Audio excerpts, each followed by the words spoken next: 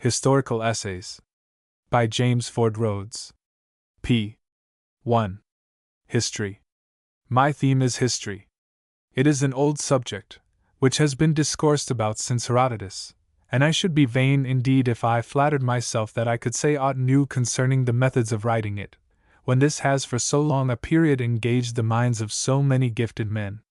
Yet to a sympathetic audience, to people who love history, there is always the chance that a fresh treatment may present the commonplaces in some different combination, and augment for the moment an interest which is perennial. My holding a brief for history as do I your representative, let me at once concede that it is not the highest form of intellectual endeavor. Let us at once agree that it were better that all the histories ever written were burned than for the world to lose Homer and Shakespeare. Yet, as it is generally true that an advocate rarely admits anything without qualification, I should not be loyal to my client did I not urge that Shakespeare was historian as well as poet. We all prefer his Antony and Cleopatra and Julius Caesar to the lives and North's Plutarch which furnished him his materials.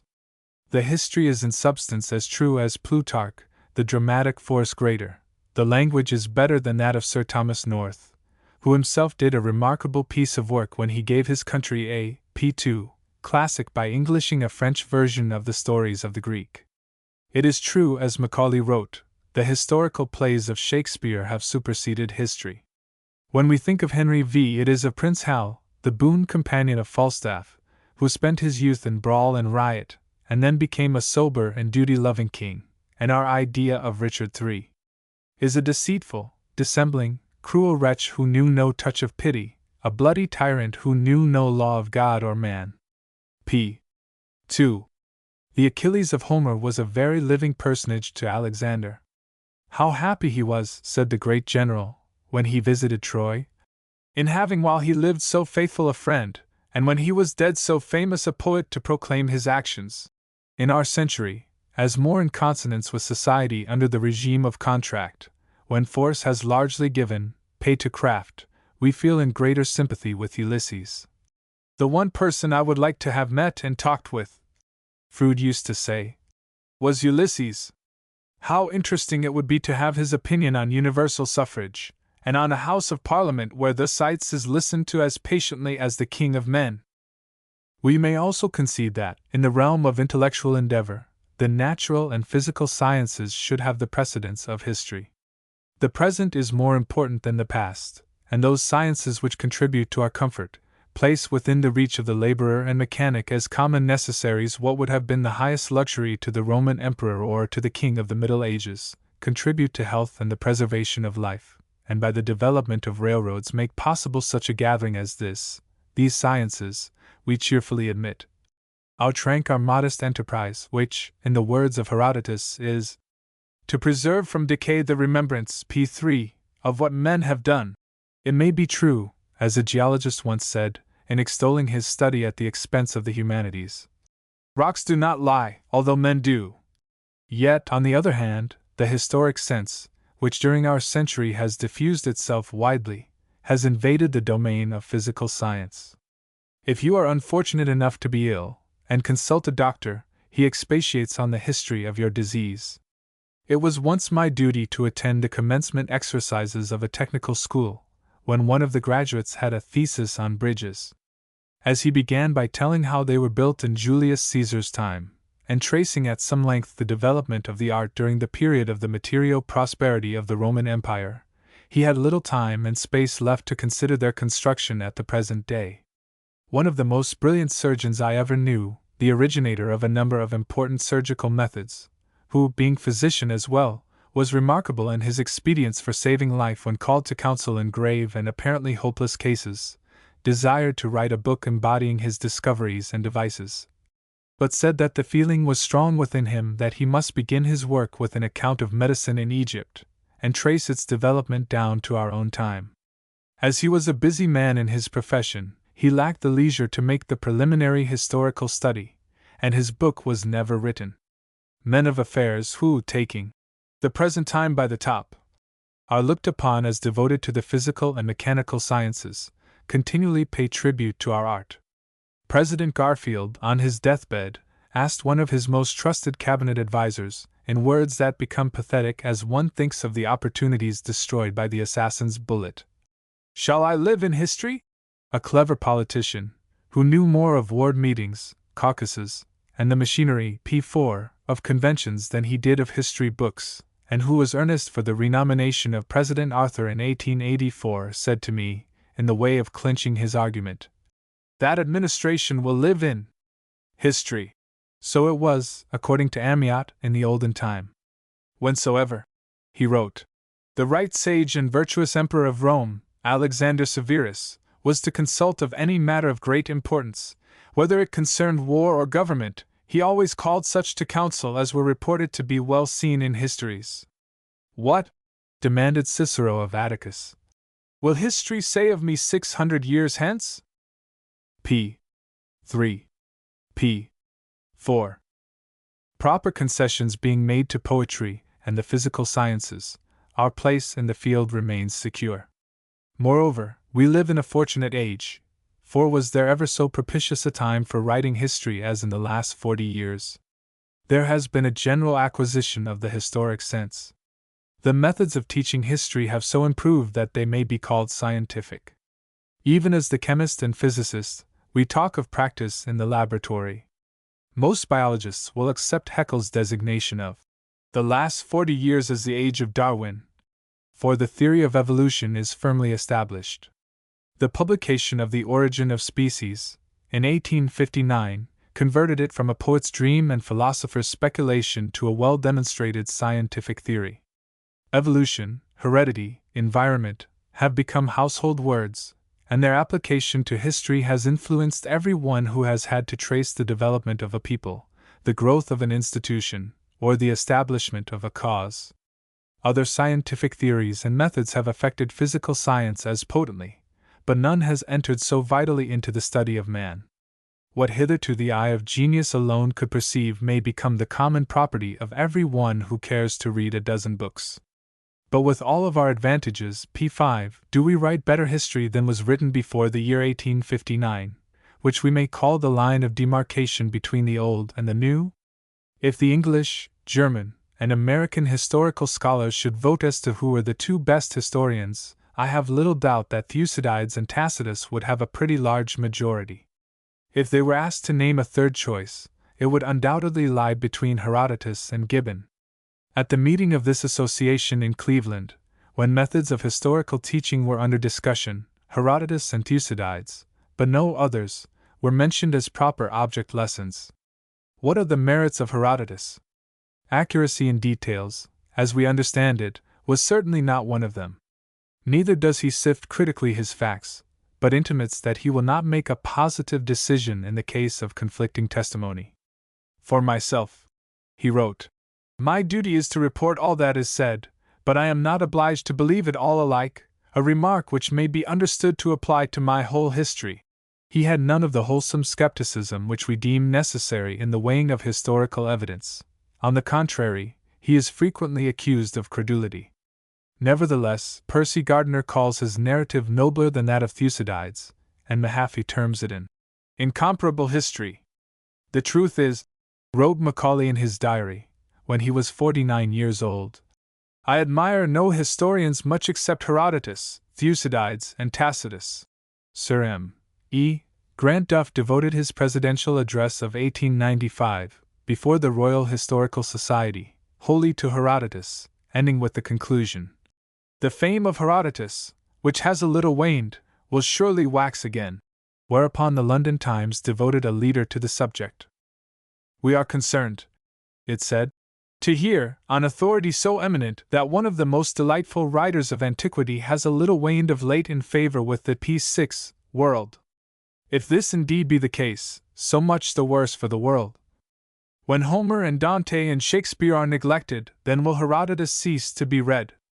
P. 5. P. 6. There we have the secret of his hold upon the minds of men. He knows how to tell a story, said Professor Hart, in the discussion previously referred to, in Cleveland. He has an epic unity of plan, writes Professor Jebb.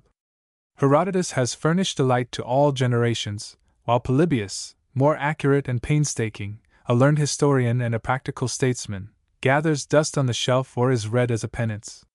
Nevertheless, it may be demonstrated from the historical literature of England of our century that literary style and great power of narration alone will not give a man a niche in the temple of history.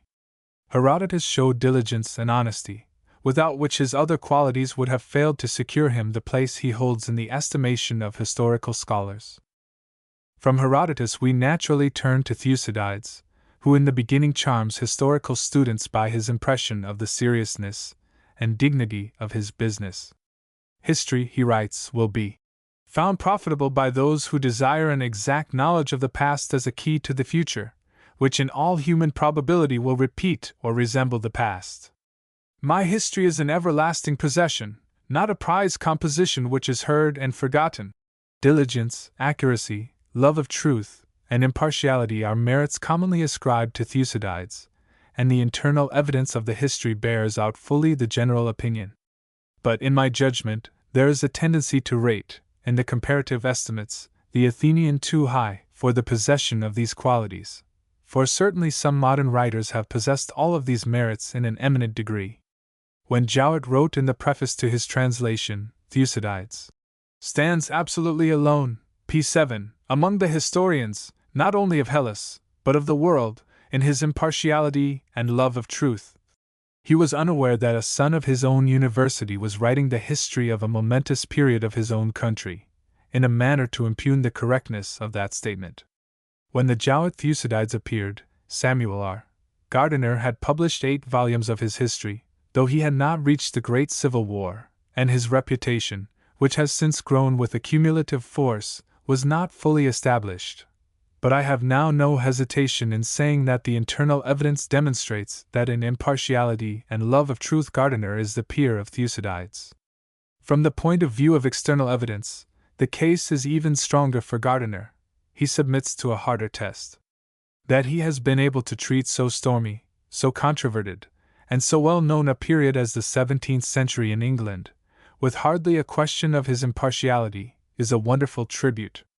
In fact, in an excellent review of his work I have seen him criticized for being too impartial.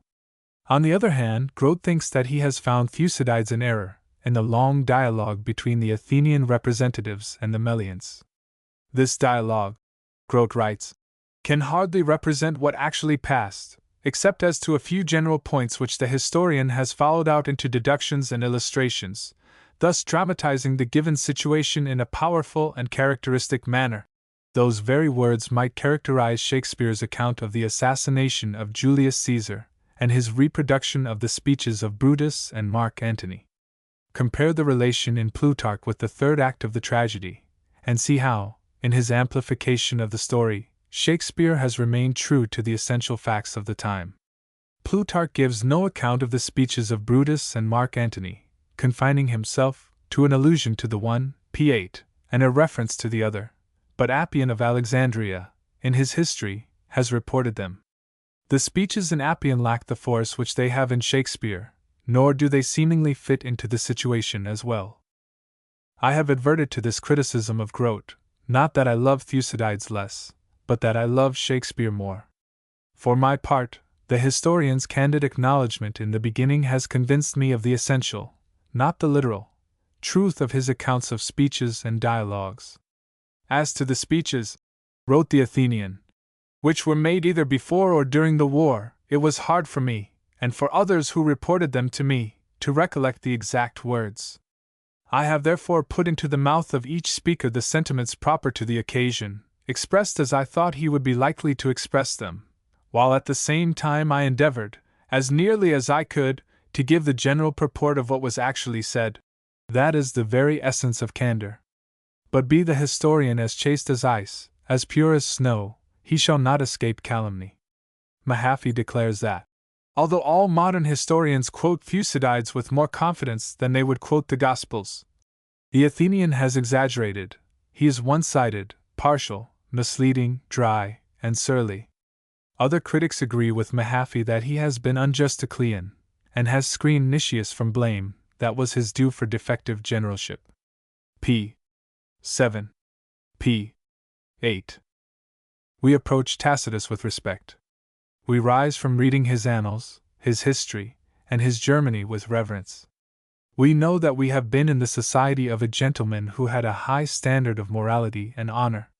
We feel that our guide was a serious student, a solid thinker, and a man of the world, that he expressed his opinions and delivered his judgments with a remarkable freedom from prejudice. He draws us to him with sympathy. He, P9, sounds the same mournful note which we detect in Thucydides. Tacitus deplores the folly and dissoluteness of the rulers of his nation. He bewails the misfortunes of his country. The merits we ascribe to Thucydides, diligence, accuracy, love of truth, impartiality, are his. The desire to quote from Tacitus is irresistible. The more I meditate, he writes, on the events of ancient and modern times, the more I am struck with the capricious uncertainty which mocks the calculations of men in all their transactions. Again, possibly there is in all things a kind of cycle, and there may be moral revolutions just as there are changes of seasons. Commonplaces, sneer the scientific historians. True enough, but they might not have been commonplaces if Tacitus had not uttered them, and his works had not been read and reread until they have become a common possession of historical students. From a thinker who deemed the time out of joint, as Tacitus obviously did, and who, had he not possessed great strength of mind and character, might have lapsed into a gloomy pessimism, what noble words are these! This I regard as history's highest function, to let no worthy action be uncommemorated, and to hold out the reprobation of posterity as a terror to evil words and deeds. The modesty of the Roman is fascinating. Much of what I have related, he says, and shall have to relate, may perhaps, I am aware, seem petty trifles to record. My labors are circumscribed and unproductive of renown to the author. How agreeable to place in contrast with this the prophecy of his friend, the younger Pliny, in a letter to the historian. I augur, nor does my augury deceive me, that your histories will be immortal, hence all the more do I desire to find a place in them. P. 9.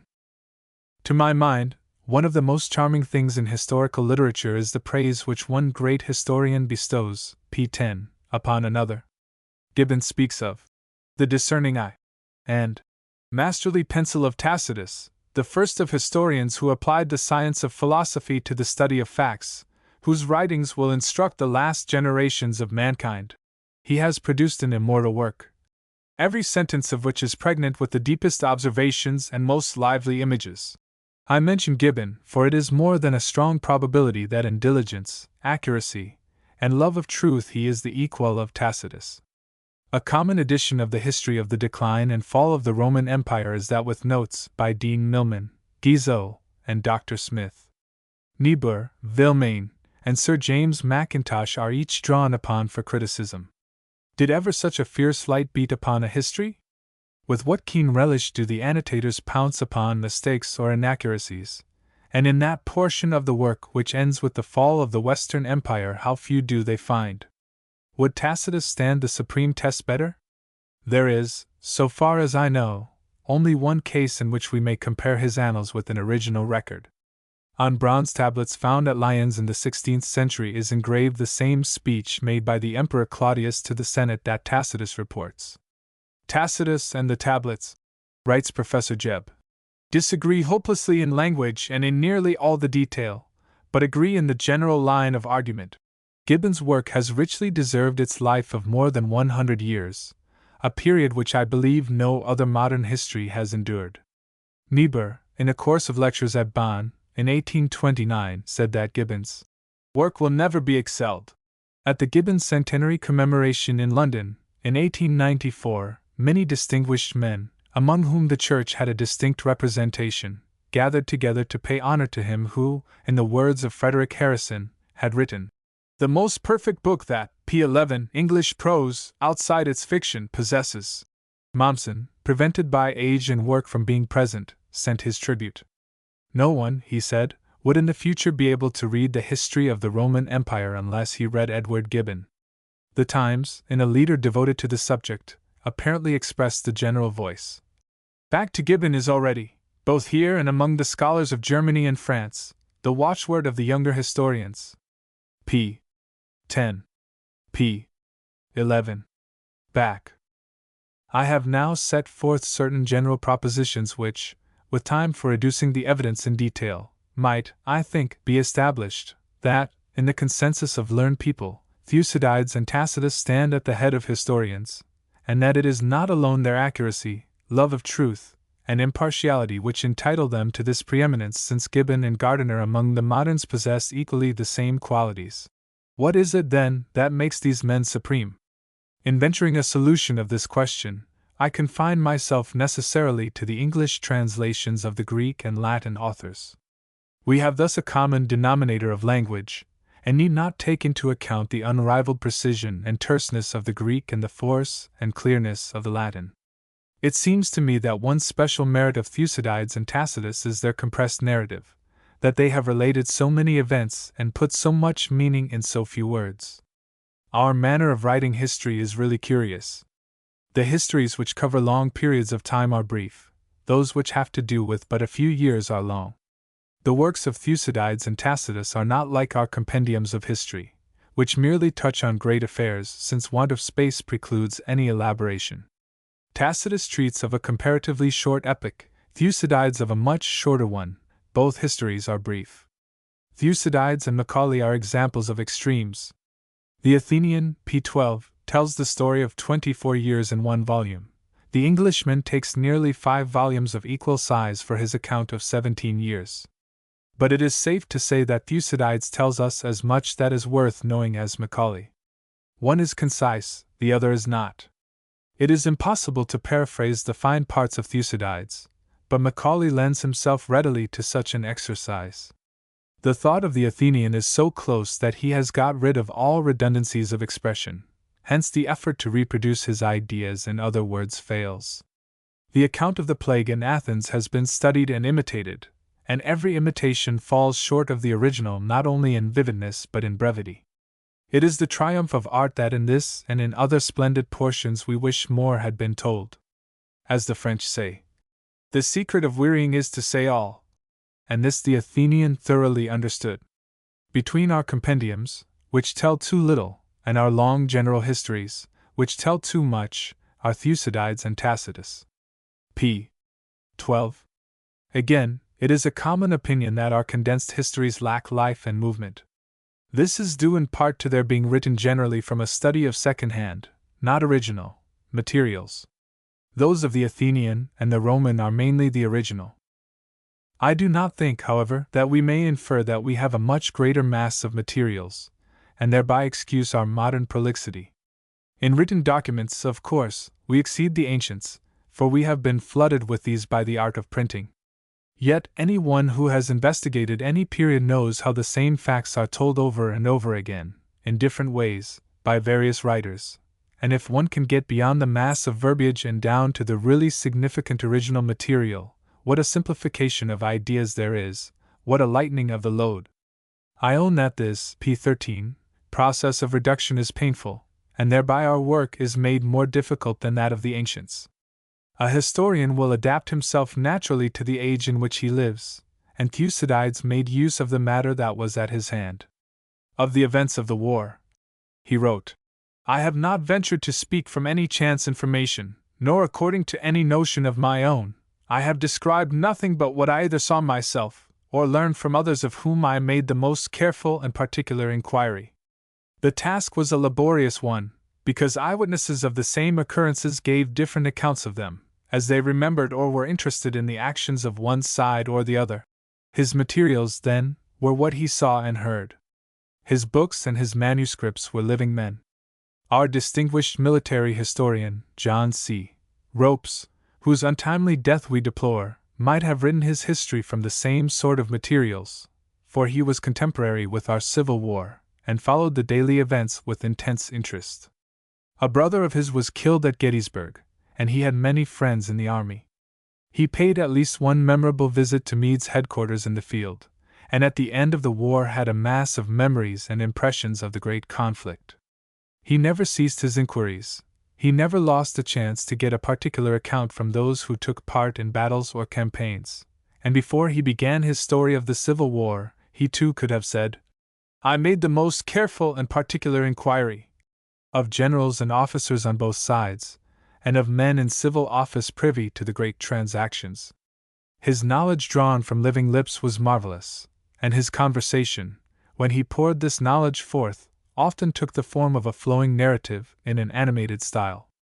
While there are not, so far as I remember, any direct references in his 2 volumes to these memories, p. 14, or to memoranda of conversations which he had with living actors after the close of the war drama, and while his main authority is the official records of the Union and Confederate armies, which, no one appreciated better than he, were unique historical materials.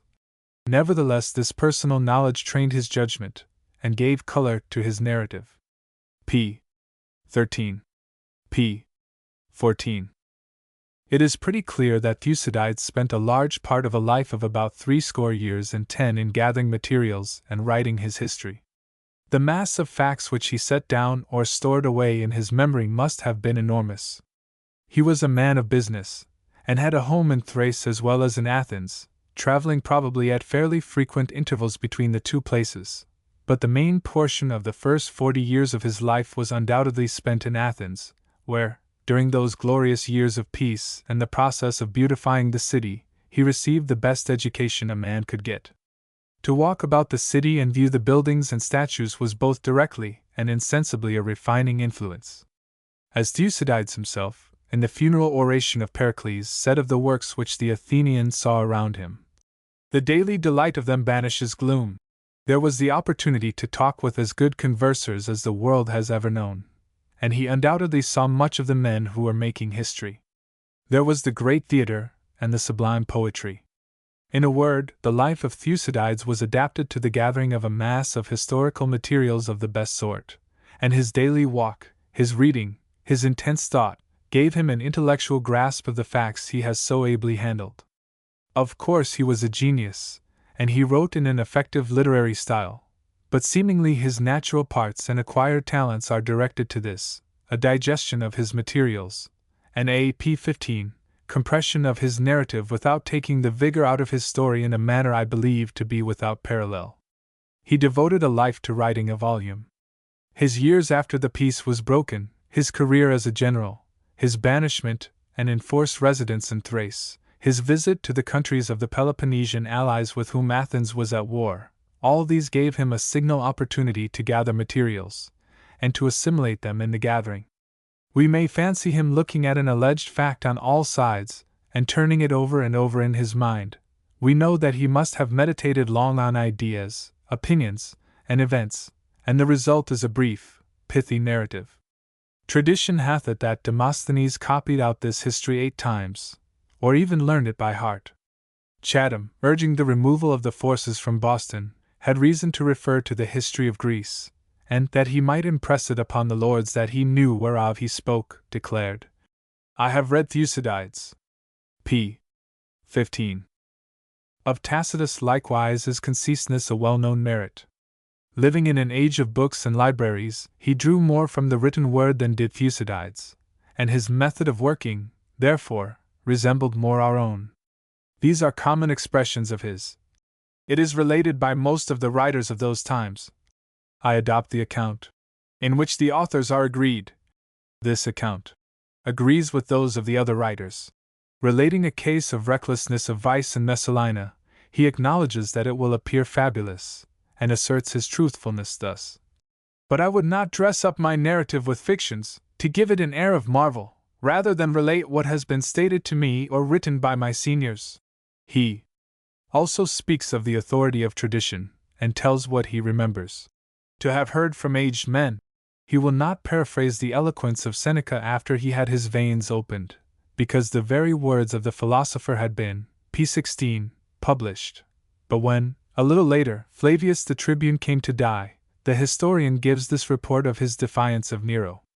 "I hated you," the tribune said to the emperor, "nor had you a soldier more true to you while you deserved to be loved.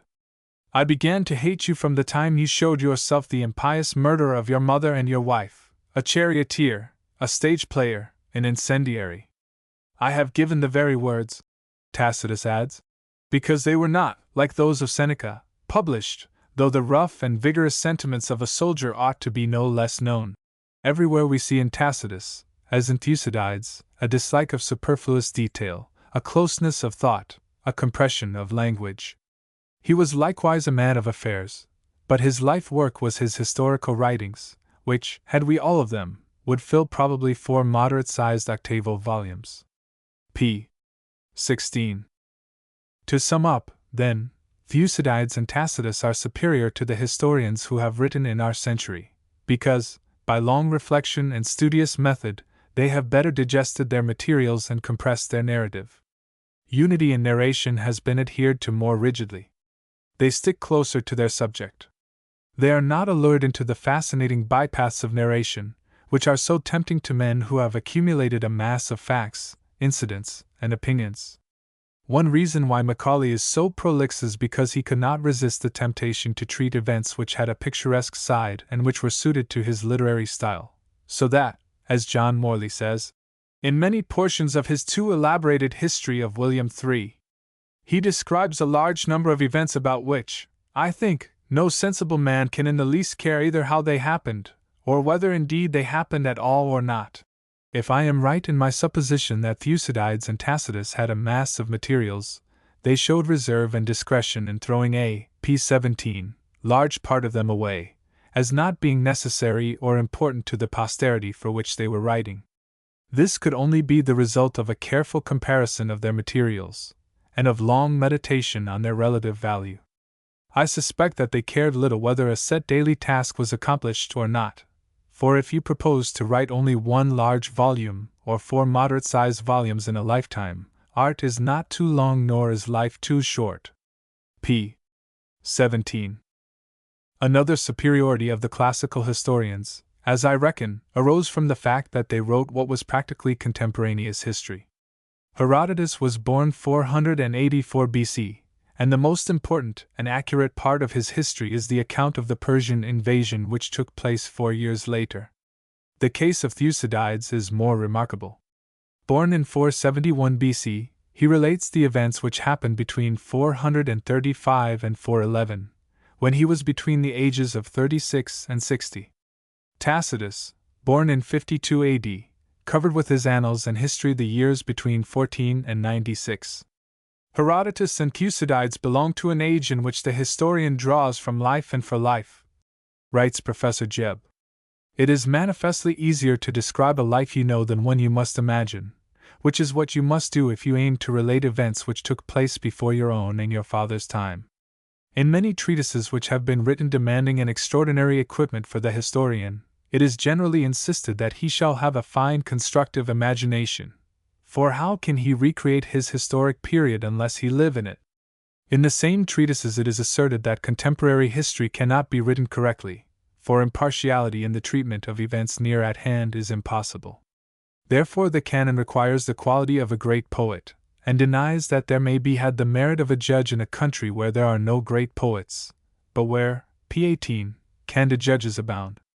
Does not the common rating of Thucydides and Tacitus refute the dictum that history within the memory of men living cannot be written truthfully and fairly? Given, then, the judicial mind, how much easier to write it?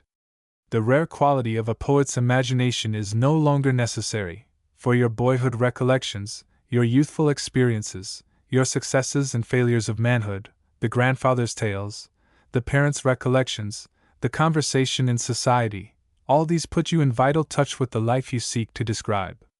These not only give color and freshness to the vivifying of the facts you must find in the record, but they are in a way materials themselves, not strictly authentic, but of the kind that direct you in search and verification.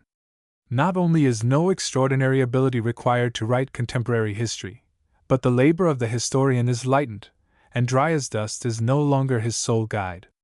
The funeral oration of Pericles is pretty nearly what was actually spoken, or else it is the substance of the speech written out in the historian's own words. Its intensity of feeling and the fitting of it so well into the situation indicate it to be a living contemporaneous document, and at the same time it has that universal application which we note in so many speeches of Shakespeare.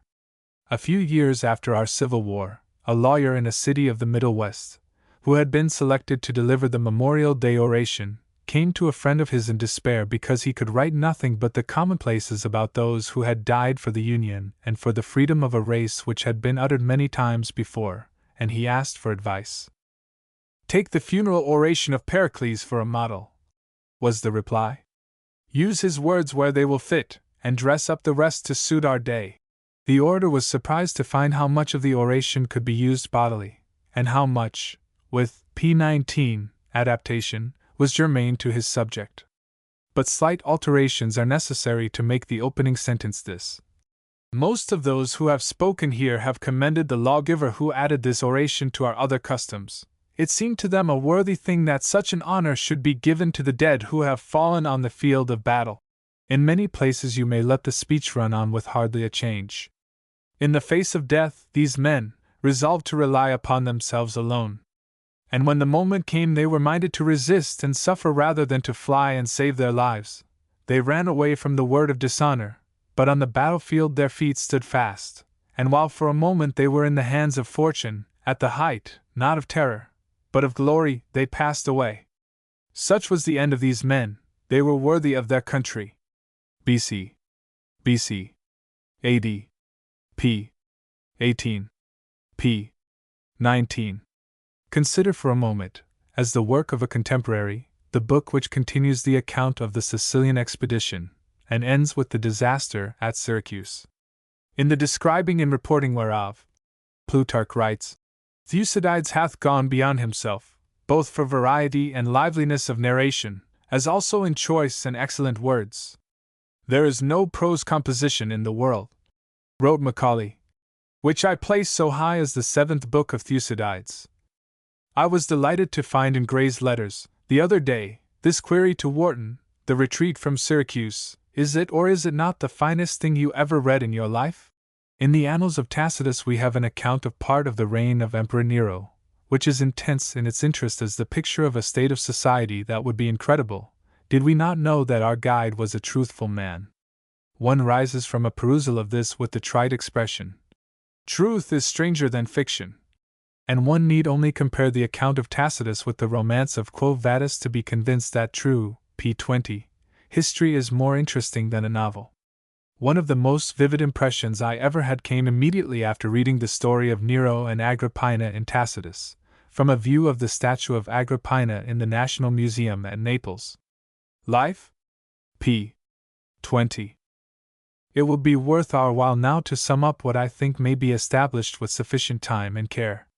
Natural ability being presupposed, the qualities necessary for a historian are diligence, accuracy, love of truth, impartiality, the thorough digestion of his materials by careful selection and long meditating, and the compression of his narrative into the smallest compass consistent with the life of his story. He must also have a power of expression suitable for his purpose.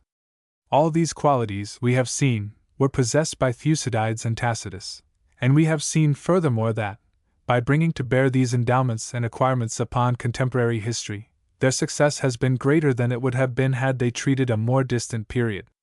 Applying these considerations to the writing of history in America, it would seem that all we have to gain in method, in order that when the genius appears he shall rival the great Greek and the great Roman, is thorough assimilation of materials and rigorous conciseness in relation. I admit that the two things we lack are difficult to get as our own. In the collection of materials, in criticism and detailed analysis, in the study of cause and effect, in applying the principle of growth, of evolution, we certainly surpass the ancients. But if we live in the age of Darwin, we also live in an age of newspapers and magazines, when, as Lowell said, not only great events, but a vast number of trivial incidents are now recorded, and this dust of time gets p21 in our eyes. When distractions are manifold, when the desire to see one's name in print and make books takes possession of us all. If one has something like an original idea or a fresh combination of truisms, one obtains easily a hearing. The hearing once had, something of a success being made, the writer is urged by magazine editors and by publishers for more. The good side of this is apparent. It is certainly a wholesome indication that a demand exists for many serious books, but the evil is that one is pressed to publish his thoughts before he has them fully matured. The periods of fruitful meditation out of which emerged the works of Thucydides and Tacitus seem not to be a natural incident of our time. To change slightly the meaning of Lowell, the bustle of our lives keeps breaking the thread of that attention which is the material of memory, till no one has patience to spin from it a continuous thread of thought. We have the defects of our qualities. Nevertheless, I am struck with the likeness between a common attribute of the Greeks and Matthew Arnold's characterization of the Americans. Greek thought, it is said, goes straight to the mark, and penetrates like an arrow.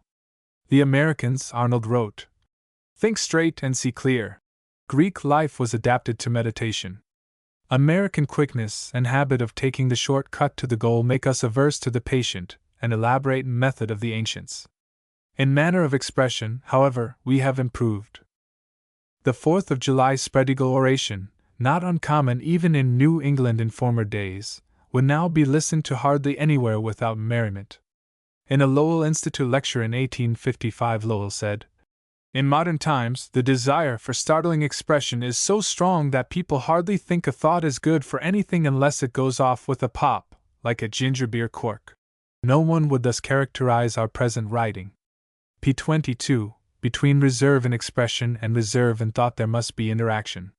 We may hope, therefore, that the trend in the one will become the trend in the other, and that we may look for as great historians in the future as in the past. The Thucydides or Tacitus of the future will write his history from the original materials, knowing that there only will he find the living spirit, but he will have the helps of the modern world. He will have at his hand monographs of students whom the professors of history in our colleges are teaching with diligence and wisdom, and he will accept these aids with thankfulness in his laborious search. He will have grasped the generalizations and methods of physical science, but he must know to the bottom his Thucydides and Tacitus. He will recognize in Homer and Shakespeare the great historians of human nature, and he will ever attempt, although feeling that failure is certain, to wrest from them their secret of narration, to acquire their art of portrayal of character. He must be a man of the world, but equally well a man of the academy. If, like Thucydides and Tacitus, the American historian chooses the history of his own country as his field, he may infuse his patriotism into his narrative. He will speak of the broad acres and their products, the splendid industrial development due to the capacity and energy of the captains of industry. But he will like to dwell on the universities and colleges, on the great numbers seeking a higher education, on the morality of the people, their purity of life, their domestic happiness. He will never be weary of referring to Washington and Lincoln, feeling that a country with such exemplars is indeed one to awaken envy, and he will not forget the brave souls who followed where they led. I like to think of the Memorial Day orator, speaking 30 years ago with his mind full of the Civil War and our Revolution, giving utterance to these, p. 23, noble words of Pericles. I would have you day by day fix your eyes upon the greatness of your country, until you become filled with love of her, and when you are impressed by the spectacle of her glory, reflect that this empire has been acquired by men who knew their duty and had the courage to do it, who in the hour of conflict had the fear of dishonor always present to them, and who, if ever they failed in an enterprise, would not allow their virtues to be lost to their country, but freely gave their lives to her as the fairest offering which they could present at her feast. They received each one for himself a praise which grows not old, and the noblest of all sepulchres. For the whole earth is the sepulchre of illustrious men. Not only are they commemorated by columns and inscriptions in their own country, but in foreign lands there dwells also an unwritten memorial of them, graven not on stone, but in the hearts of men. p. 21. p. 22. p. 23. p. 25, concerning the writing of history. p. 25. Address delivered at the meeting of the American Historical Association in Detroit, December, 1900. p. 27, concerning the writing of history. p. 27. Called on at the last moment, owing to the illness of Mr. Eggleston, to take the place of one whose absence can never be fully compensated, I present to you a paper on the writing of history. It is in a way a continuance of my inaugural address before this association 1 year ago, and despite the continuity of the thought I have endeavored to treat the same subject from a different point of view. While going over the same ground and drawing my lessons from the same historians, it is new matter so far as I have had the honor to present it to the American Historical Association. Called a historian, to make a mark, must show some originality somewhere in his work. The originality may be in a method of investigation, it may be in the use of some hitherto inaccessible or unprinted material, it may be in the employment of some sources of information open to everybody, but not before used, or it may be in a fresh combination of well-known and well-elaborated facts. It is this last-named feature that leads Mr. Windsor to say, in speaking of the different views that may be honestly maintained from working over the same material, the study of history is perennial. I think I can make my meaning clearer as to the originality one should try to infuse into historical work by drawing an illustration from the advice of a literary man as to the art of writing. Charles Dudley Warner once said to me, "Every one who writes should have something to add to the world's stock of knowledge or literary expression.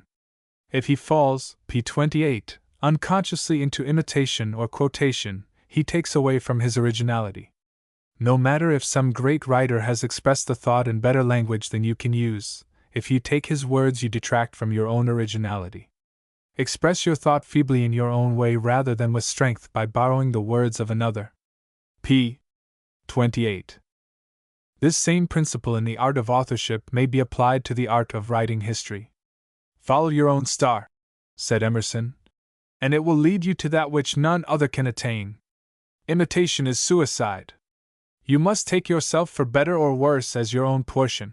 Any one who is bent upon writing history may be sure that there is in him some originality, that he can add something to the knowledge of some period. Let him give himself to meditation, to searching out what epoch and what kind of treatment of that epoch is best adapted to his powers and to his training. I mean not only the collegiate training, but the sort of training one gets consciously or unconsciously from the very circumstances of one's life. In the persistence of thinking, his subject will flash upon him. Parkman, said Lowell, showed genius in the choice of his subject. The recent biography of Parkman emphasizes the idea which we get from his works, that only a man who lived in the virgin forests of this country and loved them, and who had traveled in the far west as a pioneer, with Indians for companions, could have done that work. Parkman's experience cannot be had by any one again, and he brought to bear the wealth of it in that 50 years' occupation of his. Critics of exact knowledge, such as Justin Windsor, for instance, find limitations in Parkman's books that may impair the permanence of his fame, but I suspect that his is the only work in American history that cannot and will not be written over again. The reason of it is that he had a unique, p. 29, life which has permeated his narrative, giving it the stamp of originality. No man whose training had been gained wholly in the best schools of Germany, France, or England could have written those books. A training racy of the soil was needed. A practical knowledge, wrote Niebuhr, must support historical jurisprudence, and if anyone has got that he can easily master all scholastic speculations. A man's knowledge of everyday life in some way fits him for a certain field of historical study. In that field lies success. In seeking a period, no American need confine himself to his own country. European history for Americans, said Motley, has to be almost entirely rewritten. p. 29. I shall touch upon only two of the headings of historical originality which I have mentioned. The first that I shall speak of is the employment of some sources of information open to everybody, but not before used. A significant case of this in American history is the use which Dr. Vaughan Holst made of newspaper material. Niles's Register, a lot of newspaper cuttings, as well as speeches and state papers in a compact form, had, of course, been referred to by many writers who dealt with the period they covered, but in the part of his history covering the 10 years from 1850 to 1860, Vaughan Holst made an extensive and varied employment of newspapers by studying the newspaper files themselves. As the aim of history is truth, and as newspapers fail sadly in accuracy, it is not surprising that many historical students believe that the examination of newspapers for any given period will not pay for the labor and drudgery involved. But the fact that a trained German historical scholar and teacher at a German university should have found some truth in our newspaper files when he came to write the history of our own country, gives to their use for that period the seal of scientific Approval. Dr. Von Holst used this P30 material with pertinence and effect. His touch was nice. I used to wonder at his knowledge of the newspaper world, of the men who made and wrote our journals, until he told me that when he first came to this country one of his methods in gaining a knowledge of English was to read the advertisements in the newspapers. Reflection will show one what a picture of the life of a people this must be, in addition to the news columns. p. 30. No one, of course, will go to newspapers for facts if he can find those facts in better attested documents. The haste with which the daily records of the world's doings are made up precludes sifting and revision. Yet in the decade between 1850 and 1860 you will find facts in the newspapers which are nowhere else set down. Public men of commanding position were fond of writing letters to the journals with a view to influencing public sentiment. These letters in the newspapers are as valuable historical material as if they were carefully collected, edited, and published in the form of books. Speeches were made which must be read, and which will be found nowhere but in the journals. The immortal debates of Lincoln and Douglas in 1858 were never put into a book until 1860, existing previously only in newspaper print. Newspapers are sometimes important in fixing a date and in establishing the whereabouts of a man. If, for example, a writer draws a fruitful inference from the alleged fact that President Lincoln went to see Edwin Booth play Hamlet in Washington in February 1863, and if one finds by a consultation of the newspaper theatrical advertisements that Edwin Booth did not visit Washington during that month, the significance of the inference is destroyed. Lincoln paid General Scott a memorable visit at West Point in June 1862.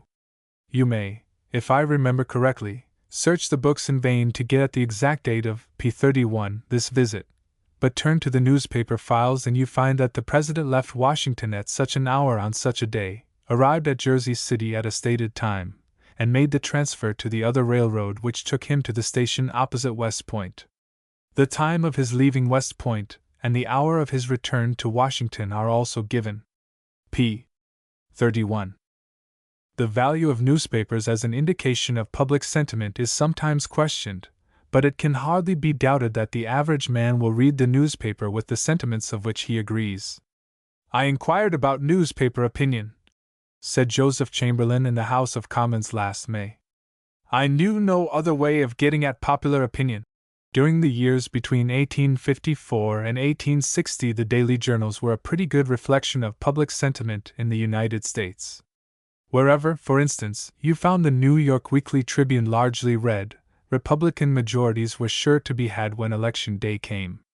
For fact and for opinion, if you knew the contributors, statements and editorials by them were entitled to as much weight as similar public expressions in any other form.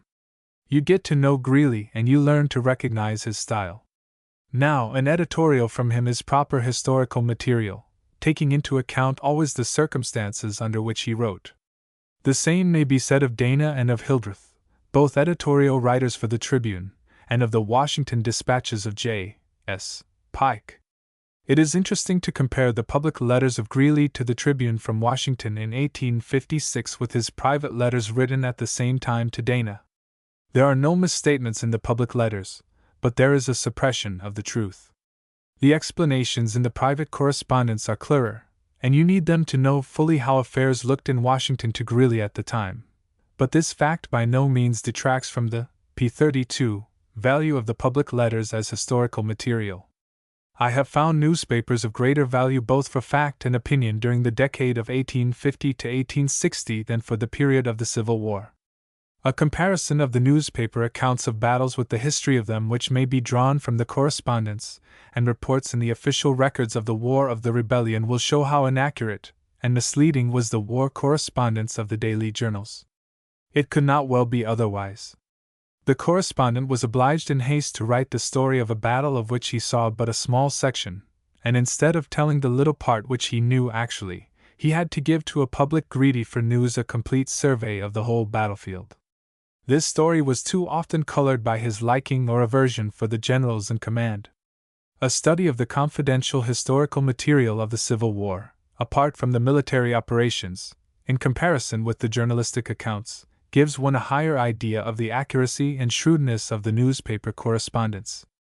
Few important things were brewing at Washington of which they did not get an inkling.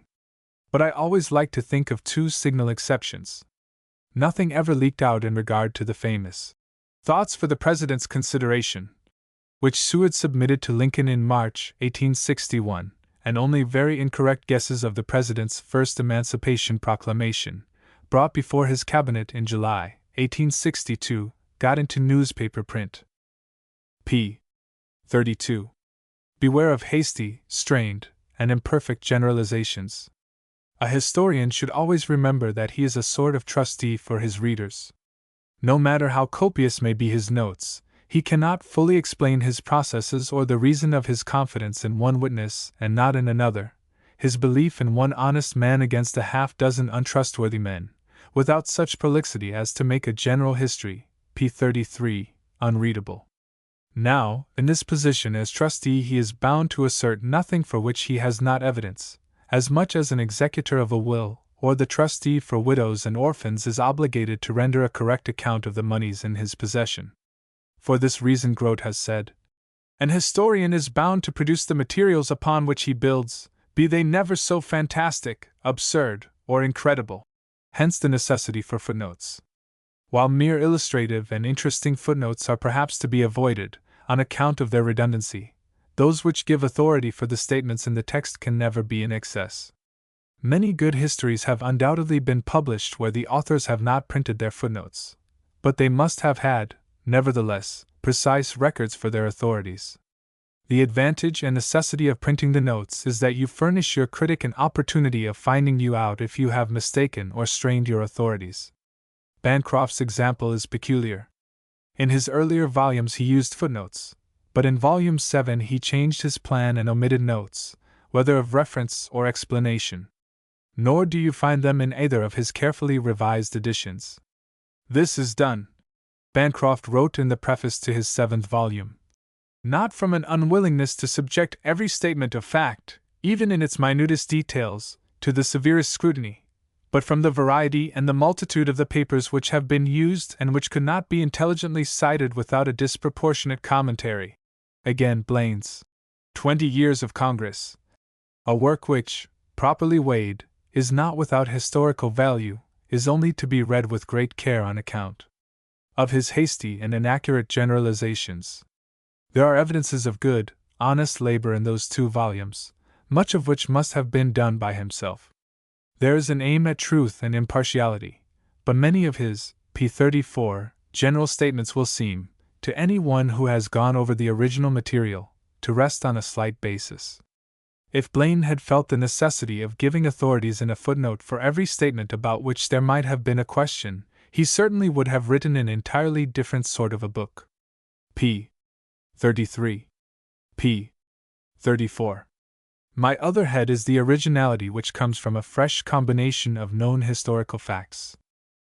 I do not now call to mind any more notable chapter which illustrates this than the chapter of Curtius.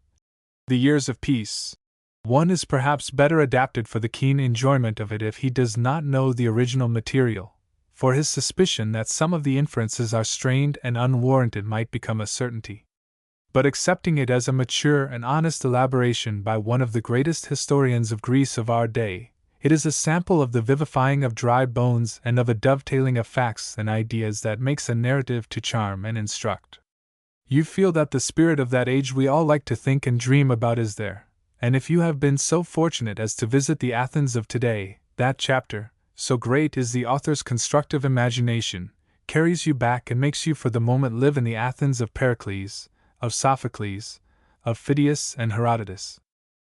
With the abundance of materials for modern history, and for that reason, our tendency to diffuseness, nothing is so important as a thorough acquaintance with the best classic models, such as Herodotus, Thucydides, and Tacitus. In Herodotus you have an example of an interesting story with the unity of the narrative well sustained in spite of certain unnecessary digressions.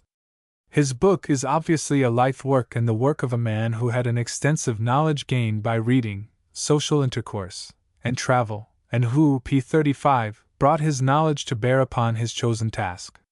That the history is interesting all admit, but in different periods of criticism stress is sometimes laid on the untrustworthy character of the narrative, with the result that there has been danger of striking Herodotus from the list of historical models.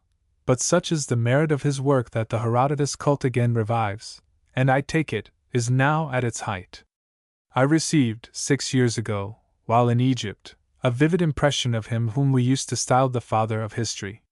Spending one day at the Great Pyramids, when, after I had satisfied my first curiosity, after I had filled my eyes and mind with the novelty of the spectacle, I found nothing so gratifying to the historic sense as to gaze on those most wonderful monuments of human industry, constructed certainly 5,000 years ago, and to read at the same time the account that Herodotus gave of his visit there about 2,350 years before the date of my own.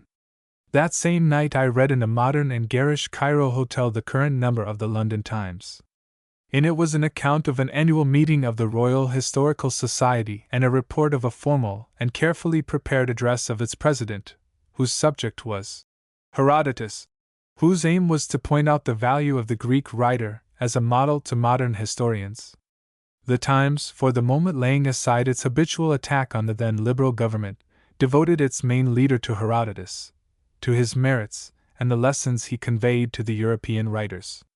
The article was a remarkable blending of scholarship and good sense, and I ended the day with the reflection of what a space in the world's history Herodotus filled, himself describing the work of 2,600 years before his own time and being dilated on in 1894 by one of the most modern of 19th-century newspapers. p. 35. It is generally agreed, I think, that Thucydides is first in, p. 36, order of time of philosophic historians, but it does not seem to me that we have most to learn from him in the philosophic quality. The tracing of cause and effect, the orderly sequence of events, is certainly better developed by moderns than it has been by ancients.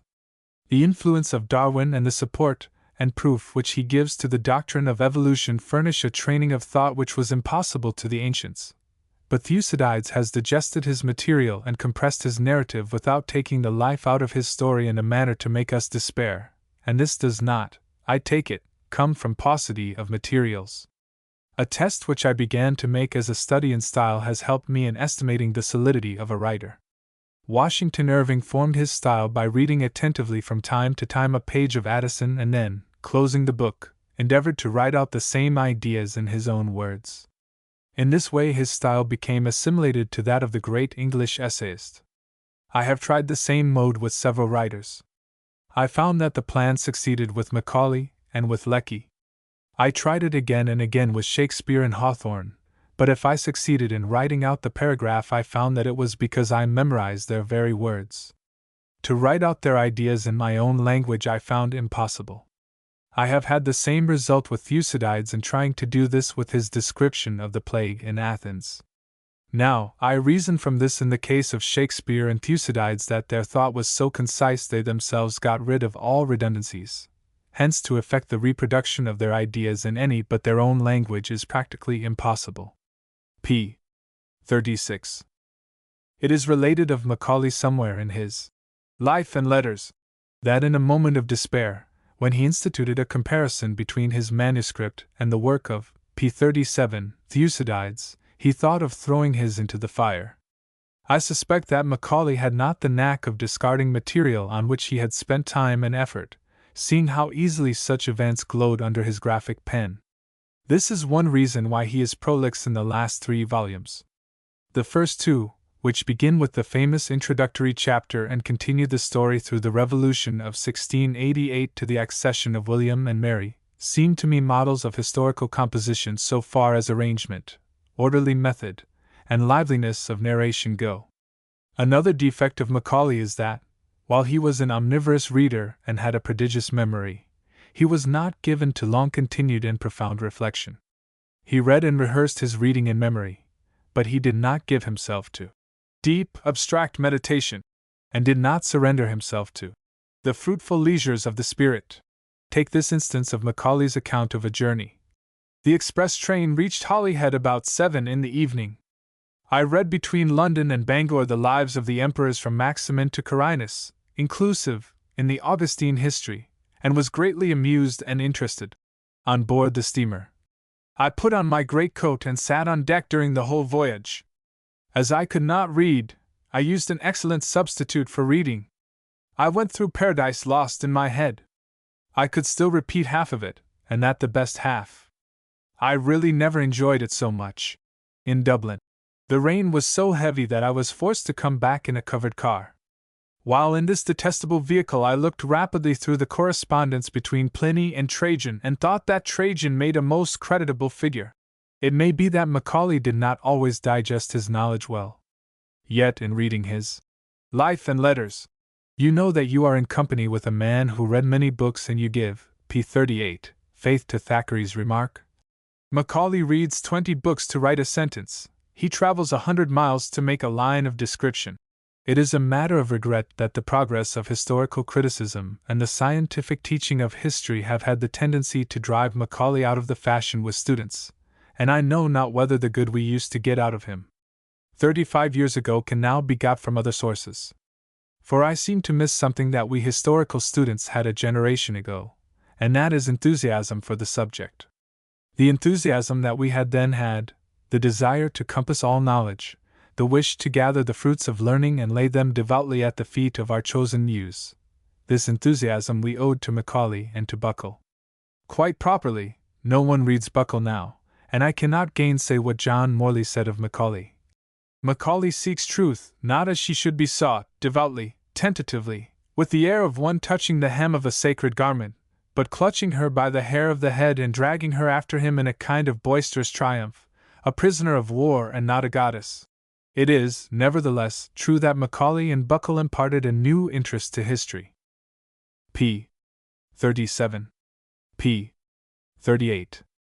I have spoken of the impression we get of Macaulay through reading his Life and Letters. Of Carlyle, in reading the remarkable biography of him, we get the notion of a great thinker as well as a great reader. He was not as keen and diligent in the pursuit of material as Macaulay. He did not like to work in libraries. He wanted every book he used in his own study, padded as it was against the noises which drove him wild. H. Morse Stevens relates that Carlyle would not use a collection of documents relating to the French Revolution in the British Museum for the reason that the museum authorities would not have a private room, p. 39, reserved for him where he might study. Rather than work in a room with other people, he neglected this valuable material. But Carlyle has certainly digested and used his material well. His French Revolution seems to approach the historical works of the classics in there being so much in a little space. With the gift of song, Lowell said, Carlyle would have been the greatest of epic poets since Homer. And he also wrote, Carlyle's historical compositions are no more history than the historical plays of Shakespeare. p. 39. The contention between the scientific historians and those who hold to the old models is interesting and profitable. One may enjoy the controversy and derive benefit from it without taking sides. I suspect that there is truth in the view of both. We may be sure that the long-continued study and approval by scholars of many ages of the works of Herodotus, Thucydides, and Tacitus implies historical merit on their part in addition to literary art. It is, however, interesting to note the profound difference between President Wolsey's opinion of Thucydides and that of some of his late German critics. Wolsey said, I have such confidence in the absolute truthfulness of Thucydides that were he really chargeable with folly, as Grote alleges, in the affair of Amphipolis, I believe he would have avowed it. On the other hand, a German critic, cited by Home, says that Thucydides is a poet who invents facts partly in order to teach people how things ought to be done and partly because he liked to depict certain scenes of horror. He says further, a narrative of certain occurrences is so full of impossibilities that it must be pure invention on the part of the historian. Another German maintains that Thucydides has indulged in a fanciful and half-romantic picture of events. But Home, whom the scientific historians claim as one of their own, says, Thucydides still remains a trustworthy, p. 40, historical authority. And, on the whole, therefore, the old view that he is a truthful writer is not in the least shaken. Again Home writes, attempts have been made to convict Thucydides of serious inaccuracies, but without success. On the other hand, the writer of this work, that is, the scientific historian, Home, is able to state that he has followed him topographically for the greater part of the 6th and 7th books, and consequently for nearly 1/4 of the whole history, and has found that the more carefully his words are weighed and the more accurately the ground is studied, the clearer both the text and events become, and this is certainly high praise.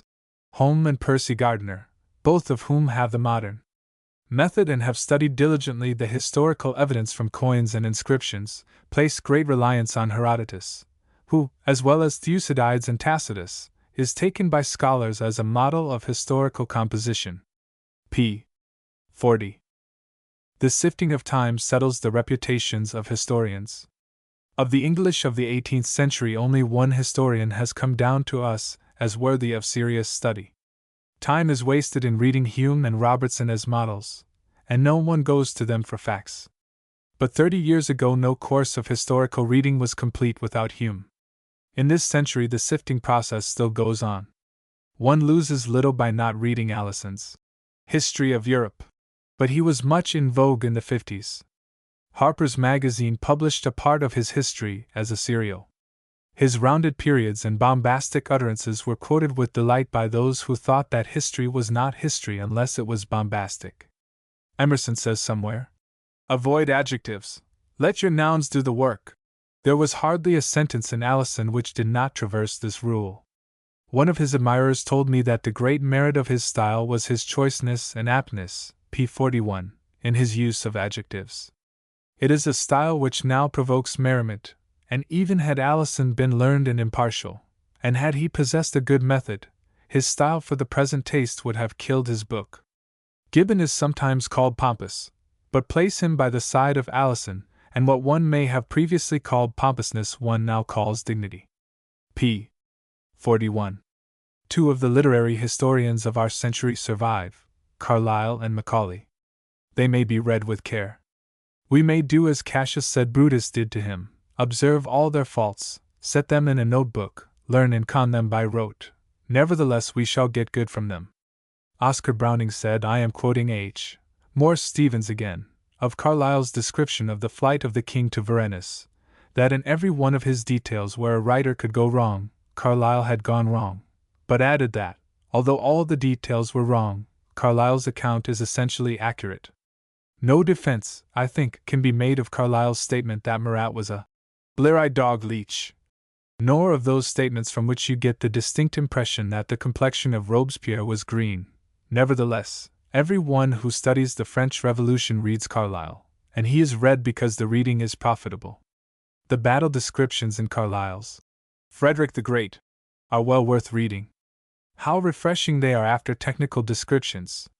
Carlyle said once, battles since Homer's time, when they were nothing but fighting mobs, have ceased to be worth reading about. But he made the modern battle interesting. Macaulay is an honest partisan. You learn very soon how to take him, and when distrust begins one has correctives in Gardiner and Ranke. Froude is much more dangerous. His splendid narrative style does not compensate for his inaccuracies. Langlois makes an apt quotation from p. 42 Froude. We saw, says Froude, of the city of Adelaide, in Australia, below us in a basin, with the river winding through it, a city of 150,000 inhabitants, none of whom has ever known or ever will know one moment's anxiety as to the recurring regularity of 3 meals a day. Now for the facts. Langlois says, Adelaide is built on an eminence, no river runs through it. When Froude visited it the population did not exceed 75,000, and it was suffering from a famine at the time. Froude was curious in his inaccuracies. He furnished the data which convict him of error. He quoted inaccurately the Simancas manuscripts and deposited correct copies in the British Museum. Carlyle and Macaulay are honest partisans and you know how to take them, but for constitutional inaccuracies such as Froude's no allowance can be made. p. 42. Perhaps it may be said of Green that he combines the merits of the scientific and literary historian. He has written an honest and artistic piece of work. But he is not infallible. I have been told on good authority that in his reference to the 30 Years' War he has hardly stated a single fact correctly, yet the general impression you get from his account is correct. Saintsbury writes that Green has Out Macaulay in reckless abuse. Of Dryden. Stubbs and Gardiner are preeminently the scientific historians of England. Of Stubbs, from actual knowledge, I regret that I cannot speak, but the reputation he has among historical experts is positive proof of his great value. Of Gardiner I can speak with knowledge. Any one who desires to write history will do well to read every line Gardiner has written, not the text alone, but also the notes. It is an admirable study in method which will bear important fruit. But because Gibbon, Gardiner, and Stubbs should be one's chief reliance, it does not follow that one may, p. 43, neglect Macaulay, Carlyle, Tacitus, Thucydides, and Herodotus. Gardiner himself has learned much from Macaulay and Carlyle. All of them may be criticized on one point or another, but they all have lessons for us. p. 43. We shall all agree that the aim of history is to get at the truth and express it as clearly as possible. The differences crop out when we begin to elaborate our meaning. This I regard as the historian's highest function, writes Tacitus, to let no worthy action be uncommemorated, and to hold out the reprobation of posterity as a terror to evil words and deeds. While Langlois and the majority of the scholars of Oxford are of the opinion that the formation and expression of ethical judgments, the approval or condemnation of Julius Caesar or of Caesar Borgia is not a thing within the historian's province. Let the controversy go on. It is well worth one's while to read the presentations of the subject from the different points of view. But infallibility will nowhere be found. Mommsen and Curtius in their detailed investigations received applause from those who adhered rigidly to the scientific view of history, but when they addressed the public in their endeavor, it is said, to produce an effect upon it, they relaxed their scientific rigor, hence such a chapter as Curtius's The Years of Peace, and in another place his transmuting a conjecture of Grote into an assertion, hence Mommsen's effusive panegyric of Caesar. If Mommsen did depart from the scientific rules, I suspect that it came from no desire of a popular success, but rather from the enthusiasm of much learning. The examples of Curtius and Mommsen show probably that such a departure from strict impartiality is inherent in the writing of general history, and it comes, I take it, naturally and unconsciously. Home is a scientific historian, but on the Persian invasion he writes, I have followed Herodotus in many passages, p. 44, which are unauthenticated and probably even untrue, because he reproduces the popular traditions of the Greeks. And again, history in the main ought only to be a record of facts, but now and then the historian may be allowed to display a certain interest in his subject. These expressions traverse the canons of scientific history as much as the sayings of the ancient historiographers themselves. But because men have warm sympathies that cause them to color their narratives, shall no more general histories be written? Shall history be confined to the printing of original documents, and to the publication of learned monographs in which the discussion of authorities is mixed up with the relation of events? The proper mental attitude of the general historian is to take no thought of popularity. The remark of Macaulay that he would make his history take the place of the last novel on my lady's table is not scientific. The audience which the general historian should have in mind is that of historical experts, men who are devoting their lives to the study of history. Words of approval from them are worth more than any popular recognition, for theirs is the enduring praise. Their criticism should be respected. There should be unceasing effort to avoid giving them cause for fault-finding. No labor should be despised which shall enable one to present things just as they are. Our endeavor should be to think straight and see clear. An incident should not be related on insufficient evidence because it is interesting, but an affair well attested should not be discarded because it happens to have a human interest. I feel quite sure that the cardinal aim of Gardiner was to be accurate and to proportion his story well. In this he has succeeded, but it is no drawback that he has made his volumes interesting. Jacob D. Cox, who added to other accomplishments that of being learned in the law, and who looked upon, p. 45, Gardiner with such reverence that he called him the Chief Justice, said there was no reason why he should read novels, as he found Gardiner's history more interesting than any romance. The scientific historians have not revolutionized historical methods, but they have added much. The process of accretion has been going on since, at any rate, the time of Herodotus, and the canons for weighing evidence and the synthesis of materials are better understood now than ever before, for they have been reduced from many models. I feel sure that there has been a growth in candor. Compare the critical note to a later edition which Macaulay wrote in 1857, maintaining the truth of his charge against William Penn, with the manly way in which Gardiner owns up when an error or insufficient evidence for a statement is pointed out. It is the ethics of the profession to be forward in correcting errors. The difference between the old and the new lies in the desire to have men think you are infallible, and the desire to be accurate. p. 44. p. 45. p. 47. The Profession of Historian. p. 47. Lecture read before the History Club of Harvard University, April 27, 1908, and at Yale, Columbia, and Western Reserve Universities. p. 49. The Profession of Historian. p. 49. I am assuming that among my audience there are some students who aspire to become historians. To these especially my discourse is addressed. It is not to be expected that I should speak positively and in detail on matters of education. Nevertheless, a man of 60 who has devoted the better part of his life to reading, observation, and reflection must have gained, if only through a perception of his own deficiencies, some ideas that should be useful to those who have life's experience before them. Hence, if a freshman should say to me, "I wish to be a historian, tell me what preliminary studies you would advise," I should welcome the opportunity. From the nature of the case, the history courses will be sought and studied in their logical order, and my advice will have to do only with collateral branches of learning. In the first place, I esteem a knowledge of Latin and French of the highest importance. By a knowledge of French, I mean that you should be able to read it substantially as well as you read English, so that when you have recourse to a dictionary it will be a French dictionary and not one of the French-English kind.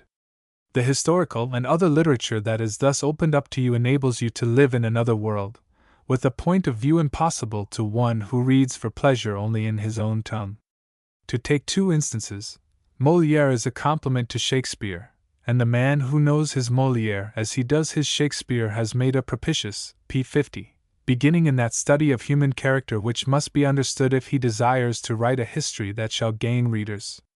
"I have known and loved Molière," said Goethe, "from my youth and have learned from him during my whole life. I never fail to read some of his plays every year, that I may keep up a constant intercourse with what is excellent. It is not merely the perfectly artistic treatment which delights me, but particularly the amiable nature, the highly formed mind of the poet. There is in him a grace and a feeling for the decorous, and a tone of good society, which his innate beautiful nature could only attain by daily intercourse with the most eminent men of his age." p. 50. My other instance is Balzac.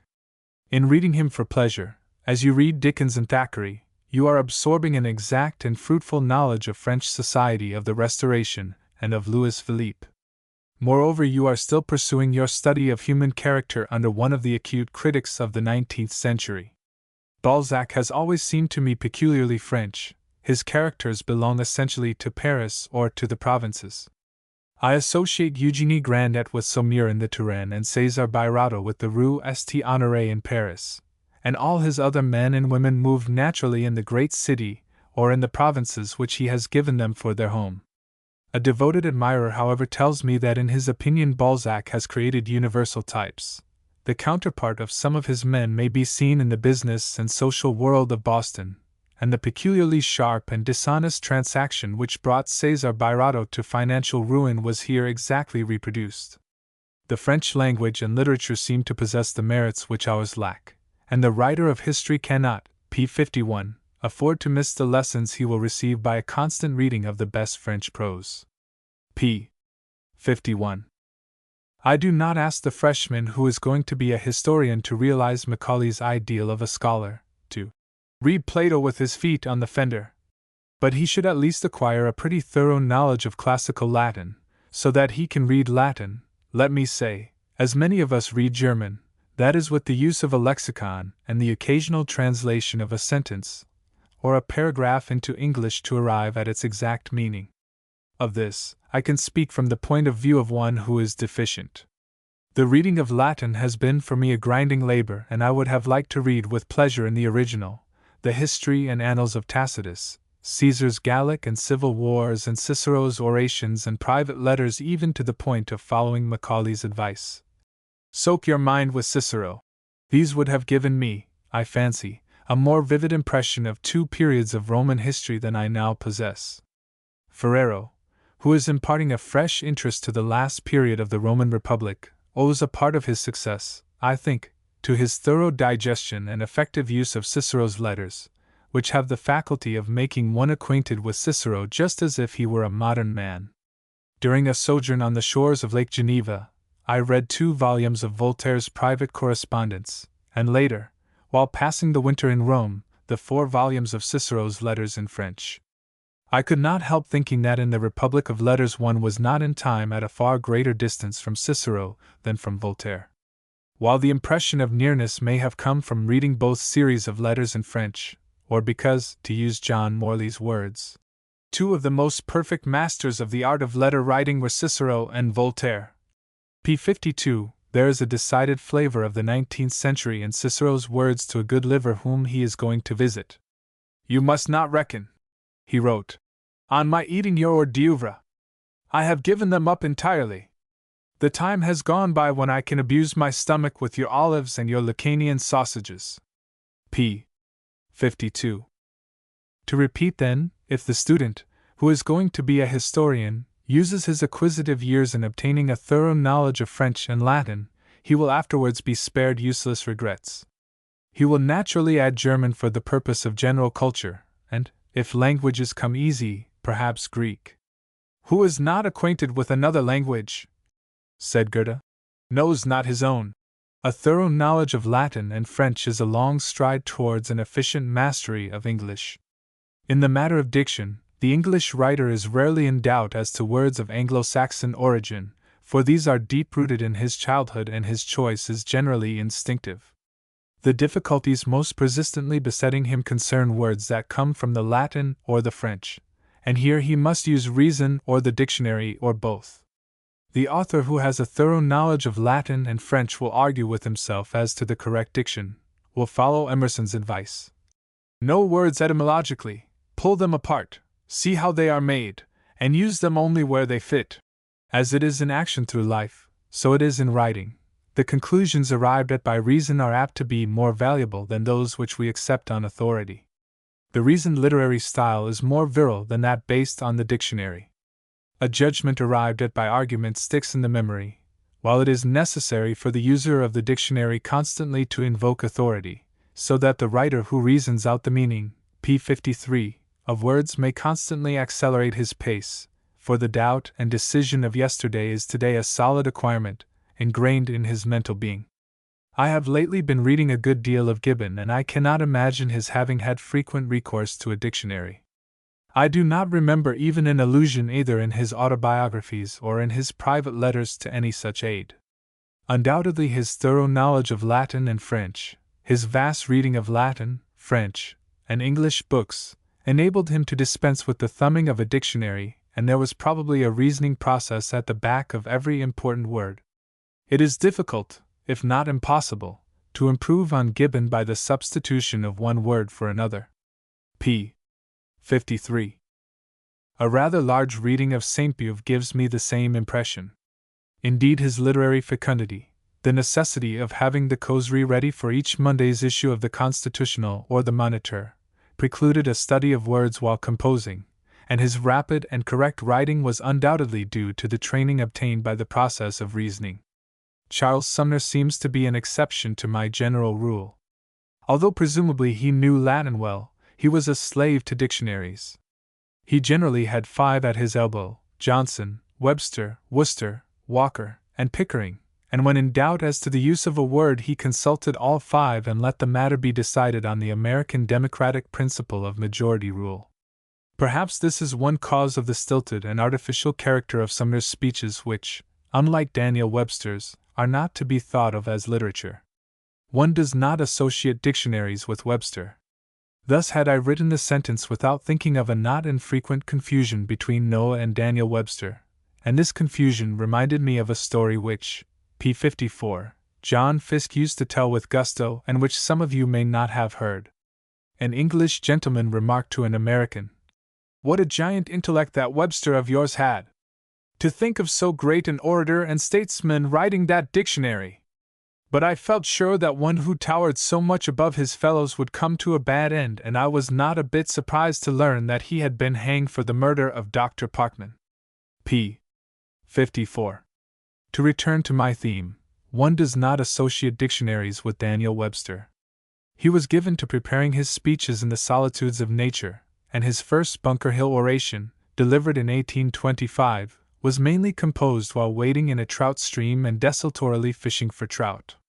Joe Jefferson, who loved fishing as well as Webster, used to say, "The trout is a gentleman and must be treated as such."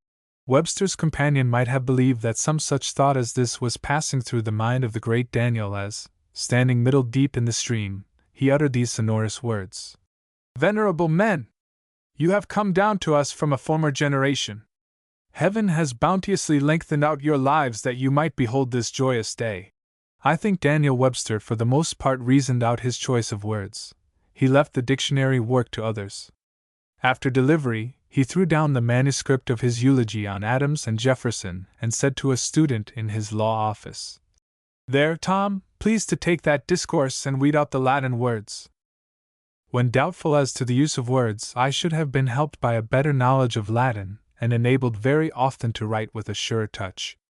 Though compelled to resort frequently to the dictionary, I early learned to pay little attention to the definition but to regard with care the illustrative, p. 55, meaning in the citations from standard authors. When I began writing, I used the Imperial Dictionary, an improvement over Webster in this respect. Soon the Century Dictionary began to appear, and best of all the New English Dictionary on Historical Principles, edited by Murray and Bradley and published by the Clarendon Press at Oxford. A study of the mass of quotations in these two dictionaries undoubtedly does much to atone for the lack of linguistic knowledge, and the tracing of the history of words, as it is done in the Oxford Dictionary, makes any inquiry as to the meaning of a word fascinating work for the historian. Amongst the multiplicity of aids for the student and the writer, no single one is so serviceable as this product of labor and self-sacrifice, fostered by the Clarendon Press, to whom all writers in the English language owe a debt of gratitude. p. 55. Macaulay had a large fund of knowledge on which he might base his reasoning, and his indefatigable mind welcomed any outside assistance. He knew Greek and Latin thoroughly and a number of other languages, but it is related of him that he so thumbed his copy of Johnson's dictionary that he was continually sending it to the binder. In return for his mastery of the languages, the dictionaries are fond of quoting Macaulay. If I may depend upon a rough mental computation, no prose writer of the 19th century is so frequently cited. "He never wrote an obscure sentence in his life," said John Morley, and this is partly due to his exact use of words. There is never any doubt about his meaning. Macaulay began the use of Latin words at an early age. When 4.5 years old, he was asked if he had got over the toothache, to which question came this reply: "The agony is abated." Mathematics beyond arithmetic are of no use to the p. 56 historian and may be entirely discarded. I do not ignore John Stuart Mill's able plea for them, some words of which are worth quoting. "Mathematical studies," he said, "are of immense benefit to the student's education by habituating him to precision. It is one of the peculiar excellences of mathematical discipline that the mathematician is never satisfied with an à peu près. He requires the exact truth. The practice of mathematical reasoning gives wariness of the mind, it accustoms us to demand a sure footing. Mill, however, is no guide except for exceptionally gifted youth. He began to learn Greek when he was 3 years old, and by the time he had reached the age of 12 had read a good part of Latin and Greek literature, and knew elementary geometry and algebra thoroughly. p. 56. The three English historians who have most influenced thought from 1776 to 1900 are those whom John Morley called great born men of letters: Gibbon, Macaulay, and Carlyle, and 2 of these despised mathematics. As soon as I understood the principles, wrote Gibbon in his autobiography, I relinquished forever the pursuit of the mathematics, nor can I lament that I desisted before my mind was hardened by the habit of rigid demonstration, so destructive of the finer feelings of moral evidence, which must however determine the actions and opinions of our lives. Macaulay, while a student at Cambridge, wrote to his mother, "Oh, for words to express my abomination of mathematics! Discipline of the mind! Say rather starvation, confinement, torture, annihilation! I feel myself becoming a personification of algebra, a living trigonometrical canon, a walking table of logarithms. All my perceptions of elegance and beauty gone, or at least going. Farewell, p. 57, then Homer and Sophocles and Cicero." I must in fairness state that in after life Macaulay regretted his lack of knowledge of mathematics and physics, but his career and Gibbon's demonstrate that mathematics need have no place on the list of the historian's studies. Carlyle, however, showed mathematical ability which attracted the attention of Legendre, and deemed himself sufficiently qualified to apply, when he was 39 years old, for the professorship of astronomy at the University of Edinburgh. He did not succeed in obtaining the post, but, had he done so, he would have made, so Froude his biographer thinks, the school of astronomy at Edinburgh famous throughout Europe. When 52, Carlyle said that the man who had mastered the first 47 propositions of Euclid stood nearer to God than he had done before. I may cap this with some words of Emerson, who in much of his thought resembled Carlyle. "What hours of melancholy my mathematical works cost! It was long before I learned that there is something wrong with a man's brain who loves them." p. 57. Mathematics are of course the basis of many studies, trades, and professions, and are sometimes of benefit as a recreation for men of affairs. Devotion to Euclid undoubtedly added to Lincoln's strength, but the necessary range of knowledge for the historian is so vast that he cannot spend his evenings and restless nights in the solution of mathematical problems. In short, mathematics are of no more use to him than is Greek to the civil or mechanical engineer. In the category with mathematics must be placed a detailed study of any of the physical or natural sciences. I think that a student during his college course should have, p. 58, a year's work in a chemical laboratory, or else, if his taste inclines him to botany, geology, or zoology, a year's training of his observing powers in some one of these studies. For he ought to get, while at an impressible age, a superficial knowledge of the methods of scientific men, as a basis for his future reading. We all know that science is moving the world, and to keep abreast with the movement is a necessity for every educated man. Happily, there are scientific men who popularize their knowledge. John Fiske, Huxley, and Tyndall presented to us the theories and demonstrations of science in a literary style that makes learning attractive. Huxley and Tyndall were workers in laboratories and gave us the results of their patient and long-continued experiments.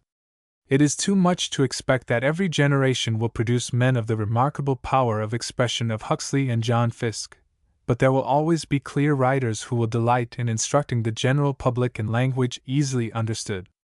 In an address which I delivered 8 or 9 years ago before the American Historical Association, I cheerfully conceded that, in the realm of intellectual endeavor, the natural and physical sciences should have the precedence of history. The question with us now is not which is the nobler pursuit, but how is the greatest economy of time to be compassed for the historian. My advice is in the line of concentration. Failure in life arises frequently from intellectual scattering, hence I like to see the historical student getting his physical and natural science at second hand. p. 58. The religious and political revolutions of the last 400 years have weakened authority. But in intellectual development I believe that in general an important advantage lies in accepting the dicta of specialists. In this respect our scientific men may teach us a lesson. One not, p. 59, infrequently meets a naturalist or a physician who possesses an excellent knowledge of history, acquired by reading the works of general historians who have told an interesting story. He would laugh at the idea that he must verify the notes of his author and read the original documents, for he has confidence that the interpretation is accurate and truthful. This is all that I ask of the would-be historian. For the sake of going to the bottom of things in his own special study, let him take his physical and natural science on trust, and he may well begin to do this during his college course. As a manner of doing this, there occurred to me 3 interesting biographies: the Life of Darwin, the Life of Huxley, and the Life of Pasteur, which give the important part of the story of scientific development during the last half of the 19th century. Now I believe that a thorough mastery of these 3 books will be worth more to the historical student than any driblets of science that he may pick up in an unsystematic college course. p. 59. With this elimination of undesirable studies, undesirable because of lack of time, there remains ample time for those studies which are necessary for the equipment of a historian, to wit, languages, histories, English, French, and Latin literature, and as much of economics as his experienced teachers advise. Let him also study the fine arts as well as he can in America, fitting himself for an appreciation of the great works of architecture, sculpture, and painting in Europe which he will recognize as landmarks of history in their potent influence on the civilization of mankind. Let us suppose that our hypothetical student has marked out on these lines his college course of 4 years, and his graduate course of 3. At the age of 25 he will then have received an excellent college education. The university, with its learned and hard-working teachers, its wealth, its varied and wholesome, p60, traditions, has done for him the utmost possible. Henceforward his education must depend upon himself, and unless he has an insatiable love of reading, he had better abandon the idea of becoming a historian, for books, pamphlets, old newspapers, and manuscripts are the stock of his profession, and to them he must show a single-minded devotion. He must love his library as Pasteur did his laboratory, and must fill with delight most of the hours of the day in reading or writing. To this necessity there is no alternative. Whether it be in general preparation or in the detailed study of a special period, there is no end to the material which may be read with advantage. The young man of 25 can do no better than to devote 5 years of his life to general preparation.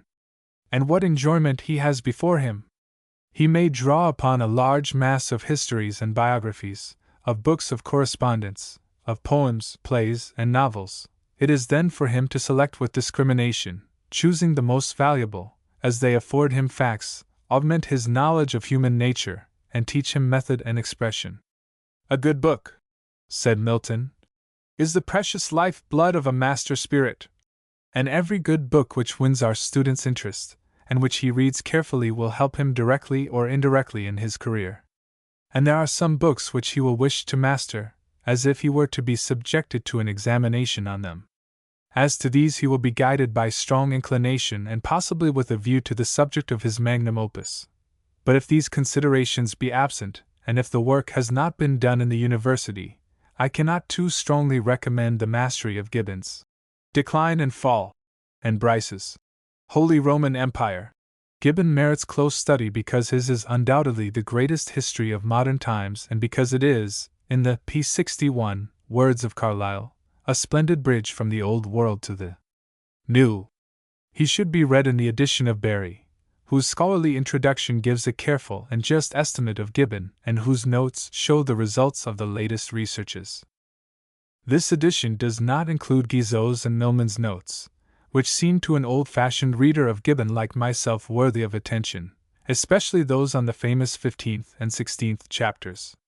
Bryce's Holy Roman Empire is a fitting complement to Gibbon, and the intellectual possession of the two is an education in itself which will be useful in the study of any period of history that may be chosen. p. 60. p. 61. The student who reads Gibbon will doubtless be influenced by his many tributes to Tacitus, and will master the Roman historian. I shall let Macaulay furnish the warrant for a close study of Thucydides. This day, Macaulay said, when in his 35th year, I finished Thucydides after reading him with inexpressible interest and admiration. He is the greatest historian that ever lived. Again during the same year he wrote, What are all the Roman historians to the great Athenian? I do assure you there is no prose composition in the world, not even the Oration on the Crown, which I place so high as the 7th book of Thucydides. It is the ne plus ultra of human art. I was delighted to find in Gray's letters the other day this query to Wharton, The Retreat from Syracuse. Is or is it not the finest thing you ever read in your life? Most people read all the Greek they ever read before they are 25. They never find time for such studies afterwards until they are in the decline of life, and then their knowledge of the language is in great measure lost, and cannot easily be recovered. Accordingly, almost all the ideas that people have of Greek literature are ideas formed while they were, p. 62, still very young. A young man, whatever his genius may be, is no judge of such a writer as Thucydides. I had no high opinion of him 10 years ago. I have now been reading him with a mind accustomed to historical researches and to political affairs, and I am astonished at my own former blindness and at his greatness. p. 62. I have borrowed John Morley's words, speaking of Gibbon, Macaulay, and Carlyle as 3 great born men of letters. Our student cannot therefore afford to miss a knowledge of Macaulay's history, but the essays, except perhaps 3 or 4 of the latest ones, need not be read. In a preface to the authorized edition of the essays, Macaulay wrote that he was sensible of their defects, deemed them imperfect pieces, and did not think that they were worthy of a permanent place in English literature. For instance, his essay on Milton contained scarcely a paragraph which his matured judgment approved. Macaulay's peculiar faults are emphasized in his essays, and much of the harsh criticism which he has received comes from the glaring defects of these earlier productions.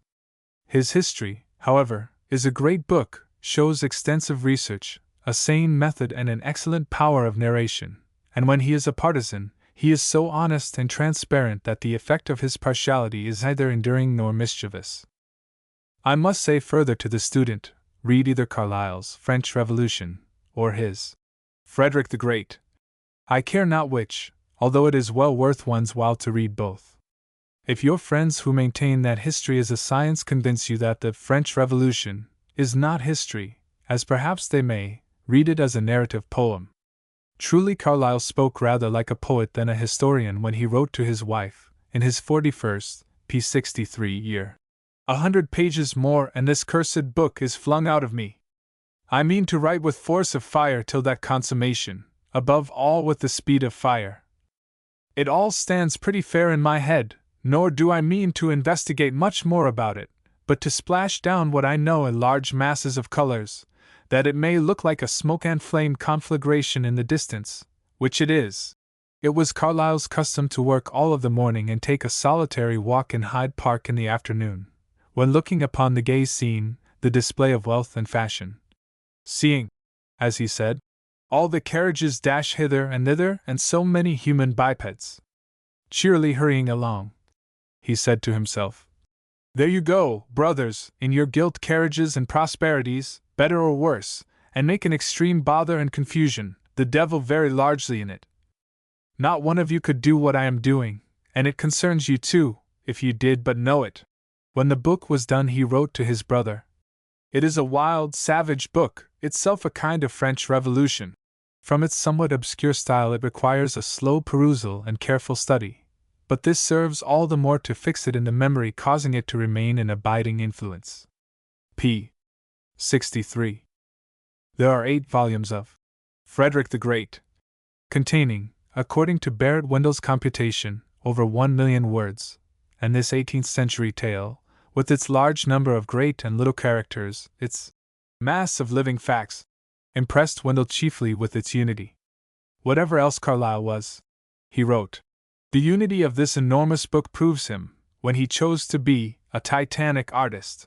Only those who have striven for unity in a narrative can appreciate the tribute contained in these words. It was a p. 64 struggle, too, for Carlyle. 56 years old when he conceived the idea of Frederick, his nervousness and irritability were a constant torment to himself and his devoted wife. Many entries in his journal tell of his dismal continual wrestle with Friedrich, perhaps the most characteristic of which is this: "My Frederick looks as if it would never take shape in me. In fact, the problem is to burn away the immense dung heap of the 18th century, with its ghastly cants, foul, blind sensualities, cruelties, and inanity now fallen putrid, rotting inevitably towards annihilation, to destroy and extinguish all that, having got to know it, and to know that it must be rejected forevermore, after which the perennial portion, pretty much Friedrich and Voltaire so far as I can see, may remain conspicuous and capable of being delineated. p. 64. The student, who has become acquainted with the works of Gibbon, Macaulay, and Carlyle, will wish to know something of the men themselves, and this curiosity may be easily and delightfully gratified. The autobiographies of Gibbon, the Life of Macaulay by Sir George Trevelyan, the History of Carlyle's Life by Froude, present the personality of these historians in a vivid manner.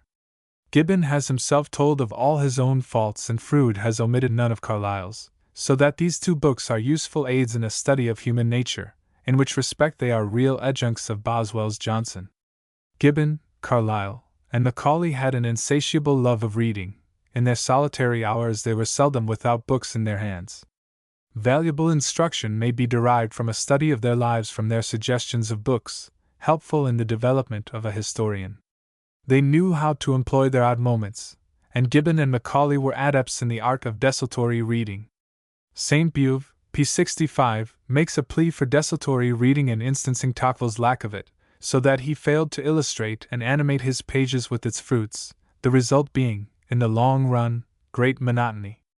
As a relief to the tired brain, without a complete loss of time, the reading at hazard, even browsing in a library, has its place in the equipment of a historian. One of the most striking examples of self-education in literature is Carlyle's 7 years, from the age of 32 to 39, passed at Craigengputtock, where his native inclination was enforced by his physical surroundings.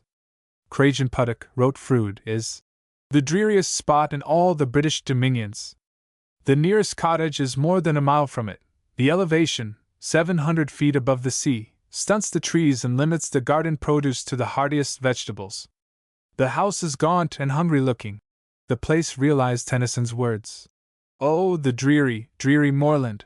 Here Carlyle read books, gave himself over to silent meditation, and wrote for his bread, although a man who possessed an adequate income could not have been more independent in thought than he was, or more averse to writing to the order of editors of reviews and magazines. With no outside distractions, books were his companions as well as his friends. As you read Froude's intimate biography, it comes upon you, as you consider Carlyle's life in London, what a tremendous intellectual stride he had made while living in this dreary solitude of Craigengputtock. It was there that he continued his development under the intellectual influence of Goethe, wrote Sartori Sardis, and conceived the idea of writing the story of the French Revolution. Those 7 years, as you trace their influence during the rest of his life, will ever be a tribute to the concentrated, bookish labors of bookish men. p. 65.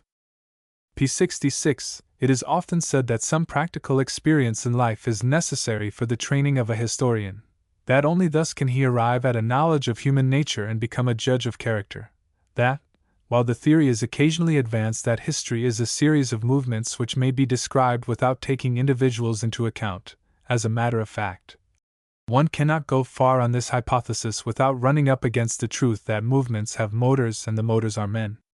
Hence we are to believe the dictum that the historian needs that knowledge of men which is to be obtained only by practical dealings with them. It is true that Gibbon's service in the Hampshire militia and his membership in the House of Commons were of benefit to the historian of the Roman Empire. Grote's business life, Macaulay's administrative work in India, and the parliamentary experience of both were undoubtedly of value to their work as historians, but there are excellent historians who have never had any such training. Carlyle is an example, and Samuel R. Gardiner is another. Curiously enough, Gardiner, who was a pure product of the university and the library, has expressed sounder judgments on many of the prominent men of the 17th century than Macaulay. I am not aware that there is in historical literature any other such striking contrast as this, for it is difficult to draw the line closely between the historian and the man of affairs. But Gardiner's example is strengthened in other historians' lives sufficiently to warrant the statement that the historian need not be a man of the world. Books are written by men and treat of the thoughts and actions of men, and a good study may be made of human character without going beyond the walls of a library.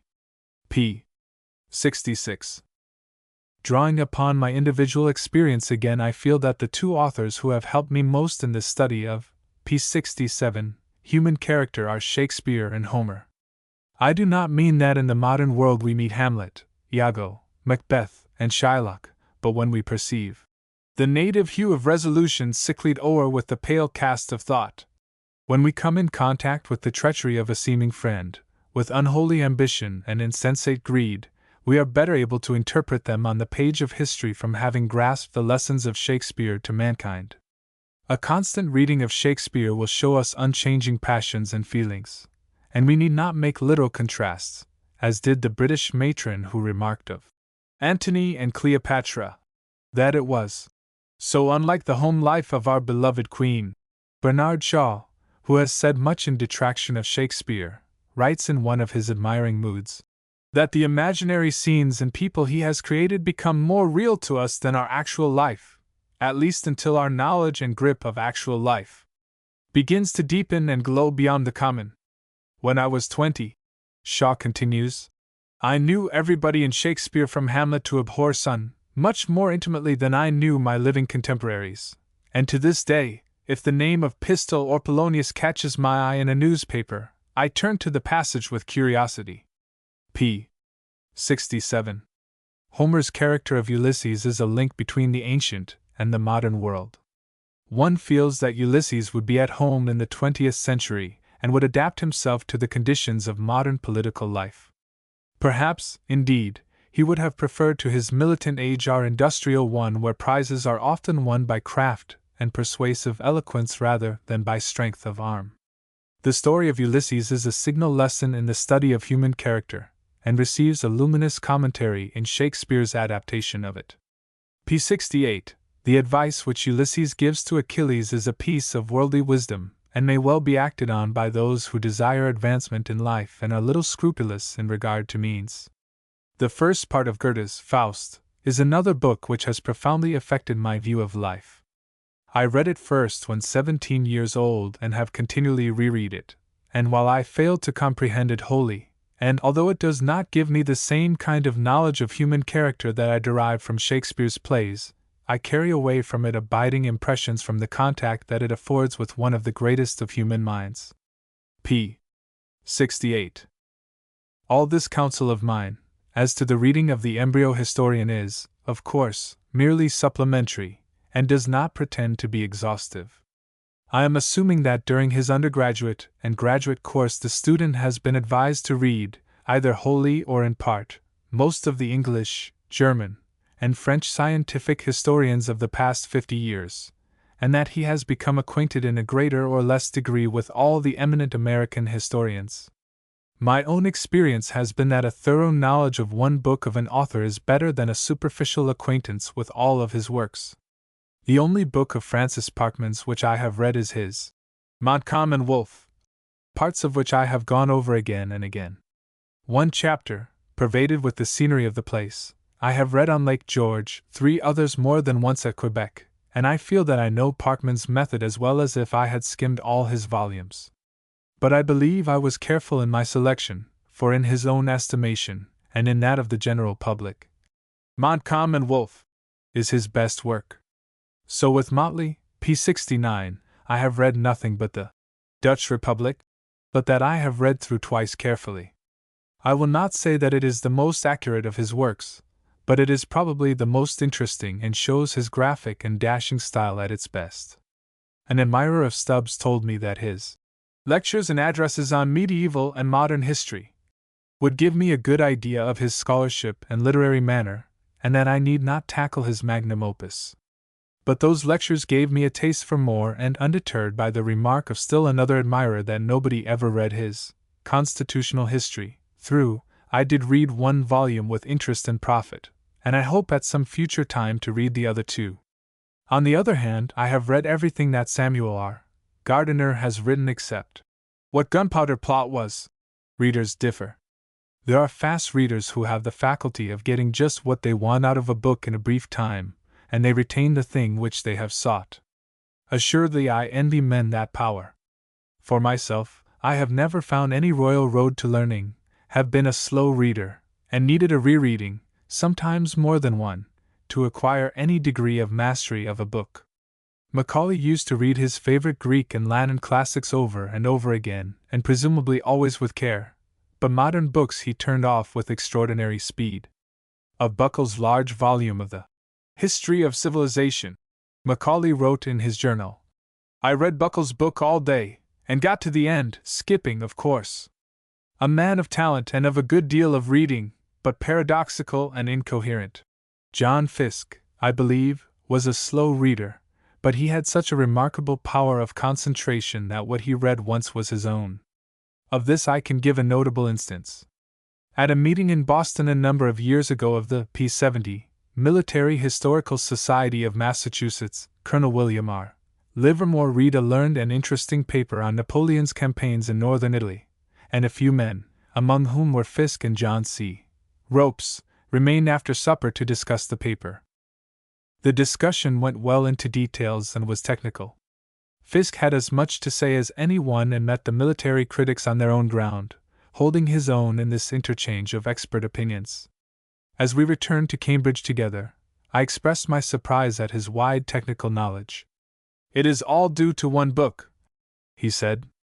"A few summers ago I had occasion to read Sir Edward Hamley's Operations of War, and for some reason or other everything in it seemed to sink into my mind and to be there retained, ready for use, as was the case tonight with his references to the northern Italian campaigns." p. 69. p. 70. Outside of ordinary historical reading, a book occurs to me which is well worth a historian's mastery. I am assuming that our hypothetical student has read Goethe's Faust, Werther, and Wilhelm Meister, and desires to know something of the personality of this great writer. He should, therefore, read Eckermann's Conversations with Goethe, in which he will find a body of profitable literary criticism, given out in a familiar way by the most celebrated man then living. The talks began when he was 73 and continued until near his death, 10 years later. They reveal his maturity of judgment. Greek, Roman, German, English, French, Spanish, and Italian authors are taken up from time to time and discussed with clearness and appreciation, running sometimes to enthusiasm. As a guide to the best reading extant up to 1832, I know nothing better. Eckermann is inferior as a biographer to Boswell, and his book is neither so interesting nor amusing. But Goethe was far greater than Johnson, and his talk is, p. 71, cosmopolitan and broad, while Johnson's is apt to be insular and narrow. "One should not study contemporaries and competitors," Goethe said, "but the great men of antiquity, whose works have for centuries received equal homage and consideration. Let us study Molière, let us study Shakespeare, but above all things, the old Greeks and always the Greeks. Here is an opinion I like to dwell upon. He who will work aright must never rail, must not trouble himself at all about what is ill done, but only to do well himself. For the great point is, not to pull down, but to build up, and in this humanity finds pure joy. It is well worth our while to listen to a man so great as to be free from envy and jealousy, but this was a lesson Carlyle could not learn from his revered master. It is undoubtedly his broad mind in connection with his wide knowledge which induced Sainte Beuve to write that Goethe is the greatest of modern critics and of critics of all time." p. 71. All of the conversations did not run upon literature and writers. Although Goethe never visited either Paris or London, and resided for a good part of his life in the little city of Weimar, he kept abreast of the world's progress through books, newspapers, and conversations with visiting strangers. No statesman or man of business could have had a wider outlook than Goethe, when on February 21, 1827, he thus spoke: "I should wish to see England in possession of a canal through the Isthmus of Suez. And it may be foreseen that the United States, with its decided predilection to the West, will, in 30 or 40 years, have occupied and peopled the large tract of land beyond the Rocky Mountains. It may furthermore be foreseen that along the whole coast of the Pacific Ocean, where nature has already formed the most capacious and secure harbors, p. 72, important commercial towns will gradually arise, for the furtherance of a great intercourse between China and the East Indies and the United States. In such a case, it would not only be desirable, but almost necessary, that a more rapid communication should be maintained between the eastern and western shores of North America, both by merchant ships and men of war, than has hitherto been possible with the tedious, disagreeable, and expensive voyage around Cape Horn. It is absolutely indispensable for the United States to effect a passage from the Gulf of Mexico to the Pacific Ocean, and I am certain that they will do it. Would that I might live to see it! p. 72. Eckermann's book, wrote Sainte-Beuve, is the best biography of Goethe, that of Lewis for the facts, that of Eckermann for the portrait from the inside and the physiognomy. The soul of a great man breathes in it. I have had frequent occasion to speak of Sainte-Beuve, and I cannot recommend our student too strongly to read from time to time some of his critical essays. His best work is contained in the 15 volumes of Causeries du Lundi, and in the 13 volumes of Nouveaux Lundis, which were articles written for the daily newspapers, the Constitutional, the Moniteur, and the Temps, when, between the ages of 45 and 65, he was at the maturity of his powers. Considering the very high quality of the work, the quantity is enormous, and makes us call to mind the remark of Goethe that genius and fecundity are very closely allied. Excluding Goethe, we may safely, I think, call Sainte-Beuve the greatest of modern critics, and there is enough of resemblance between historical and literary criticism to warrant a study by the historian of these remarkable essays. The root of everything in his criticism, wrote p. 73 Matthew Arnold, is his single-hearted devotion to truth. What he called fictions in literature, in politics, in religion, were not allowed to influence him, and Sainte-Beuve himself has said, I am accustomed incessantly to call my judgments in question anew and to recast my opinions the moment I suspect them to be without validity. The writer who conforms to such a high standard is an excellent guide for the historian, and no one who has made a study of these causeries can help feeling their spirit of candor, and being inspired to the attempt to realize so high an ideal. p. 73. Sainte-Beuve's essays deal almost entirely with French literature and history, which were the subjects he knew best. It is very desirable for us Anglo-Saxons to broaden our minds and soften our prejudices by excursions outside of our own literature and history, and with Goethe for our guide in Germany, we can do no better than to accept Sainte-Beuve for France. Brunetière wrote that the 4 literary men of France in the 19th century who had exercised the most profound influence were Sainte-Beuve, Balzac, Victor Hugo, and Auguste Comte. I have already recommended Balzac, who portrays the life of the 19th century, and Sainte-Beuve, in developing the thought of the same period, gives us a history of French literature and society. Moreover, his volumes are valuable to one who is studying human character by the means of books. Sainte-Beuve had, wrote Henry James, 2 passions which are commonly assumed to exclude each other, the passion for scholarship and the passion for life. He valued life and literature equally for the light they threw on each other. To his mind, one implied the other. He was unable to conceive of them apart. Supposing the student to have devoted 5 years to this, p. 74, general preparation, and to have arrived at the age of 30, which Motley, in similar advice to an aspiring historian, fixed as the earliest age at which one should devote himself to his special work, he is ready to choose a period and write a history, if indeed his period has not already suggested itself during his years of general preparation. At all events, it is doubtless that his own predilection will fix his country and epoch, and the only counsel I have to offer is to select an interesting period. As to this, opinions will differ, but I would say, for example, that the attractive parts of German history are the Reformation, the 30 Years' War, the epoch of Frederick the Great, and the unification of Germany which we have witnessed in our own day. The French Revolution is to me the most striking period in modern annals, whilst the history of the Directory is dull, relieved only by the exploits of Napoleon. But when Napoleon becomes the chief officer of state, interest revives and we follow with unflagging attention the story of this master of men, for which there is a superabundance of material. In striking contrast with the little that is known about his titanic predecessors, Alexander and Caesar, in the accounts of whose careers conjecture must so frequently come to the aid of facts to construct a continuous story. The Restoration and the reign of Louis Philippe would for me be dull periods were they not illumined by the novels of Balzac, but from the Revolution of 1848 to the fall of the Second Empire and the Commune, a wonderful drama was enacted. In our own history, the Revolutionary War, the framing of the Constitution, and Washington's administration seem to me replete with interest, which is somewhat lacking for the period between Washington and the slavery conflict. As to special history, wrote Motley to the aspiring historian, I should be inclined rather to direct your attention, p. 75, to that of the last 3.5 centuries. Discussing the subject before the advanced historical students of Harvard a number of years ago, I gave an extension to Motley's counsel by saying that ancient history had better be left to the Germans. I was fresh from reading Holmes' History of Greece and was impressed with his vast learning, elaboration of detail, and exhaustive treatment of every subject which seemed to me to require a steady application and patience, hardly consonant with the American character. But within the past 5 years Ferrero, an Italian, has demonstrated that others besides Germans are equal to the work by writing an interesting history of Rome, which intelligent men and scholars discuss in the same breath with Mommsen's.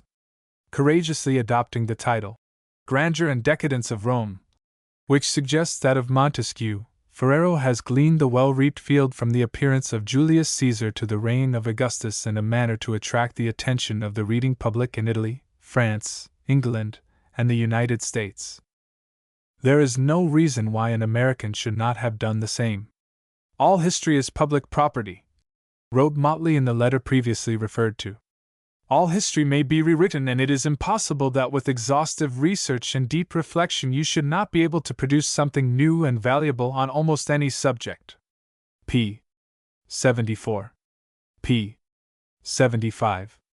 After the student has chosen his period, I have little advice to offer him beyond what I have previously given in 2 formal addresses before the American Historical Association, but a few additional words may be useful. You will evolve your own method by practice and by comparison with the methods of other historians. Follow your own star.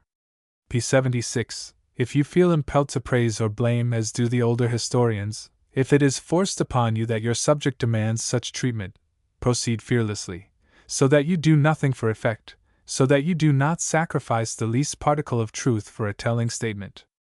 If, however, you fall naturally into the rigorously judicial method of Gardiner, you may feel your position sure. It is well, as the scientific historians warn you, to be suspicious of interesting things, but on the other hand, every interesting incident is not necessarily untrue. If you have made a conscientious search for historical material, and use it with scrupulous honesty, have no fear that you will transgress any reasonable canon of historical writing. p. 76. An obvious question to be put to a historian is, what plan do you follow in making notes of your reading? Langlois, an experienced teacher and tried scholar, in his introduction to the study of history, condemns the natural impulse to set them down in notebooks in the order in which one's authorities are studied, and says, every one admits nowadays that it is advisable to collect materials on separate cards or slips of paper, arranging them by a systematic classification of subjects. This is a case in point where writers will, I think, learn best from their own experience. I have made my notes, mainly in notebooks on the plan which Langlois condemns, but by colored pencil marks of emphasis and summary, I keep before me the prominent facts which I wish to combine, and I have found this, on the whole, better than the card system. For I have aimed to study my authorities in a logical succession. First I go over the period in some general history, if one is to be had, then I read very carefully my original authorities in the order of their estimated importance, making, p. 77, copious excerpts. Afterwards I skim my second-hand materials. Now I maintain that it is logical and natural to have the extracts before me in the order of my study.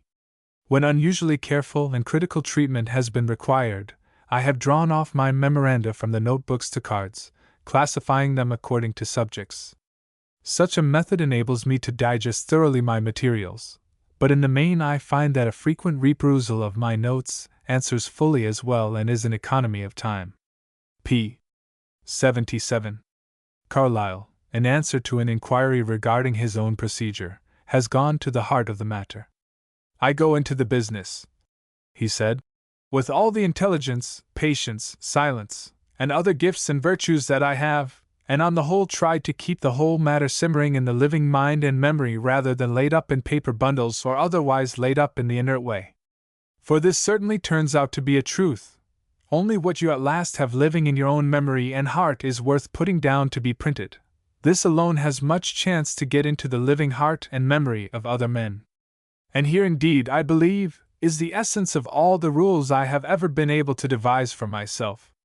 I have tried various schemes of arrangement and artificial helps to remembrance. But the gist of the matter is, to keep the thing you are elaborating as much as possible actually in your own living mind, in order that this same mind, as much awake as possible, may have a chance to make something of it. The objection may be made to my discourse that I have considered our student as possessing the purse of Fortunatus, and have lost sight of Herbert Spencer's doctrine that a very important part of education is to fit a man to acquire the means of living. I may reply that there are a number, p. 78, of Harvard students who will not have to work for their bread and whose parents would be glad to have them follow the course that I have recommended. It is not too much to hope, therefore, that among these there are, to use Huxley's words, glorious sports of nature, who will not be corrupted by luxury, but will become industrious historians. To others who are not so fortunately situated, I cannot recommend the profession of historian as a means of gaining a livelihood. Bancroft and Parkman, who had a good deal of popularity, spent more money in the collection and copying of documents than they ever received as income from their histories. A young friend of mine, at the outset of his career and with his living in part to be earned, went for advice to Carl Schurz, who was very fond of him. "What is your aim?" asked Mr. Schurz.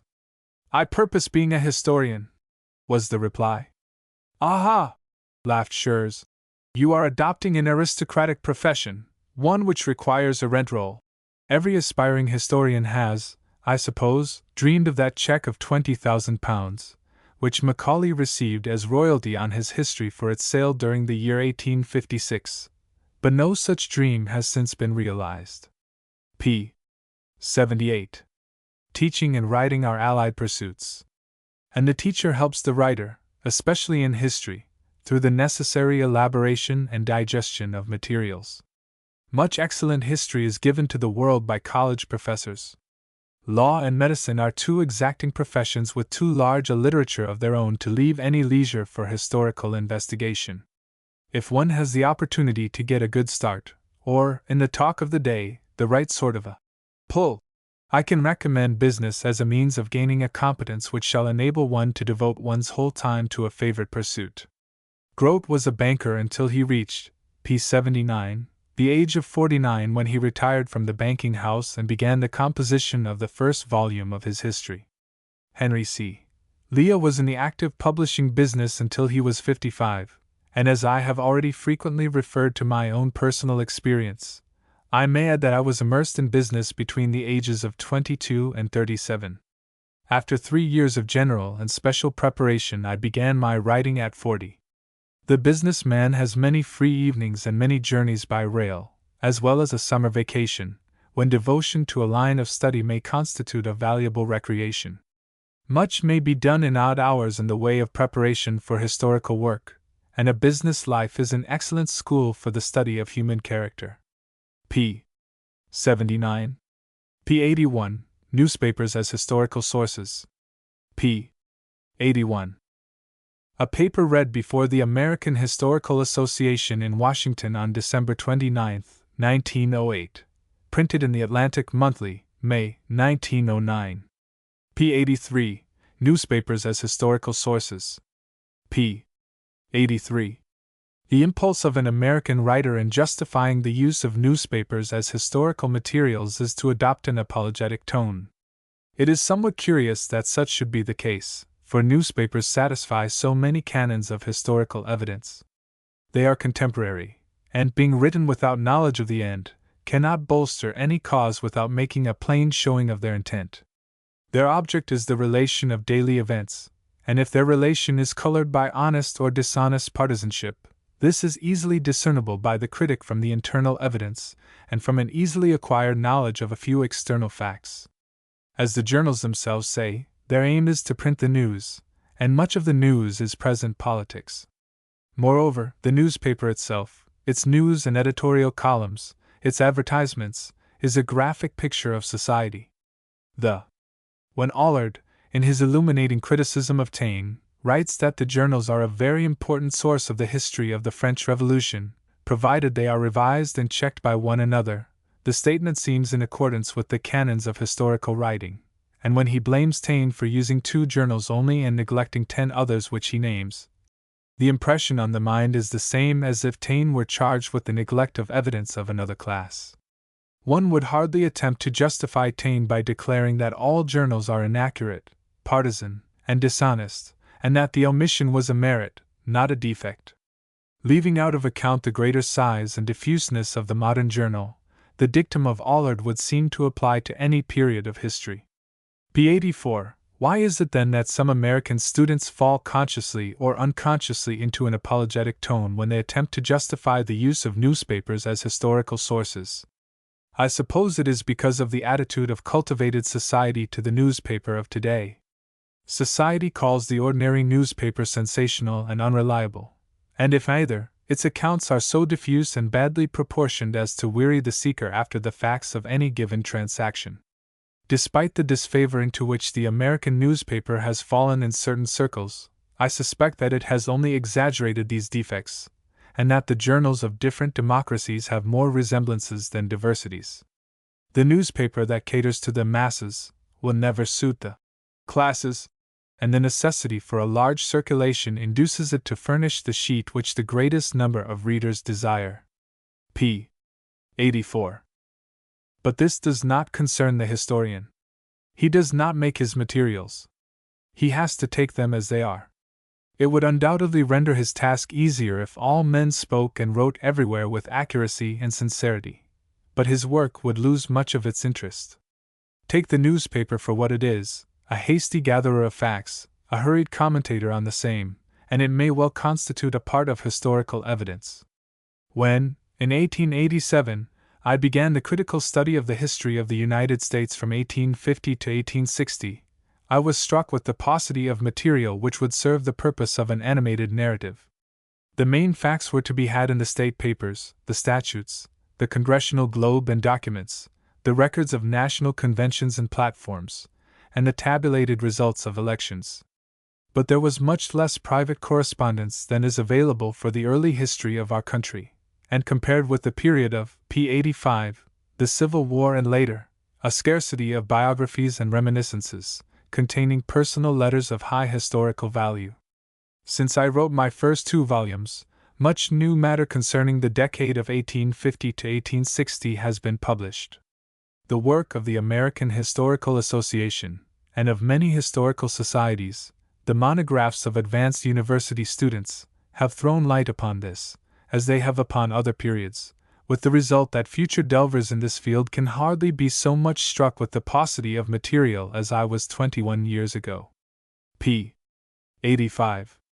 Boy though I was during the decade of 1850 to 1860, I had a vivid remembrance of the part that the newspaper played in politics, and the thought came to me that the best way to arrive at the spirit of the times was to steep my mind in journalistic material, that there was the secret of living over again that decade, as the abolitionist, the Republican, the Whig, and the Democrat had actually lived in it.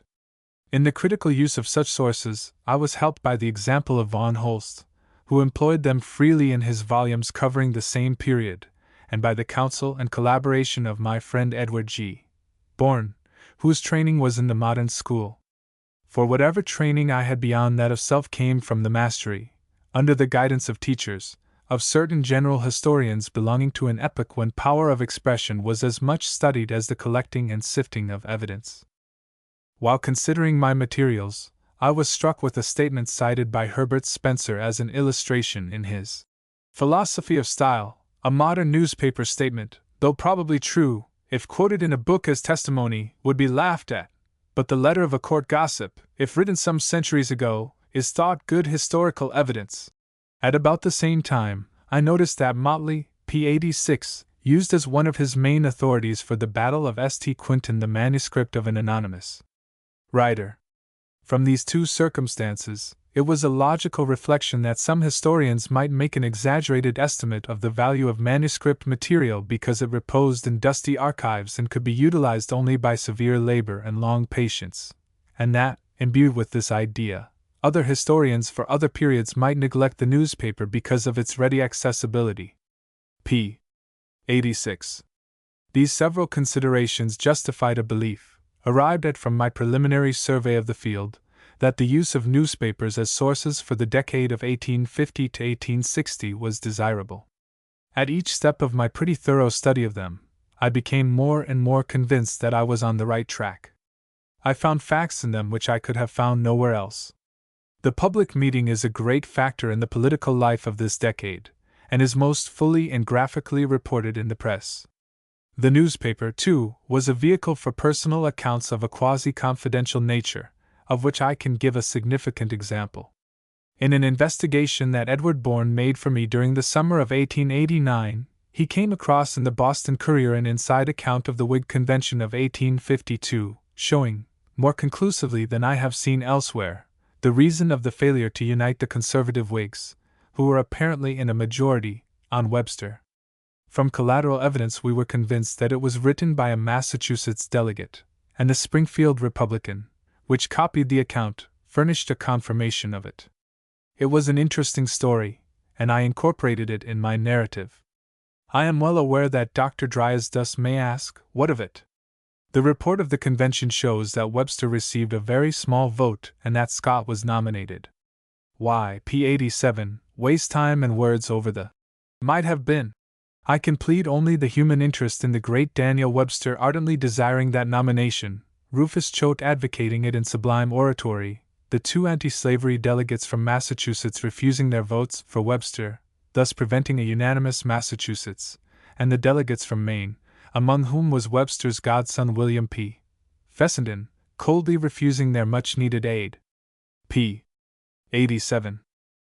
General Scott, having received the nomination, made a stumping tour in the autumn through some of the western states. No accurate account of it is possible without the newspapers, yet it was esteemed a factor in his overwhelming defeat, and the story of it is well worth preserving as data for a discussion of the question, is it wise for a presidential candidate to make a stumping tour during his electoral campaign? The story of the formation of the Republican Party, and the rise of the Know-Nothings, may possibly be written without recourse to the newspapers, but thorough steeping in such material cannot fail to add to the animation and accuracy of the story.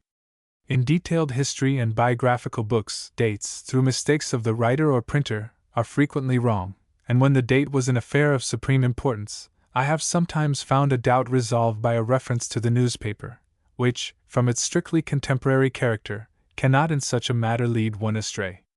I found the newspapers of value in the correction of logical assumptions, which frequently appear in American historical and biographical books, especially in those written by men who bore a part in public affairs. By a logical assumption, I mean the statement of a seemingly necessary consequence which apparently ought to follow some well-attested fact or, p. 88, condition. A striking instance of this occurred during the political campaign of 1856, when Bleeding Kansas was a thrilling catchword used by the Republicans, whose candidate for president was Fremont. In a year and a half 7 Free State men had been killed in Kansas by the border ruffians, and these outrages, thoroughly ventilated, made excellent campaign ammunition. But the Democrats had a tu quoque argument which ought to have done much towards eliminating this question from the canvass. p. 88. On the night of May 24, 1856, 5 pro-slavery men, living on the Pottawatomie Creek, were deliberately and foully murdered by John Brown and 7 of his disciples, and while this massacre caused profound excitement in Kansas and Missouri, it seems to have had no influence east of the Mississippi River, although the fact was well attested. A Kansas journalist of 1856, writing in 1879, made this logical assumption. The opposition press both north and south took up the damning tale of that midnight butchery on the Pottawatomie. Whole columns of leaders from week to week, with startling headlines, liberally distributed capitals, and frightful exclamation points, filled all the newspapers. And it was his opinion that, had it not been for this massacre, Fremont would have been elected. But I could not discover that the massacre had any influence on the voters in the pivotal states. I examined, or had examined, the files of the New York Journal of Commerce, New York Herald, Philadelphia Pennsylvanian, Washington Union, and Cleveland Plain Dealer, all Democratic papers except the New York Herald, and I was struck with the fact that substantially no use was made of the massacre as a campaign argument. Yet could anything have been more logical than the assumption that the Democrats would have been equal to their opportunity and spread far, p. 89, and wide such a story?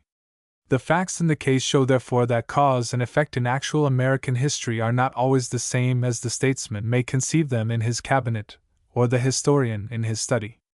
p. 89. In the newspapers of 1850 to 1860 many speeches, and many public, and some private, letters of conspicuous public men are printed. These are valuable material for the history of the decade, and their use is in entire accordance with modern historical canons. I have so far considered the press in its character of a register of facts. But it has a further use for historical purposes, since it is both a representative and guide of public sentiment. Kinglake shows that the Times was the potent influence which induced England to invade the Crimea. Bismarck said in 1877 that the press was the cause of the last 3 wars. Lord Cromer writes, "The people of England as represented by the press insisted on sending General Gordon to the Soudan, and accordingly to the Soudan he was sent. And it is current talk that the yellow journals brought on the Spanish-American War." Giving these statements due weight, can a historian be justified in neglecting the important influence of the press on public opinion? As reflecting and leading popular sentiment during the decade of 1850 to 1860, the newspapers of the northern states were potent. I own that many times one needs no further index to public sentiment than our frequent elections, but in 1854 conditions were peculiar.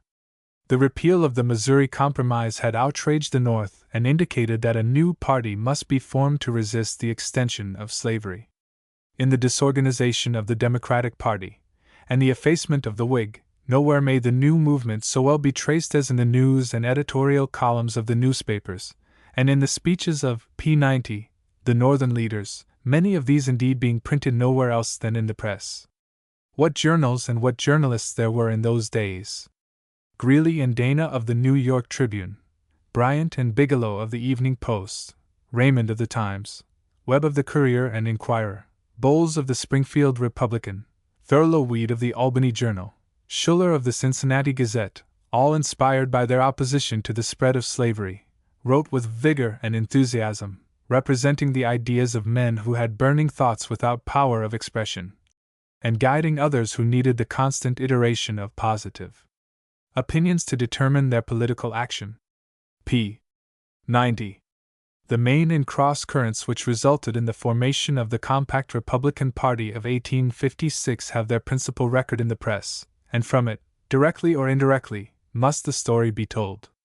Unquestionably, the newspapers had greater influence than in an ordinary time, because the question was a moral one and could be concretely put.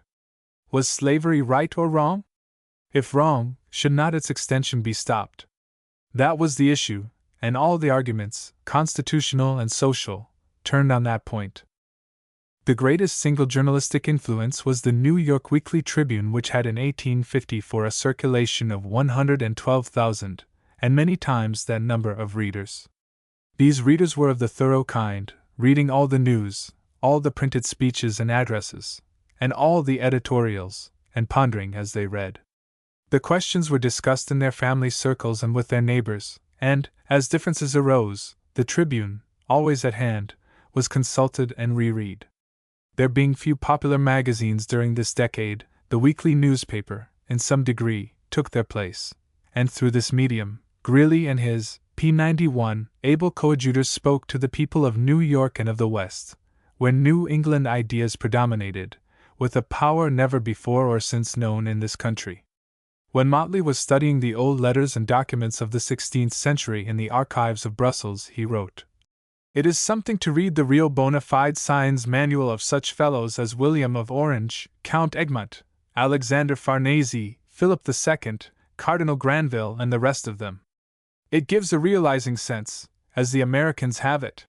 I had somewhat of the same feeling as I turned over the pages of the bound volumes of the Weekly Tribune, reading the editorials and letters of Greeley, the articles of Dana and Hildreth. I could recall enough of the time to feel the influence of this political Bible, as it was termed, and I can emphatically say that if you want to penetrate into the thoughts, feelings, and ground of decision of the 1,866,000 men who voted for Lincoln in 1860, you should study with care the New York Weekly Tribune. p. 91. One reason why the press was a better representative of opinion during the years from 1854 to 1860 than now is that there were few, if any, independent journals. The party man read his own newspaper and no other. In that, he found an expression of his own views. And the party newspaper in the main printed only the speeches and arguments of its own side. Greeley on one occasion was asked by John Russell Young, an associate, for permission to reprint a speech of Horatio Seymour in full as a matter of news. "Yes," Greeley said, "I will print Seymour's speech when the world will print those of our side." Before the war, Charleston was one of the most interesting cities of the country. It was a small aristocratic community, with an air of refinement and distinction. The story of Athens proclaims that a large population is not necessary, p. 92, to exercise a powerful influence on the world, and, after the election of Lincoln in 1860, the 40,000 people of Charleston, or rather the few patricians who controlled its fate and that of South Carolina, attracted the attention of the whole country. The story of the secession movement of November and December, 1860, cannot be told with correctness and life without frequent references to the Charleston Mercury and the Charleston Courier. The Mercury especially was an index of opinion, and so vivid is its daily chronicle of events that the historian is able to put himself in the place of those ardent South Carolinians and understand their point of view. p. 92. For the history of the Civil War, newspapers are not so important. The other material is superabundant, and in choosing from the mass of it, the newspapers, so far as affairs at the North are concerned, need only be used in special cases, and rarely for matters of fact. The accounts of campaigns and battles, which filled so much of their space, may be ignored, as the best possible authorities for these are the 128 volumes of the United States government publication, the Official Records of the Union and Confederate Armies. The faithful study of the correspondence and the reports in these unique volumes is absolutely essential to a comprehension of the war, and it is a labor of love. When one thinks of the mass of manuscripts students of certain periods of European history have been obliged to read, the American historian is profoundly grateful to his government, that at a cost to itself of nearly $3 million, it has furnished him this priceless material in neatly printed volumes with excellent indexes. The serious student can generally procure these volumes, p. 93, gratis through the favor of his congressman, or, failing in this, may purchase the set at a moderate price, so that he is not obliged to go to a public library to consult them. p. 93. Next to manuscript material, the physical and mental labor of turning over and reading bound volumes of newspapers is the most severe, and I remember my feeling of relief at being able to divert my attention from what Edward L. Pierce called this backbreaking and eye-destroying labor, much of it in public libraries, to these convenient books in my own private library. A mass of other materials, notably Nicolay and Hay's contributions, military narratives, biographies, private correspondence, to say nothing of the congressional publications, render the student fairly independent of the newspapers. But I did myself make, for certain periods, special researches among them to ascertain their influence on public sentiment, and I also found them very useful in my account of the New York draft riots of 1863. It is true the press did not accurately reflect the gloom and sickness of heart at the North after the Battle of Chancellorsville, for the reason that many editors wrote for the purpose of keeping up the hopes of their readers. In sum, the student may congratulate himself that a continuous study of the Northern newspapers for the period of the Civil War is unnecessary, for their size and diffuseness are appalling. But what I have said about the press of the North will not apply to that of the South. Though strenuous efforts have been made, with the diligent cooperation of Southern men, to secure the utmost possible amount of Confederate material for the official records, it actually forms only about 29% of the whole matter. Other historical material is also less copious. For example, there is no record of the proceedings of the Confederate Congress, like the P-94 Globe. There are no reports of committees, like that of the Committee on the Conduct of the War, and even the Journal of the Congress was kept on loose memoranda, and not written up until after the close of the war. With the exception of this journal, which has been printed by our government, and the statutes at large, our information of the work of the Confederate Congress comes from the newspapers and some books of biography and recollections. The case of the Southern states was peculiar, because they were so long cut off from intercourse with the outer world, owing to the efficient federal blockade, and the newspaper in its local news, editorials, and advertisements is important material for portraying life in the Confederacy during the Civil War. Fortunately for the student, the Southern newspaper was not the same voluminous issue as the Northern, and if it had not been badly printed, its use would be attended with little difficulty. Owing to the scarcity of paper, many of the newspapers were gradually reduced in size, and in the end were printed on half sheets, occasionally one on brown paper, and another on wall paper. Even the white paper was frequently coarse, and this, with poor type, made the news sheet itself a daily record of the waning fortunes of the Confederacy. p. 94. In the history of Reconstruction, the historian may be to a large extent independent of the daily newspaper. For the work of Reconstruction was done by Congress, and Congress had the full support of the Northern people, as was shown by the continuous large Republican majority which was maintained. The debates, the reports, and the acts of Congress are essential, and little else is required except whatever private correspondence may be accessible.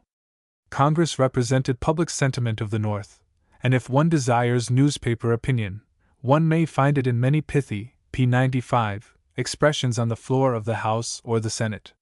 For the congressman and the senator are industrious newspaper readers.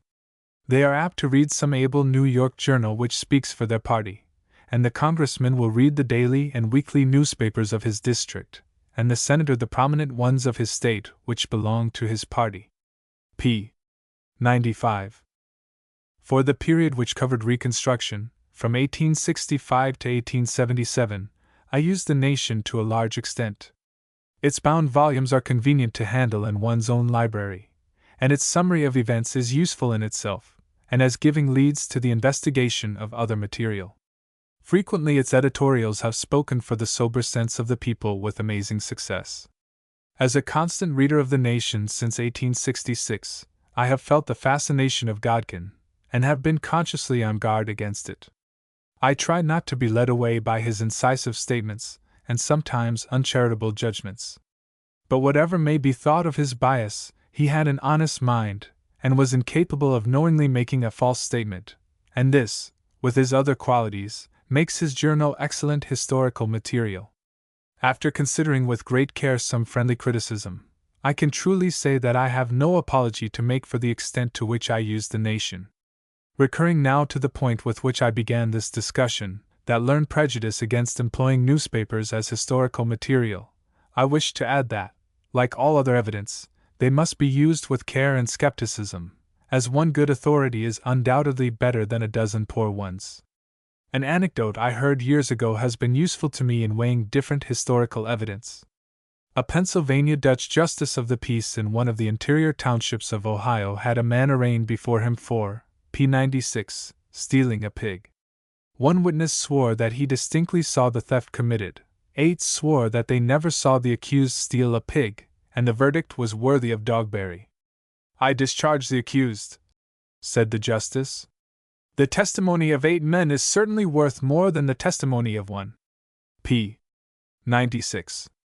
Private and confidential correspondence is highly valuable historical material, for such utterances are less constrained and more sincere than public declarations. But all men cannot be rated alike. Some men have lied as freely in private letters as in public speeches.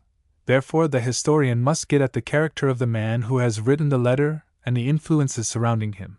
These factors must count in any satisfactory estimate of his accuracy and truth. The newspaper must be subjected to similar tests.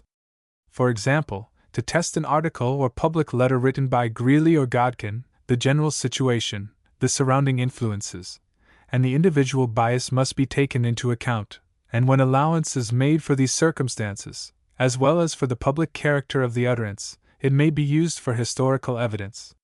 For the history of the last half of the 19th century, just such material, the material of the Fourth Estate, must be used. Neglect of it would be like neglect of the Third Estate in the history of France for the 18th century. In the United States we have not, politically speaking, either the First or Second Estates, but we have the Third and Fourth Estates with an intimate connection between the two. Lord Cromer said, when writing of the sending of Gordon to the Soudan, "Newspaper government has certain disadvantages," and this he emphasized by quoting a wise remark of Sir George Cornwall Lewis. Anonymous authorship places the public under the direction of guides who, p. 97, have no sense of personal responsibility. Nevertheless, this newspaper government must be reckoned with. The duty of the historian is, not to decide if the newspapers are as good as they ought to be, but to measure their influence on the present, and to recognize their importance as an ample and contemporary record of the past. p. 97. p. 99. Speech prepared for the commencement dinner at Harvard University. p. 99. June 26, 1901, not delivered. p. 101. Speech prepared for the commencement dinner at Harvard University. p. 101. Thanking heartily the governing boards of Harvard College for the honor conferred upon me, I shall say, on this my first admission to the circle of the Harvard alumni, a word on the university as it appears to one whose work has lain outside of it. The spirit of the academy in general and especially of this university impels men to get to the bottom of things, to strive after exact knowledge, and this spirit permeates my own study of history in a remarkable degree. The first of all gospels is this, said Carlyle, that a lie cannot endure forever. This is the gospel of historical students. A part of their work has been to expose popular fallacies, and to show up errors which have been made through partiality and misguided patriotism or because of incomplete investigation. Men of my age are obliged to unlearn much. The youthful student of history has a distinct advantage over us in that he begins with a correct knowledge of the main historical facts. He does not, for example, learn what we all used to learn, that in the year 1000 the appearance of a fiery comet caused a panic of terror to fall upon Christendom, and gave rise to the belief that the end of the world was at hand. Nor is he taught that the followers of Peter the Hermit in the First Crusade were a number of spiritually minded men and women of austere morality. It is to the university that we owe it that we are seeing things as they are in history, that the fables, the fallacies, and the exaggerations are disappearing from the books. Thanking. p. 102. To regard the past with accuracy and truth is a preparation for envisaging the present in the same way. For this attitude towards the past and the present gained by college students of history, and for other reasons which it is not necessary here to detail, the man of university training has, other things being equal, this advantage over him who lacks it, that in life in the world he will get at things more certainly and state them more accurately. p. 102. A university, said Lowell, is a place where nothing useful is taught. By utility Lowell undoubtedly meant, to use the definition which Huxley puts into the average Englishman's mouth, that by which we get pudding or praise or both. A natural reply to the statement of Lowell is that great numbers of fathers every year, at a pecuniary sacrifice, send their sons to college with the idea of fitting them better to earn their living, in obedience to the general sentiment of men of this country. That there is a money value to college training. But the remark of Lowell suggests another object of the university which, to use the words of Huxley again, is to catch the exceptional people, the glorious sports of nature, and turn them to account for the good of society. This appeals to those imbued with the spirit of the academy who frankly acknowledge, in the main, our inferiority in the scholarship, which produces great works of literature and science, to England, Germany, and France, and who with patriotic eagerness wish that we may reach the height attained in the older countries. To recur to my own study again, should we produce a historian or historical writer the equal of Gibbon, Mommsen, Carlyle, or Macaulay, there would be a feeling of pride in our historical genius which would make itself felt at every academical and historical gathering. We have something of that sentiment in regard to Francis Parkman, our most original, p. 103, historian. But it may be that the historical field of Parkman is too narrow to awaken a worldwide interest, and I suspect that the American who will be recognized as the equal of Gibbon, Mommsen, Carlyle, or Macaulay must secure that recognition by writing of some period of European history better than the Englishman, German, or Frenchman has written of it. He must do it not only in the way of scientific history, in which in his field Henry Charles Lea has won so much honor for himself and his country, but he must bring to bear on his history that quality which has made the historical writings of Gibbon, Carlyle, and Macaulay literature. p. 103. p. 105, Edward Gibbon. p. 105. Lecture read at Harvard University, April 6, 1908, and printed in Scribner's Magazine, June, 1909. p. 107, Edward Gibbon. p. 107. No English or American lover of history visits Rome without bending reverent footsteps to the Church of Santa Maria in Araceli.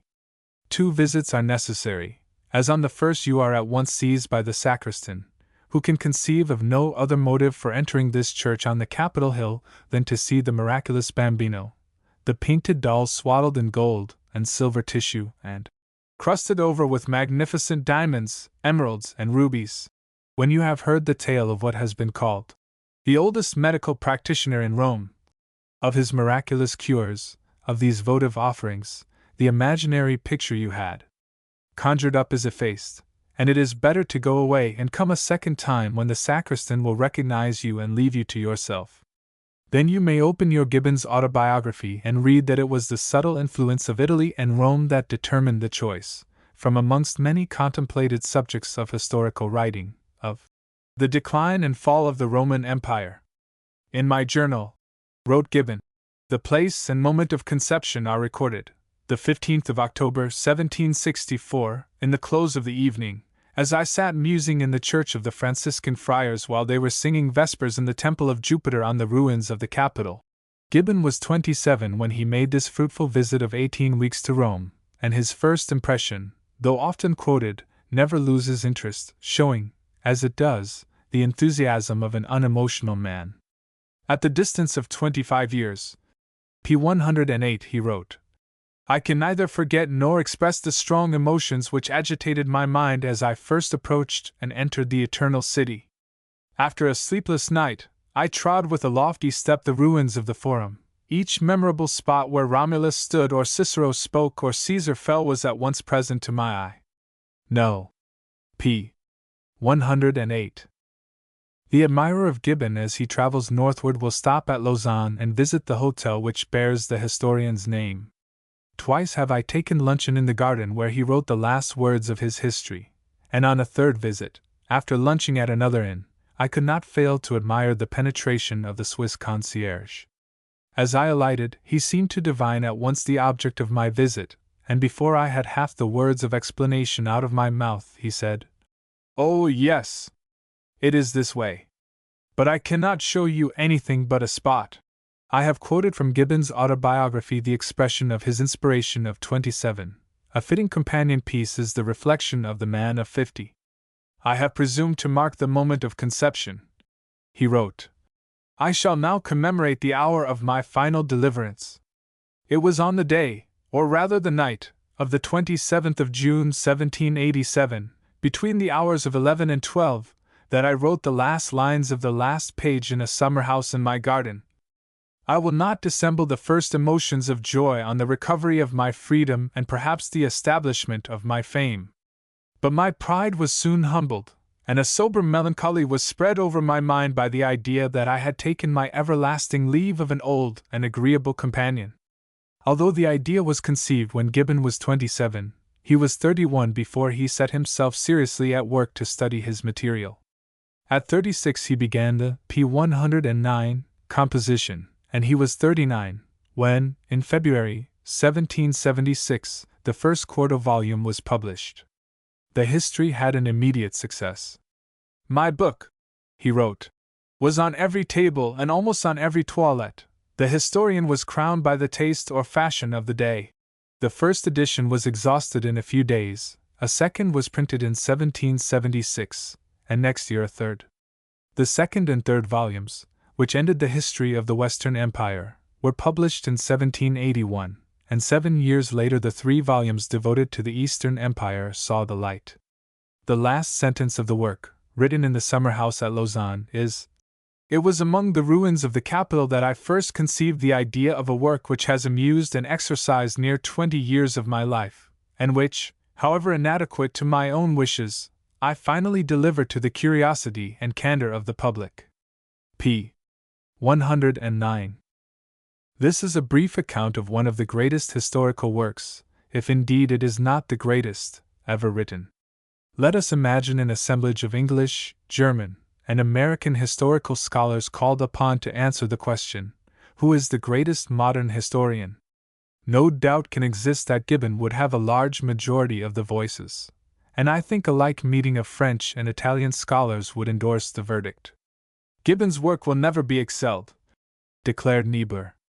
"That great master of us all," said Freeman, "whose immortal tale none of us can hope to displace." Barry, the latest editor of Gibbon, who has acutely criticized and carefully weighed the decline and fall, concludes that Gibbon is behind date in many details, but in the main things he is still our master, above and beyond date.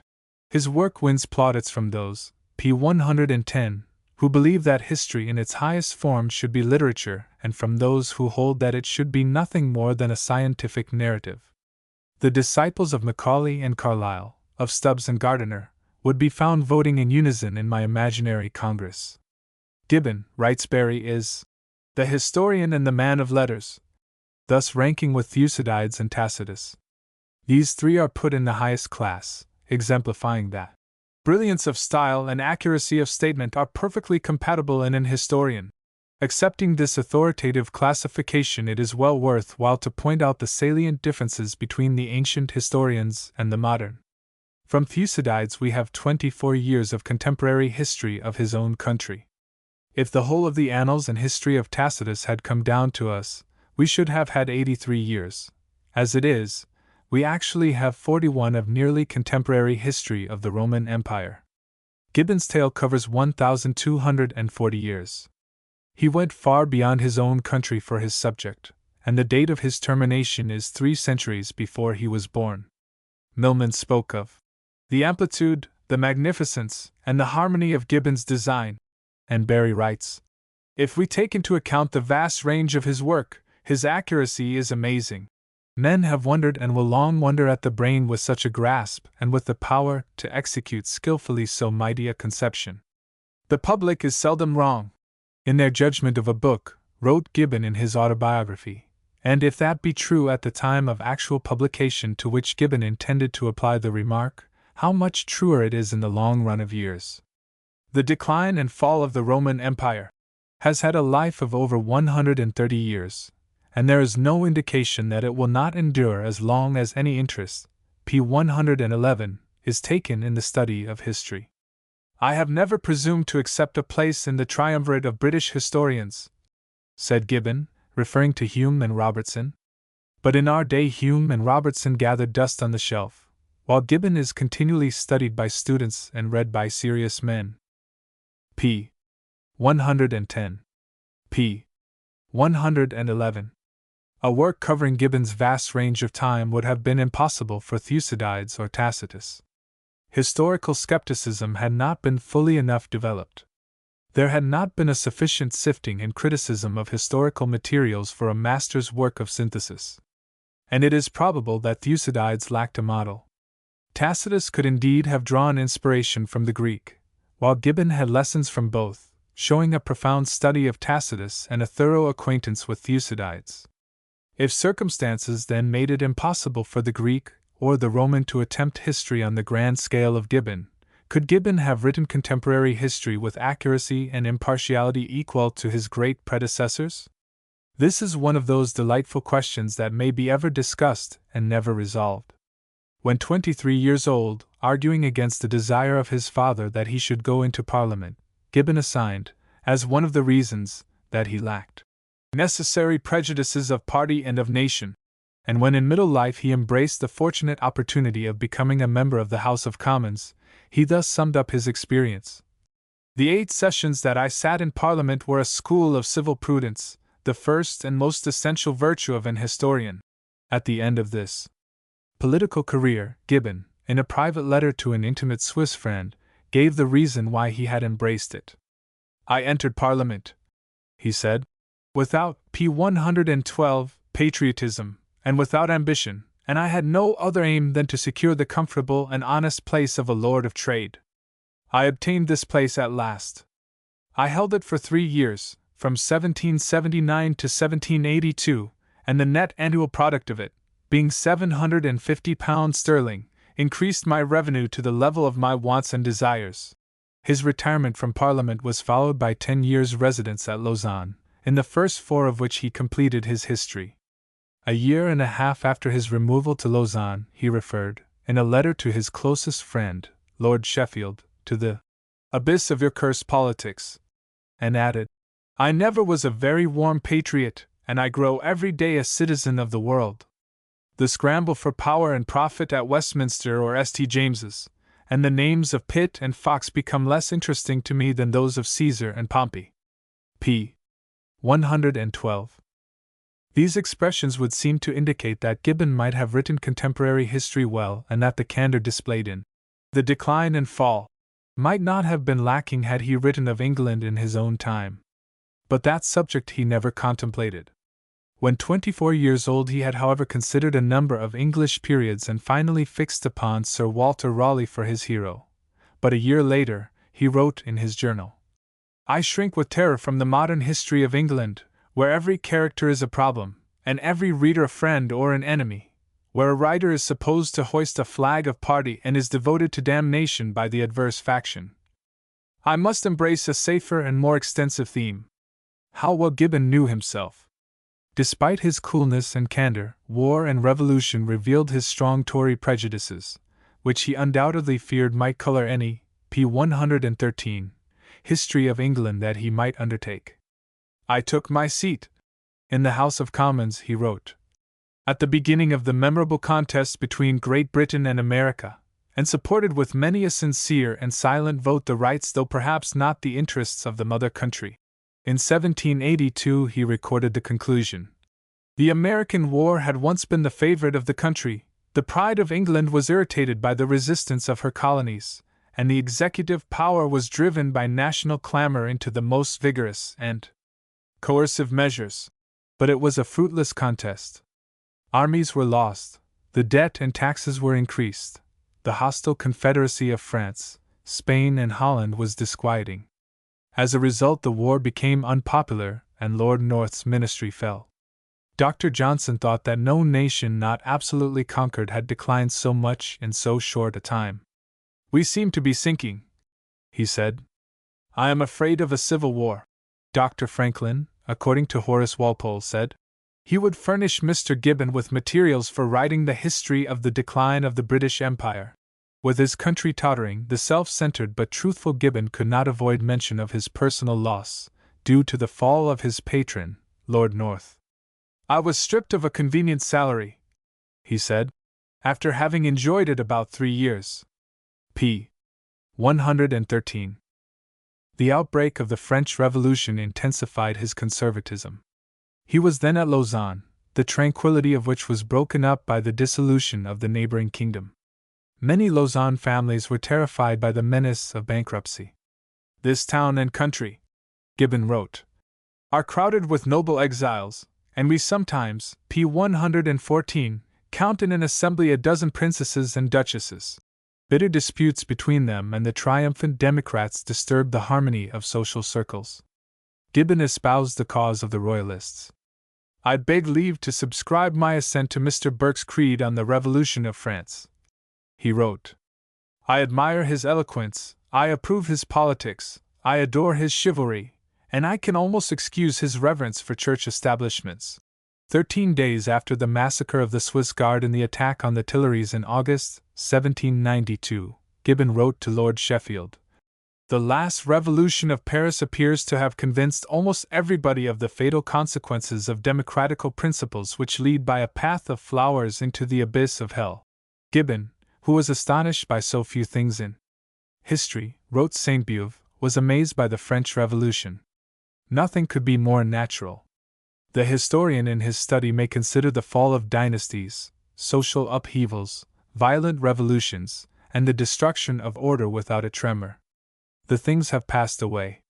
The events furnish food for his reflections and subjects for his pen, while sanguine uprisings at home or in a neighboring country in his own time inspire him with terror lest the oft-prophesied dissolution of society is at hand. It is the difference between the earthquake in your own city and the one 3,000 miles away.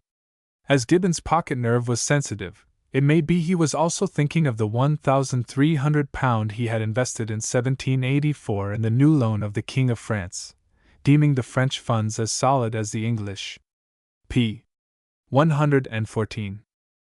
It is well now to repeat our dictum that Gibbon is the greatest modern historian, but in reasserting this, it is no more than fair to cite the opinions of two dissentients, the p. 115 great literary historians of the 19th century, Macaulay and Carlyle. The truth is, wrote Macaulay in his diary, that I admire no historians much except Herodotus, Thucydides, and Tacitus. There is merit no doubt in Hume, Robertson, Voltaire, and Gibbon. Yet it is not the thing. I have a conception of history more just, I am confident, than theirs. Gibbon, said Carlyle in a public lecture, is a greater historian than Robertson, but not so great as Hume. With all his swagger and bombast, no man ever gave a more futile account of human things than he has done of the decline and fall of the Roman Empire, assigning no profound cause for these phenomena, nothing but diseased nerves, and all sorts of miserable motives, to the actors in them. Carlyle's statement shows envious criticism as well as a prejudice in favor of his brother Scotchman.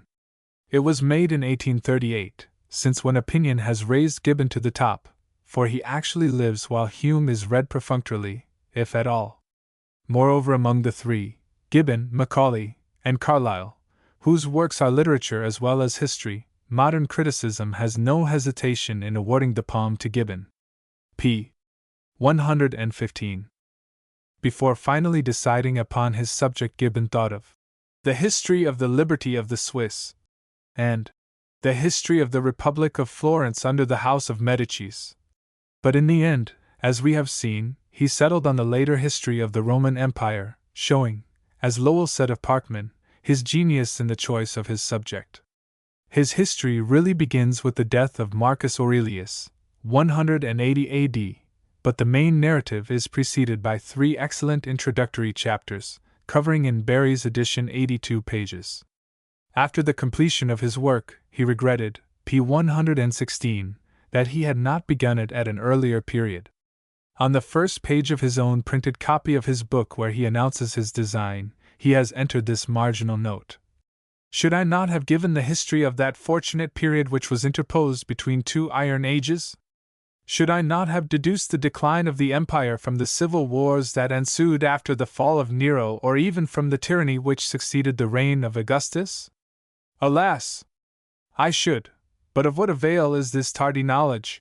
We may echo Gibbon's regret that he had not commenced his history with the reign of Tiberius, as, in his necessary use of Tacitus, we should have had the running comment of one great historian on another, of which we have a significant example in Gibbon's famous 16th chapter, wherein he discusses Tacitus's account of the persecution of the Christians by Nero. With his power of historic divination, he would have so absorbed Tacitus and his time that the history would almost have seemed a collaboration between 2 great and sympathetic minds. Tacitus, he wrote, very frequently trusts to the curiosity or reflection of his readers to supply those intermediate circumstances and ideas, which, in his extreme conciseness, he has thought proper to suppress. How Gibbon would have filled those gaps! Though he was seldom swayed by enthusiasm, his admiration of the Roman historian fell little short of idolatry. His references in The Decline and Fall are many, and some of them are here worth recalling to mind. In their primitive state of simplicity and independence, he wrote, The Germans were surveyed by the discerning eye and delineated by the masterly pencil of Tacitus, the first of historians who applied the science of philosophy to the study of facts. Again he speaks of him as the philosophic historian whose, p. 117, writings will instruct the last generation of mankind. And in chapter 16 he devoted 5 pages to citation from, and comment on, Tacitus, and paid him one of the most splendid tributes one historian ever paid another. To collect, to dispose, and to adorn a series of 80 years in an immortal work, every sentence of which is pregnant with the deepest observations and the most lively images, was an undertaking sufficient to exercise the genius of Tacitus himself during the greatest part of his life. So much for admiration. That, nevertheless, Gibbon could wield the critical pen at the expense of the historian he rated so highly, is shown by a marginal note in his own printed copy of The Decline and Fall. It will be remembered that Tacitus published his history and wrote his annals during the reign of Trajan, whom he undoubtedly respected and admired. He referred to the reigns of Nerva and Trajan in suggested contrast to that of Domitian as times when men were blessed with the rare privilege of thinking with freedom and uttering what they thought. It fell to both Tacitus and Gibbon to speak of the testament of Augustus which, after his death, was read in the Senate, and Tacitus wrote, Augustus added a recommendation to keep the empire within fixed limits, on which he thus commented, but whether from apprehension for its safety or jealousy of future rivals is uncertain. Gibbon thus criticized this comment. Why must rational advice be imputed to a base or foolish motive? To what cause, error, malevolence, or flattery, shall I ascribe the unworthy alternative? Was the historian dazzled by Trajan's conquests? A.D. p. 116. p. 117. The intellectual training of the greatest modern historian is a matter of great interest. From my early youth, p. 118, wrote Gibbon in his autobiography, I aspired to the character of an historian. He had an early and invincible love of reading, which he said he would not exchange for the treasures of India, and which led him to a vague and multifarious perusal of books. Before he reached the age of 15 he was matriculated at Magdalen College, giving this account of his preparation. I arrived at Oxford, he said, with a stock of erudition that might have puzzled a doctor and a degree of ignorance of which a schoolboy would have been ashamed. He did not adapt himself to the life or the method of Oxford, and from them apparently derived no benefit. I spent 14 months at Magdalen College, he wrote. They proved the 14 months the most idle and unprofitable of my whole life. He became a Roman Catholic. It was quite characteristic of this bookish man that his conversion was effected, not by the emotional influence of some proselytizer, but by the reading of books. English translations of 2 famous works of Bossuet fell into his hands. I read, he said. I applauded, I believed, and I surely fell by a noble hand. Before a priest in London, on June 8, 1753, he privately abjured the errors of heresy, and was admitted into the pale of the Church. But at that time this was a serious business for both priest and proselyte. For the rule laid down by Blackstone was this: where a person is reconciled to the See of Rome, or procures others to be reconciled, the offense amounts to high treason. This severe rule was not enforced, but there were milder laws under which a priest might suffer perpetual imprisonment, and the proselyte's estate be transferred to his nearest relations. Under such laws prosecutions were had and convictions obtained. Little wonder was it when Gibbon apprised his father in p. 119, an elaborate controversial epistle, of the serious step which he had taken, that the elder Gibbon should be astonished and indignant. In his passion he divulged the secret which effectually closed the gates of Magdalen College to his son, who was packed off to Lausanne and settled under the roof and tuition of a Calvinist minister. Edward Gibbon passed nearly 5 years at Lausanne, from the age of 16 to that of 21, and they were fruitful years for his education. It was almost entirely an affair of self-training, as his tutor soon perceived that the student had gone beyond the teacher, and allowed him to pursue his own special bent. After his history was published and his fame won, he recorded this opinion. In the life of every man of letters there is an era, from a level, from whence he soars with his own wings to his proper height, and the most important part of his education is that which he bestows on himself. This was certainly true in Gibbon's case. On his arrival at Lausanne he hardly knew any French, but before he returned to England he thought spontaneously in French and understood, spoke, and wrote it better than he did his mother tongue. He read Montesquieu frequently and was struck with his energy of style and boldness of hypothesis. Among the books which may have remotely contributed to form the historian of the Roman Empire were the provincial letters of Pascal, which he read with a new pleasure almost every year. From them, he said, I learned to manage the weapon of grave and temperate irony, even on subjects of ecclesiastical solemnity, as one thinks of his chapters in The Decline and Fall.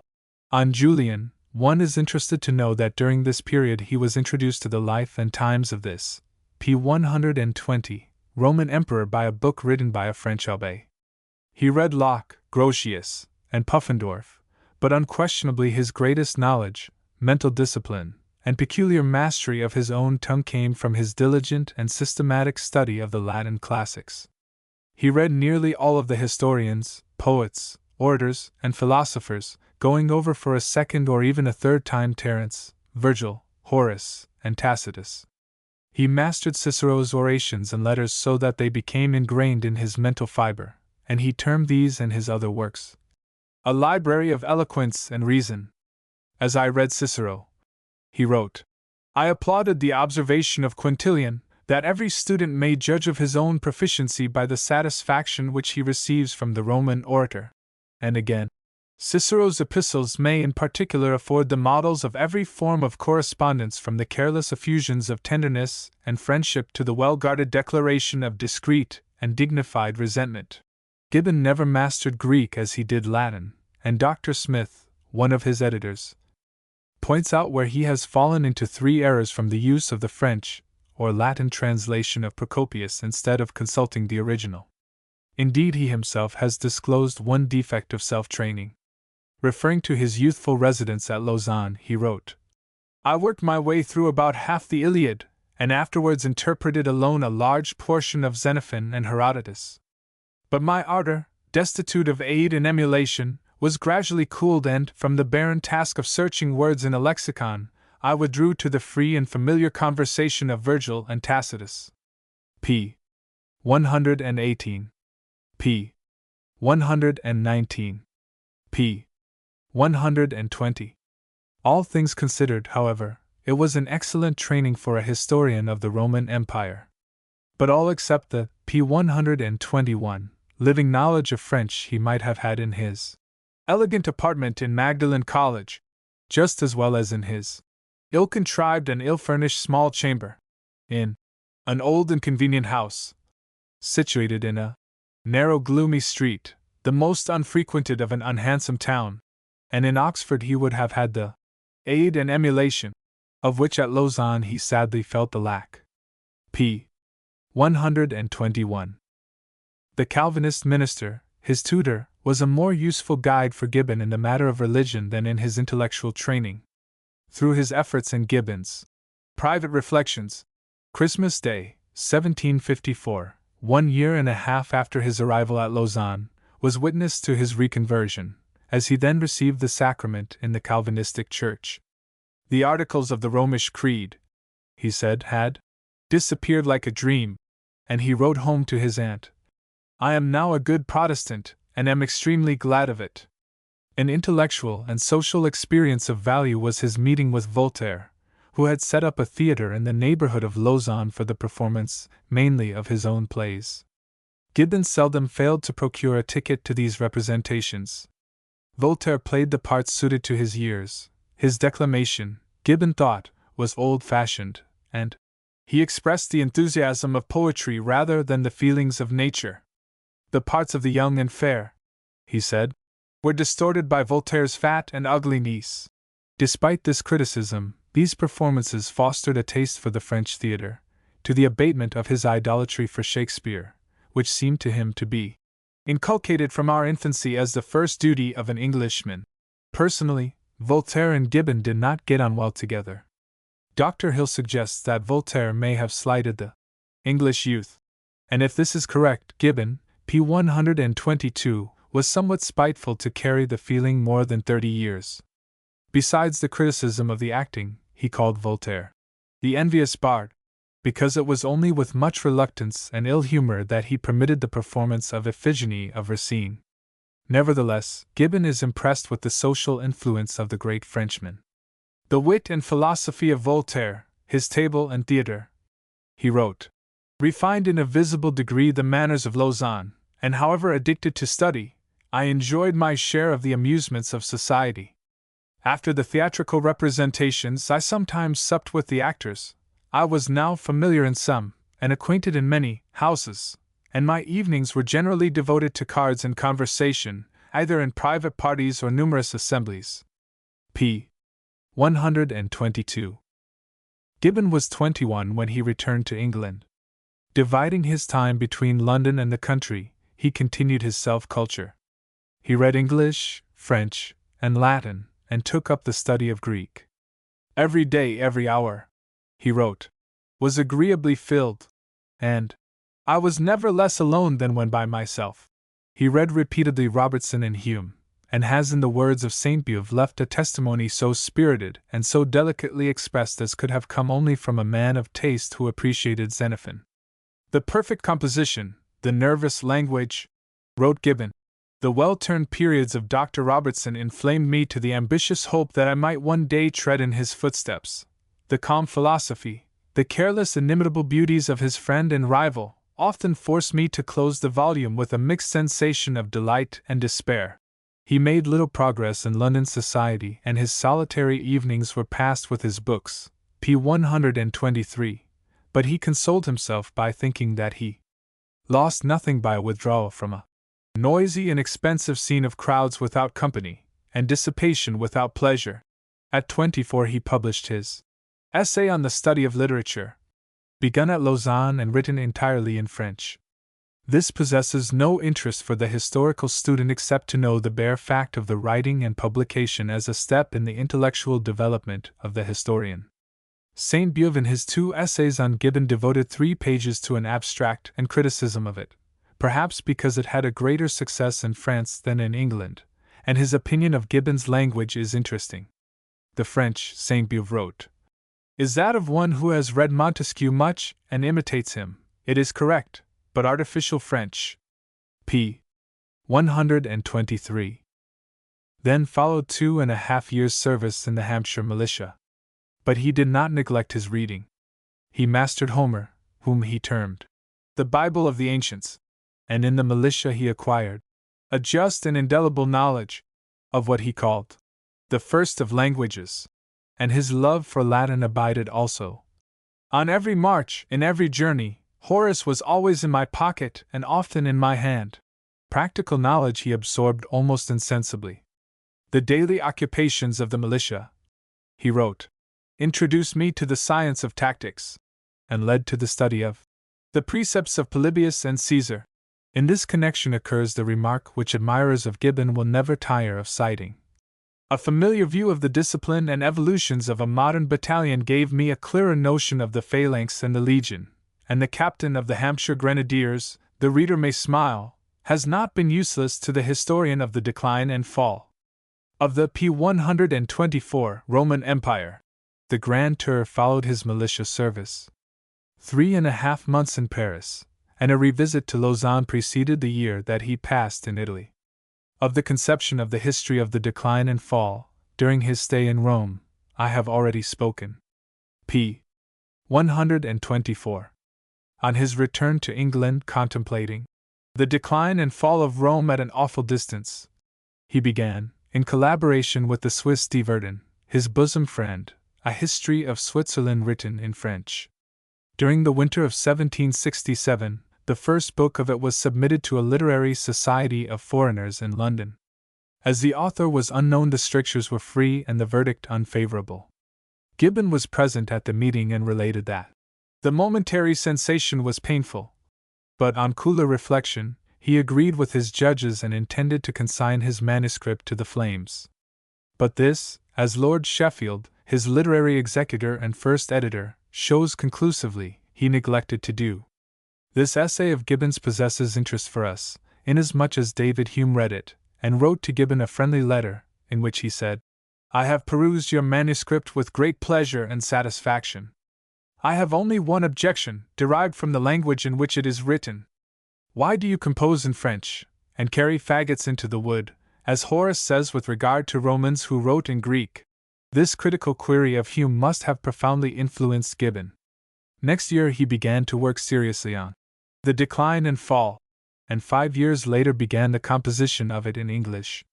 It does not appear that he had any idea of writing his magnum opus in French. In this rambling discourse, in which I have purposely avoided relating the life of Gibbon in anything like p. 125 chronological order, we return again and again to the great history. And it could not well be otherwise. For if Edward Gibbon could not have proudly said, "I am the author of 6 volumes in quartos," he would have had no interest for us.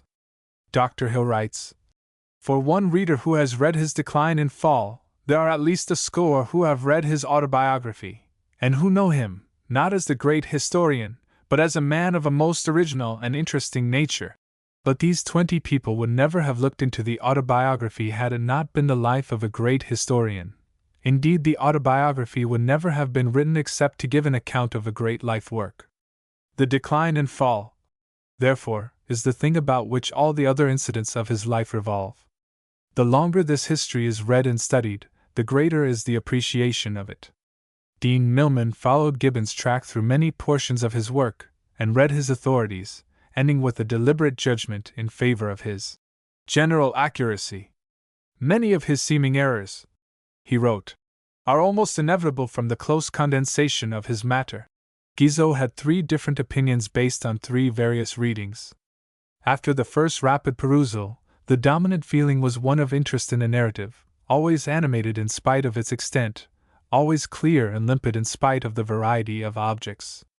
During the second reading, when he examined particularly certain points, he was somewhat disappointed. He encountered some errors either in the citations or in the facts, and especially shades and strokes of partiality which led him to a comparatively rigorous judgment. In the ensuing complete third reading, the first impression, doubtless corrected by the second, but not destroyed, survived and was, p. 126, maintained, and with some restrictions and reservations, Guizot declared that, concerning that vast and able work, there remained with him an appreciation of the immensity of research, the variety of knowledge, the sagacious breadth, and especially that truly philosophical rectitude of a mind which judges the past as it would judge the present.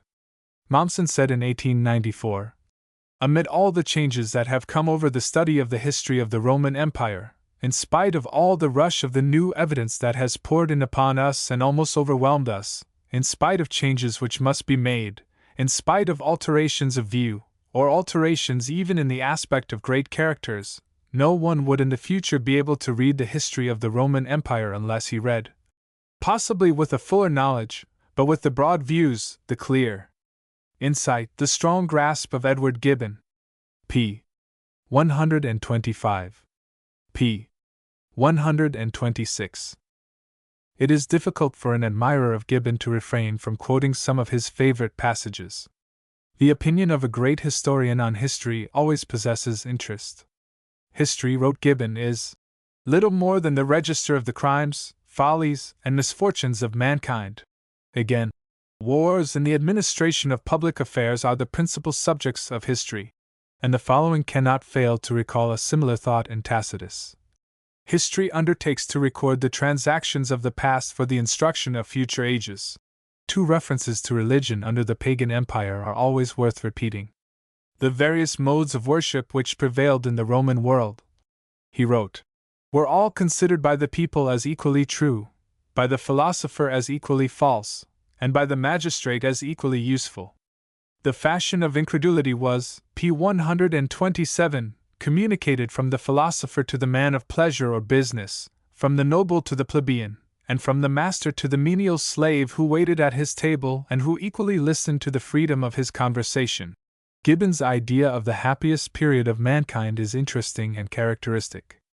"If," he wrote, a man were called to fix the period in the history of the world during which the condition of the human race was most happy and prosperous, he would, without hesitation, name that which elapsed from the death of Domitian to the accession of Commodus. This period was from AD 96 to 180, covering the reigns of Nerva, Trajan, Hadrian, Antoninus Pius, and Marcus Aurelius. Professor Carter, in a lecture in Rome in 1907, drew, by a modern comparison, a characterization of the first three named. When we were studying in Germany, he said, we were accustomed to sum up the three emperors, William I, Frederick III, and William II, as der Greis Kaiser, der Weiss Kaiser, und der Ries Kaiser. The characterizations will fit well Nerva, Trajan, and Hadrian. Gibbon speaks of the restless activity of Hadrian, whose life was almost a perpetual journey, and who during his reign visited every province of his empire. p. 127. AD. A casual remark of Gibbon's. Corruption is the most infallible symptom of constitutional liberty, shows the sentiment of the 18th century. The generality of the history becomes specific in a letter to his father, who has given him hopes of a seat in Parliament. This seat, so Edward Gibbon wrote, according to the custom of our venal country was to be bought, and £1,500 were mentioned as the price of purchase. Gibbon anticipated Captain Mahan. In speaking of a p. 128 naval battle between the fleet of Justinian and that of the Goths in which the galleys of the Eastern Empire gained a signal victory, he wrote, the Goths affected to depreciate an element in which they were unskilled, but their own experience confirmed the truth of a maxim, that the master of the sea will always acquire the dominion of the land. But Gibbon's anticipation was one of the frequent cases where the same idea has occurred to a number of men of genius, as doubtless Captain Mahan was not aware of this sentence any more than he was of Bacon's and Raleigh's epitomes of the theme which he has so originally and brilliantly treated. p. 128. No modern historian has been the subject of so much critical comment as Gibbon. I do not know how it will compare in volume with either of the similar examinations of Thucydides and Tacitus, but the criticism is of a different sort. The only guarantee of the honesty of Tacitus, wrote Sainte-Beuve, is Tacitus himself, and a like remark will apply to Thucydides. But a fierce light beats on Gibbon. His voluminous notes furnish the critics the materials on which he built his history, which, in the case of the ancient historians, must be largely a matter of conjecture. With all the searching examination of the decline and fall, it is surprising how few errors have been found and, of the errors which have been noted, how few are really important. Guizot, Milman, Dr. Smith, Cotter Morrison, Barry, and a number of lesser lights have raked his text and his notes, with few momentous results. We have, writes Barry, improved methods over Gibbon and much new material of various kinds. But Gibbon's historical sense kept him constantly right in dealing with his sources. p. 129 and, in the main things he is still our master. The man is generally reflected in his book. That Gibbon has been weighed and not found wanting is because he was as honest and truthful as any man who ever wrote history.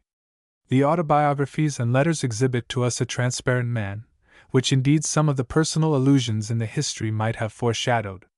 I have often fluctuated and shall tamely follow the Colbert MS. He wrote, where the authenticity of a book was in question.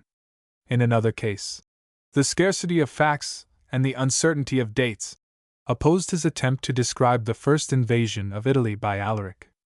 In the beginning of the famous chapter 44, which is admired by jurists as a brief and brilliant exposition of the principles of Roman law, Gibbon wrote, attached to no party, interested only for the truth and candor of history, and directed by the most temperate and skillful guides, I enter with just diffidence on the subject of civil law.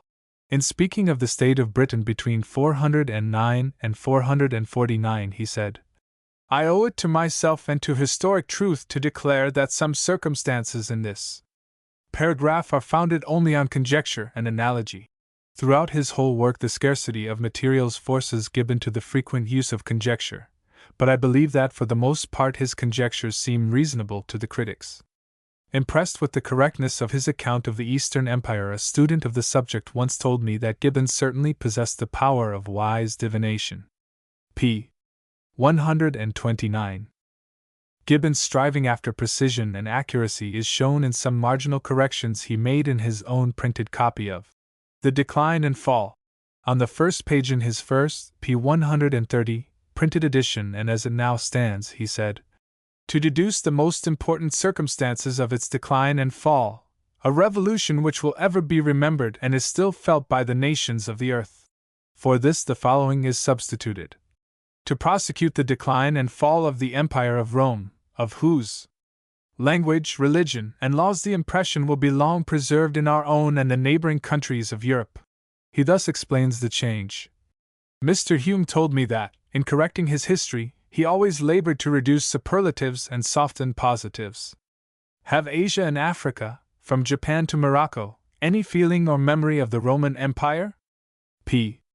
130.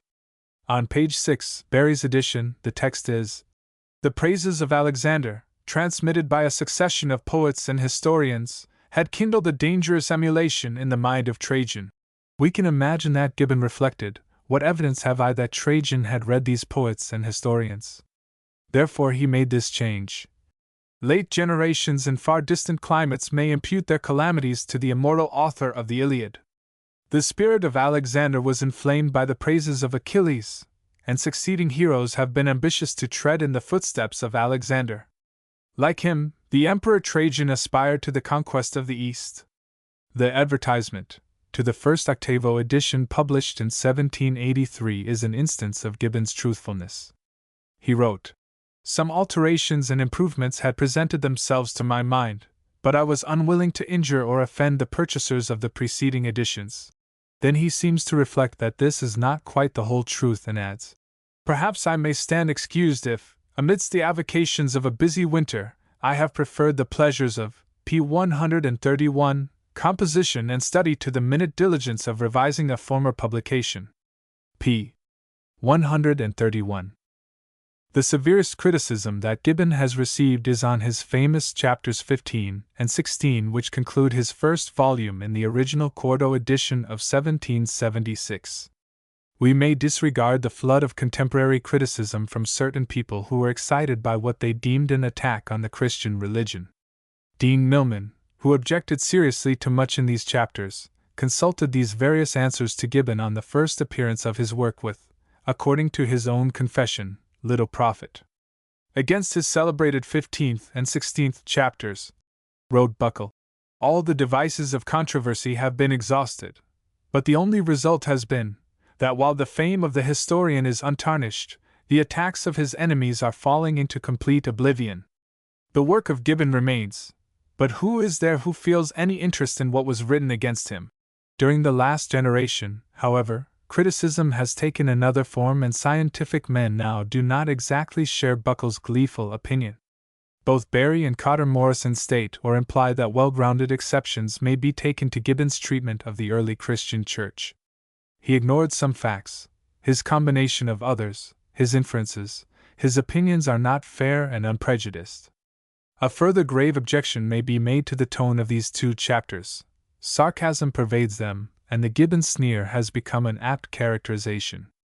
Francis Parkman admitted that he was a reverent agnostic, and if Gibbon had been a reverent freethinker, these two chapters would have been far different in tone. Lecky, p. 132, regarded the Christian Church as a great institution worthy of reverence and respect, although he stated the central thesis of Gibbon with emphasis just as great. Of the conversion of the Roman Empire to Christianity, Lecky wrote, "It may be boldly asserted that the assumption of a moral or intellectual miracle is utterly gratuitous. Never before was a religious transformation so manifestly inevitable." Gibbon's sneering tone was a characteristic of his time.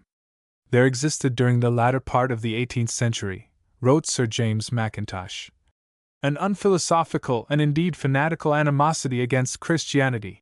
But Gibbon's private defense is entitled to consideration as placing him in a better light. The primitive church, which I have treated with some freedom," he wrote to Lord Sheffield in 1791, "was itself at that time an innovation, and I was attached to the old pagan establishment.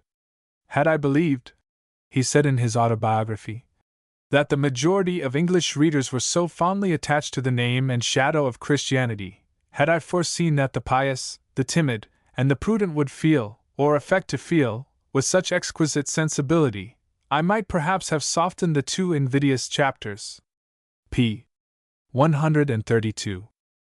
On the other hand, Gibbon's treatment of Julian the Apostate is in accordance with the best modern standard. It might have been supposed that a quasi-pagan, as he avowed himself, would have emphasized Julian's virtues and ignored his weaknesses as did Voltaire, who invested him with all the good qualities of Trajan, Cato, and Julius Caesar, without their defects. Robertson indeed feared that he might fail in this part of the history, but Gibbon weighed Julian in the balance, duly estimating his strength and his, p. 133, weakness, with the result that he has given a clear and just account in his best and most dignified style. p. 133. Gibbon's treatment of Theodora, the wife of Justinian, is certainly open to objection. Without proper sifting and a reasonable skepticism, he has incorporated into his narrative the questionable account with all its salacious details which Procopius gives in his Secret History, Gibbon's love of a scandalous tale getting the better of his historical criticism. He has not neglected to urge a defense. I am justified, he wrote, in painting the manners of the times. The vices of Theodora form an essential feature in the reign and character of Justinian. My English text is chaste, and all licentious passages are left in the obscurity of a learned language. This explanation satisfies neither Cotter Morrison nor Barry, nor would it hold for a moment as a justification of a historian of our own day.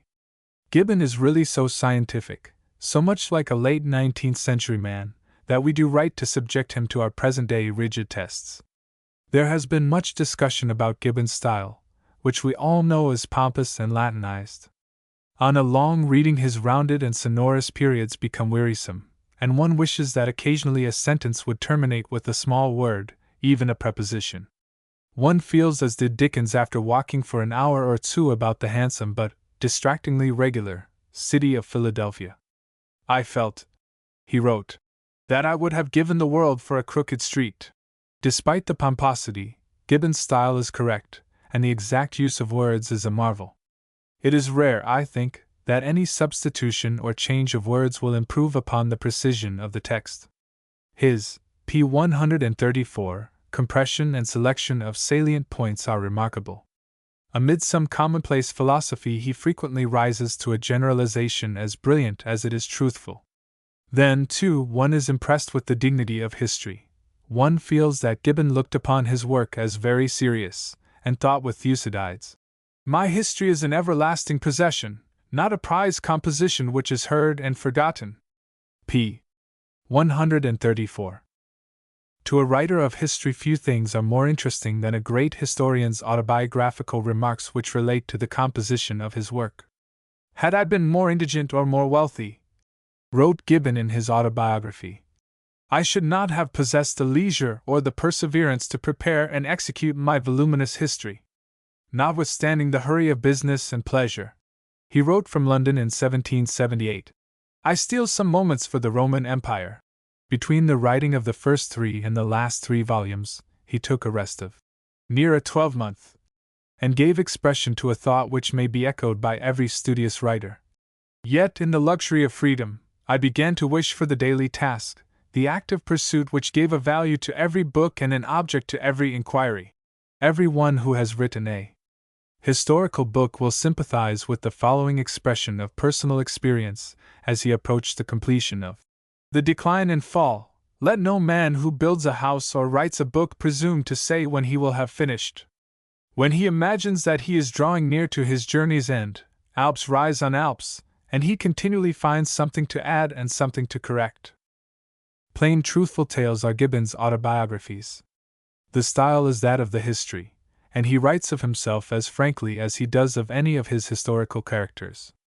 His, p. 135, failings, what he has somewhere termed the amiable weaknesses of human nature, are disclosed with the openness of a Frenchman. All but one of the 10 years between 1783 and 1793, Between the ages of 46 and 56, he passed at Lausanne. There he completed The Decline and Fall, and of that period he spent from August 1787 to July 1788 in England to look after the publication of the last 3 volumes. His life in Lausanne was one of study, writing, and agreeable society, of which his correspondence with his English friends gives an animated account. The 2 things one is most impressed with are his love for books and his love for Madeira. Though a lover of society, he wrote, "My library is the room to which I am most attached." While getting settled at Lausanne, he complains that his boxes of books loiter on the road, and then he harps on another string. "Good Madeira," he writes, "is now become essential to my health and reputation. Yet again, if I do not receive a supply of Madeira in the course of the summer, I shall be in great shame and distress." His good friend in England, Lord Sheffield, regarded his prayer and sent him a hogshead of best old Madeira, and a tierce containing 6 dozen bottles of finest Malmsey, and at the same time wrote, "You will remember that a hogshead is on his travels through the torrid zone for you. No wine is meliorated to a greater degree by keeping than Madeira, and you latterly appeared so ravenous for it, that I must conceive you wished to have a stock." Gibbon's devotion to Madeira bore its penalty. At the age of 48 he sent this account to his stepmother. "I was in hopes that my old enemy the gout had given over the attack, but the villain, with his ally the winter, p. 136, convinced me of my error, and about the latter end of March I found myself a prisoner in my library and my great chair. I attempted twice to rise, he twice knocked me down again and kept possession of both my feet and knees longer, I must confess, than he ever had done before." Eager to finish his history, he lamented that his long gout lost him 3 months in the spring. Thus, as you go through his correspondence, you find that orders for Madeira and attacks of gout alternate with regularity. Gibbon apparently did not connect the 2 as cause and effect, as in his autobiography he charged his malady to his service in the Hampshire militia, when the daily practice of hard and even excessive drinking had sown in his constitution the seeds of the gout. p. 135. p. 136.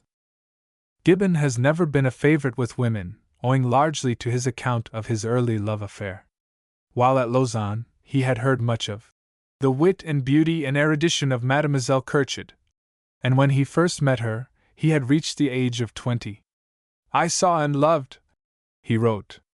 "I found her learned without pedantry, lively in conversation, pure in sentiment, and elegant in manners. She listened to the voice of truth and passion. At Lausanne I indulged my dream of felicity." And indeed he appeared to be an ardent lover. "He was seen," said a contemporary, "stopping country people near Lausanne and demanding at the point of a naked dagger whether a more adorable creature existed than Suzanne Curchod." On his return to England, however, he soon discovered that his father would not hear of this alliance, and he thus related the sequence. "After a painful struggle, I yielded to my fate. I sighed as a lover, I obeyed as a son." From p. 137, England, he wrote to Mademoiselle Curchod breaking off the engagement. Perhaps it is because of feminine criticism that Cotter Morrison indulges in an elaborate defense of Gibbon, which indeed hardly seems necessary. Rousseau, who was privy to the love affair, said that Gibbon was too cold-blooded a young man for his taste or for Mademoiselle Curchod's happiness. Mademoiselle Curchod a few years later married Necker, a rich Paris banker, who under Louis XVI held the office of Director General of the Finances. She was the mother of Madame de Staël, was a leader of the literary society in Paris, and, despite the troublous times, must have led a happy life. One delightful aspect of the story is the warm friendship that existed between Madame Necker and Edward Gibbon. This began less than a year after her marriage.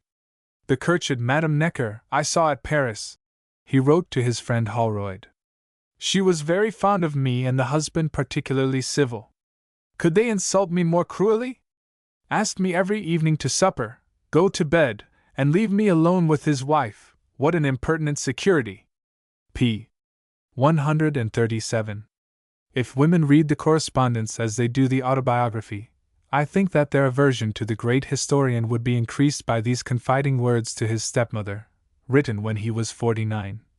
The habits of female conversation have sometimes tempted me to acquire the piece of furniture, a wife, and could I unite in a single woman the virtues and accomplishments of half a dozen, p. 138, of my acquaintance, I would instantly pay my addresses to the constellation. p. 138. I have always been impressed with Gibbon's pride at being the author of 6 volumes in quartos, but as nearly all histories now are published in octavo, I had not a distinct idea of the appearance of a quarto volume until the preparation of this essay led me to look at different editions of Gibbon in the Boston Athenaeum. There I found the quartos, the first volume of which is the 3rd edition, published in 1777. It will be remembered that the original publication of the first volume was in February 1776. The volume is 11¼ inches long by 9 inches wide and is much heavier than our very heavy octavo volumes. With this volume in my hand I could appreciate the remark of the Duke of Gloucester when Gibbon brought him the 2nd volume of the Decline and Fall. Laying the quarto on the table, he said, "Another D thick square book. Always scribble, scribble, scribble. Eh? Mr. Gibbon?" During my researches at the Athenaeum, I found an octavo edition, the first volume of which was published in 1791, and on the cover was written, "Given to the Athenaeum by Charles Cabot. Received December 10, 1807. This was the year of the foundation of the Athenaeum. On the quarto of 1777 there was no indication, but the scholarly cataloguer informed me that it was probably also received in 1807.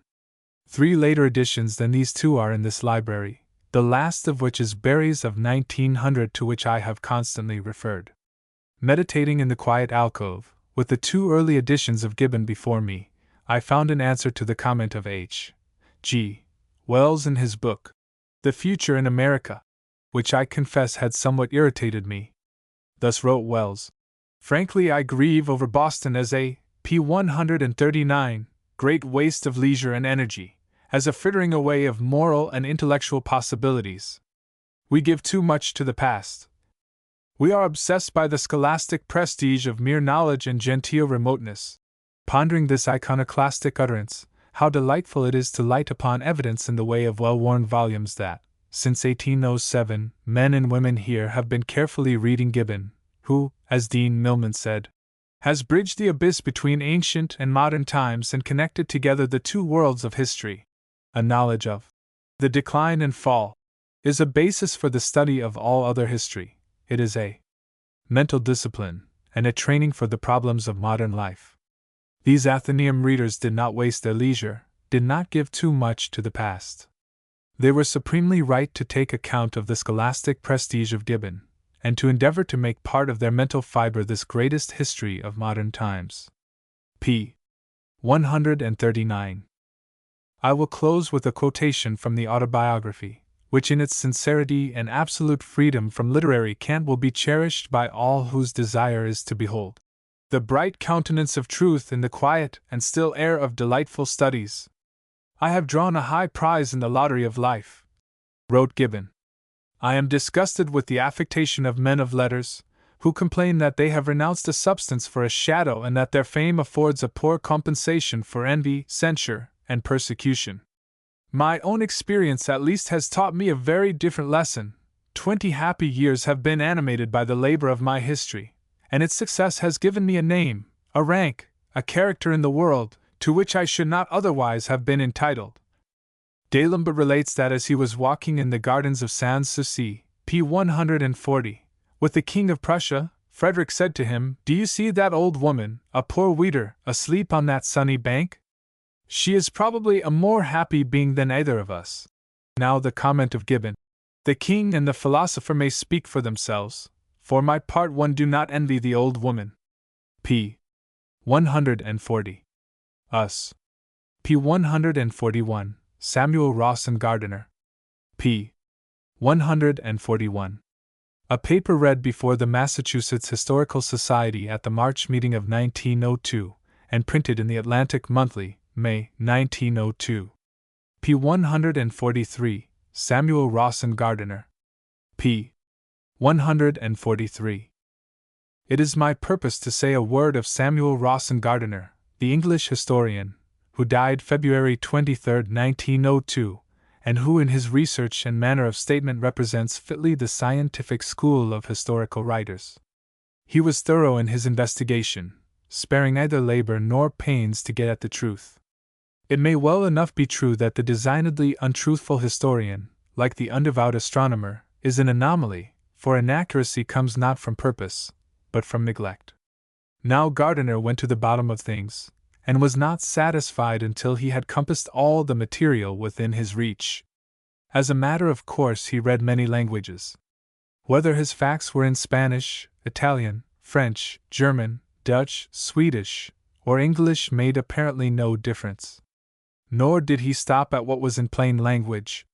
He read a diary written chiefly in symbols, and many letters in cipher. A large part of his material was in manuscript, which entailed greater labor than if it had been in print. As one reads the prefaces to his various volumes and his footnotes, amazement is the word to express the feeling that a man could have accomplished so much in 47 years. One feels that there is no one-sided use of any material. The Spanish, the Venetian, the French, the Dutch nowhere displaces the English. In Froude's Elizabeth one gets the impression that the Simancas manuscripts furnish a disproportionate basis of the narrative. In Ranke's England, that the story is made up too much from the Venetian archives. Gardiner himself copied many Simancas manuscripts in Spain, and he studied, p. 144, the archives in Venice, Paris, Brussels, and Rome, but these, and all the other great mass of foreign material, are kept adjunctive to that found in his own land.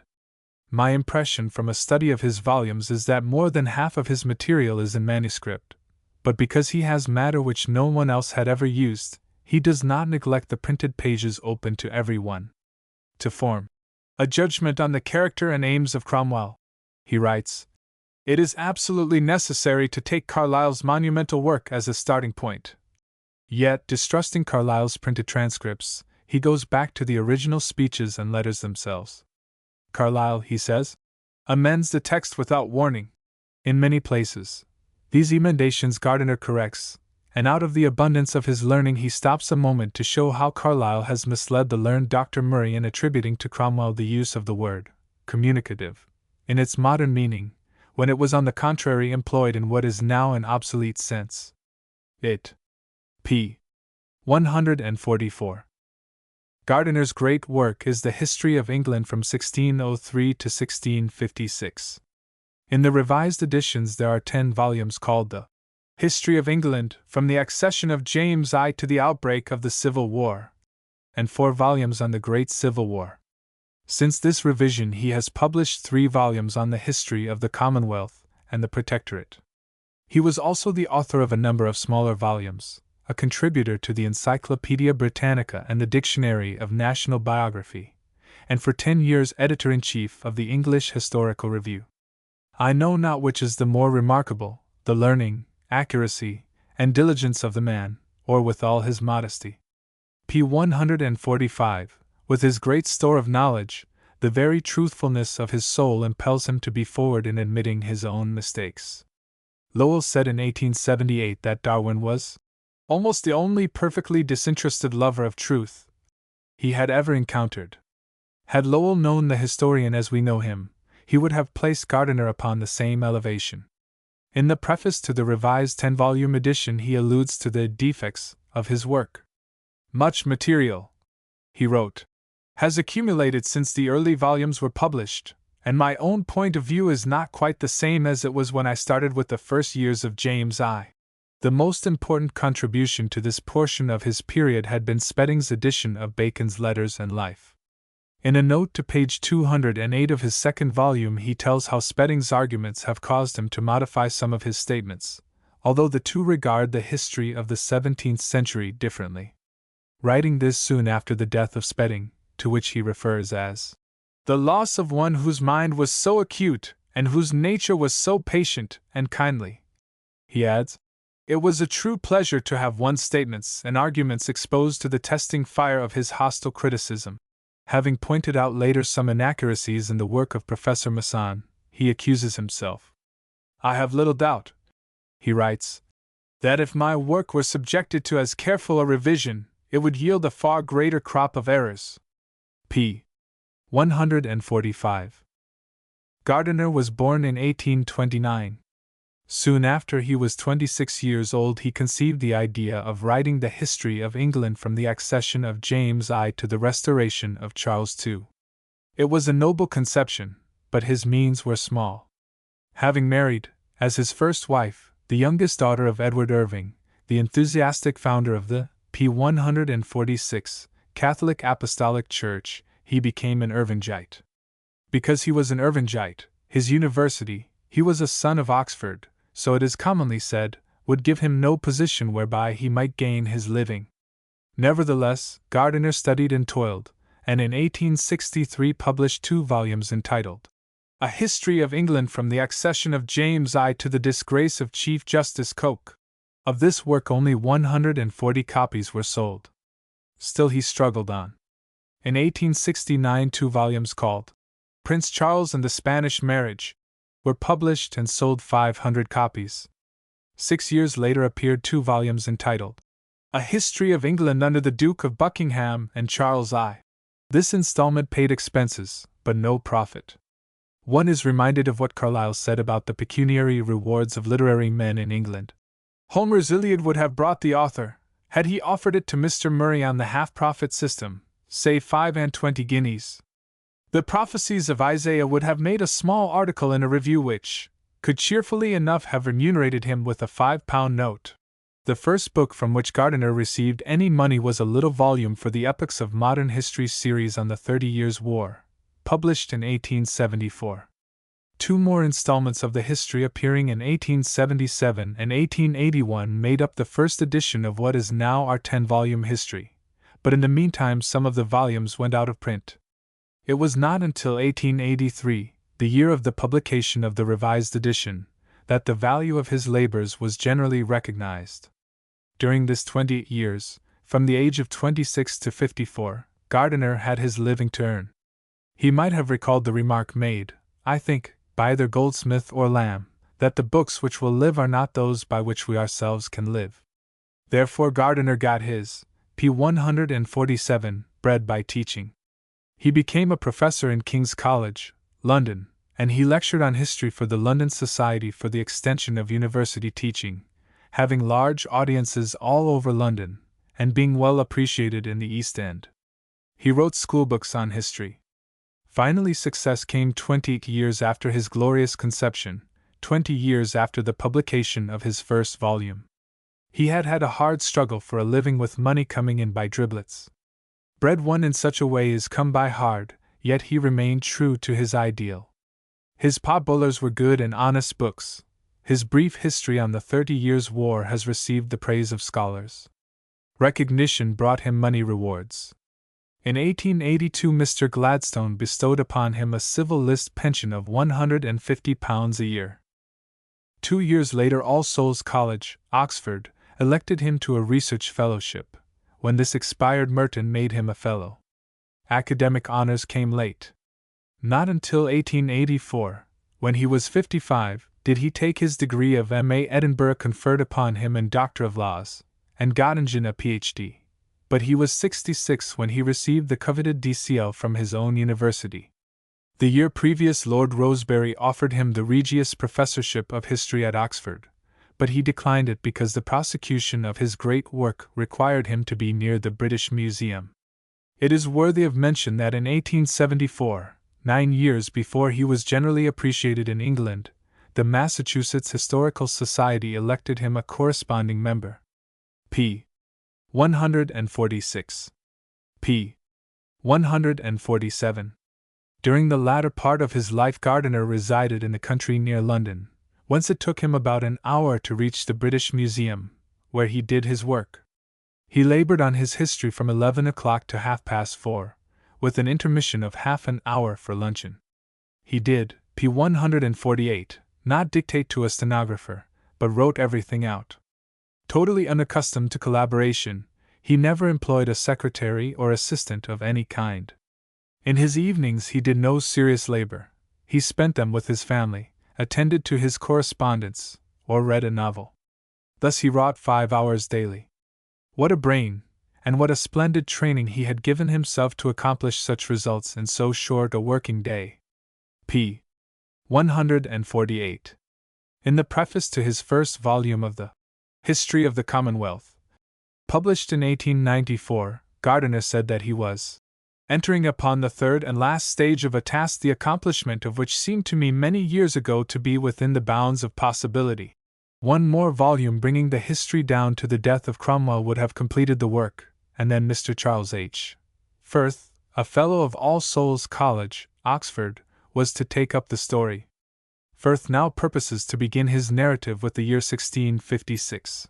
Gardiner's mantle has fallen on worthy shoulders.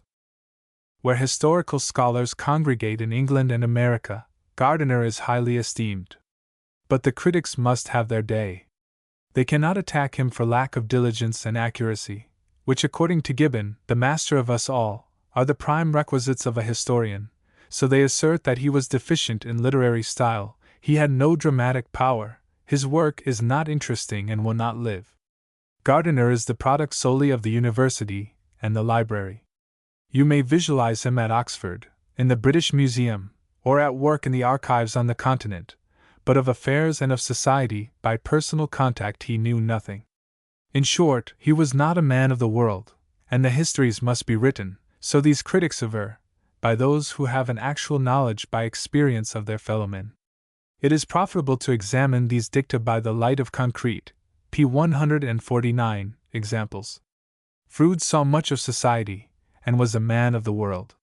He wrote 6 volumes on the reign of Elizabeth, from which we get the distinct impression that the dominant characteristics of Elizabeth were meanness, vacillation, selfishness, and cruelty.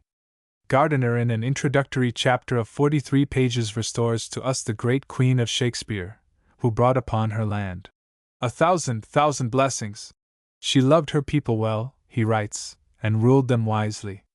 She cleared the way for liberty, though she understood it not. Elsewhere he speaks of her high spirit and enlightened judgment. The writer who has spent his life in the library among dusty archives estimates the great ruler more correctly than the man of the world. We all know Macaulay, a member of Parliament, a member of the Supreme Council of India, a cabinet minister, a historian of great merit, a brilliant man of letters. In such a one, according to the principles laid down by these critics, we should expect to find a supreme judge of men. Macaulay in his essays in the first chapter of the history painted Wentworth and Laud in the very blackest of colors, which had burned themselves into the heart of the people of England. Gardiner came. Wentworth and Laud, he wrote, were controlled by a noble ambition, which was not stained with personal selfishness or greed. England may well be proud of possessing in Wentworth a nobler if a less practical statesman than Richelieu, of the type to which the great cardinal belonged. Again, Wentworth was the high-minded, masterful statesman, erring gravely through defects of temper and knowledge.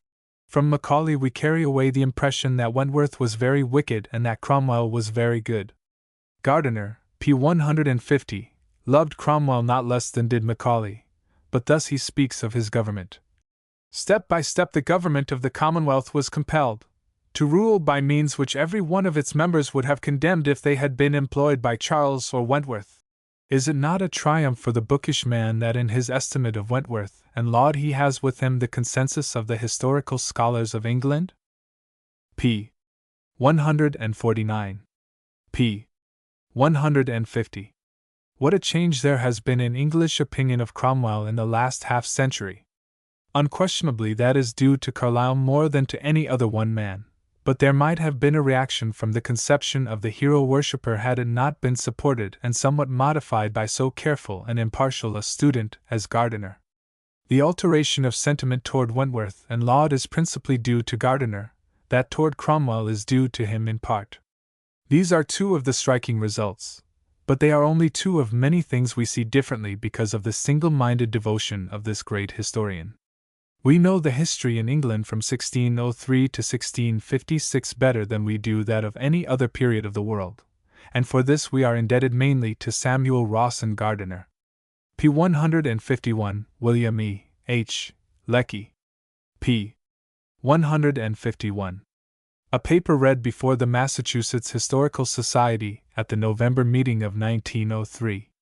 p. 153, William E. H. Lecky. p. 153. Amazement was the feeling of the reading world on learning that the author of the History of Rationalism was only 27, and the writer of the History of European Morals only 31. The sentiment was that a prodigy of learning had appeared, and a perusal of these works now renders comprehensible the contemporary astonishment. The Morals, published in 1869, is the better book of the two, and if I may judge from my own personal experience, it may be read with delight when young, and reread with respect and advantage at an age when the enthusiasms of youth have given way to the critical attitude of experience. Grant all the critics say of it, that the reasoning by which Lecky attempts to demolish the utilitarian theory of morals is no longer of value, and that it lacks the consistency of either the orthodox or the agnostic, that there is no new historical light, and that much of the treatise is commonplace. Nevertheless, the historical illustrations and disquisitions, the fresh combination of well-known facts, are valuable for instruction and for a new point of view. His analysis of the causes of the decline and fall of the Roman Empire is drawn, of course, from Gibbon, but I have met those who prefer the interesting story of Lecky to the majestic sweep of the great master. Much less brilliant than Buckle's History of Civilization, the first volume of which appeared 12 years earlier, the Morals has stood better the test of time. Amazement. The intellectual biography of so precocious a writer is interesting, and fortunately it has been related by Lecky, p. 154, himself. When he entered Trinity College, Dublin, in 1856, Mill was in the zenith of his fame and influence. Hugh Miller was attempting to reconcile the recent discoveries of geology with the Mosaic cosmogony. In poetry, wrote Lecky, Tennyson and Longfellow reigned, I think, with an approach to equality which has not continued. In government, the orthodox political economists furnished the theory and the Manchester school the practice. All this intellectual fermentation affected this inquiring young student, but at first Bishop Butler's Analogy and Sermons, which were then much studied at Dublin, had the paramount influence. Of the living men, Archbishop Whately, then at Dublin, held sway. Other writers whom he mastered were Coleridge, Newman, and Emerson, Pascal, Bossuet, Rousseau, and Voltaire, Douglas Stewart, and Mill. In 1857 Buckle burst upon the world, and proved a stimulus to Lecky as well as to most serious historical students. The result of these studies, Lecky relates, was his History of Rationalism, published in the early part of 1865. p. 154. The claim made by many of Lecky's admirers, that he was a philosophic historian, as distinct from literary historians like Carlyle and Macaulay, and scientific like Stubbs and Gardiner, has injured him in the eyes of many historical students who believe that if there be such a thing as the philosophy of history, the narrative ought to carry it naturally. To interrupt the relation of events, or the delineation of character with parading of trite reflections or with rashly broad generalizations is neither science nor art. Lecky has sometimes been condemned by students who, revolting at the term philosophy, in connection with history, have failed to read his greatest work, the History of England in the 18th Century. This is a decided advance on the history of morals, and shows honest, p. 155, investigation in original material, much of it manuscript, and an excellent power of generalization widely different from that which exhibits itself in a paltry philosophy. These volumes are a real contribution to historical knowledge. Parts of them which I like often to recur to are the account of the ministry of Walpole, the treatment of parliamentary corruption, of the condition of London, and of national tastes and manners. His chapter 9, which relates the rise of Methodism, has a peculiarly attractive swing and go, and his use of anecdote is effective. p. 155.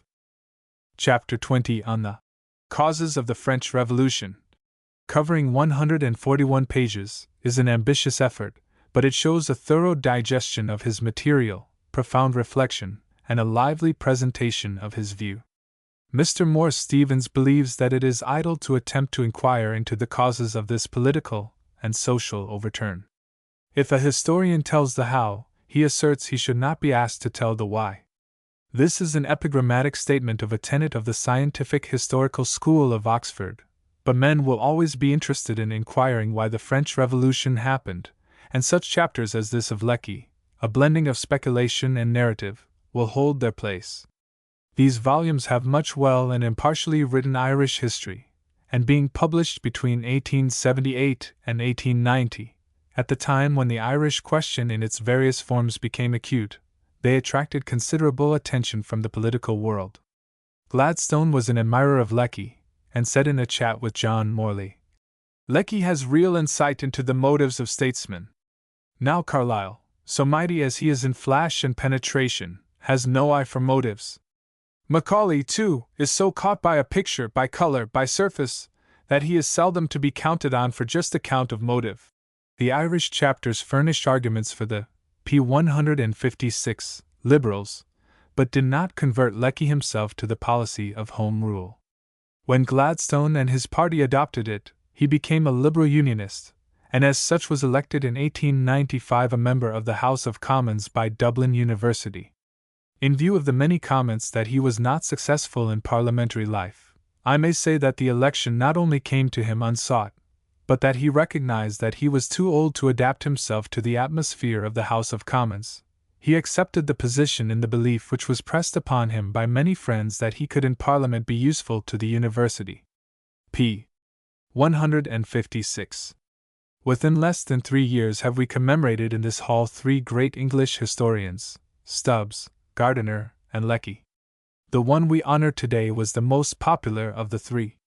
Not studied so much at the seats of learning, he is better known to journalists, to statesmen, to men of affairs, in short to general readers.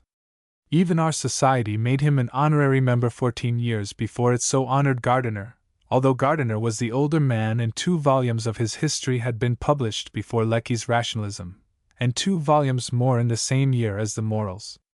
1 year after it was published, Rationalism went into a 3rd edition. Gardiner's first volume sold 140 copies. It must, however, be stated that the Society recognized Gardiner's work as early as 1874 by electing him a corresponding member. It is difficult to guess how long Lecky will be read. His popularity is distinct. He was the rare combination of a scholar and a man of the world, made so by his own peculiar talent and by lucky opportunities. He was not obliged to earn his living. In early life, by intimate personal intercourse, he drew intellectual inspiration from Dean Milman, and later he learned practical politics through his friendship, p. 157, with Lord Russell. He knew well Herbert Spencer, Huxley, and Tyndall. In private conversation he was a very interesting man. His discourse ran on books and on men. He turned from one to the other and mixed up the two with a ready familiarity. He went much into London society, and though entirely serious and without having, so far as I know, a gleam of humor, he was a fluent and entertaining talker. p. 157. Mr. Lecky was vitally interested in the affairs of this country, and sympathized with the North during our Civil War. He once wrote to me, "I am old enough to remember vividly your great war, and was then much with an American friend, a very clever lawyer named George Bemis, whom I came to know very well at Rome. I was myself a decided Northerner, but the right of revolution was always rather a stumbling block." Talking with Mr. Lecky in 1895, not long after the judgment of the United States Supreme Court that the income tax was unconstitutional, he expressed the opinion that it was a grand decision, evidencing a high respect for private property. But in the next breath came the question, "How are you ever to manage continuing the payment of those enormous pensions of yours?" It is not, I think, difficult to explain why Stubbs and Gardiner are more precious possessions for students than Lecky. Gardiner devoted his life to the 17th century. If we may reckon the previous preparation and the ceaseless revision, Stubbs devoted a good part of his life to the constitutional history from the beginnings of it to Henry VII. Lecky's 8 volumes on the 18th century were published in 13 years. A mastery of such an amount of original material as Stubbs and Gardiner mastered was impossible within that time. Lecky had the p. 158 faculty of historic divination which compensated to some extent for the lack of a more thorough study of the sources. Genius stood in the place of painstaking engrossment in a single task. p. 158. The last important work of Lecky, Democracy and Liberty, was a brave undertaking. Many years ago he wrote, "When I was deeply immersed in the history of England in the 18th century, I remember being struck by the saying of an old and illustrious friend that he could not understand the state of mind of a man who, when so many questions of burning and absorbing interest were rising around him, could devote the best years of his life to the study of a vanished past." Hence the book which considered present issues of practical politics and party controversies, and a result that satisfied no party and hardly any faction. It is an interesting question who chose the better part, he or Stubbs and Gardiner, they who devoted themselves entirely to the past, or he who made a conscientious endeavor to bring to bear his study of history upon the questions of the present. p. 159, Sir Spencer Walpole. p. 159. A paper read before the Massachusetts Historical Society at the November meeting of 1907. p. 161, Sir Spencer Walpole. p. 161. Sir Spencer Walpole was an excellent historian and industrious writer. His first important work, entitled The History of England from 1815, was published at intervals from 1878 to 1886. The first installment appeared when he was 39 years old. This in 6 volumes carried the history to 1858 in an interesting, accurate, and impartial narrative. 4 of the 5 chapters of the first volume are entitled The Material Condition of England in 1815, Society in England, Opinion in 1815, The Last of the Ebb Tide, and they are masterly in their description and relation. During the Napoleonic Wars, business was good. The development of English manufactures, due largely to the introduction of steam as a motive power, was marked.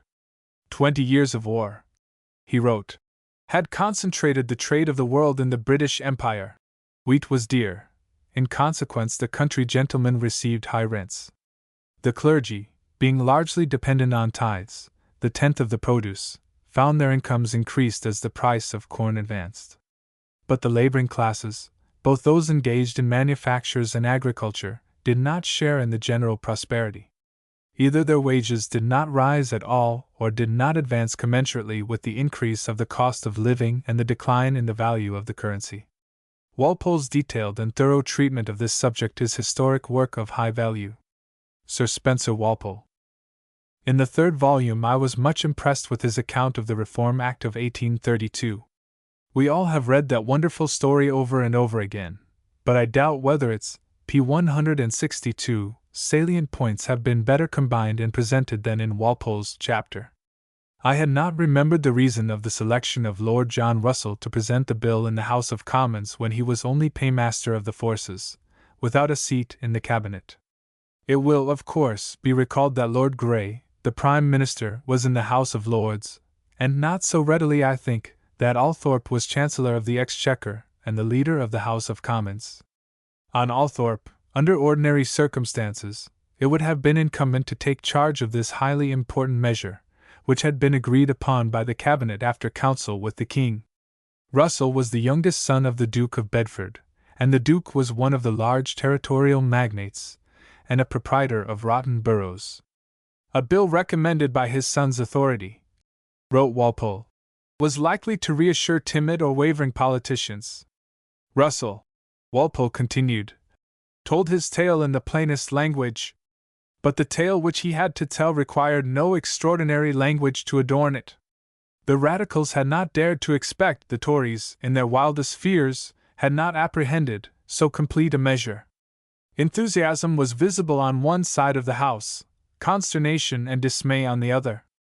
At last, when Russell read the list of boroughs which were doomed to extinction, the Tories hoped that the completeness of the measure would ensure its defeat. Forgetting their fears, they began to be amused and burst into peals of derisive laughter. 208. p. 162. Walpole's next book was the Life of Lord John Russell, 2 volumes published in 1889, This was undertaken at the request of Lady Russell, who placed at his disposal a mass of private and official papers and diaries and letters of a much more private nature. She also acceded to his p. 163 request that she was not to see the biography until it was ready for publication, so that the whole responsibility of it would be Walpole's alone. The Queen gave him access to 3 bound volumes of Russell's letters to herself, and sanctioned the publication of certain letters of King William IV. Walpole wrote the biography in about 2 years and a half, and this, considering that at the time he held an active office, displayed unusual industry. If I may judge the work by a careful study of the chapter on the American Civil War, it is a valuable contribution to political history. p. 163. Passing over 3 minor publications, we come to Walpole's History of 25 Years, 2 volumes of which were published in 1904. A brief extract from his preface is noteworthy, written as it is by a man of keen intelligence, with great power of investigation and continuous labor, and possessed of a sound judgment. After a reference to his History of England from 1815, he said, "The time has consequently arrived when it ought to be as possible to write the history of England from 1857 to 1880, as it was 20 years ago to bring down the narrative of that history to 1856 or 1857. So far as I am able to judge, most of the material which is likely to be available for British history in the period with which these 2 volumes are concerned, 1856 to 1870, is already accessible. It is not probable that much which is wholly new remains unavailable. I read carefully these 2 volumes when they first appeared, and found them exceedingly fascinating. Palmerston and Russell, Gladstone and Disraeli, are made so real that we follow their contests, as if we ourselves had a hand in them. A half-dozen or more years ago an Englishman told me that Palmerston and Russell were no longer considered of account in England. But I do not believe one can rise from reading these volumes without being glad of a knowledge of these, p. 164, 2 men whose patriotism was of a high order. Walpole's several characterizations, in a summing up of Palmerston, display his knowledge of men. Men pronounce Lord Melbourne indifferent, he wrote. Sir Robert Peel cold, Lord John Russell uncertain, Lord Aberdeen weak, Lord Derby haughty, Mr. Gladstone subtle, Lord Beaconsfield unscrupulous. But they had no such epithet for Lord Palmerston. He was as earnest as Lord Melbourne was indifferent, as strong as Lord Aberdeen was weak, as honest as Lord Beaconsfield was unscrupulous. Sir Robert Peel repelled men by his temper, Lord John Russell, by his coldness, Lord Derby offended them by his pride, Mr. Gladstone distracted them by his subtlety. But Lord Palmerston drew both friends and foes together by the warmth of his manners and the excellence of his heart. I. 525. p. 164. Walpole's knowledge of continental politics was apparently thorough. At all events, anyone who desires 2 entrancing tales should read the chapter on the Union of Italy, of which Cavour and Napoleon III are the heroes, and the 2 chapters entitled The Growth of Prussia and the Decline of France, and The Fall of the Second Empire. In these 2 chapters Napoleon III again appears, but Bismarck is the hero. Walpole's chapter on the American Civil War is the writing of a broad-minded, intelligent man who could look on 2 sides. Of Walpole's last book, Studies in Biography, published in 1907, I have left myself no time to speak. Those who are interested in it should read the review of it in The Nation early this year, which awards it high and unusual commendation. The readers of Walpole's histories may easily detect in them a treatment not possible from a mere closet student, p. 165, of books and manuscripts. A knowledge of the science of government and of practical politics is there. For Walpole was of a political family. He was of the same house as the great Whig Prime Minister, Sir Robert, and his father was Home Secretary in the Lord Derby Ministry of 1858, and again in 1866, when he had to deal with the famous Hyde Park meeting of July 23. On his mother's side he was a grandson of Spencer Perceval, the Prime Minister who in 1812 was assassinated in the lobby of the House of Commons. Walpole's earliest publication was a biography of Perceval. p. 165. And Spencer Walpole himself was a man of affairs. A clerk in the War Office in 1858, private secretary to his father in 1866, next year Inspector of Fisheries, later Lieutenant Governor of the Isle of Man, and from 1893 to 1899 Secretary to the Post Office. In spite of all this administrative work, his books show that he was a wide, general reader, apart from his special historical studies. He wrote in an agreeable literary style, with Macaulay undoubtedly as his model, although he was by no means a slavish imitator. His History of 25 Years seems to me to be written with a freer hand than the earlier history.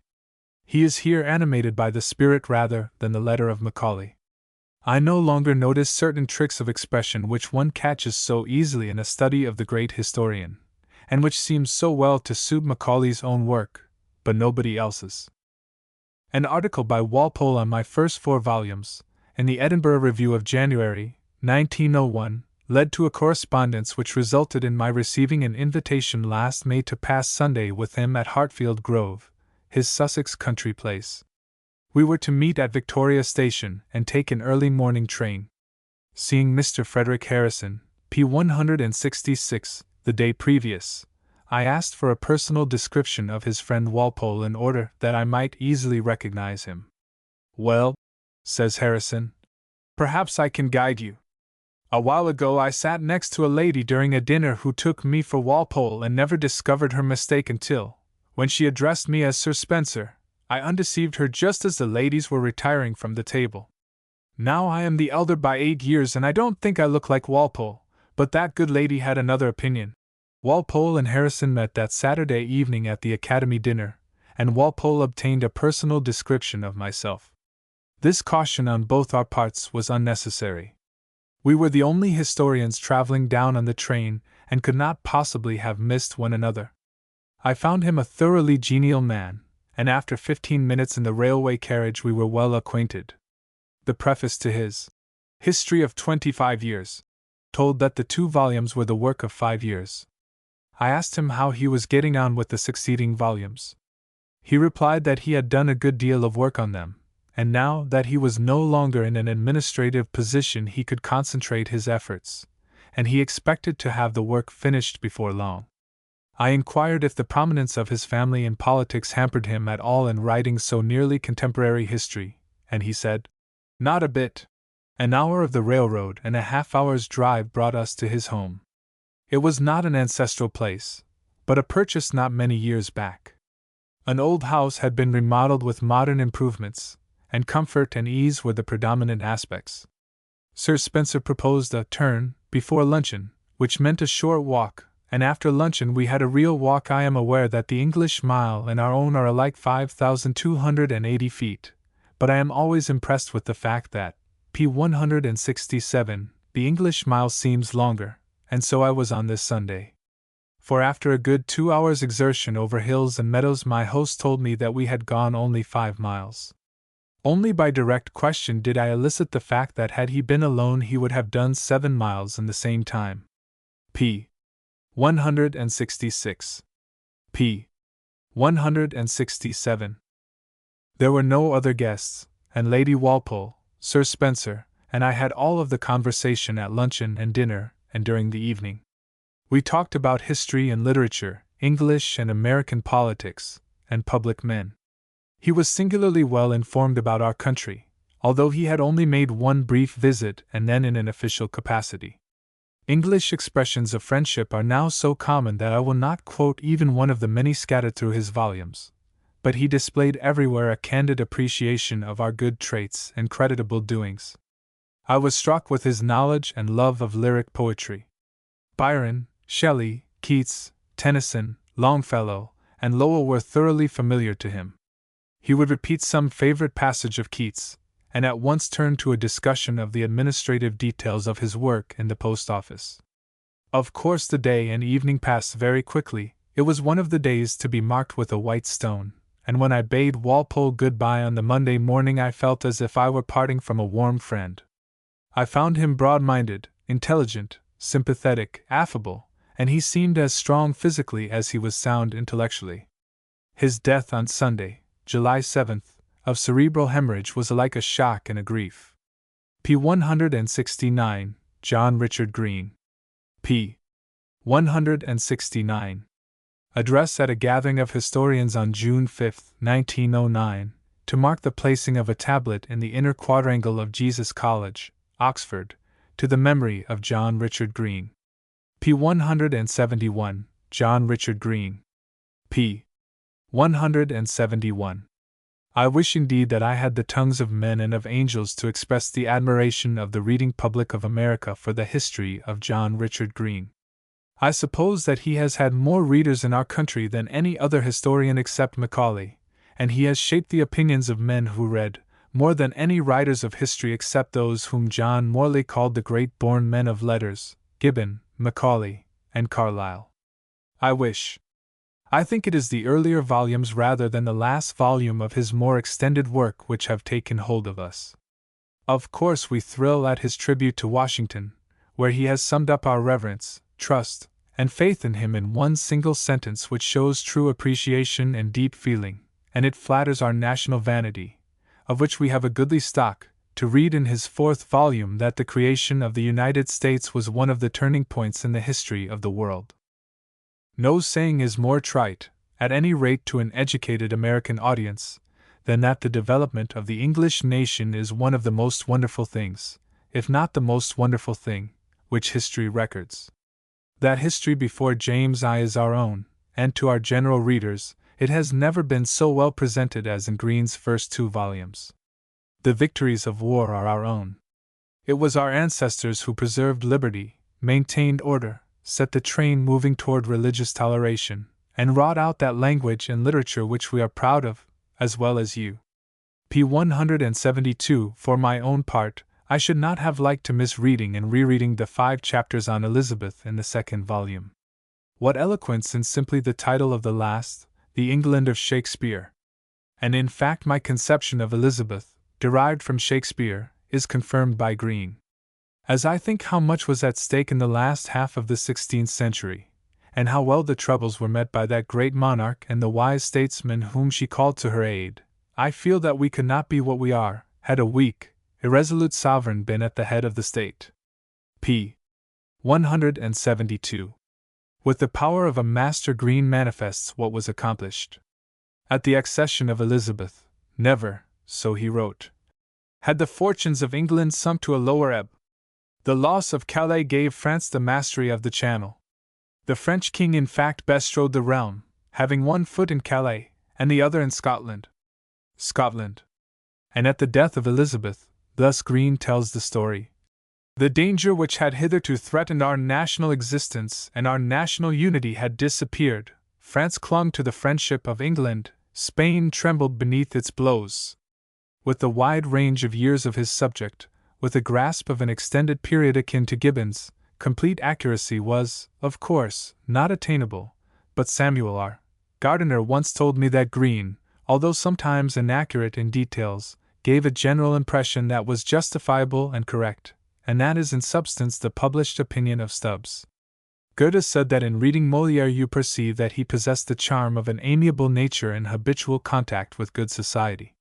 So we, who had not the advantage of p. 173, personal intercourse, divined was the case of Green, and when the volume of letters appeared, we saw that we had guessed correctly. But not until then did we know of his devotion to his work, and his heroic struggle, which renders the story of his short and brilliant career a touching and fascinating biography of a historian who made his mark upon his time. p. 173. p. 175, Edward L. Pierce. p. 175. A paper read before the Massachusetts Historical Society at the October meeting of 1897. p. 177, Edward L. Pierce. p. 177. I shall first speak of Mr. Pierce as an author. His Life of Sumner, it seems to me, is an excellent biography, and the 3rd and 4th volumes of it are an important contribution to the history of our country. Any one who has gone through the original material of the period he embraces must be struck not only with the picture of Sumner, but with the skill of the biographer in the use of his data to present a general historical view.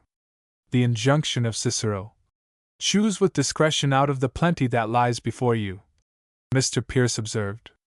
To those who know how extensive was his reading of books, letters, newspaper files, how much he had conversed with the actors in those stirring scenes, and who will take into account the mass of memories that crowd upon the mind of one who has lived through such an era, this biography will seem not too long but rather admirable in its relative brevity. In a talk that I had with Mr. Pierce, I referred to the notice in an English literary weekly of his third and fourth volumes which maintained that the biography was twice too long, and I took occasion to say that in comparison with other American works of the kind the criticism seemed unjust. "Moreover," I went on, "I think you showed restraint in not making use of much of your valuable material, of the interesting and even important unprinted letters of Cobden, the Duke of Argyll, and of John Bright."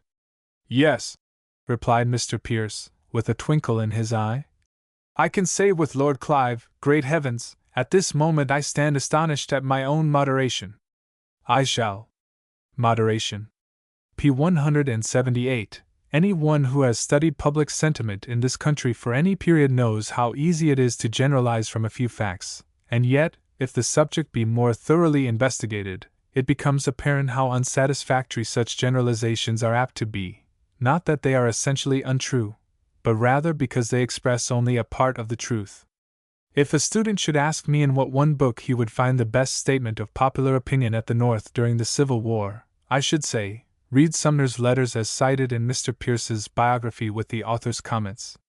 The speeches of Sumner may smell too much of the lamp to be admirable, but the offhand letters written to his English and to a few American friends during our great struggle are worthy of the highest esteem.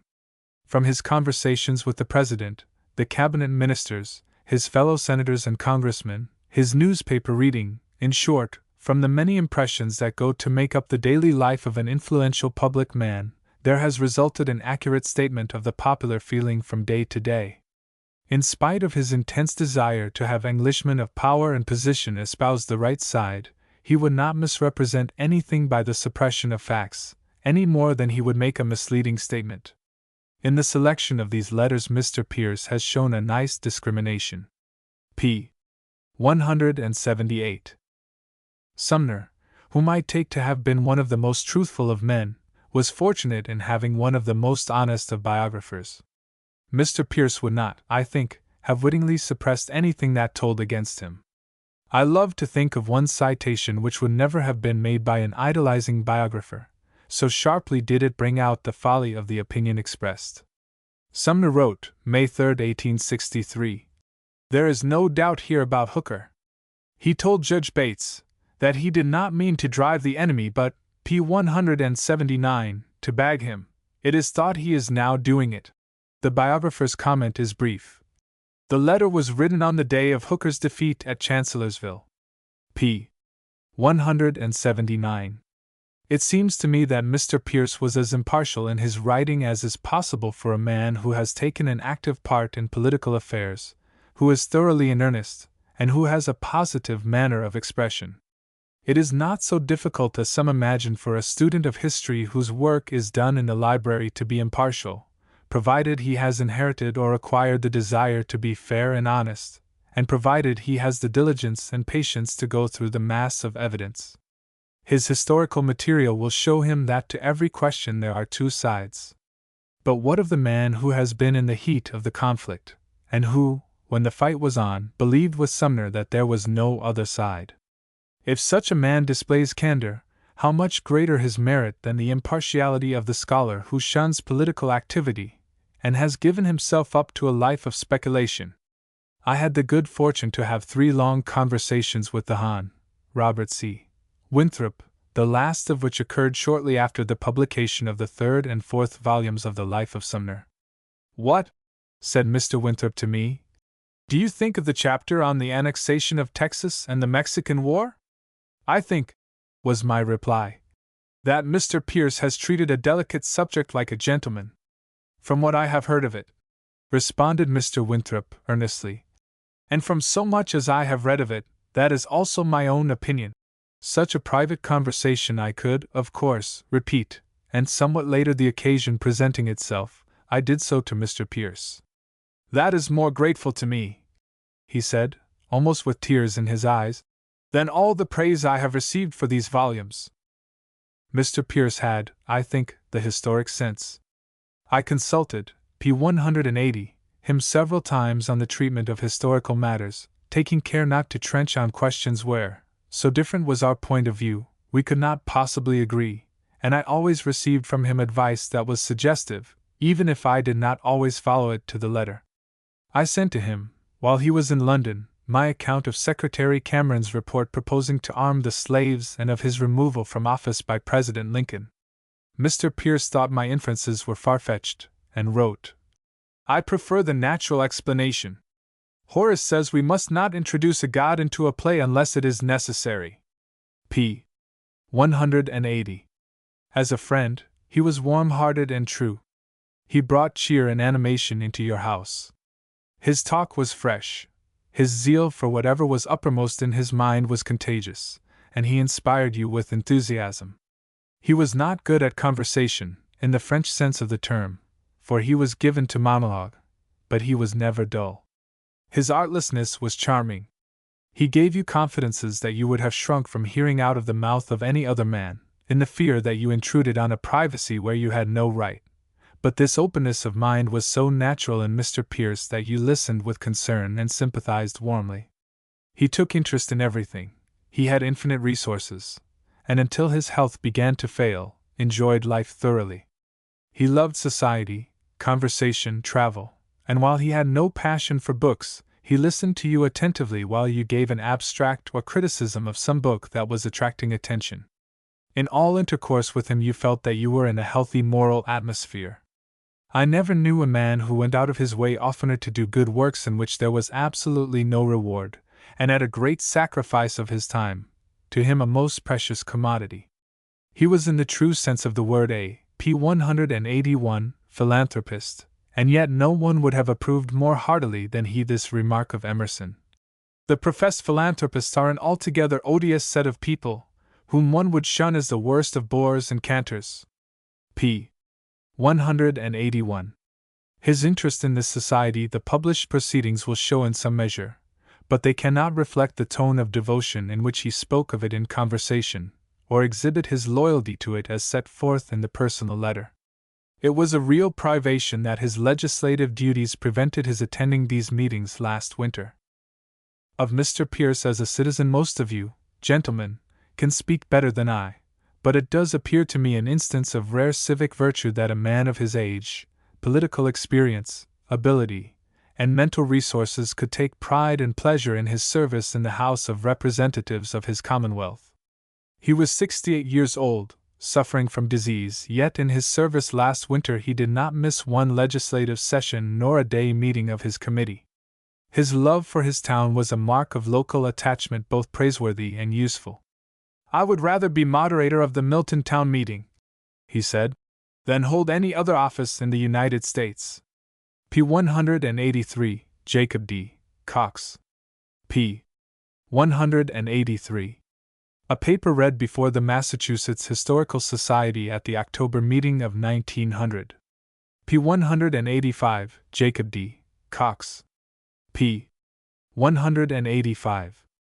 A useful member of the legislature of his state, a general in the army during the Civil War, governor of his state, secretary of the Interior in President Grant's cabinet, a member of Congress, the president of a large railroad, a writer of books, dean and teacher in a law school, and a reviewer of books in the Nation, such were the varied activities of General Cox. All this work was done with credit. He bore a prominent part in the Battle of Antietam, where Ropes speaks of his brilliant success. He was the second in command at the Battle of Franklin, and bore the brunt of the battle. Brigadier General J. D. Cox, wrote Schofield, the commanding general, in his report, deserves a very large share of credit for the brilliant victory at Franklin. A useful. The governor of the state of Ohio did not then have a great opportunity of impressing himself upon the minds of the people of his state, but Cox made his mark in the canvass for that office. We must call to mind that in the year 1865, when he was the Republican candidate for governor, President Johnson had initiated his policy of Reconstruction, but had not yet made a formal break with his party. Negro suffrage, which only a few had favored during the last year of the war, was now advocated by the radical Republicans, and the popular sentiment of the party was tending in that direction. Cox had been a strong anti-slavery man before the war, a supporter of President Lincoln in his emancipation measures, but soon after his nomination for governor he wrote a letter to his radical friends at Oberlin in opposition, p. 186, to Negro suffrage. "You assume," he said, "that the extension of the right of suffrage to the blacks, leaving them intermixed with the whites, will cure all the trouble. I believe it would rather be like the decision in that outer darkness of which Milton speaks where p. 186. Chaos. Fray. While governor, he said in a private conversation that he had come to the conclusion that so large bodies of black men and white as were in presence in the southern states never could share political power, and that the insistence upon it on the part of the colored people would lead to their ruin." President Grant appointed General Cox Secretary of the Interior, and he remained for nearly 2 years in the cabinet. James Russell Lowell, on a visit to Washington in 1870, gave expression to the feeling among independent Republicans. "Judge Hoar," he wrote, "and Mr. Cox struck me as the only really strong men in the cabinet." This was long before the Civil Service Reform Act had passed Congress, but Secretary Cox put the Interior Department on a merit basis, and he was ever afterwards an advocate of civil service reform by word of mouth and with his pen. Differences with the President, in which I feel pretty sure that the Secretary was in the right, caused him to resign the office. Elected to Congress in 1876, he was a useful member for one term. He has always been known to men in public life, and when President McKinley offered him the position of minister to Spain something over 3 years ago, it was felt that a well-known and capable man had been selected. For various reasons he did not accept the appointment, but if he, p. 187, had done so, no one could doubt that he would have shown tact and judgment in the difficult position. p. 187. As president of the Wabash Railroad, one of the large railroads in the West, he gained a name among businessmen, and 5 or 6 years ago was offered the place of railroad commissioner in New York City. This was practically the position of arbitrator between the trunk lines, but he was then dean of the Cincinnati Law School and interested in a work which he did not care to relinquish. Besides a controversial monograph, he wrote 3 books on military campaigns: Atlanta, The March to the Sea, Franklin and Nashville, The Battle of Franklin, and he wrote 4 excellent chapters for Force's Life of General Sherman. In these he showed qualities of a military historian of a high order. Before his death he had finished his reminiscences, which will be brought out by the Scribners this autumn. His differences with President Grant while in his cabinet left a wound, and in private conversation he was quite severe in his strictures of many of the President's acts, but he never let this feeling influence him in the slightest degree in the consideration of Grant the General. He had a very high idea of Grant's military talents, which he has in many ways emphatically stated. Since 1874 he had been a constant contributor to the literary department of the nation. In his book reviews he showed a fine critical faculty and large general information, and some of his obituary notices, especially those of Generals Buell, Grant, Sherman, Joseph E.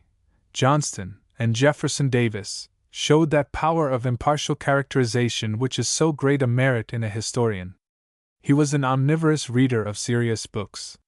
It was difficult to name any noteworthy work of history or biography or any, p. 188, popular book on natural science with which he was not acquainted. p. 188. As I saw him 2 years ago, when he was 70 years old, he was in the best of health and vigor, which seemed to promise many years of life. He was tall, erect, with a frame denoting great physical strength, and he had distinctively a military bearing.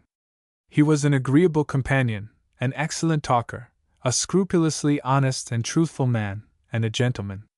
p. 189, Edward Gaylord born. p. 189. A paper read before the Massachusetts Historical Society at the March meeting of 1908. p. 191, Edward Gaylord born. p. 191. When an associate dies who was not yet 48 years old, whom most of us knew as a strong, enduring man, who was capable of an immense amount of intellectual work, it is a real calamity, a calamity which in this case history mourns, as Edward Gaylord born was an excellent teacher and a thorough historical scholar. The physical details of any illness are apt to be repulsive, but the malady in Bourne's case was somehow so bound up in his life that an inquiry into it comes from no morbid curiosity. When 10 years old he was attacked with tubercular disease of the hip, and for some weeks his life was despaired of, but he was saved by the loving care of his parents, receiving particular devotion from his father, who was a congregational minister in charge of a parish in Connecticut. As the left leg had outgrown the other, Bourne was obliged to use crutches for 3 years, when his father took him to a specialist in Boston, and the result was that he was able to abandon crutches and in the end to get about by an appliance to adjust the lengths of the different legs, such as his friends were familiar with. Despite this disability he developed great physical strength, especially in the chest and arms, but his lameness prevented his accompanying his college companions on long tramps, so that the bicycle was for him a most welcome invention. He became expert in the use of it, riding on it down Pike's Peak at the time of his visit to Colorado, and he performed a similar feat of endurance on another occasion when stopping with me at Jefferson in the White Mountains. Starting early in the morning, he traveled by rail to the p. 192 terminus of the mountain railroad, went up Mount Washington on the railroad, and rode down the carriage road on his wheel to the Glen House, which ought to have been enough of fatigue and exertion for one day, but he then had about 10 miles to make on his bicycle over a somewhat rough mountain road to reach Jefferson. Jefferson he did make, but not until after midnight. When p. 192. During an acquaintance of over 19 years with Bourne, I was always impressed with his physical strength and endurance, and I was therefore much surprised to learn, in a letter received from him last winter while I was in Rome, that his youthful malady had attacked him, that he was again on crutches and had been obliged to give up his work at Yale. In truth, ever since the autumn of 1906 he has had a painful, hopeless struggle. He has had the benefit of all the resources of medicine and surgery, and he and his wife were buoyed up by hope until the last. But as the sequel of one of a series of operations, death came to his relief on February 24th. Only less remarkable than his struggle for life and physical strength was his energy in acquiring an education. The sacrifices that parents in New England and the rest of the country make in order to send their boys to school and college is a common enough circumstance, but not always is the return so satisfactory as it was in the case of Edward Bourne and his brother. Edward went to the Norwich Academy, where his studious disposition and diligent purpose gained him the favor of the principal. Thence to Yale, where he attracted the attention of Professor William G. Sumner, who became to him a guide and a friend. Until his senior year at Yale his favorite studies were Latin and Greek, and his brother, who was in his class, informs me that ever since his preparatory school days, it was his custom to read the p. 193 whole of any author in hand as well as the parts set for the class. During recitations he recalls seeing him again and again reading ahead in additional books of the author, keeping at the same time a finger on the page where the class was translating, in order not to be caught off his guard. In his senior year at Yale, under the influence of Professor Sumner, he became interested in economics and won the Cobden Medal. After graduation he wrote his first historical book, The History of the Surplus Revenue of 1837, published in 1885 in Putnam's Questions of the Day series. For this and his other graduate work his university later conferred upon him the degree of Ph.D. Since I have learned the story of his boyhood and youth, it is with peculiar appreciation that I read the dedication of this first book. To my father and mother. I may add in this connection that while pursuing his indefatigable labors for the support of his large family, his father's sickness and death overtaxed his strength, and the breakdown followed. p. 193. At Yale during his graduate work he won the Foote Scholarship, He was instructor in history there from 1886 to 1888, then took a similar position at Audiobook College, Cleveland, becoming professor of history in 1890.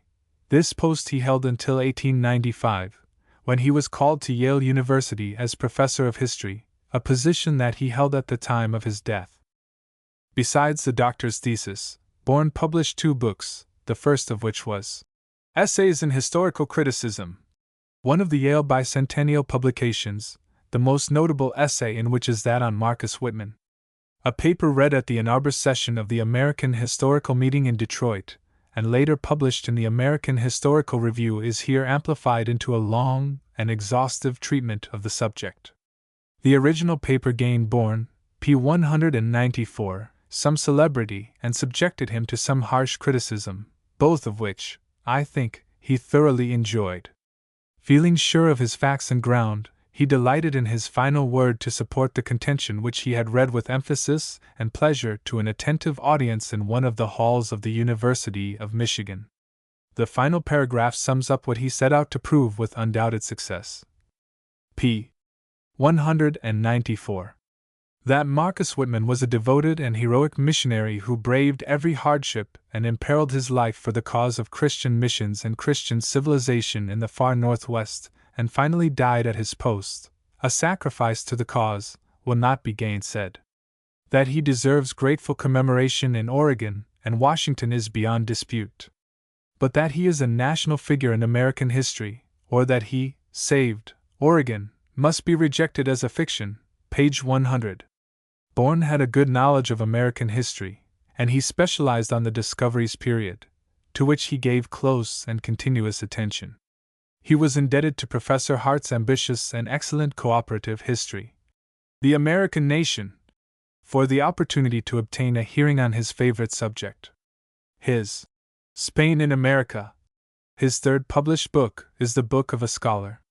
While the conditions of his narrative allowed only 46 pages to the story of Columbus, he had undoubtedly material enough well arranged and digested to fill the volume on this topic alone. I desire to quote a signal example of compression. It was November, 1504, when Columbus arrived in Seville, a broken man, something over 12 years from the time he first set sail from Palos. Each successive voyage since his first had left him at a lower point. On his return from the second he was on the defensive. After his third he was deprived of his viceroyalty. On his fourth he was shipwrecked. The last blow, the death of his patron Isabella, soon followed. It was months before he was, p. 195, able to attend court. His strength gradually failed, he sank from public view, and on the eve of Ascension Day, May 20, 1506, he passed away in obscurity. Page 81. p. 195. And I am very fond of this final characterization. Columbus has revealed himself in his writings as few men of action have been revealed.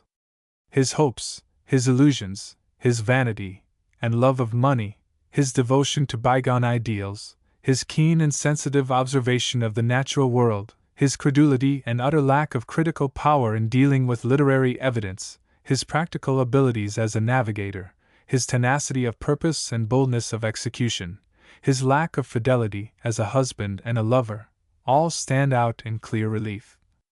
Of all the self-made men that America has produced, none has had a more dazzling success, a more pathetic sinking to obscurity, or achieved a more universal celebrity. Page 82.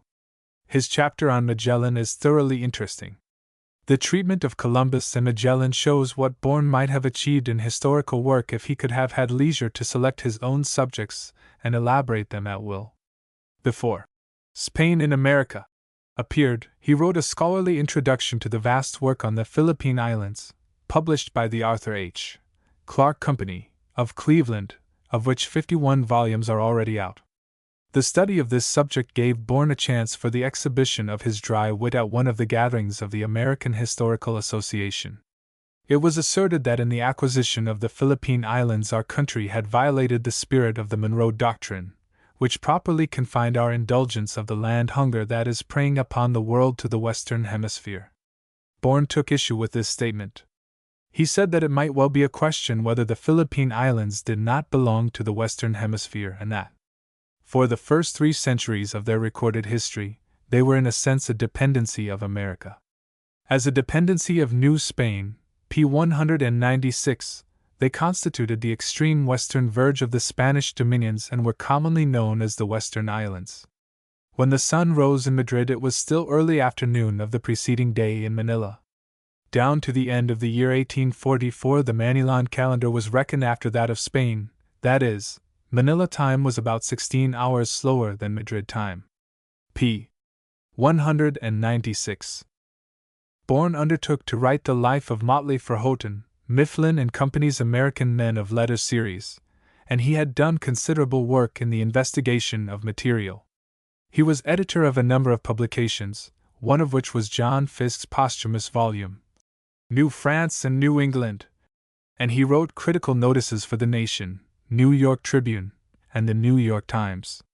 As I have said, he had a large family to support, and he sought work of the pot-boiling order, but in this necessary labor he never sacrificed his ideal of thoroughness. A remark that he made to me some while ago has come back with pathetic interest.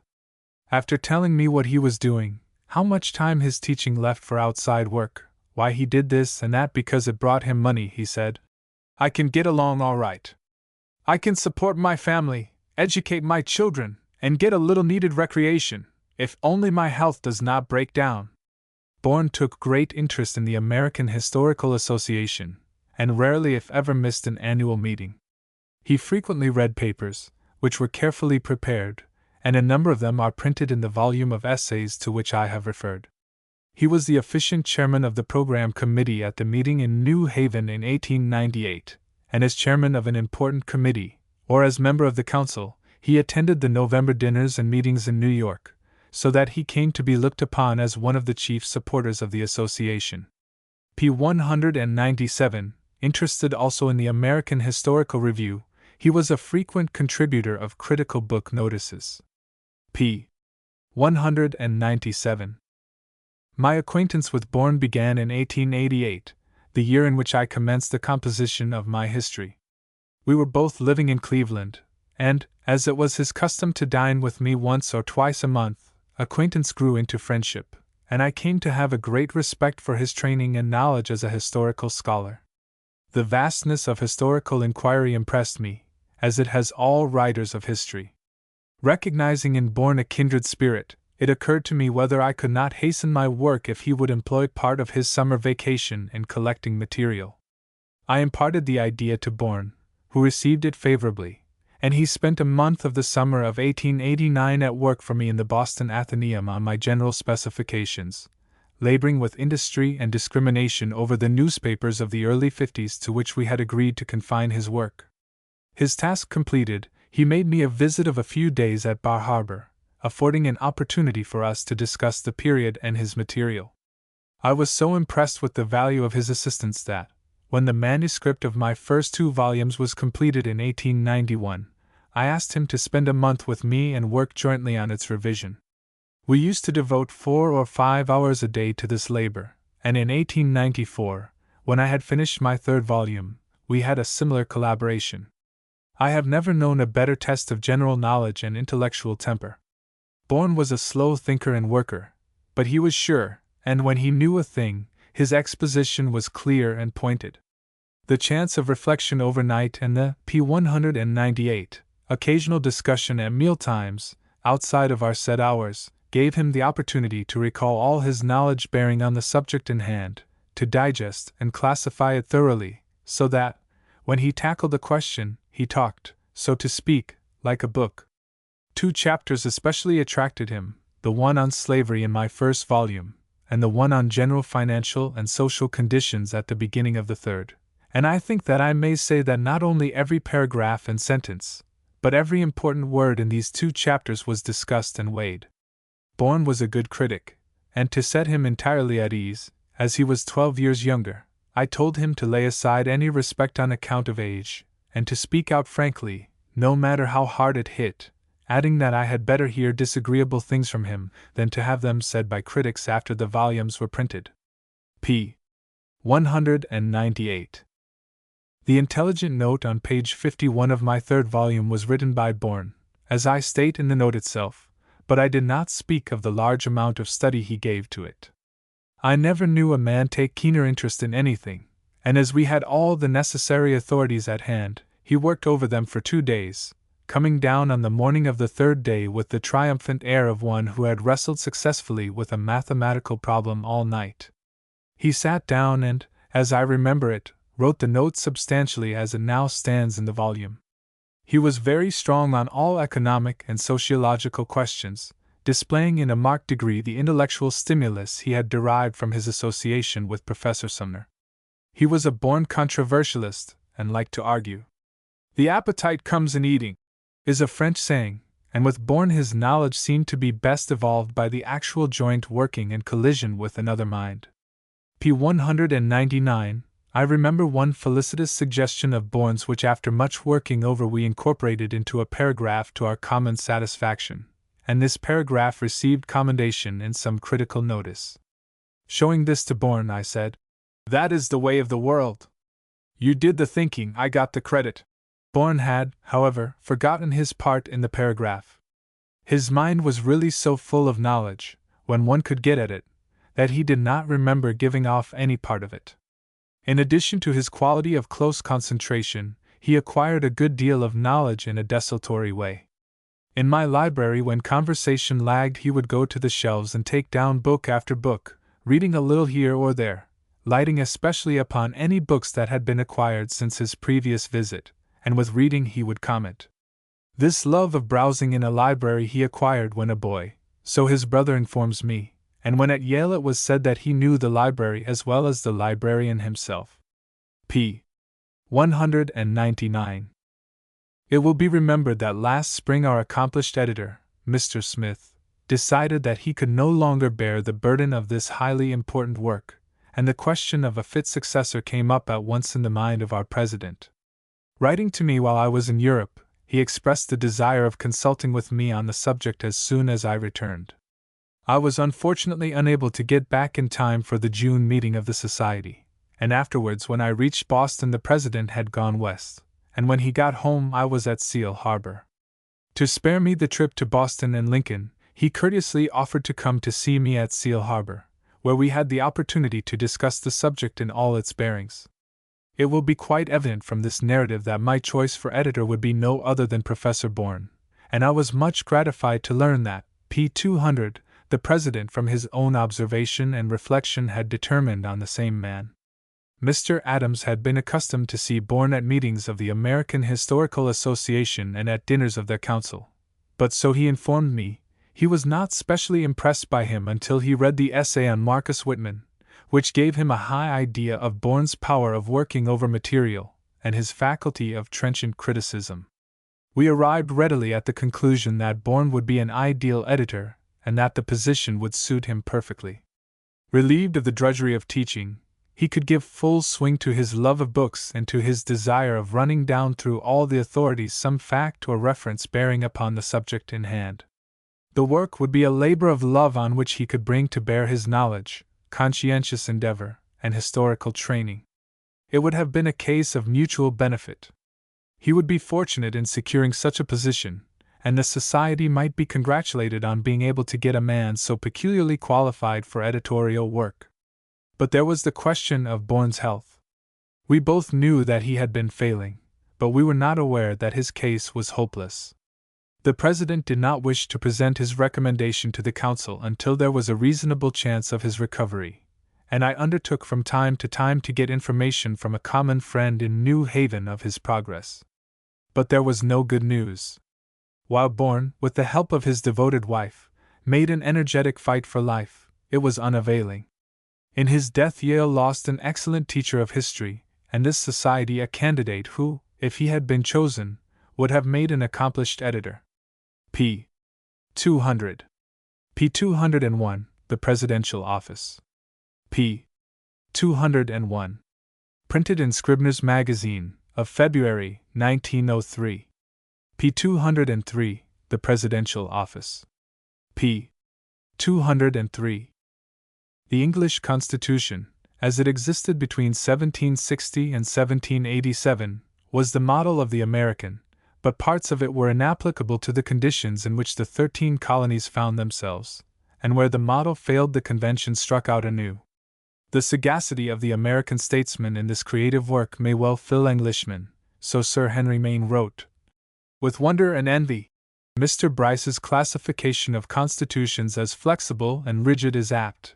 Of our Constitution it may be said that in the main it is rigid in those matters which should not be submitted to the decision of a legislature or to a popular vote without checks which secure reflection and a chance for the sober second thought, and that it has proved flexible in its adaptation to the growth of the country and to the development of the 19th century. Sometimes, though, it is flexible to the extent of lacking precision. An instance of this is the proviso for the counting of the electoral vote. The votes shall then be counted, are the words. Thus, when in 1876 it was doubtful whether Tilden or Hayes had been chosen president, a fierce controversy arose as to who should count the votes, the president of the Senate or Congress. While many regretted the absence of an incontrovertible provision, it was fortunate for the country that the Constitution did not provide that the vote should be counted by the president of the Senate, who, the vice president having died in office, was in 1877 a creature of the partisan majority. It is doubtful, too, if the decision of such an officer would have been acquiesced in by the mass of Democrats, who thought that, p. 204, they had fairly elected their candidate. There being no express declaration of the Constitution, it devolved upon Congress to settle the dispute. The ability and patriotism of that body was equal to the crisis. By a well-devised plan of arbitration, Congress relieved the strain and provided for a peaceful settlement of a difficulty which in most countries would have led to civil war. The p. 204. In the provisions conferring the powers and defining the duties of the executive, the flexible character of the Constitution is shown in another way. Everything is clearly stated, but the statements go not beyond the elementary. The convention knew what it wanted to say, and Gouverneur Morris, who in the end drew up the document, wrote this part of it, as indeed all other parts, in clear and effective words. It is due to him, wrote Laboulaye, that the Constitution has a distinctness entirely French, in happy contrast to the complicated language of the English laws. Yet on account of the elementary character of the article of the Constitution on the powers of the President, there is room for inference, a chance for development, and an opportunity for a strong man to imprint his character upon the office. The convention, writes Mr. Bryce, made its executive a George III, shorn of a part of his prerogative, his influence and dignity diminished by a reduction of the term of office to 4 years.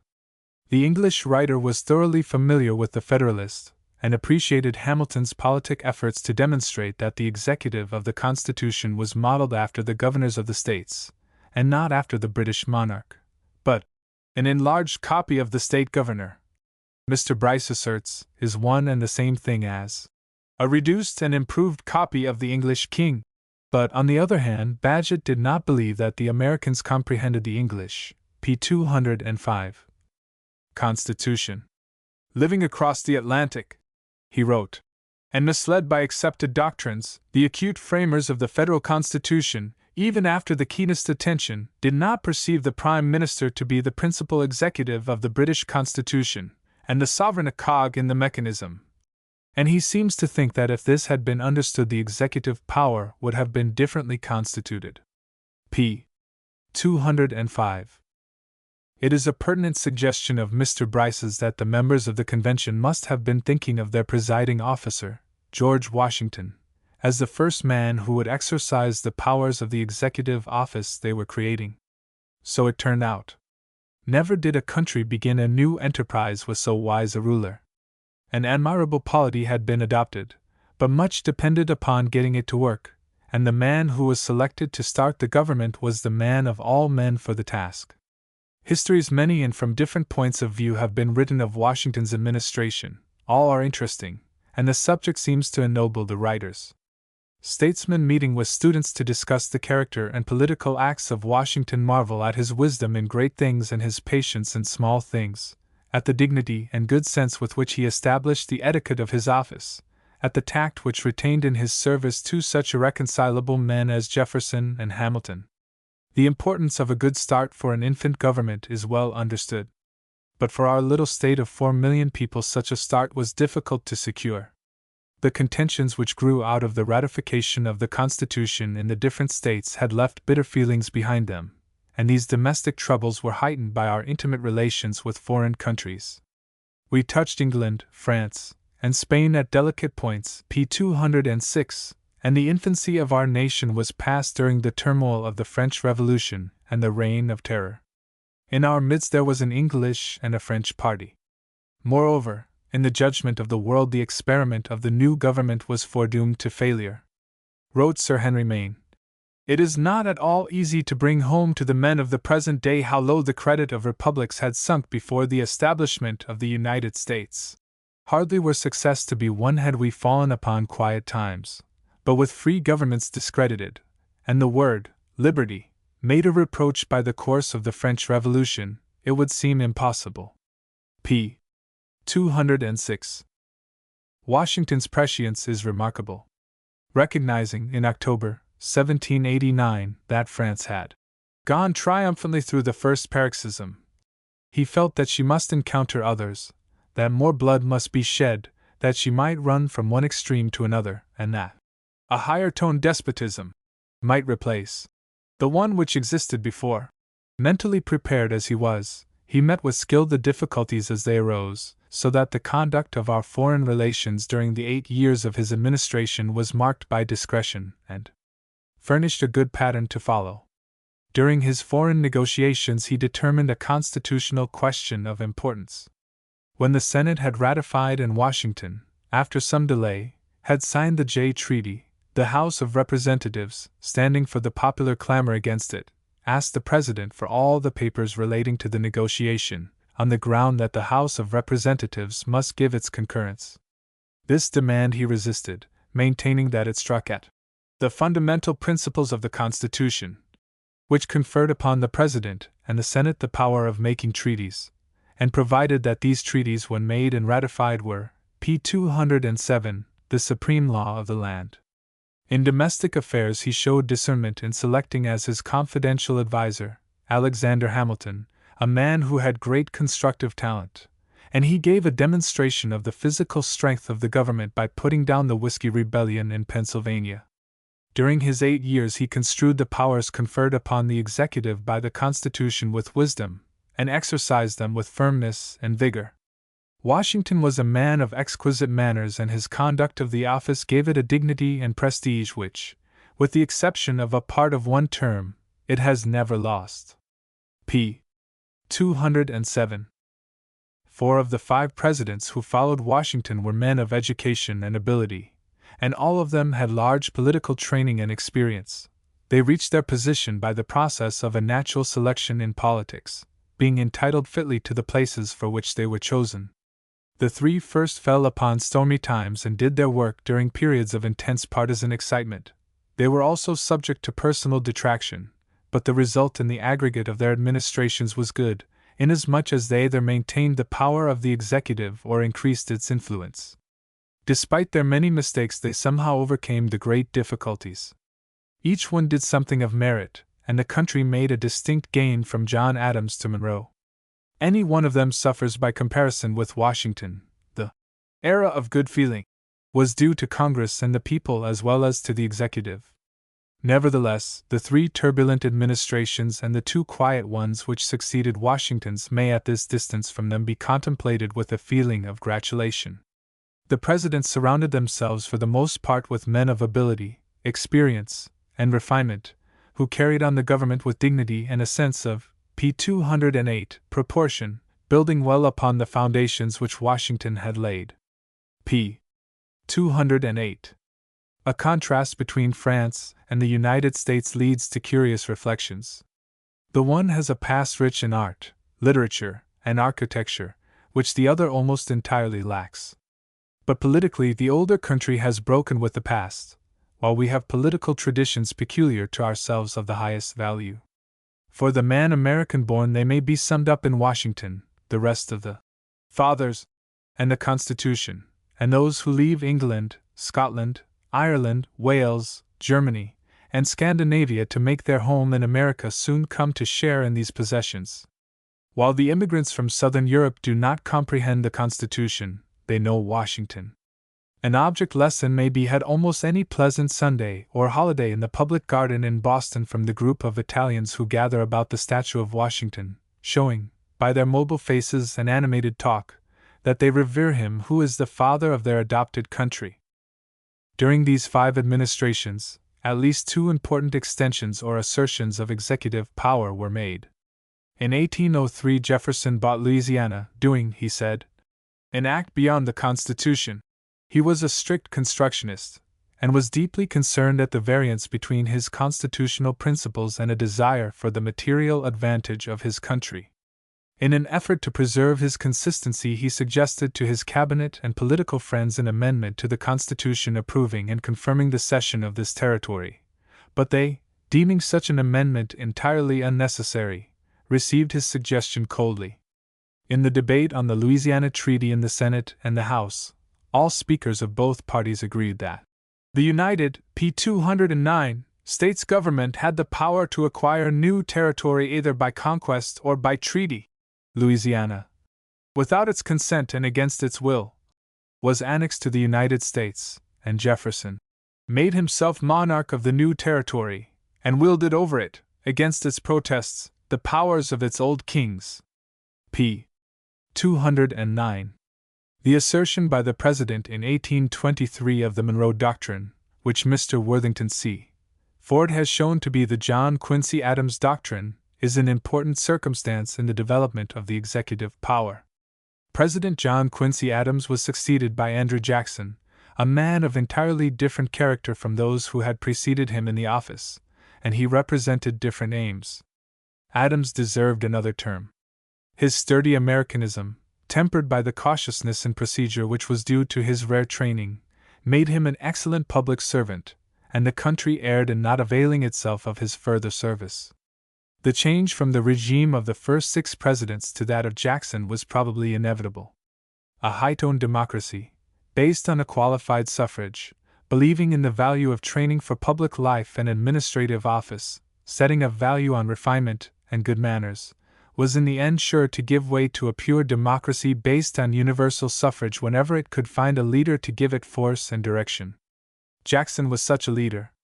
His followers felt, "He is one of us. He is not proud and does not care for style." The era of vulgarity in national politics was ushered in by Jackson, who as president introduced the custom of rewarding political workers with offices, an innovation entirely indefensible. He ought to have continued the practice of his 6 predecessors. The interaction between government and politics on the one hand, p. 210, and the life of the people on the other is persistent, and it may be doubted whether the United States would have seemed as it did to Dickens had not Jackson played such an important part in the vulgarization of politics. Yet it was a happy country, as the pages of Tocqueville bear witness. p. 210. Jackson was a strong executive, and placed in his cabinet men who would do his will, and who, from his own point of view, were good advisers, since they counseled him to pursue the course he had marked out for himself. Comparing his cabinet officers to those of the presidents preceding him, one realizes that another plan of governing was set on foot, based on the theory that any American citizen is fit for any position to which he is called.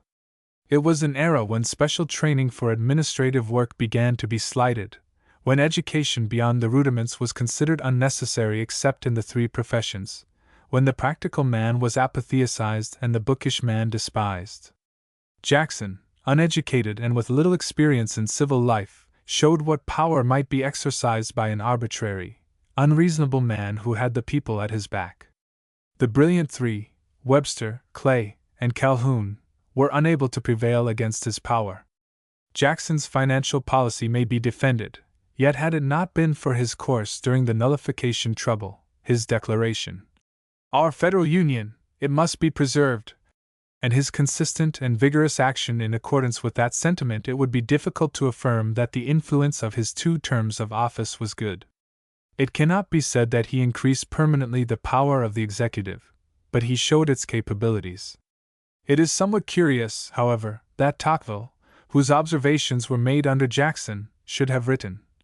The President, p. 211, possesses almost royal prerogatives, which he never has an opportunity of using. The laws permit him to be strong, circumstances keep him weak. p.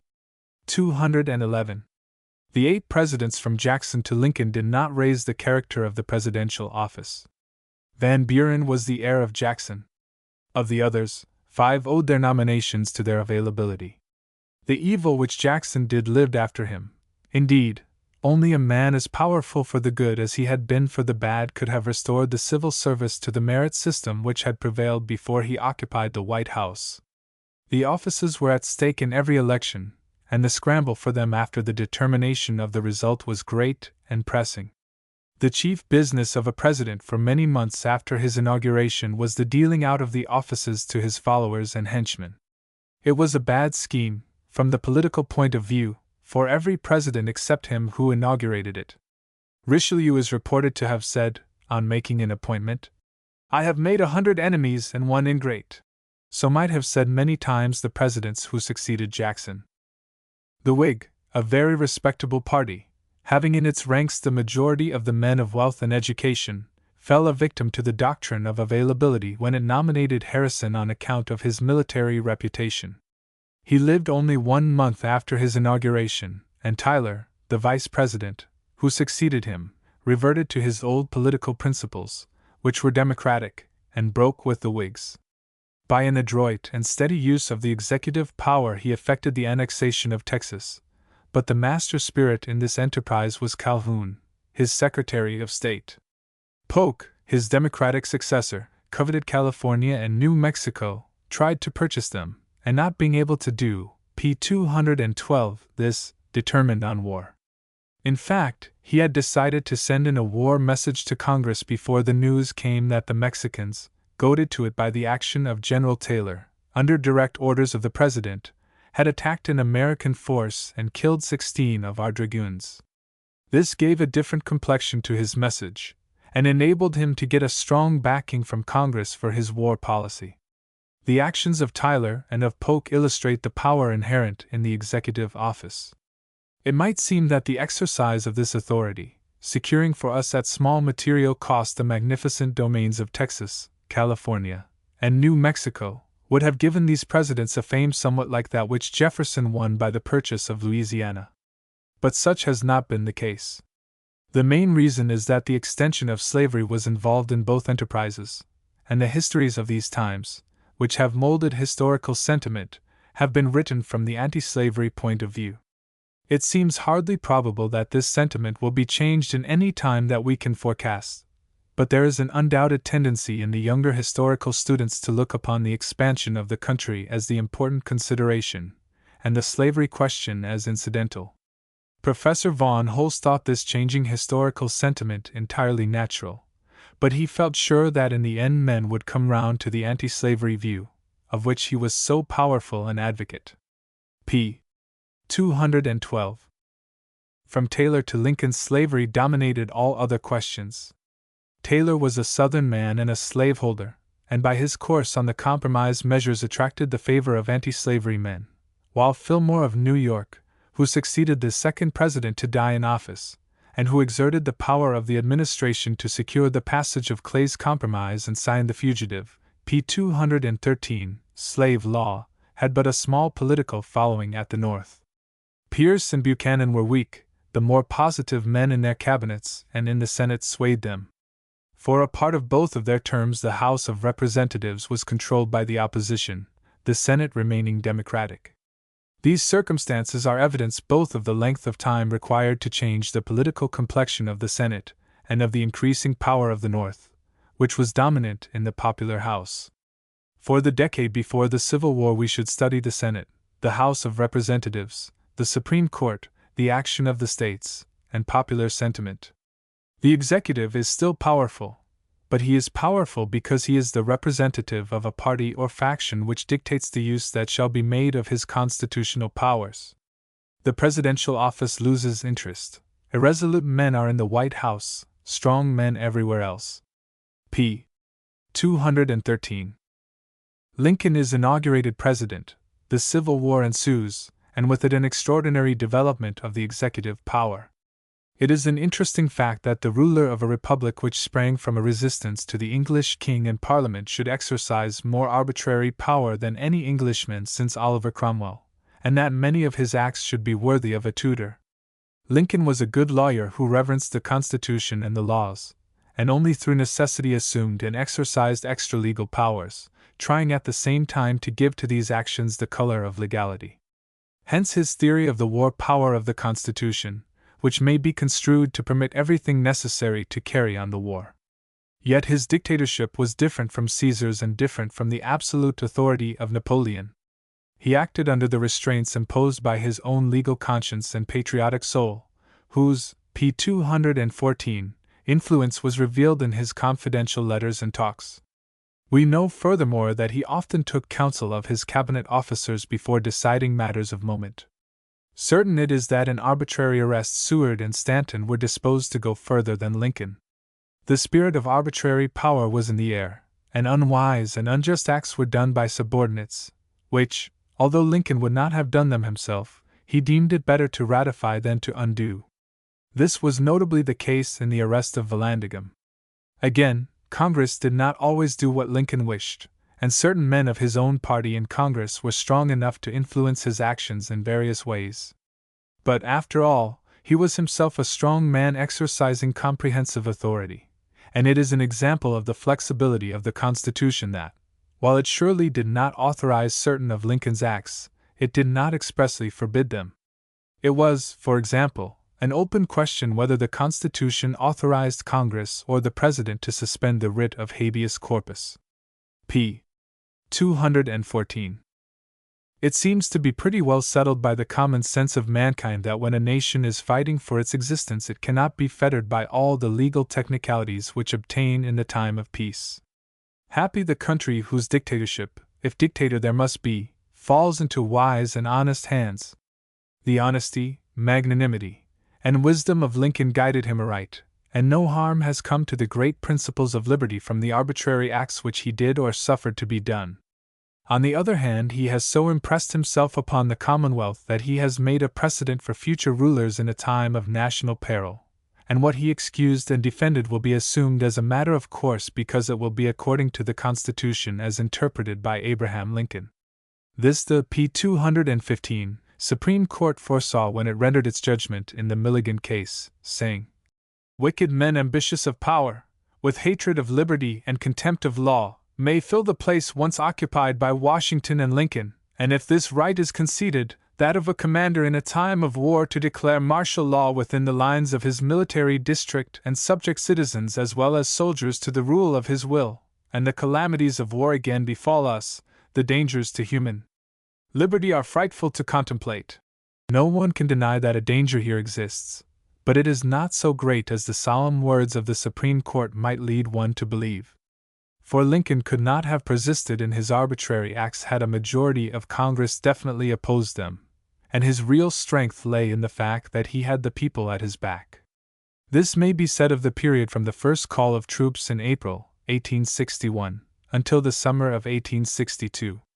McClellan's failure on the peninsula, Pope's disaster at the Second Battle of Bull Run, the defeats at Fredericksburg and Chancellorsville lost Lincoln the confidence of many, and while the Emancipation Proclamation of September, 1862, intensified the support of others, it nevertheless alienated some Republicans and gave to the opposition of the Democrats a new vigor. But after Gettysburg and Vicksburg in July, 1863, Lincoln had the support of the mass of the Northern people. Whatever he did, the people believed was right because he had done it. The trust each placed in the other is one of the inspiring examples of free government and democracy. Lincoln did not betray their confidence. They did not falter save possibly for brief moments during the gloomy summer of 1864. The people who gave their unreserved support to Lincoln were endued with intelligence and common sense. Not attracted by any personal magnetism of the man, they had, by a process of p. 216, homely reasoning, attained their convictions, and from these they were not to be shaken. This is the safety of a dictatorship as long as the same intelligence obtains among the voters as now, for the people will not support a ruler in the exercise of extra-legal powers unless he be honest and patriotic. The danger may come in a time of trouble from either an irresolute or an unduly obstinate executive. The irresolute man would baffle the best intentions of the voters. The obstinate man might quarrel with Congress and the people. Either event in time of war would be serious and might be disastrous. But the chances are against another Buchanan or Johnson in the presidential office. p. 215. p. 216.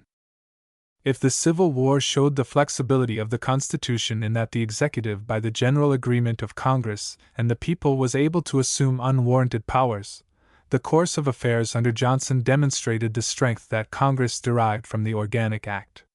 The story is told in a sentence by Blaine. 2/3 of each House united and stimulated to one end can practically neutralize the executive power of the government and lay down its policy in defiance of the efforts and opposition of the President. What a contrast between the two administrations! Under Lincoln, Congress, for the most part, simply registered the will of the President.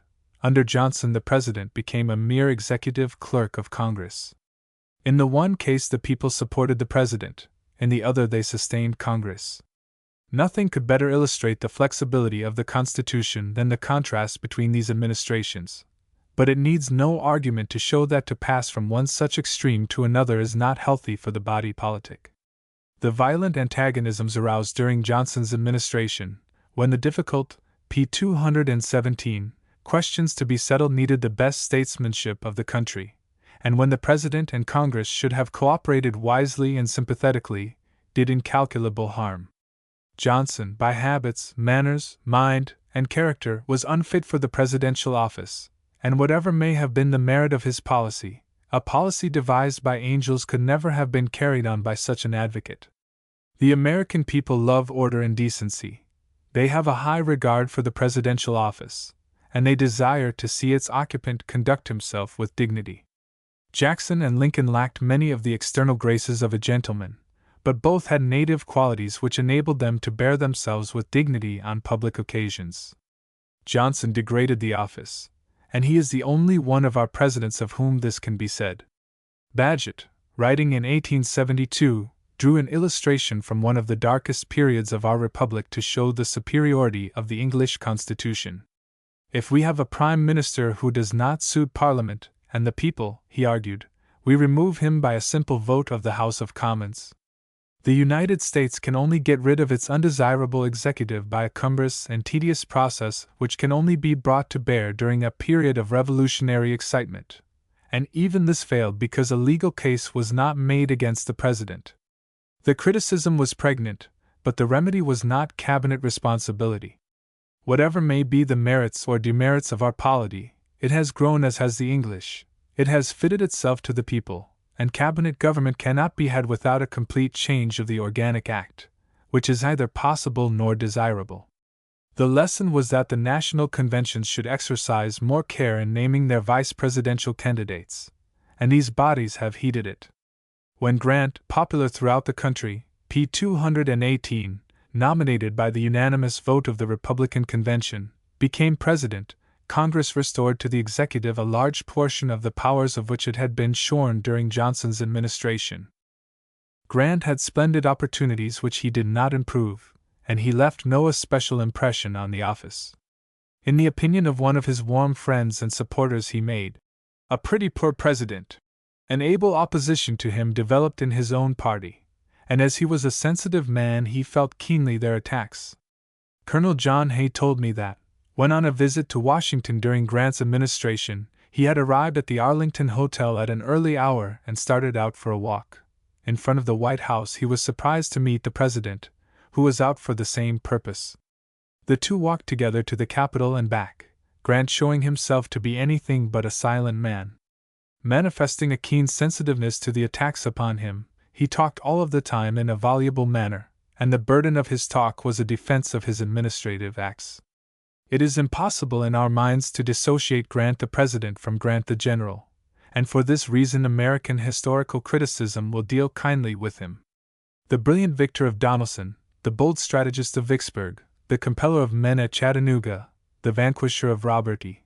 Lee in March and April 1865, the magnanimous conqueror at Appomattox, will be treated with charity by those who write about his presidential terms, because he meant well although he did not know how to do well.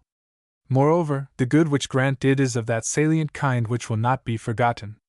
The victorious general, with 2 trusted military subordinates in the prime of life and a personnel for a strong navy, persisted, under the guidance of his wise Secretary of State, Hamilton Fish, in negotiating a treaty which provided for p. 219 arbitration and preserved the peace with Great Britain, although, in the opinion of the majority, the country had a just cause of war in the escape of the Florida and the Alabama. After the panic of 1873, when financiers and capitalists lost their heads, and Congress, with the approval of public sentiment, passed an act increasing the amount of United States notes in circulation, Grant, by a manly and bold veto, prevented this inflation of the currency. The wisdom of the framers of the Constitution in giving the President the veto power was exemplified. Congress did not pass the act over the veto, and Grant has been justified by the later judgment of the nation. His action demonstrated what a president may do in resisting by his constitutional authority some transitory wave of popular opinion, and it has proved a precedent of no mean value. Johnson's vetoes became ridiculous. Grant's veto compensates for many of his mistakes. p. 217, p. 218, p. 219.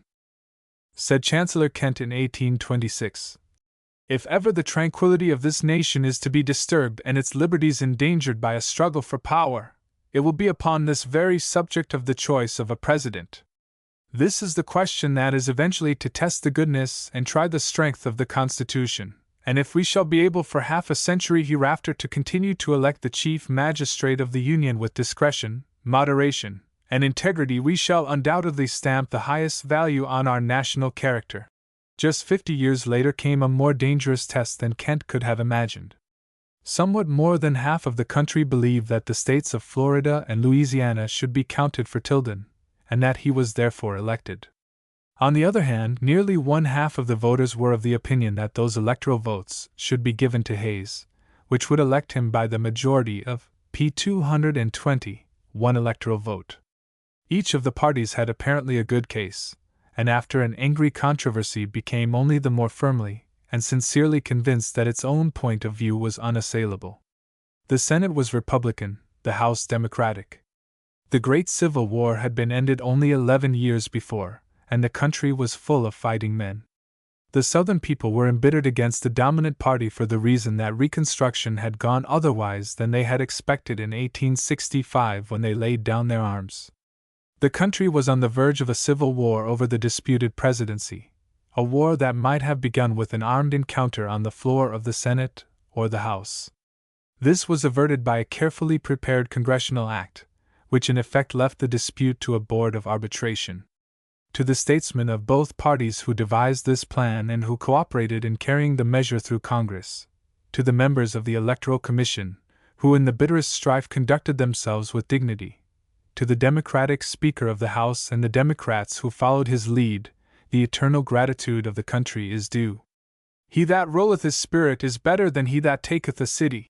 The victories of Manila and Santiago are as nothing compared with the victorious restraint of the American people in 1876 and 1877, and the acquiescence of 1/2 of the country in what they believed to be an unrighteous decision. Hayes was inaugurated peacefully, but had to conduct his administration in the view of 4,300,000 voters who believed that, whatever might be his legal claim, he had no moral right to the place he occupied. The Democrats controlled the House of Representatives during the whole of his term, and the Senate for a part of it, and at the outset he encountered the opposition of the stalwart faction of his own party. Nevertheless, p. 221, he made a successful president, and under him the office gained in force and dignity. Hayes was not a man of brilliant parts or wide intelligence, but he had common sense and decision of character. Surrounding himself with a strong cabinet, 3 members of which were really remarkable for their ability, he entered upon a distinct policy from which flowed good results. He withdrew the federal troops from the states of South Carolina and Louisiana, inaugurating in these states an era of comparative peace and tranquility. Something was done in the interest of civil service reform. In opposition to the view of his Secretary of the Treasury and confidential friend, John Sherman, he vetoed the Act of 1878 for the remonetization of silver by the coinage of a certain amount of silver dollars, the first of those measures which almost brought us to the monetary basis of silver. His guiding principle was embodied in a remark he made in his inaugural address. "He serves his party best who serves the country best." He and his accomplished wife had a social and moral influence in Washington of no mean value. The Civil War had been followed by a period of corruption, profligacy, and personal immorality. In politics, if a man were sound on the main question, which meant if he were a thoroughgoing Republican, all else was forgiven. Under Hayes' account was again taken of character and fitness. The standard of political administration was high. While Mrs. Hayes undoubtedly carried her total abstinence principles to an extreme not warranted by the usage of good society, the moral atmosphere of the White House was that of most American homes. Mr. and Mrs. Hayes belonged to that large class who are neither rich nor poor, either learned nor ignorant, but who are led both by their native common sense and by their upbringing to have a high respect for learning, a belief in education, p. 222, morality, and religion, and a lofty ideal for their own personal conduct. p. 220. p. 221. p.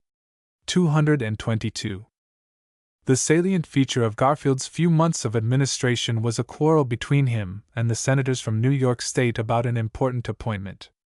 Into this discussion, which ended in a tragedy, entered so many factors that it is impossible to determine exactly the influence on the power of the President and the growing power of the Senate.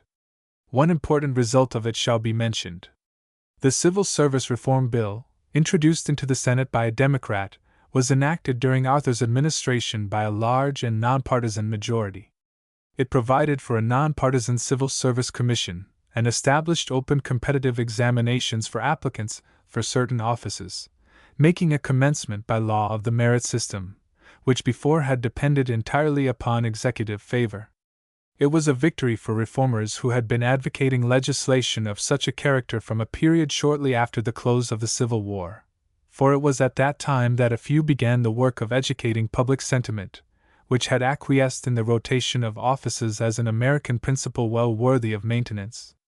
Consequences far-reaching and wholesome followed the passage of this important act. Grant had attempted and Hayes had accomplished a measure of reform, but to really fix the merit system in the civil service a law was needed.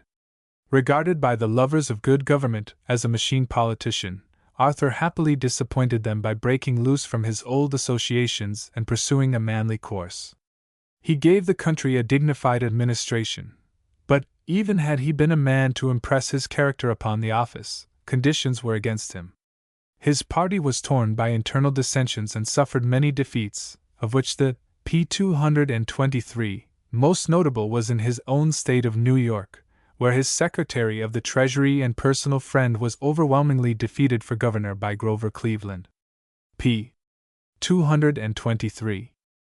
The unprecedented majority which Cleveland received in this election and his excellent administration as governor of New York secured for him the Democratic nomination for president in 1884. New York State decided the election, but the vote was so close that for some days the result was in doubt, and the country was nervous lest there should be another disputed presidency. In the end it was determined that Cleveland had carried that state by a plurality of 1149. Cleveland was the first Democratic president elected since 1856. The Democrats had been out of office for 24 years, and it had galled them to think that their historic party had so long been deprived of power and patronage. While many of their leaders had a good record on the question of civil service reform, the rank and file believed in the Jacksonian doctrine of rewarding party workers with the offices, or, as most of them would have put it, to the victors belonged the spoils. With this principle so fixed in the minds of his supporters, it became an interesting question how Cleveland would meet it. No one could doubt that he would enforce fairly the statute, but would he content himself with this, and use the offices not covered by the act to reward his followers in the old democratic fashion? An avowed civil service reformer, and warmly supported by independents and some former Republicans on that account, he justified the confidence which they had reposed in him and refused to make a clean sweep. In resisting this very powerful pressure from his party, he accomplished much toward the establishment of the merit system in the civil service. It is true that he made political changes gradually, but his insistence on a rule, p. 224, which gained him time for reflection in making appointments, was of marked importance. It would be idle to assert that in his 2 terms he lived wholly up to the ideal of the reformers. Undoubtedly a long list of backslidings might be made up, but in striking a fair balance it is not too much to say that in this respect his administration made for righteousness. All the more credit is due him in that he not only resisted personal pressure, but, aspiring to be a party leader for the carrying out of a cherished policy on finance and the tariff, he made more difficult the accomplishment of these ends by refusing to be a mere partisan in the question of the offices.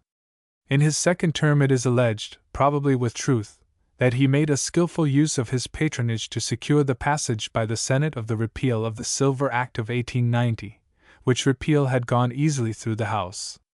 It seemed to him and to many financiers that unless this large purchase of silver bullion should be stopped, the country would be forced onto a silver basis, the existing financial panic would be grievously intensified, and the road back to the sound money basis of the rest of the civilized world would be long and arduous. His course is defended as doing a little wrong in order to bring about a great right, and the sequence of events has justified that defense. Harm was done to the cause of civil service reform, but probably no permanent injury. The repeal of the Silver Act of 1890 was the first important step in the direction of ensuring a permanent gold standard, and Grover Cleveland is the hero of it. p. 224. The presidential office gained in strength during Cleveland's 2 terms. As we look back upon them, the president is the central figure round which revolves each policy, and its success or failure. At the same time, it is his party more than he that is to be blamed for the failures. He, p. 225, made a distinct move toward a reduction of the tariff, and while this failed, leaving us with the reactionary result of higher duties than ever before, it is not impossible that the words, actions, and sacrifices of Cleveland will be the foundation of a new tariff reform party. Allusion has been made to his soundness on finance. His course in this respect was unvarying. Capitalists and financiers can take care of themselves, no matter what are the changes in the currency.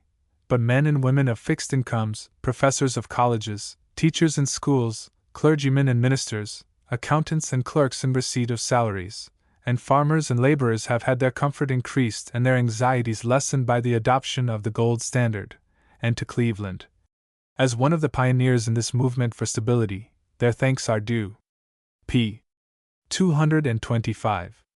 In the railroad riots of 1894, Cleveland, under the advice of his able Attorney General, made a precedent in the way of interference for the supremacy of law and the maintenance of order. The governor of Illinois would not preserve order, and the president determined that at all hazards riotous acts must be suppressed and law must resume its sway. In ordering United States troops to the scene of the disturbance without an application of the legislature or governor of Illinois, he accomplished a fresh extension of executive power without an infraction of the Constitution. In his most important diplomatic action, Cleveland was not so happy as in his domestic policy. There are able men experienced in diplomacy who defend his message of December 17, 1895, to Congress in regard to Venezuela, and the wisdom of that action is still a mooted question. Yet 2 facts placed in juxtaposition would seem to indicate that the message was a mistake. It contained a veiled threat of war if England would not arbitrate her difference with p. 226, Venezuela, the implication being that the stronger power was trying to browbeat the weaker one. Later an arbitration took place, the award of which was a compromise, England gaining more than Venezuela, and the award demonstrated that England had not been as extreme and unjust in her claim as had been Venezuela. It is even probable that England might have accepted, as the result of negotiation, the line decided on by the arbitrators.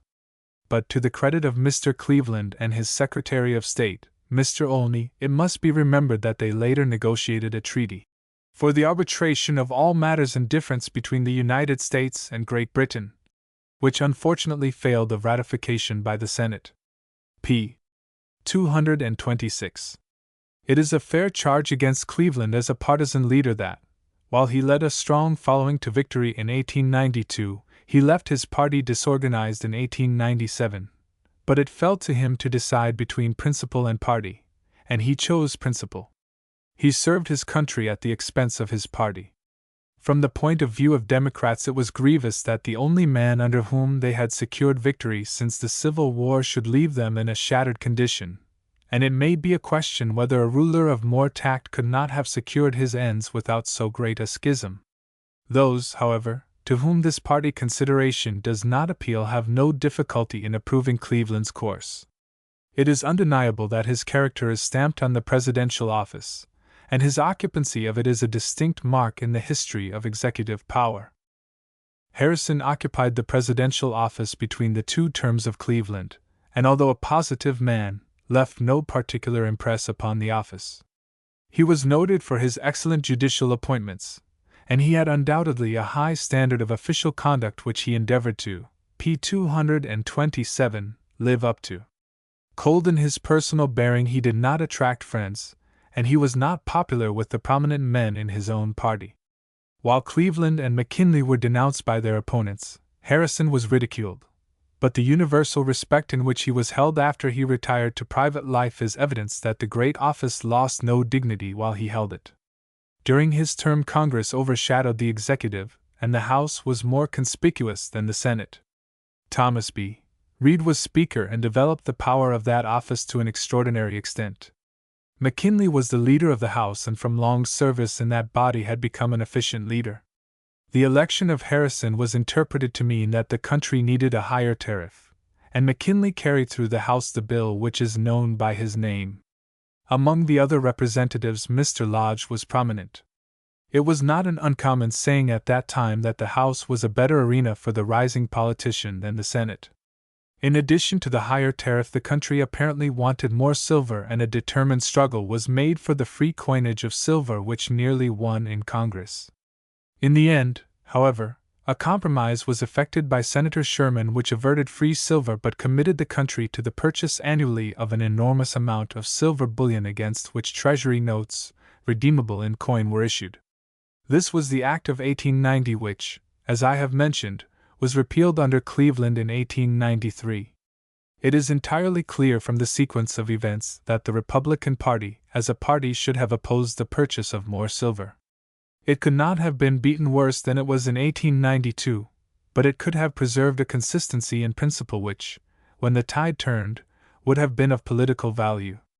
The party which has stuck to the right, p. 228, principle has in the long run generally been rewarded with power, and as the Republicans, in spite of certain defections, had been the party of sound money since the Civil War, they should now have fought cheap money under the guise of unlimited silver as they had before under the guise of unlimited greenbacks. But the leaders thought differently, and from their own point of view their course was natural. The country desired more silver. Business was largely extended, overtrading was the rule. Farmers and business men were straitened for money. Economists, statesmen, and politicians had told them that, as their trouble had come largely from the demonetization of silver, their relief lay in bimetallism. It was easy to argue that the best form of bimetallism was the free coinage of gold and silver, and after the panic of 1893 this delusion grew, but the strength of it was hardly appreciated by optimistic men in the East until the Democrats made it the chief plank in the platform on which they fought the presidential campaign of 1896. Nominating an orator who had an effective manner of presenting his arguments to hard-working farmers whose farms were mortgaged, to business men who were under a continued strain to meet their obligations, and to laborers out of employment, it seemed for 2 or 3 months as if the party of silver and discontent might carry the day. After some hesitation, the Republicans grappled with the question boldly, took ground against free silver, and with some modification declared their approval of the gold standard. On this issue they fought the campaign. Their able and adroit manager was quick to see, after the issue was joined, the force of the principle of sound money and started a remarkable campaign of education by issuing speeches and articles by the millions in a number of different languages, in providing excellent arguments for the country press, and in convincing, p. 229, those who would listen only to arguments of sententious brevity by a well-devised circulation of nuggets of financial wisdom. McKinley had also the support of the greater part of the independent and democratic press. While financial magnates and the bankers of the country were alarmed at the strength of the Bryan party, and felt that its defeat was necessary to financial surety, the strength of the Republican canvass lay in the fact that the speakers and writers who made it believed sincerely that the gold standard would conduce to the greatest good of the greatest number. It was an inspiring canvass. The honest advocacy of sound principle 1. p. 227. p. 228. p. 229. Under McKinley, the Democratic Tariff Bill was superseded by the Dingley Act, which on dutiable articles is, I believe, the highest tariff the country has known. The Republican Party believes sincerely in the policy of protection, and the country undoubtedly has faith in it. It is attractive to those who allow immediate returns to obscure prospective advantage, and if a majority decides whether or not a political and economic doctrine is sound, it has a powerful backing, for every large country in the civilized world, I think, except England, adheres to protection, and some of them have returned to it after trying a measure of commercial freedom. McKinley and the majority of Congress were in full sympathy, and the Dingley Act had the approval of the administration.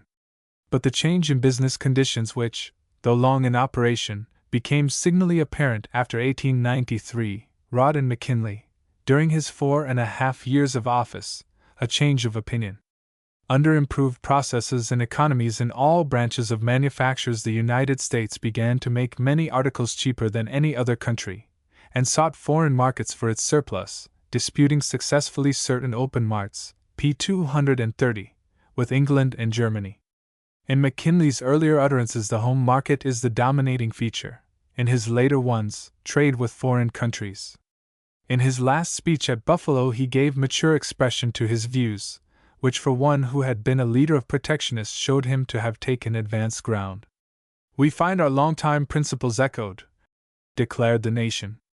McKinley's manner of developing foreign trade was not that of the tariff reformers, for he proposed to bring this about by a variety of reciprocity treaties. But it was important that he recognized the sound economic principle that if we are to sell to foreign countries we must buy from them also.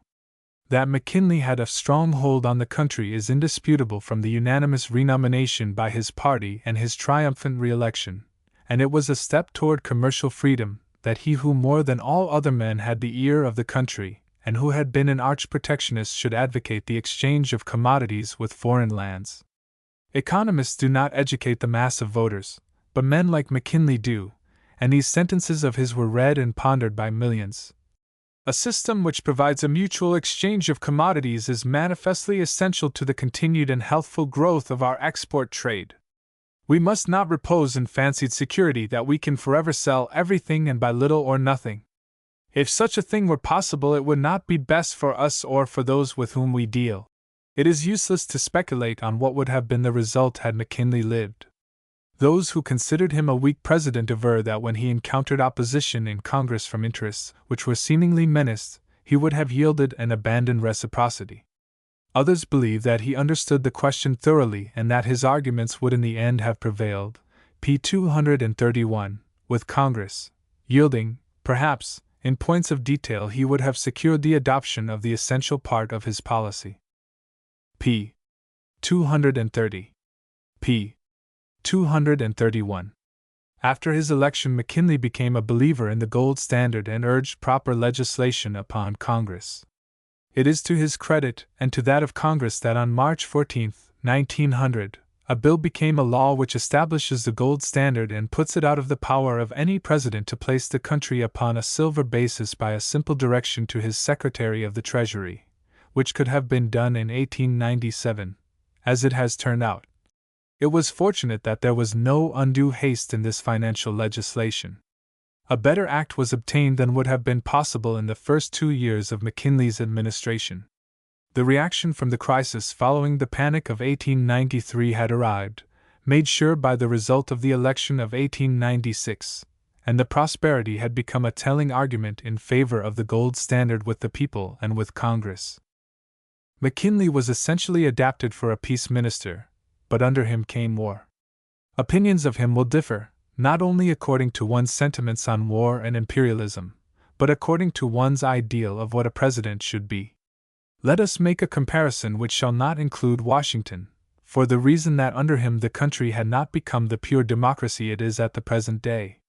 Of such a democracy it seems to me that Lincoln is the ideal president, in that he led public sentiment, represented it, and followed it. "I claim not to have controlled events," he said, "but confess plainly that events have controlled me." During his term of office he was one day called very weak, and the next a tyrant, but when his whole work was done, a careful survey of it could bring one only to the conclusion that he knew when to follow and when to lead. He was in complete touch with popular sentiment, and p. 232 divined with nicety when he could take a step in advance. He made an effort to keep on good terms with Congress, and he differed with that body reluctantly, although, when the necessity came, decisively. While he had consideration for those who did not agree with him, and while he acted always with a regard to proportion, he was nevertheless a strong and self-confident executive. Now Cleveland did not comprehend popular opinion as did Lincoln. In him the desire to lead was paramount, to the exclusion at times of a proper consideration for Congress and the people. It has been said by one of his political friends that he used the same energy and force in deciding a small matter as a great one, and he alienated senators, congressmen, and other supporters by an unyielding disposition when no principle was involved.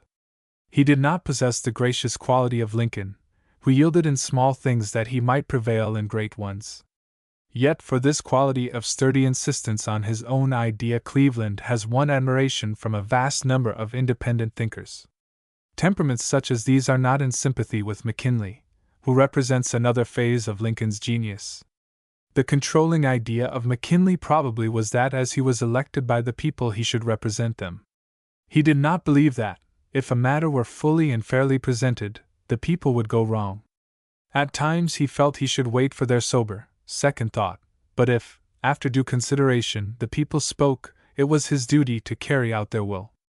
Unquestionably, if the Cleveland and McKinley qualities can be happily combined as they were in Lincoln, the nearest possible approach to the ideal ruler is the result. One Lincoln, though, in a century, is all that any country can expect, and there is a place in our polity for either the Cleveland or the McKinley type of executive. So it seemed to the makers, p. 233, of the Constitution. The Republican principle, wrote Hamilton in the Federalist, demands that the deliberate sense of the community should govern the conduct of those to whom they entrust the management of their affairs. But, he said in the same essay, however inclined we might be to insist upon an unbounded complaisance in the executive to the inclinations of the people, we can with no propriety contend for a like complaisance to the humors of the legislature. The executive should be in a situation to dare to act his own opinion with vigor and decision. It is frequently remarked that no president since Lincoln had so thorough a comprehension of public sentiment as McKinley. This knowledge and his theory of action, if I have divined it aright, are an explanation of his course in regard to the Spanish War and the taking of the Philippines. It does not fall to me to discuss in this article these two questions, nor do I feel certain that all the documents necessary to a fair judgment are accessible to the public, but I can show what was McKinley's attitude toward them by reporting a confidential conversation he had on May 2, 1899, with Mr. Henry S. Pritchett, president of the Massachusetts Institute of Technology, who made a record of it the day afterward. The president, Mr. Pritchett relates, spoke of the war and of his own responsibility, and the way in which he has gradually come to have his present position with respect to the Philippines. The talk was started by my reminding him of the fact that just a year ago that morning, on May 2, 1898, I had come into his room with a map of Manila and Cavite on a large scale, the first time he had seen such a map, and from this he drifted into a most serious and interesting talk of his own place in the history of the past 12 months. He described his efforts to avert the war, how he had carried the effort to the point of p. 234, rupture with his party. Then came the main incident, and finally, a declaration of war over all efforts to stem the tide. Then he spoke of Cuba and Puerto Rico and the Philippines, related at some length the correspondence he had had with the Paris Commission, how he had been gradually made to feel in his struggling for the right ground that first Luzon, and finally all the Philippines, must be kept. He then went on to indicate his belief that Providence had led in all this matter, that to him the march of events had been so irresistible that nothing could turn them aside. Nobody, he said, could have tried harder than he to be rid of the burden of the Philippines, and yet the trend of events had been such that it seemed impossible to escape this duty. He finally came to speak with more emotion than I have ever seen him exhibit, and no one could doubt the sincerity of the man. p. 232. p. 233. p. 234. Of McKinley's achievements in the field of diplomacy, Secretary Hay in his memorial address spoke with knowledge and in words of high praise. Sometimes the expression of a careful foreign observer anticipates the judgment of posterity, and with that view the words of The Spectator, in an article on the presidential election of 1900, are worth quoting. We believe that Mr. McKinley and the wise statesman who is his Secretary of State, Colonel Hay, are administrators of a high order. They have learnt their business thoroughly, hold all the strings of policy in their hands. Opinions will differ as to the impress McKinley has left on the presidential office. It is the judgment of two men of large knowledge of American history and present affairs that no president since Jefferson has been so successful in getting Congress to adopt the positive measures he desired. Of the administration of Theodore Roosevelt it would be, p. 235, neither proper nor wise for me to speak in other terms than those of expectation and prophecy. But of Mr. Roosevelt himself something may be said. His birth, breeding, education, and social advantages have been of the best. He has led an industrious and useful life. As an American citizen we are all proud of him, and when he reached the presidential office by a tragedy that nobody deplored more than he, every one wished him success. His transparent honesty and sincerity are winning qualities, and in the opinion of Burke especially important in him who is the ruler of a nation. Plain good intention, he wrote, which is as easily discovered at the first view as fraud is surely detected at last, is, let me say, of no mean force in the government of mankind. To these qualities, and to a physical and moral courage that can never be questioned, Mr. Roosevelt adds a large intelligence, and, as his books show, a power of combination of ideas and cohesive thought. Moreover, he has had a good political training, and he has the faculty of writing his political papers in a pregnant and forcible literary style. He is fit for what Mr. Bryce calls the greatest office in the world, unless we except the papacy. His ideals are Washington and Lincoln. I like to see in my mind's eye, he said, the gaunt form of Lincoln stalking through these halls. To gratify the hopes, secure the reverence, and sustain the dignity of the nation, said Justice Story, the presidential office should always be occupied by a man of elevated talents, of ripe virtues, of incorruptible integrity, and of tried patriotism, one who shall forget his own interests and remember that he represents not a party but the whole nation. These qualities Theodore Roosevelt has. Whether he shall in action carry out the other requirements of Justice Story may only be judged after he shall have retired to private life. p. 235. p. 236. Mr. Roosevelt merits the encouragement and sympathy of all lovers of good government, and he is entitled, as indeed is every president, to considerate and forbearing criticism. For, ardently desired as the office is, it is a hard place to fill. Through the kindness of President Roosevelt, I have been enabled to observe the daily routine of his work, and I am free to say that from the business point of view, no man better earns his pay than does he. Mr. Bryce remarks that a good deal of the President's work is like that of the manager of a railway. So far as concerns the consultation with heads of departments, prompt decisions, and the disposition of daily matters, the comparison is apt, if a great American railway and a manager like Thomas A. Scott are borne in mind. But the railway manager's labor is done in comparative privacy. He can be free from interruption and dispose of his own time in a systematic manner. That is impossible for the President during the session of Congress. Office seekers themselves do not trouble the President so much as in former days. They may be referred to the heads of the departments. And moreover, the introduction of competitive examinations and the merit system has operated as a relief to the President and his cabinet officers. But hearing the recommendations by senators and congressmen of their friends for offices consumes a large amount of time. There are, as Senator Lodge has kindly informed me, 4,818 presidential offices exclusive of 4,000 presidential post offices. In addition, there are Army and naval officers to be appointed. The proper selection in 4 years of the number of men these figures imply is in itself no small labor. It would by a railway manager be considered an onerous and exacting business. But the railway manager may hear the claims of applicants in his own proper way, and to prevent encroachments on his time, p. 237, may give the candidates, or their friends, a curt dismissal. The President may not treat senators and representatives in that manner, nor would he desire to do so, for the intercourse between them and the executive is of great value. The President, wrote John Sherman, should touch elbows with Congress. There are important legislative measures to be discussed in a frank interchange of opinion. Senators and representatives are a guide to the President in their estimates of public sentiment. Often they exert an influence over him, and he is dependent on them for the carrying out of any policy he may have at heart. While the encroachments on the President's time are great, I am convinced that no plan should be adopted which should curtail the unconventional and frank interchange of views between the President and members of the national legislature. The relief lies with the public. Much of the President's time is taken up with receptions of the friends of senators and representatives, of members of conventions and learned bodies meeting in Washington, of deputations of schoolteachers and the like who have gone to the Capitol for a holiday. All desire to pay their respects to the Chief Magistrate.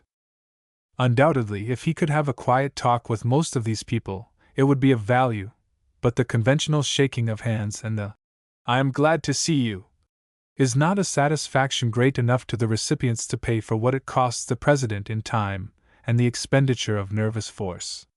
He should have time for deliberation. The railway manager can closet himself when he likes. That should be the privilege of the President.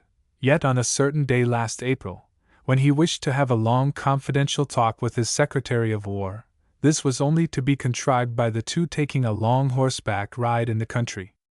It is difficult for the President to refuse to see, p. 238, these good, patriotic, and learned people, and senators and representatives like to gratify their constituents. The remedy lies with the public in denying themselves this pleasant feature of a visit to Washington. One does not call on the President of the Pennsylvania Railroad or the President of the New York Central Railroad in business hours unless for business purposes, and this should be the rule observed by citizens of the United States toward the President. The weekly public receptions are no longer held. All these other receptions and calls simply for shaking hands and wishing him Godspeed should no longer be asked for.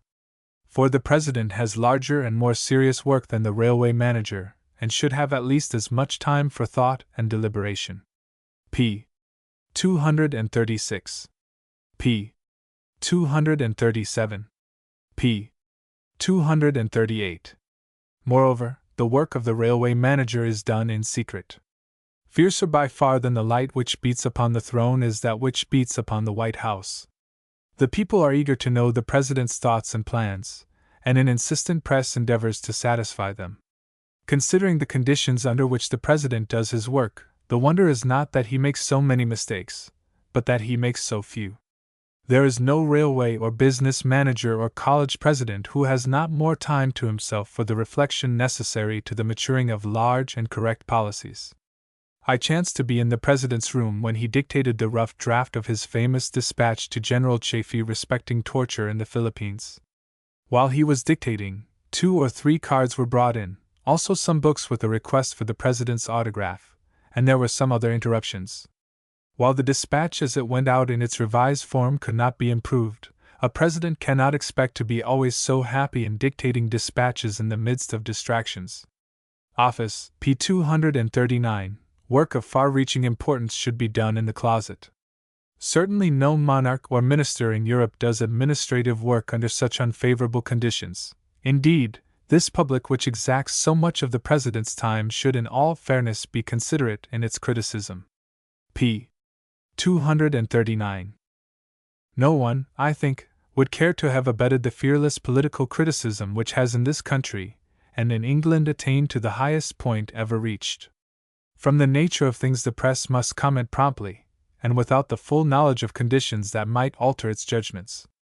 But on account of the necessary haste of its expressions, the writers should avoid extravagant language and the too ready imputation of bad motives to the public servants.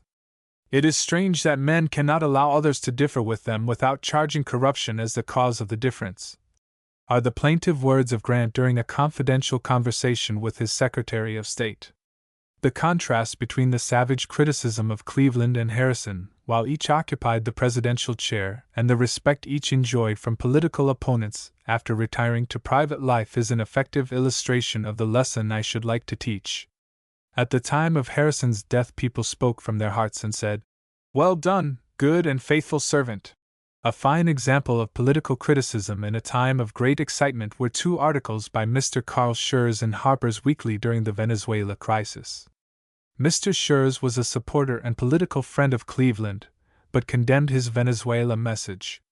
In the articles to which I refer, he was charitable in feeling and moderate in tone, and though at the time I heard the term wishy-washy applied to one of them, I suspect that Mr. Schurz now looks back with satisfaction to his reserve, and those of us who used more forcible language in regard to the p. 240 same incident may well wish that we had emulated his moderation.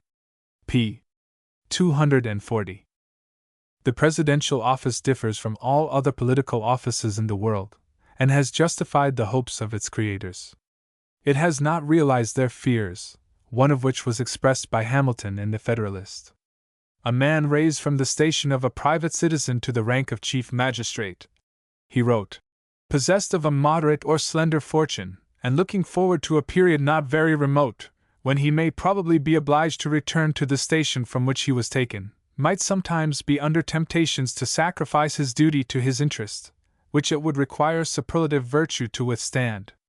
An avaricious man might be tempted to betray the interests of the state to the acquisition of wealth. An ambitious man might make his own aggrandizement, by the aid of a foreign power, the price of his treachery to his constituents. From dangers of this sort, the political virtue which we inherited from our English ancestors has preserved us. We may fairly maintain that the creation and administration of our presidential office have added something to political history, and when we contrast in character and ability the men who have filled it with the monarchs of England and of France, we may have a feeling of just pride. Mr. Bryce makes a suggestive comparison in ability of our presidents to the prime ministers of England, awarding the palm to the Englishman, and from his large knowledge of both countries and impartial judgment we may readily accept his conclusion. It is, however, a merit of our Constitution that as great ability is not required for its chief executive office as is demanded in England. The Prime Minister must have, p. 241, a talent for both administration and debate, which is a rare combination of powers, and if he be chosen from the House of Commons, it may happen that too much stress will be laid upon oratory, or the power of making ready replies to the attacks of the opposition. It is impossible to conceive of Washington defending his policy in the House or the Senate from a fire of questions and cross-questions. Lincoln might have developed this quality of a prime minister, but his replies and sallies of wit to put to confusion his opponents would have lacked the dignity his state papers and confidential letters possess. Hayes and Cleveland were excellent administrators, but neither could have reached his high position had the debating ability of a prime minister been required. On the other hand, Garfield, Harrison, and McKinley would have been effective speakers in either the House or the Senate. p. 241. An American may judge his own country best from European soil, impregnated as he there is with European ideas. Twice have I been in Europe during Cleveland's administration, twice during McKinley's, once during Roosevelt's.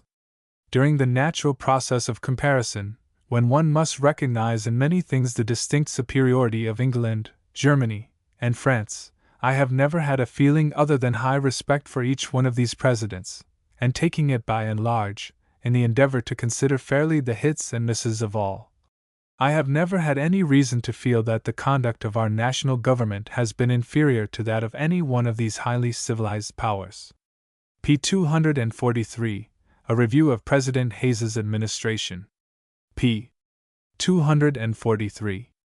Address delivered at the annual meeting of the Graduate School of Arts and Sciences, and the Graduate Schools of Applied Science and Business Administration, Harvard University, on October 8, 1908, printed in the Century Magazine for October, 1909. p. 245, A Review of President Hayes's Administration. p.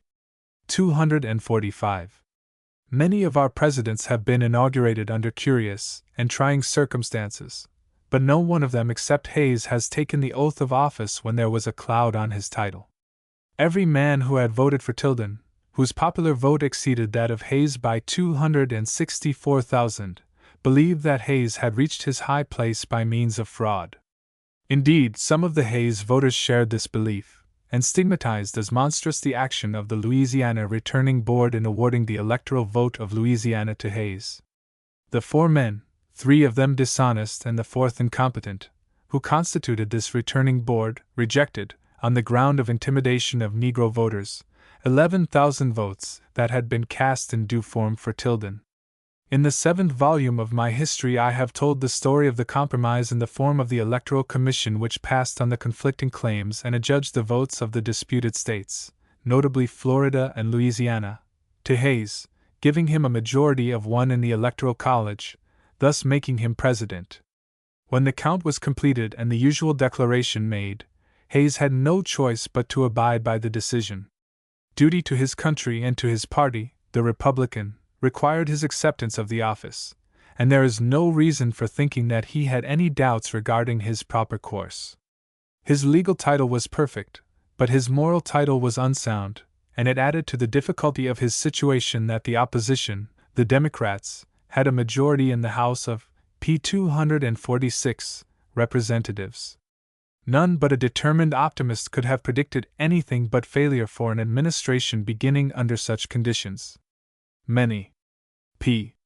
246. Hayes was an Ohio man, and we in Ohio now watched his successive steps with keen interest. We knew him as a man of high character, with a fine sense of honor, but we placed no great faith in his ability. He had added to his reputation by the political campaign that he had made for governor, in 1875, against the Democrats under William Allen, who demanded an inflation of the greenback currency. He took an uncompromising stand for sound money, although that cause was unpopular in Ohio, and he spoke from the stump unremittingly and fearlessly, although overshadowed by the greater ability and power of expression of Senator Sherman and of Carl Schurz, who did yeoman's service for the Republicans in this campaign. Senator Sherman had suggested Hayes as candidate for president, and the nomination by the Republican National Convention had come to him in June, 1876. While his letter of acceptance may not have surprised his intimate friends, it was a revelation to most of us from its outspoken and common-sense advocacy of civil service reform, and it gave us the first glimmering that in Rutherford B. Hayes the Republicans had for standard-bearer a man of more than respectable ability. His inaugural address confirmed this impression. He spoke with dignity and sympathy of the disputed presidency, promised a liberal policy toward the Southern states, and declared that a reform in our civil service was a paramount necessity. He chose for his cabinet men in sympathy with his high ideals. William M. Evarts, the Secretary of State, was one of the ablest lawyers in the country. He had been one of the leading counsel in the p. 247 defense of President Johnson in the impeachment trial, and had managed the Republican cause before the Electoral Commission with adroitness and zeal. John Sherman, the Secretary of the Treasury, was the most capable financier in public life. Carl Schurz, the Secretary of the Interior, was an aggressive and uncompromising reformer, who had served the Republican Party well in the campaigns of 1875 and 1876. If these 3 men could work together under Hayes, the United States need envy the governors of no other country.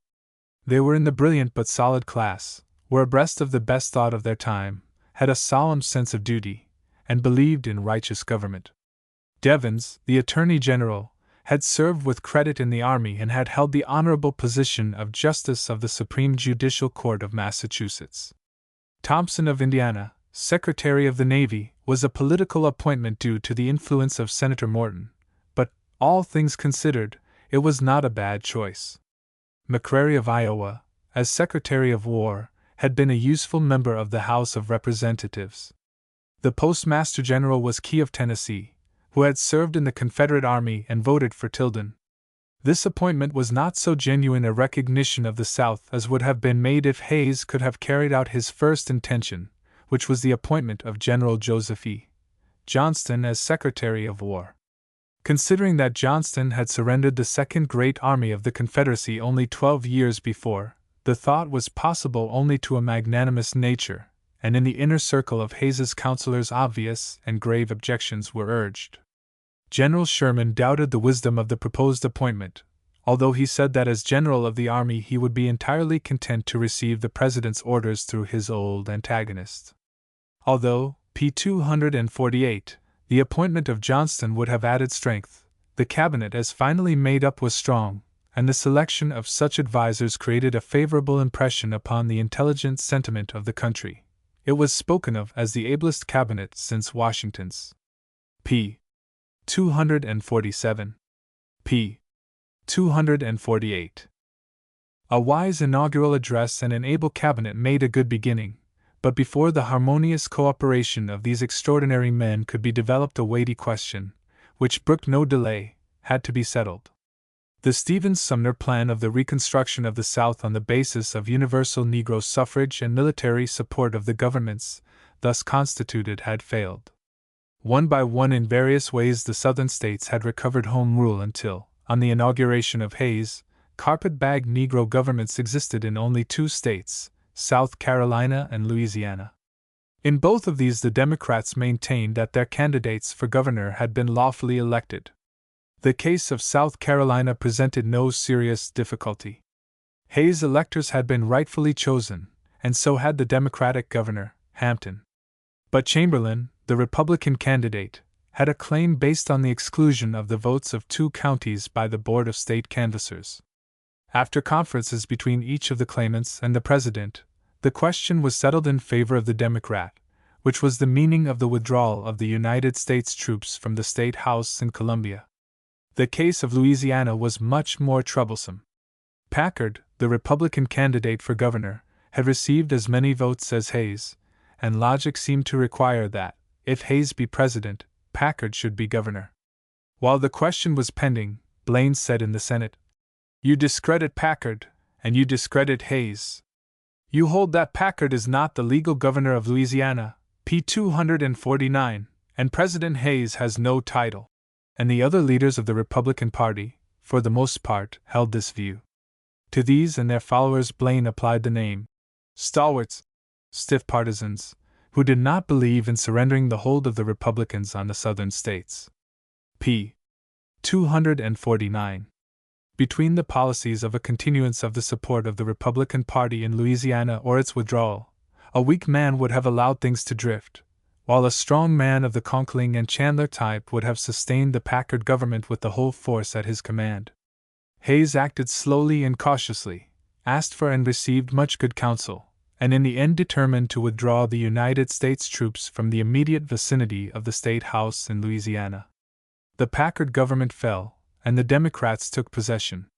The lawyers could furnish cogent reasons why Packard was not entitled to the governorship, although the electoral vote of Louisiana had been counted for Hayes. But the stalwarts maintained that no legal quibble could varnish over so glaring an inconsistency. Indeed, it was one of those illogical acts, so numerous in English and American history, that resolved difficulties, when a rigid adherence to logic would tend to foment trouble.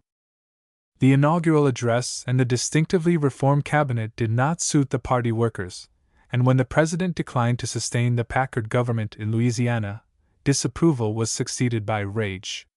In 6 weeks after his inauguration, Hayes was without a party, that is to say, the men who carried on the organization were bitterly opposed to his policy, and they made much more noise than the independent-thinking voters who believed that a man had arisen after their own hearts.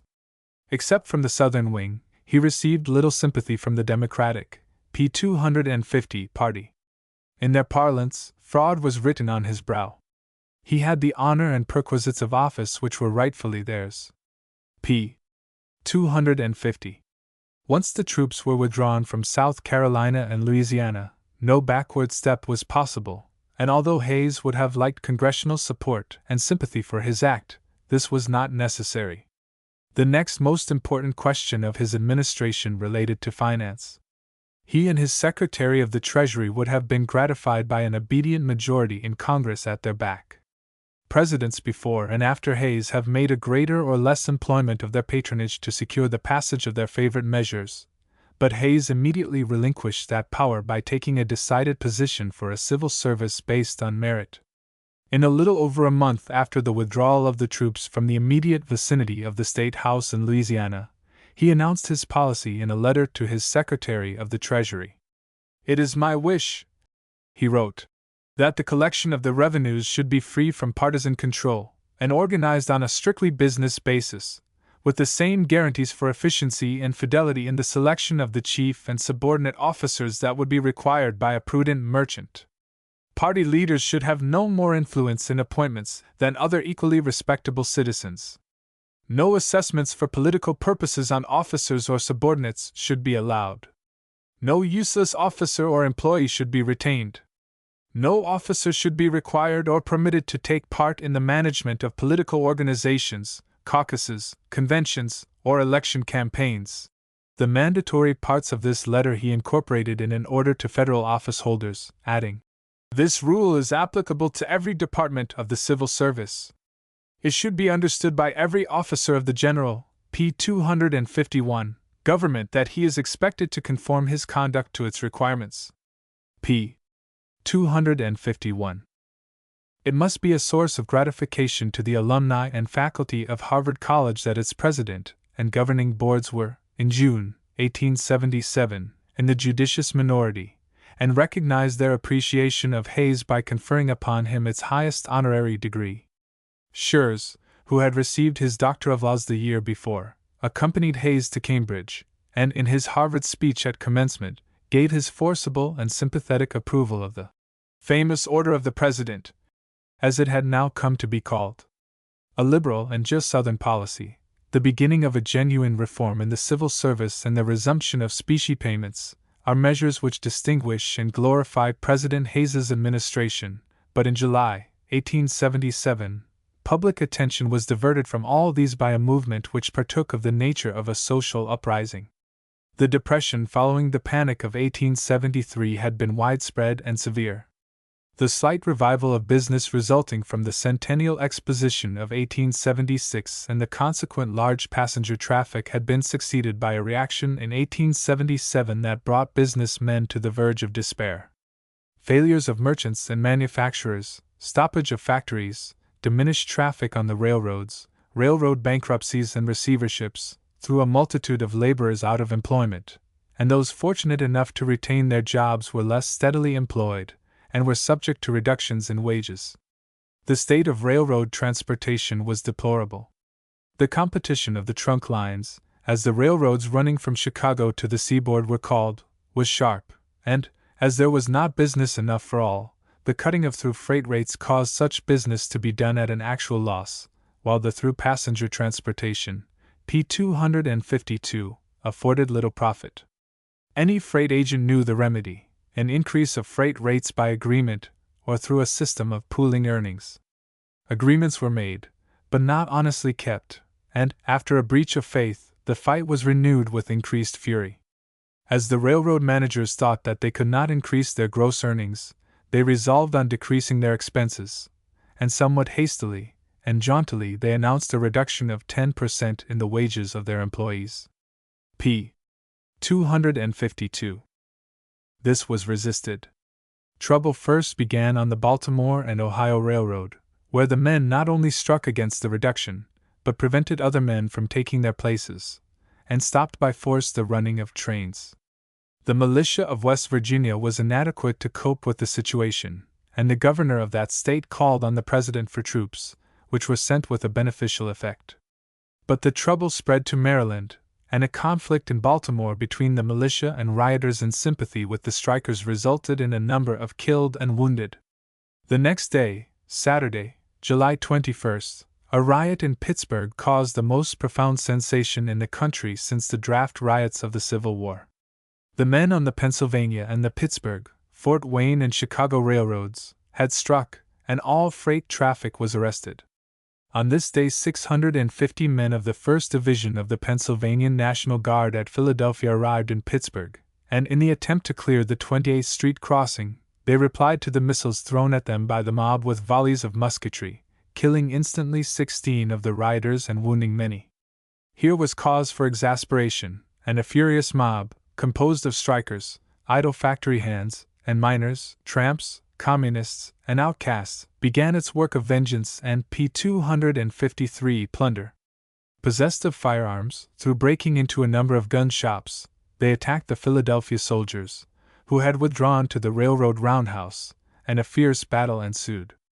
Unable to dislodge the soldiers by assault, the rioters attempted to roast them out by setting fire to cars of coke saturated with petroleum, and pushing these down the track against the roundhouse. This eventually forced the soldiers to leave the building, but, though pursued by the rioters, they made a good retreat across the Allegheny River. The mob, completely beyond control, began the destruction of railroad property. The torch was applied to 2 roundhouses, to railroad sheds, shops and offices, cars and locomotives. Barrels of spirits, taken from the freight cars, and opened and drunk, made demons of the men, and the work of plunder and destruction of goods in transit went on with renewed fury. p. 253. That Saturday night Pittsburgh witnessed a reign of terror. On Sunday the rioting and pillage were continued, and in the afternoon the Union Depot and Railroad Hotel and an elevator nearby were burned. Then, as the rioters were satiated and too drunk to be longer dangerous, the riot died out. It was not checked. On Monday, through the action of the authorities, armed companies of law-abiding citizens, and some faithful companies of the militia, order was restored. But meanwhile the strike had spread to a large number of other railroads between the seaboard and Chicago and St. Louis. Freight traffic was entirely suspended, and passenger trains were run only on sufferance of the strikers. Business was paralyzed, and the condition of disorganization and unrest continued throughout the month of July. The governors of West Virginia, Maryland, Pennsylvania, and Illinois called upon the President for United States troops, which were promptly sent, and in P-254, Indiana and Missouri they were employed on the demand of the United States Marshals. Where the regular soldiers appeared, order was at once restored without bloodshed, and it was said that the rioters feared one federal bayonet more than a whole company of militia. The gravity of the situation is attested by 3 proclamations of warning from President Hayes. p. 254. Strikes had been common in our country, and while serious enough in certain localities, had aroused no general concern, but the action of the mob in Baltimore, Pittsburgh, and Chicago seemed like an attack on society itself, and it came like a thunderbolt out of a clear sky, startling Americans, who had hugged the delusion that such social uprisings belonged to Europe, and had no reason of being in a great, free republic where all men had an equal chance. The railroad managers had no idea that they were letting loose a slumbering giant when their edict of a 10% reduction went forth. It was due to the prompt and efficient action of the President that order was ultimately restored. In the profound and earnest thinking and discussion that went on during the rest of the year, whenever thoughtful men gathered together, many a grateful word was said of the quiet, unassuming man in the White House who saw clearly his duty and never faltered in pursuing it. It was seen that the federal government, with a resolute president at its head, was a tower of strength in the event of a social uprising. In the reform of the civil service, Hayes proceeded from words to action. He reappointed Thomas L. James as postmaster of New York City, who had conducted his office on a thorough business basis, and gave him sympathetic support. The New York Custom House had long been a political machine in which the interests of politicians had been more considered than those of the public. It was, p. 255, supposed to serve. The President began an investigation of it through an impartial commission, and he and Sherman came to the conclusion that the renovation desired, in line with his letter to the Secretary of the Treasury and his order to the federal officers, could not be effected so long as the present collector, Chester A.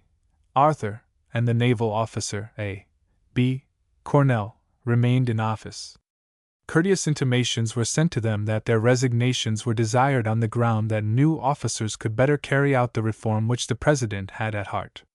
Arthur and Cornell, under the influence of Senator Conkling, refused to resign, and a plain issue was made between the President and the New York senator.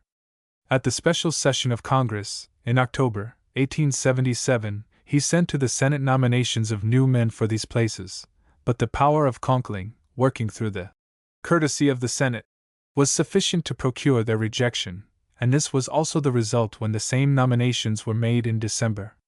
p. 255. In July 1878, after the adjournment of Congress, Hayes removed Arthur and Cornell, and appointed Merritt and Burt in their places. During the following December, these appointments came before the Senate for confirmation. Sherman decided to resign if they were rejected, and he made a strong personal appeal to Senators Allison, Windom, and Morrill that they should not permit the insane hate of Conkling to override the good of the service and the party. A 7-hour struggle ensued in the Senate, but Merritt and Burt were confirmed by a decisive majority. After the confirmation, Hayes wrote to Merritt, "My desire is that the office be conducted on strictly business principles and according to the rules for the civil service which were recommended by the Civil Service Commission in the administration of General Grant." p. 256. In 3 of his annual messages, Hayes presented strong arguments for a reform in the civil service, and he begged Congress, without avail, to make appropriations to sustain the Civil Service Commission. He sympathized with and supported Schurz in his introduction into the Interior Department of competitive examinations for appointments and promotions, and he himself extended that system to the custom houses and post offices of the larger cities. p. 256. All that was accomplished in this direction was due to his efforts, and those of his cabinet. He received neither sympathy nor help from Congress. Indeed, he met with great opposition from his own party. A picture not without humor is Hayes reading, as his justification, to the Republican remonstrance against his policy of appointments, the strong declaration for a civil service based on merit in the Republican platform, on which he had stood as candidate for president. Though his preaching did not secure the needed legislation from Congress, it produced a marked effect on public sentiment. The organization of civil service reform associations began under Hayes. The New York Association was begun in 1877, reorganized 3 years later, and soon had a large national membership, which induced the formation of other state associations.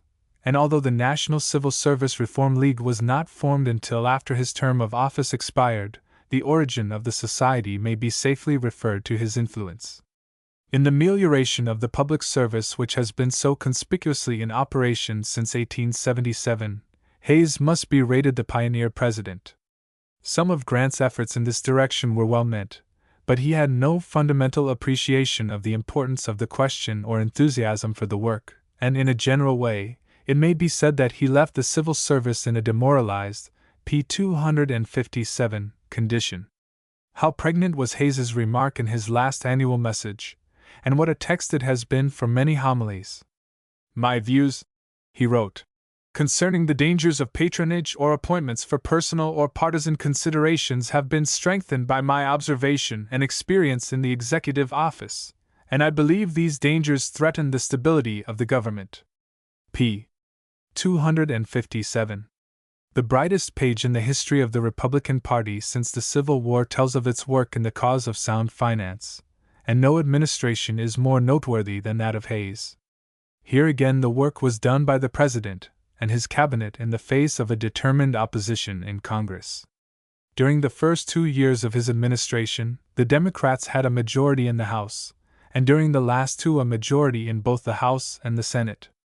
The Republican Party was sounder than the Democratic on the resumption of specie payments and in the advocacy of a correct money standard, But Hayes had by no means all of his own party at his back. Enough Republicans, however, were of his way of thinking to prevent an irremediable inflation of either greenbacks or silver. The credit for what was accomplished in finance belongs in the main to John Sherman, a great financier and consummate statesman, but he had the constant sympathy and support of the President. It was their custom to take long drives together every Sunday afternoon and discuss systematically and thoroughly the affairs of the Treasury and the official functions of the President. No president ever had a better counselor than Sherman, no Secretary of the Treasury more sympathetic and earnest support than was given by Hayes. Sherman refunded $845 million of the public debt at a lower rate of interest, showing in his negotiations with bankers a remarkable combination of business and P-258 political ability. Cool, watchful, and confident, he grasped the point of view of New York and London financial syndicates, and to that interested and somewhat narrow vision he joined the intelligence and foresight of a statesman. Sherman brought about the resumption of specie payments on the 1st of January 1879, the date fixed in the bill of which he was the chief author and which, for years before, he had carried through the Senate. It was once the fashion of his opponents to discredit his work, and emphasizing the large crop of 1878 and the European demand for our breadstuffs, to declare that resumption was brought about by Providence and not by John Sherman. No historian of American finance can fail to see how important is the part often played by bountiful nature, but it is to the lasting merit of Sherman and Hayes that, in the dark years of 1877 and 1878, with cool heads and unshaken faith, they kept the country in the path of financial safety and honor despite bitter opposition and clamorous abuse. p. 258. These 2 years formed a part of my own business career, and I can add my vivid recollection to my present study of the period. As values steadily declined and losses rather than profits in business became the rule, the depression and even despair of businessmen and manufacturers can hardly be exaggerated. The daily list of failures and bankruptcies was appalling. How often one heard that iron and coal and land were worth too little and money too much, that only the bondholder could be happy, for his interest was sure and the purchasing power of his money great. In August 1878, when John Sherman went to Toledo to speak to a gathering 3,000 strong, he was greeted with such cries as, "You are responsible for all the failures in the country. You work to the interest of the capitalist. Capitalists own you, John Sherman, p. 259, and you rob the poor widows and orphans to make them rich." p. 259. By many the resumption of specie payments was deemed impossible.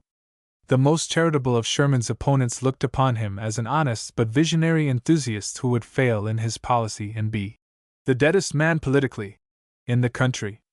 Others deemed resumption possible only by driving to the wall a majority of active business men. It was this sentiment which gave strength to the majority in the House of Representatives, which was opposed to any contraction of the greenback currency, and in favor of the free coinage of silver, and of making it likewise a full legal tender. Most of these members of Congress were sincere, and thought that they were asking no more than justice for the trader, the manufacturer, and the laborer. The Ohio idea was originally associated with an inflation of the paper currency, but by extension it came to mean an abundance of cheap money, whether paper or silver. Proposed legislation, with this as its aim, was very popular in Ohio, but despite the intense feeling against the President's and Secretary's policy in their own state and generally throughout the West, Hayes and Sherman maintained it consistently, and finally brought about the resumption of specie payments.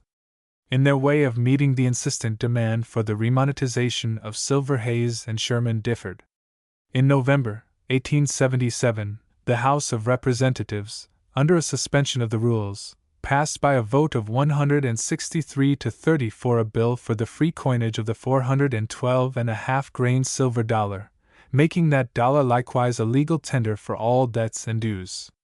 The Senate was still Republican, but the Republican senators were by no means unanimous for the gold standard. Sherman became convinced that, although the free silver, p. 260, bill could not pass the Senate, something must nevertheless be done for silver, and, in cooperation with Senator Allison, he was instrumental in the adoption of the compromise which finally became law. This remonetized silver, providing for the purchase of not less than $2 million worth of silver bullion per month, no more than 4 millions, and for its coinage into 412.5 grain silver dollars. Hayes vetoed this bill, sending a sound and manly message to the House of Representatives, but Congress passed it over his veto by a decided majority. p. 260.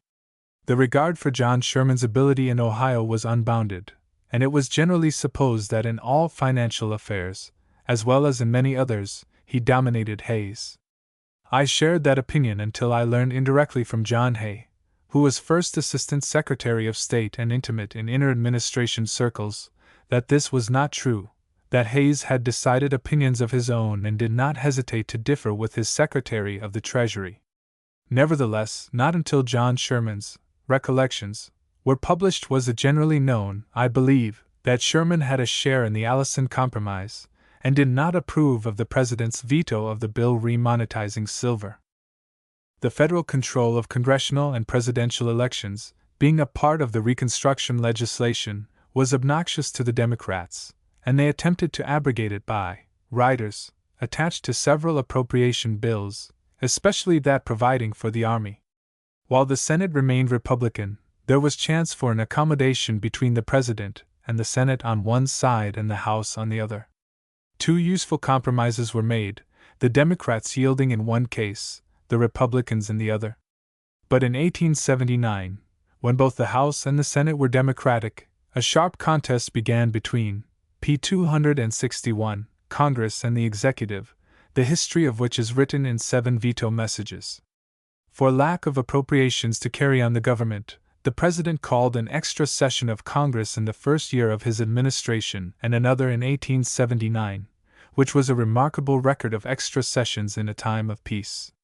The Democratic House passed a resolution for the appointment of a committee to investigate Hayes's title and aroused some alarm lest an effort might be made to oust President Hayes and inaugurate Tilden.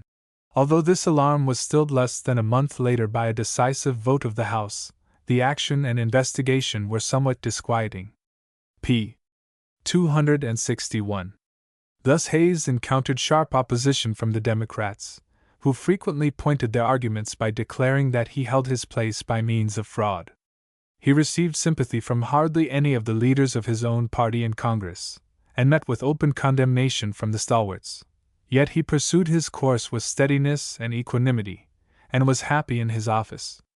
His serene amiability and hopefulness, especially in regard to affairs in the Southern states, were a source of irritation to the stalwarts, but it was the serenity of a man who felt himself fully equal to his responsibilities.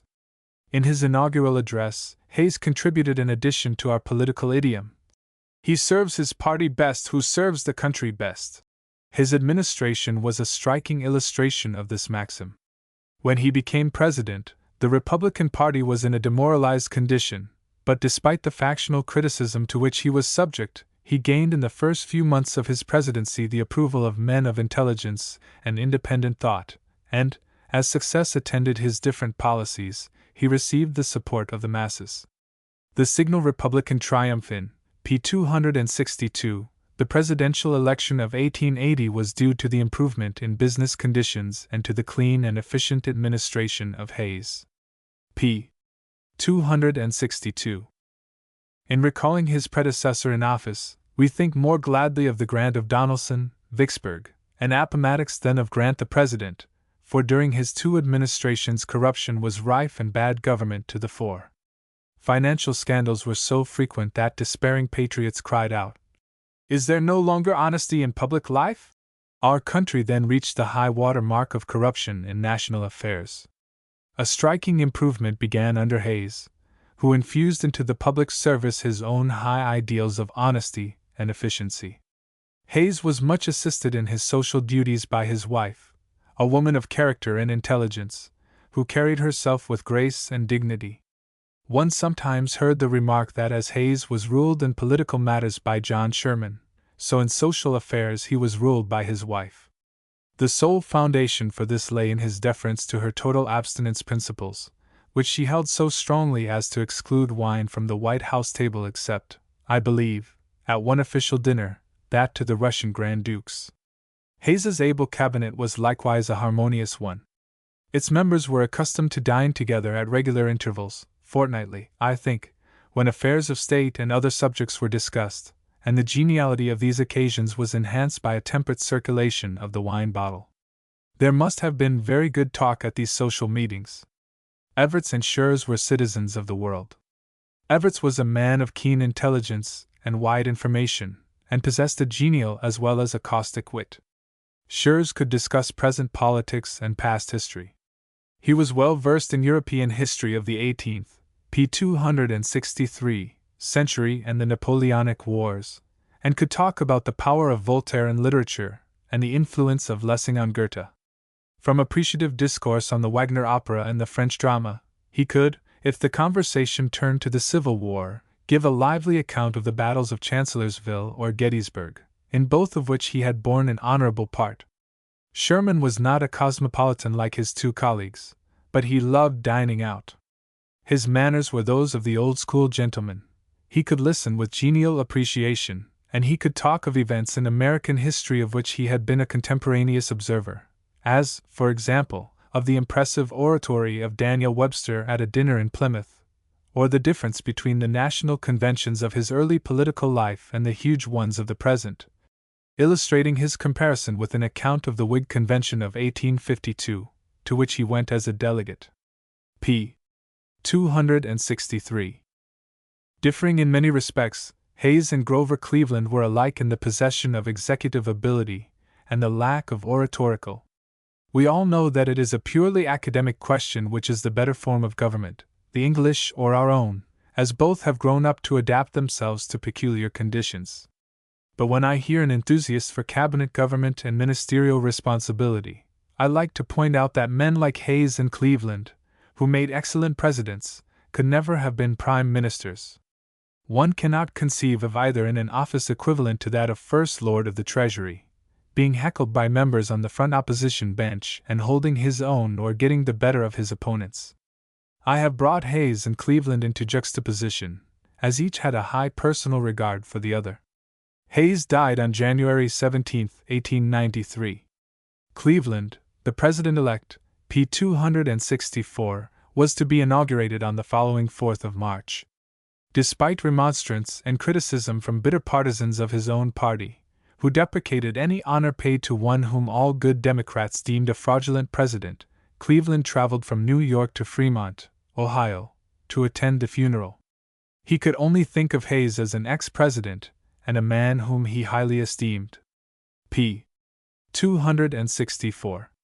p. 265, Edwin Lawrence Godkin. p. 265. Lecture read at Harvard University, April 13, 1908. Printed in the Atlantic Monthly for September, 1908. p. 267, Edwin Lawrence Godkin. p. 267. Our two great journalists of the 19th century were Greeley and Godkin. Though differing in very many respects, they were alike in possessing a definite moral purpose. The most glorious and influential portion of Greeley's career lay between the passage of the Kansas-Nebraska Act in 1854 and the election of Lincoln in 1860, when the press played an important part in the upbuilding of a political party which formulated in a practical manner the anti-slavery sentiment of the country. Foremost among newspapers was the New York Tribune, foremost among editors was Horace Greeley. Of Greeley in his best days Godkin wrote, "He has an enthusiasm which never flags, and a faith in principles which nothing can shake, and an English style which, for vigor, terseness, clearness, and simplicity, has never been surpassed, except perhaps by Cobbett." Our Greeley and Godkin were alike in furnishing their readers with telling arguments. In northern New York and the Western Reserve of Ohio the Weekly Tribune was a political Bible. "Why do you look so gloomy?" said a traveler, riding along the highway in the Western Reserve during the old anti-slavery days, to a farmer who was sitting moodily on a fence. "Because," replied the farmer, "my Democratic friend next door got the best of me in an argument last night." But when I get my weekly Tribune tomorrow, I'll knock the foundations all out from under him. Premising that Godkin is as closely identified with the p. 268 Nation and the Evening Post as Greeley with the Tribune, I shall refer to a personal experience. Passing a part of the winter of 1886 in a hotel at Thomasville, Georgia, it chanced that among the 100 or more guests there were 8 or 10 of us who regularly received the Nation by post. Ordinarily it arrived on the Friday noon train from Savannah, and when we came from our midday dinner into the hotel office, there, in our respective boxes, easily seen, and from their peculiar form recognized by every one, were our copies of the Nation. Occasionally the papers missed connection at Savannah, and our Nations did not arrive until after supper. It used to be said by certain scoffers that if a discussion of political questions came up in the afternoon of one of those days of disappointment, we readers were mum, but in the late evening, after having digested our political pabulum, we were ready to join issue with any antagonist. Indeed, each of us might have used the words of James Russell Lowell, written while he was traveling on the continent and visiting many places where the Nation could not be bought. All the time I was without it, my mind was chaos, and I didn't feel that I had a safe opinion to swear by. p. 268. While the Farmer of the Western Reserve and Lowell are extreme types of clientele, each represents fairly well the peculiar following of Greeley and of Godkin, which differed as much as did the personal traits of the two journalists.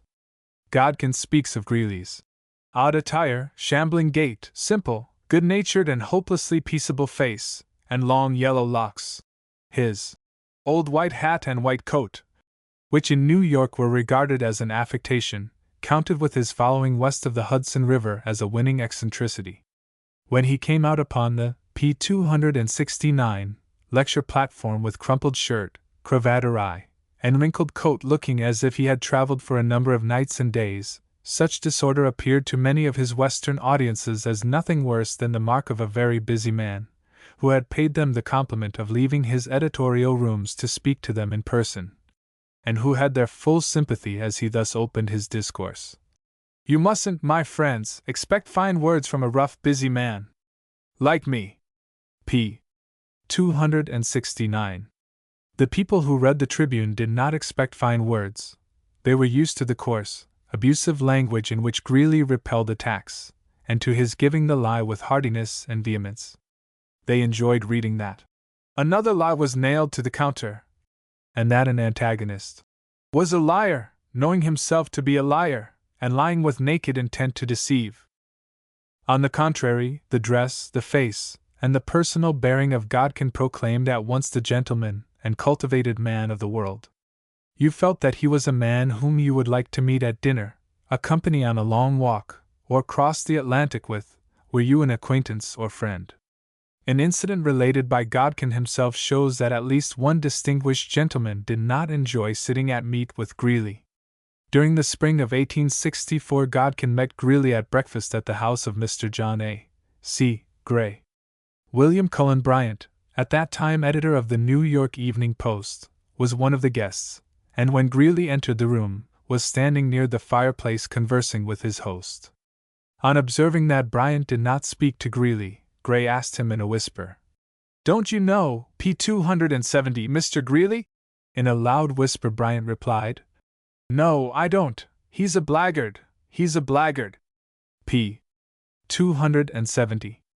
In the numbers of people whom he influenced, Greeley had the advantage over Godkin. In February 1855, the circulation of the Tribune was 172,000, and its own estimate of its readers 500,000, which was certainly not excessive. It is not a consideration beyond bounds to infer that the readers of the Tribune in 1860 furnished a goodly part of the 1,866,000 votes, which were received by Lincoln. At different times, while Godkin was editor, the Nation stated its exact circulation, which, as I remember it, was about 10,000, and it probably had 50,000 readers. As many of its readers were in the class of Lowell, its indirect influence was immense. Emerson said that the Nation had breadth, variety, self-sustainment, and an admirable style of thought and expression. "I owe much to the Nation," wrote Francis Parkman. I regard it as the most valuable of American journals, and feel that the best interests of the country are doubly involved in its success. What an influence you have, said George William Curtis to Godkin. What a sanitary element in our affairs the nation is. To my generation, wrote William James, Godkin's was certainly the towering influence in all thought concerning public affairs, and indirectly his influence has certainly been more pervasive than that of any other writer of the generation, for he influenced other writers who never quoted him, and determined the whole current of discussion. When the work of this century is summed up, wrote Charles Eliot Norton to Godkin, what you have done for the good old cause of civilization, the cause which is always defeated, but always after defeat taking more advanced position than before, what you have done for this cause will, p. 271, count for much. I am conscious, wrote President Eliot to Godkin, that the nation has had a decided effect on my opinions and my action for nearly 40 years, and I believe it has had like effect on thousands of educated Americans. p. 271. A string of quotations, as is well known, becomes wearisome, but the importance of the point that I am trying to make will probably justify one more. I find myself so thoroughly agreeing with the nation always, wrote Lowell, that I am half persuaded that I edit it myself. Truly Lowell had a good company, Emerson, Parkman, Curtis, Norton, James, Eliot, all teachers in various ways. Through their lectures, books, and speeches, they influenced college students at an impressible age. They appealed to young and to middle-aged men, and they furnished comfort and entertainment for the old. It would have been difficult to find anywhere in the country an educated man whose thought was not affected by some one of these seven, and their influence on editorial writers for newspapers was remarkable. These seven were all taught by Godkin. Every Friday morning when the nation comes, wrote Lowell to Godkin, I fill my pipe, and read it from beginning to end. Do you do it all yourself? Or are there really so many clever men in the country? Lowell's experience, with or without tobacco, was undoubtedly that of hundreds, perhaps of thousands, of educated men, and the query he raised was not an uncommon one. At one time, Godkin, I believe, wrote most of the Week, which was made up of brief and pungent comments on events, as well as the principal editorial articles.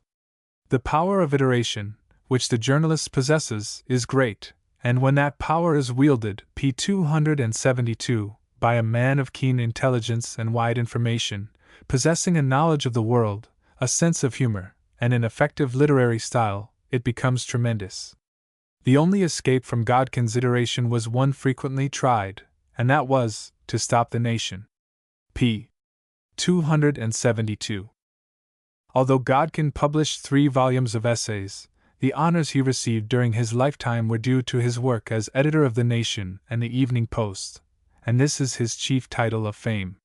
The education, early experience, and aspiration of such a journalist are naturally matter of interest. Born in 1831, in the county of Wicklow in the southeastern part of Ireland, the son of a Presbyterian minister, he was able to say when referring to Goldwin Smith, I am an Irishman, but I am as English in blood as he is. Receiving his higher education at Queen's College, Belfast, he took a lively interest in present politics, his college friends being liberals. John Stuart Mill was their prophet, Grote and Bentham their daily companions, and America was their promised land. To the scoffs of the Tories that our schemes were impracticable, he has written of these days, our answer was that in America, barring slavery, they were actually at work. There, the chief of the state and the legislators were freely elected by the people. There, the offices were open to everybody who had the capacity to fill them. There was no army or navy, 2 great curses of humanity in all ages. There was to be no war except war in self-defense. In fact, we did not doubt that in America at last the triumph of humanity over its own weaknesses and superstitions was being achieved, and the dream of Christendom was at last being realized. As a correspondent of the London Daily News, he went to the Crimea. The scenes at Malakoff gave him a disgust for, p. 273, war which thenceforth he never failed to express upon every opportunity. When a man of 68, reckoning its cost in blood and treasure, he deemed the Crimean War entirely unnecessary and very deplorable. Godkin arrived in America in November 1856, and soon afterwards, with Olmsted's Journey in the Seaboard Slave States, the Back Country, and Texas, as guidebooks, took a horseback journey through the South. Following closely Olmsted's trail, and speaking therefore with knowledge, he has paid him one of the highest compliments one traveler ever paid another. Olmsted's work, he wrote, in vividness of description and in photographic minuteness far surpasses Arthur Young's. During this journey he wrote letters to the London Daily News, and these were continued after his return to New York City. For the last 3 years of our Civil War, he was its regular correspondent, and, as no one denies that he was a powerful advocate when his heart was enlisted, he rendered efficient service to the cause of the North. The News was strongly pro-Northern, and Godkin furnished the facts which rendered its leaders sound and instructive as well as sympathetic. All this while he was seeing socially the best people in New York City, and making useful and desirable acquaintances in Boston and Cambridge. p. 273. The interesting story of the foundation of the nation has been told a number of times, and it will suffice for our purpose to say that there were 40 stockholders who contributed a capital of $100,000, one half of which was raised in Boston, and 1/4 each in Philadelphia and New York. Godkin was the editor, and next to him the chief promoters were James M. McKim of Philadelphia and Charles Eliot Norton. The first number, p. 274 of this Weekly Journal of Politics, Literature, Science, and Art, appeared on July 6, 1865.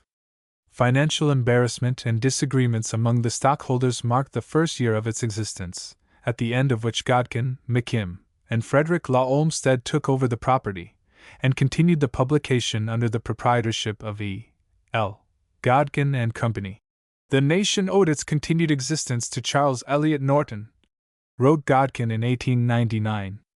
It was his calm and confidence amid the shrieks of combatants which enabled me to do my work even with decency. p. 274.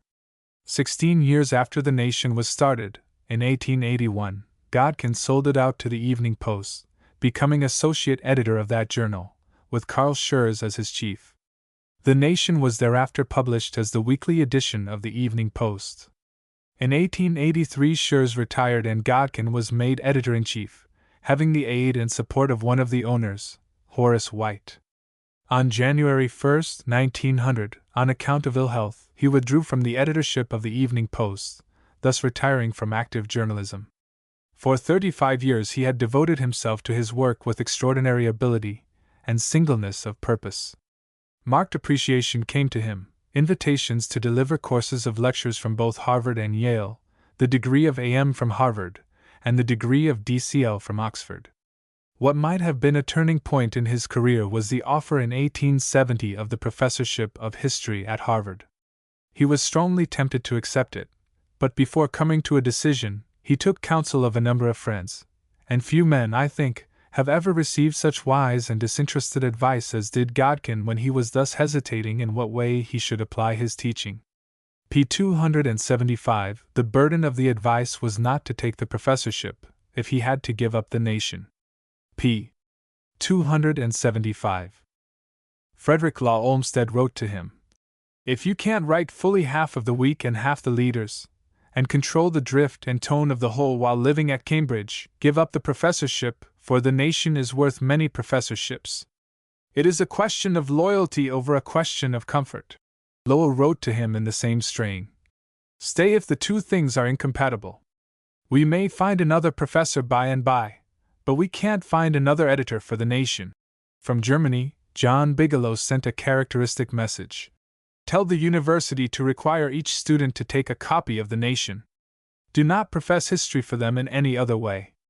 I dare say your lectures would be good, but why limit your pupils to hundreds which are now counted by thousands?" As is well known, Godkin relinquished the idea of the college connection and stuck to his job, although the quiet and serenity of a professor's life in Cambridge contrasted with his own turbulent days appealed to him powerfully. 10 years hence, he wrote to Norton, "If things go on as they are now, I shall be the most odious man in America. Not that I shall not have plenty of friends, but my enemies will be far more numerous and active. 6 years after he had founded the nation, and 1 year after he had declined the Harvard professorship, when he was yet but 40 years old, he gave this humorously exaggerated account of his physical failings due to his nervous strain. I began the nation young, handsome, and fascinating, and am now withered and somewhat broken, rheumatism gaining on me rapidly, my complexion ruined, as also my figure, for I am growing stout. P. 276. But his choice between the Harvard professorship and the nation was a wise one. He was a born writer of paragraphs and editorials. The files of the nation are his monument. A crown of his laborious days is the tribute of James Bryce. The Nation was the best weekly not only in America but in the world. P. 276. 35 years of journalism, in which Godkin was accustomed to give hard blows, did not, as he himself foreshadowed, call forth a unanimous chorus of praise, and the objections of intelligent and high-minded men are well worth taking into account. The most common one is that his criticism was always destructive, that he had an eye for the weak side of causes and men that he did not favor, and these he set forth with unremitting vigor without regard for palliating circumstances, that he erected a high and impossible ideal and judged all men by it. Hence, if a public man was right 8 times out of 10, he would seize upon the 2 failures and so parade them with his withering sarcasm that the reader could get no other idea than that the man was either weak or wicked.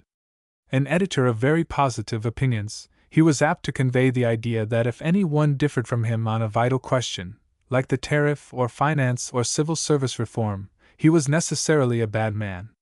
He made no allowances for the weaknesses of human nature, and had no idea that he himself ever could be mistaken. Though a powerful critic, he did not realize the highest criticism, which discerns and brings out the good as well as the evil. He won his reputation by dealing out censure, which has a rare attraction for a certain class of minds, as Tacitus observed in his History. People, he wrote, lend a ready ear to detraction and spite. For malignity wears the imposing appearance of independence. P. 277. The influence of the nation, therefore, so these objectors to God can aver, was especially unfortunate on the intelligent youth of the country. It was in 1870 that John Bigelow, whom I have just quoted, advised Harvard University to include the nation among its requirements, and it is true that at that time, and for a good while afterwards, the nation was favorite reading for serious Harvard students. The same practice undoubtedly prevailed at most other colleges. Now I have been told that the effect of reading the nation was to prevent these young men from understanding their own country, that, as Godkin himself did not comprehend America, he was an unsound teacher and made his youthful readers see her through a false medium. And I am further informed that in mature life it cost an effort, a mental wrench, so to speak, to get rid of this influence, and see things as they really were, which was necessary for usefulness in lives cast in America. The United States was our country, she was entitled to our love and service, and yet such a frame of mind was impossible, so this objection runs, if we read and believed the writing of the nation. A man of character and ability, who had filled a number of public offices with credit, told me that the influence of the nation had been potent in keeping college graduates out of public life, that things in the United States were painted so black both relatively and absolutely that the young men naturally reasoned, why shall we concern ourselves about a country which is surely going to destruction? Far better, they may have said, to pattern after Plato's philosopher who kept out of politics. Being like one who retires under the shelter of a wall in the storm of dust and sleet which the driving wind hurries along. P. 277. Such considerations undoubtedly lost the nation valuable, p. 278, subscribers. I have been struck with 3 circumstances in juxtaposition. At the time of Judge Hoar's forced resignation from Grant's cabinet in 1870, the nation said, "In peace as in war that is best blood which hath most iron in't, and much is to be excused to the man, that is, Judge Hoar, who has for the first time in many years of Washington history given a backhanded blow to many an impudent and arrogant dispenser of patronage. He may well be proud of most of the enmity that he won while in office, and may go back contented to Massachusetts to be her most honored citizen. 2 months later, Lowell wrote to Godkin, "The bound volumes of the Nation standing on Judge Hoar's library table, as I saw them the other day, were a sign of the estimation in which it is held by solid people, and it is they who in the long run decide the fortunes of such a journal." But the Nation lost Judge Hoar's support. When I called upon him in 1893, he was no longer taking or reading it. p. 278. It is the sum of individual experiences that makes up the influence of a journal like The Nation, and one may therefore be pardoned the egotism necessarily arising from a relation of one's own contact with it. In 1866, while a student at the University of Chicago, I remember well that, in a desultory talk in the English literature class, Professor William Matthews spoke of The Nation and advised the students to read it each week as a political education of high value. This was the first knowledge I had of it, but I was at that time, along with many other young men, devoted to the Round Table, an independent weekly review of politics, finance, literature, society, and art, which flourished between the years 1864 and 1868. We asked the professor, "Do you consider The Nation superior to the p. 279 Round Table?" "Decidedly," was his reply. "The editors of the Round Table seem to write for the sake of writing.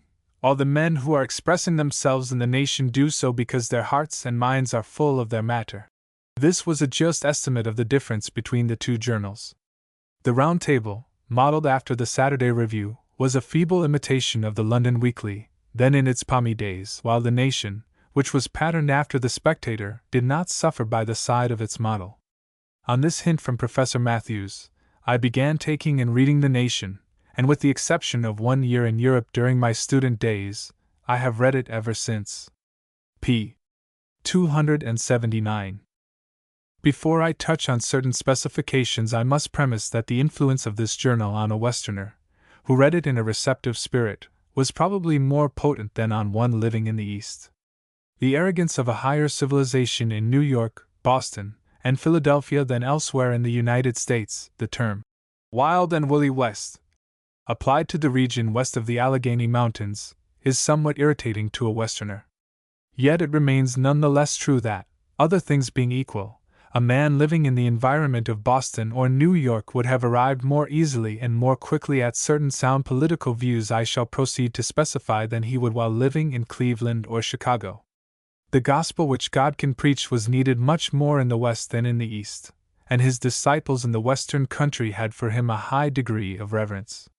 In the biography of Godkin, allusion is made to the small pecuniary return for his work, but in thinking of him we never considered the money question.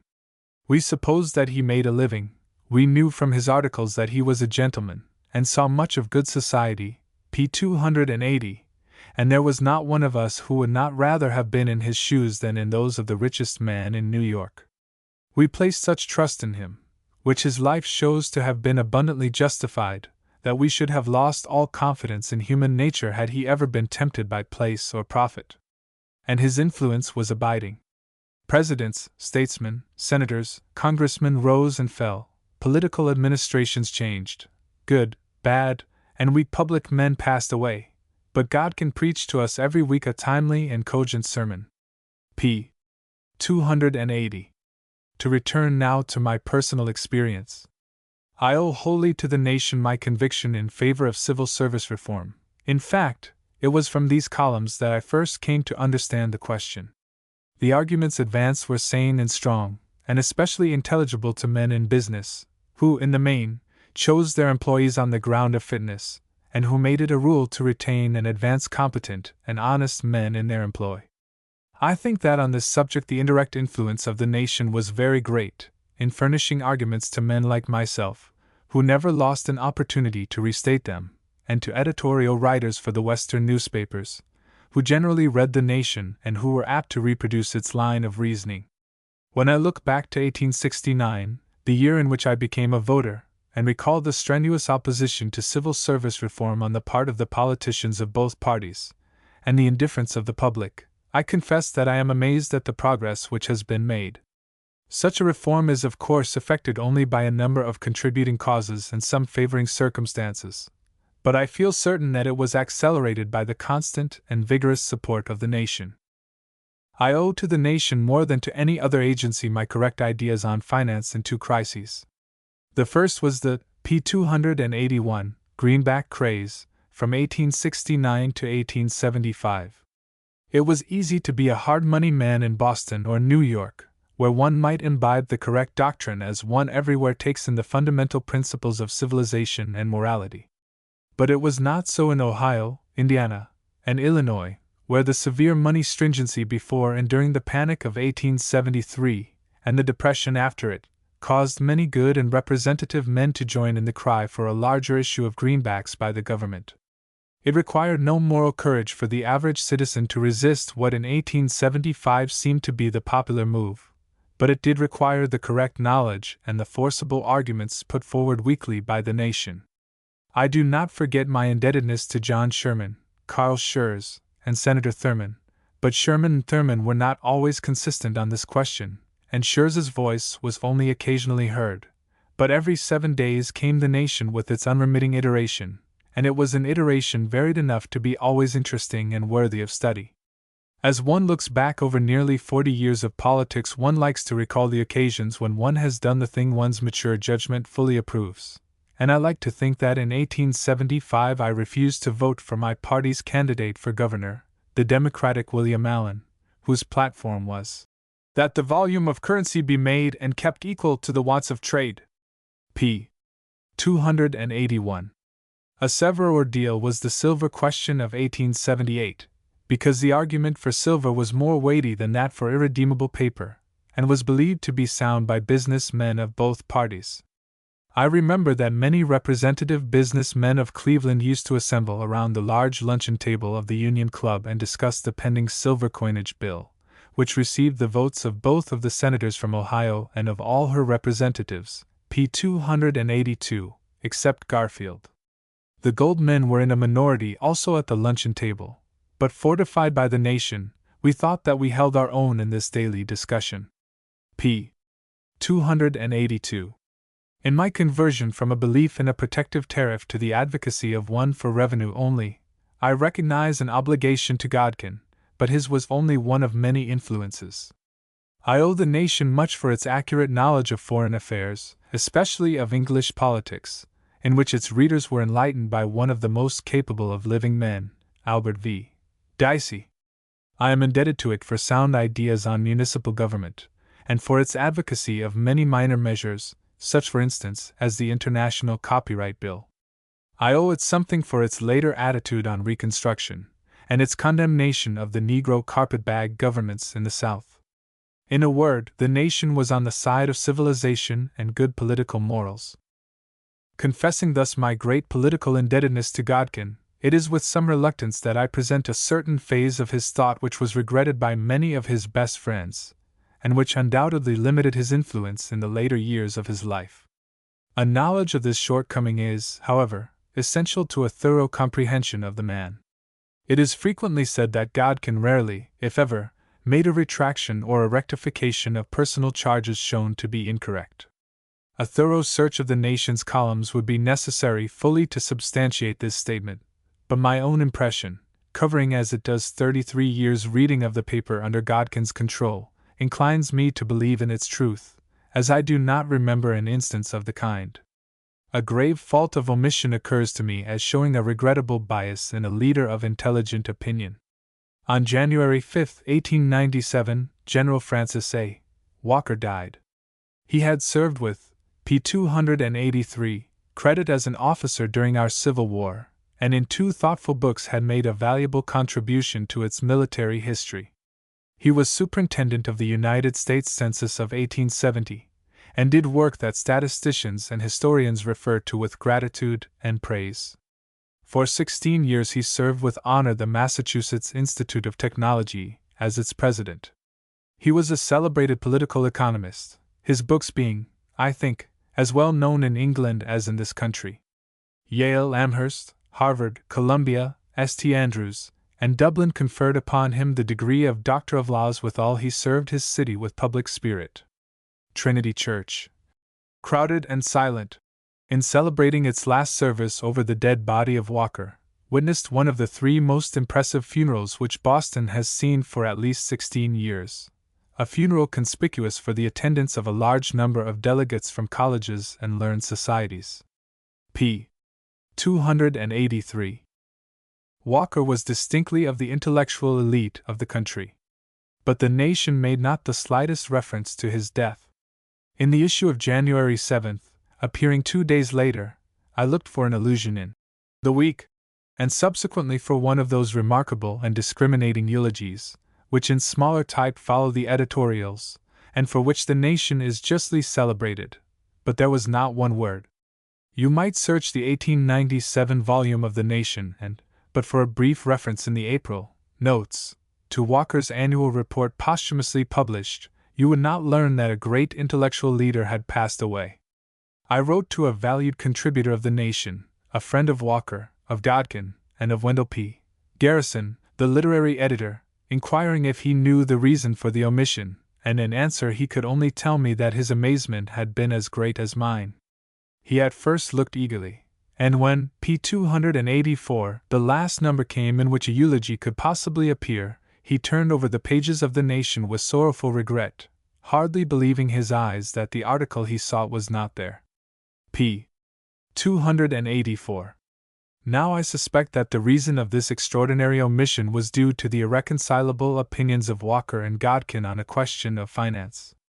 It was a period when the contest between the advocates of a single gold standard and the bimetallists raged fiercely, and the contest had not been fully settled by the election of McKinley in 1896.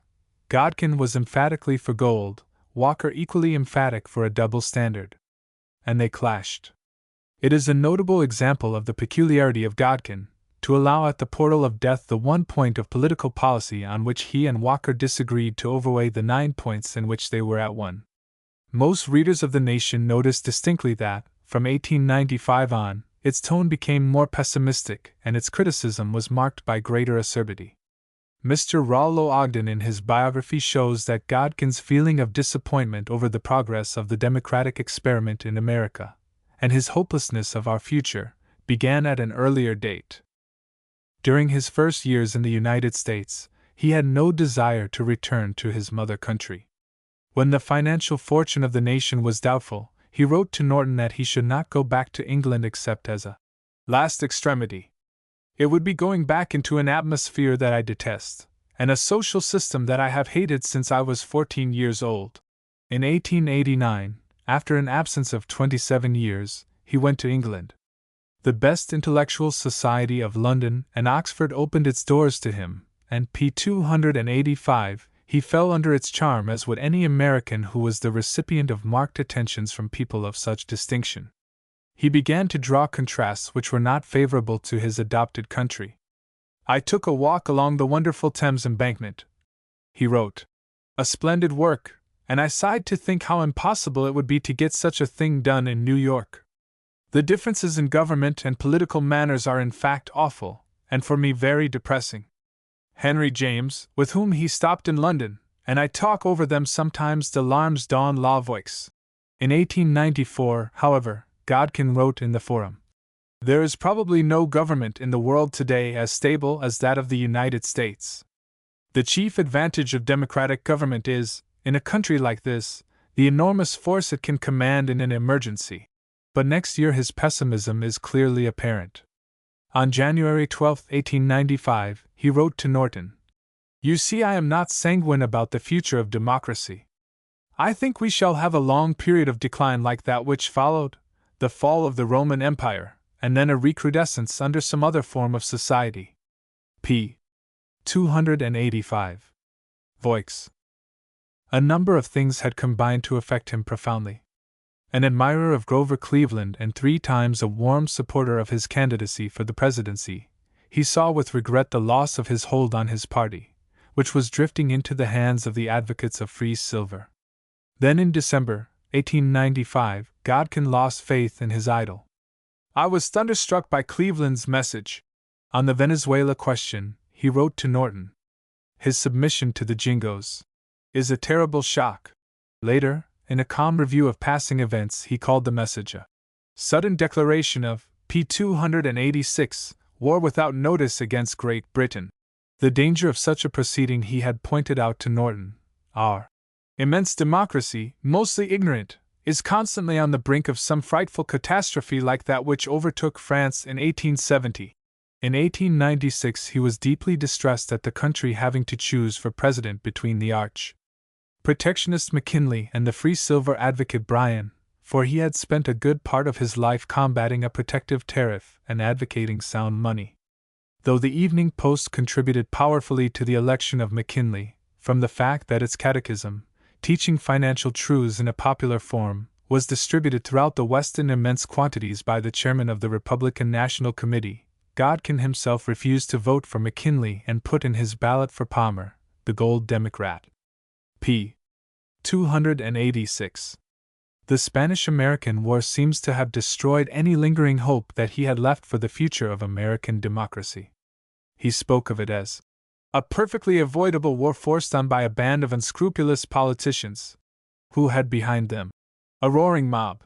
The taking of the Philippines and the subsequent war in these islands confirmed him in his despair. In a private letter written from Paris, he said, "American ideals were the intellectual food of my youth, and to see America converted into a senseless, old-world conqueror embitters my age." To another he wrote that his former high and fond ideals about America were now all shattered.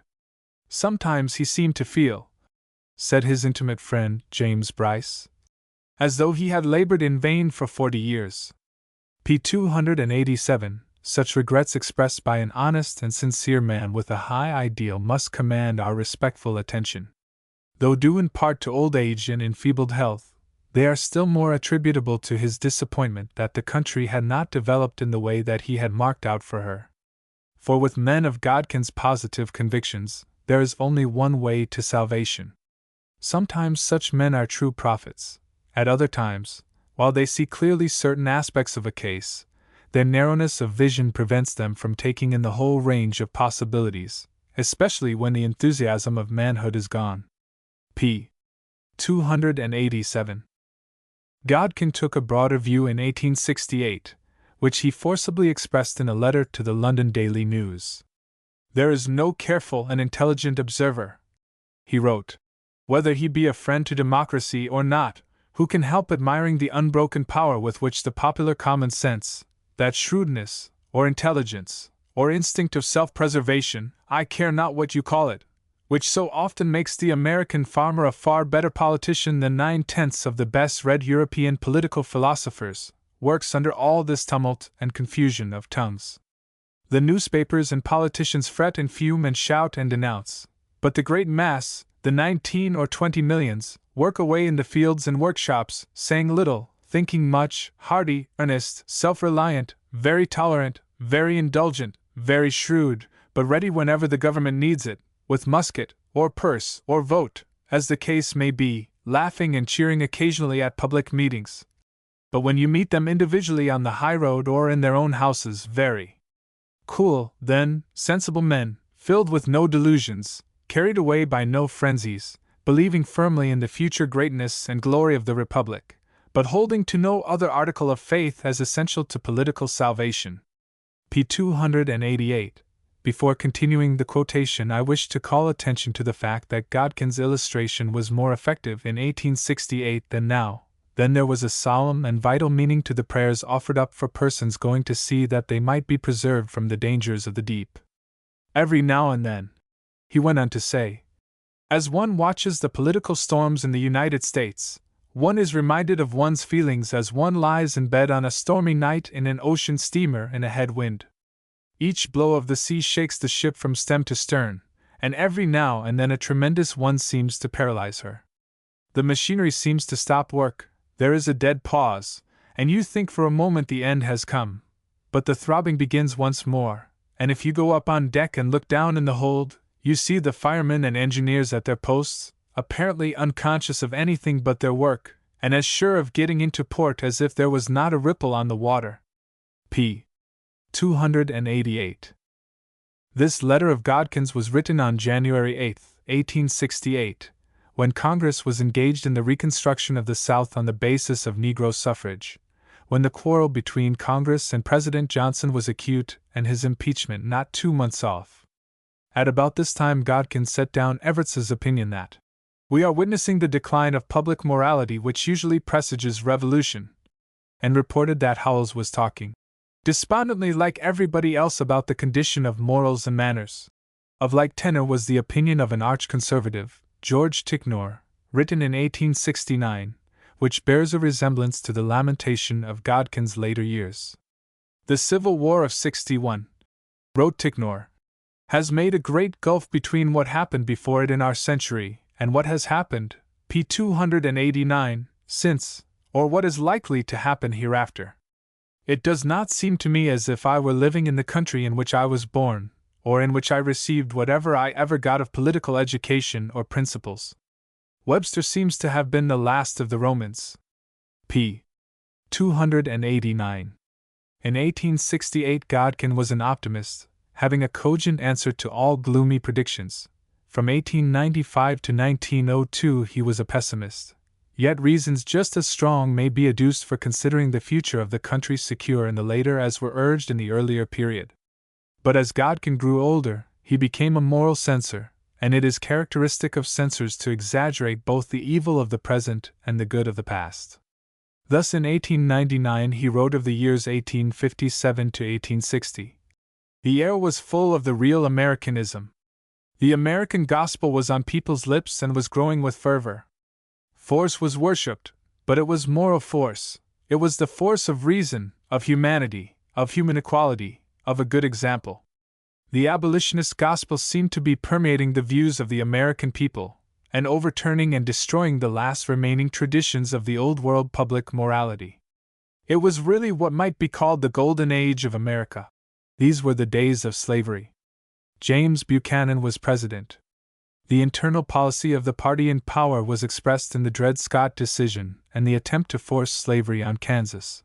The foreign policy, in the Ostend Manifesto, which declared that if Spain would not sell Cuba, the United States would take it by force. The rule in the civil service was, to the victors belong the spoils, and New York City, where Godkin resided, had for its mayor Fernando Wood. In this somewhat rambling paper I have subjected Godkin, p. 290, to a severe test by a contrast of his public and private utterances covering many years, not however with the intention of accusing him of inconsistency. Ferrero writes that historians of our day find it easy to expose the contradictions of Cicero, but they forget that probably as much could be said of his contemporaries, if we possessed also their private correspondence. Similarly, it is a pertinent question how many journalists, and how many public men would stand as well as Godkin in this matter of consistency if we possessed the same abundant records of their activity. p. 290. The more careful the study of Godkin's utterances, the less will be the irritation felt by men who love and believe in their country. It is evident that he was a born critic, and his private correspondence is full of expressions showing that if he had been conducting a journal in England, his criticism of certain phases of English policy would have been as severe as those which he indulged in weekly at the expense of this country. "How Ireland sits heavy on your soul," he wrote to James Bryce. "Salisbury was an utterly discredited foreign secretary when you brought up Home Rule. Now he is one of the wisest of men. Balfour and Chamberlain have all been lifted into eminence by opposition to Home Rule simply." To Professor Norton, Chamberlain is a capital specimen of the rise of an unscrupulous politician. Again, the fall of England into the hands of a creature like Chamberlain recalls the capture of Rome by Alaric. To another friend, "I do not like to talk about the Boer War, it is too painful. When I do speak of the war, my language becomes unfit for publication." On seeing the Queen and the Prince of Wales driving through the gardens at Windsor, his comment was, "Fat, useless royalty." And in 1897 he wrote from England, p. 291, to Arthur Sedgwick, "There are many things here which reconcile me to America." p. 291. In truth, much of his criticism of America is only an elaboration of his criticism of democracy.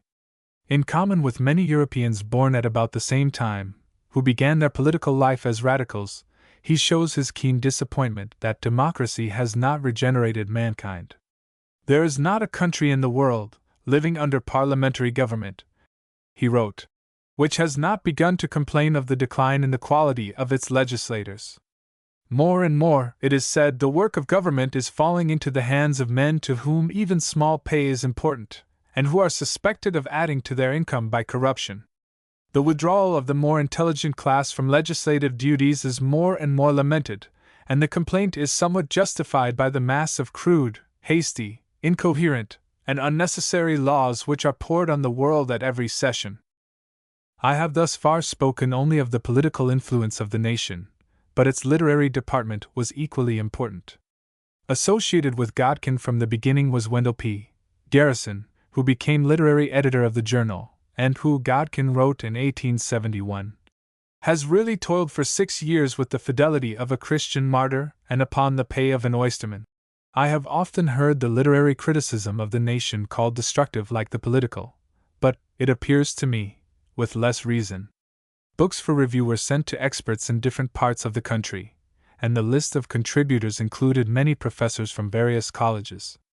While the editor, I believe, p. 292, retained, and sometimes exercised, the right to omit parts of the review and make some additions, yet writers drawn from so many sources must have preserved their own individuality.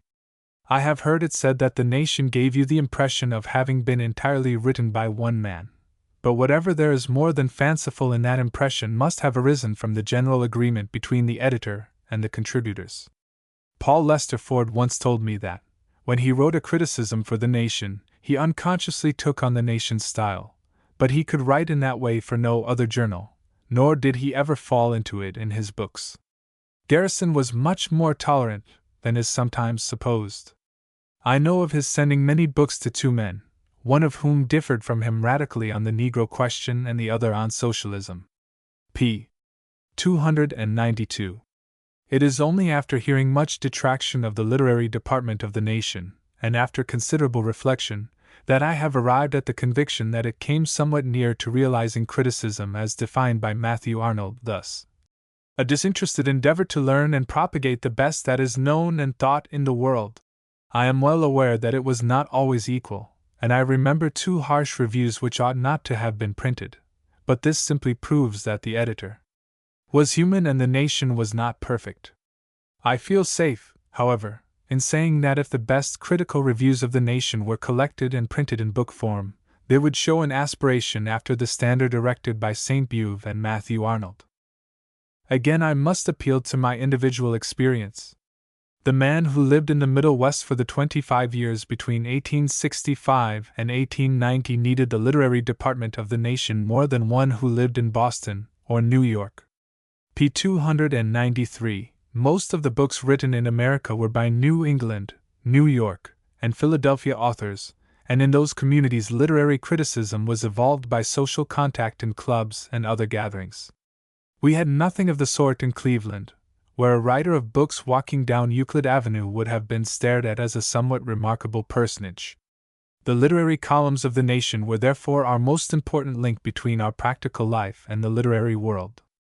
I used to copy into my index rerum long extracts from important reviews, in which the writers appeared to have a thorough grasp of their subjects, and these I read and reread as I would a significant passage in a favorite book. In the days when many of us were profoundly influenced by Herbert Spencer's Sociology, I was somewhat astonished to read one week in the Nation, in a review of Pollock's Introduction to the Science of Politics, these words: "Herbert Spencer's contributions to political and historical science seem to us mere commonplaces, sometimes false, sometimes true, but in both cases trying to disguise their essential flatness and commonness in a garb of dogmatic formalism." Such an opinion, evidencing a conflict between 2 intellectual guides, staggered me, and it was with some curiosity that I looked subsequently, when the index to periodicals came out, to see who had the temerity thus to belittle Spencer, the greatest political philosopher, so some of his disciples thought, since Aristotle.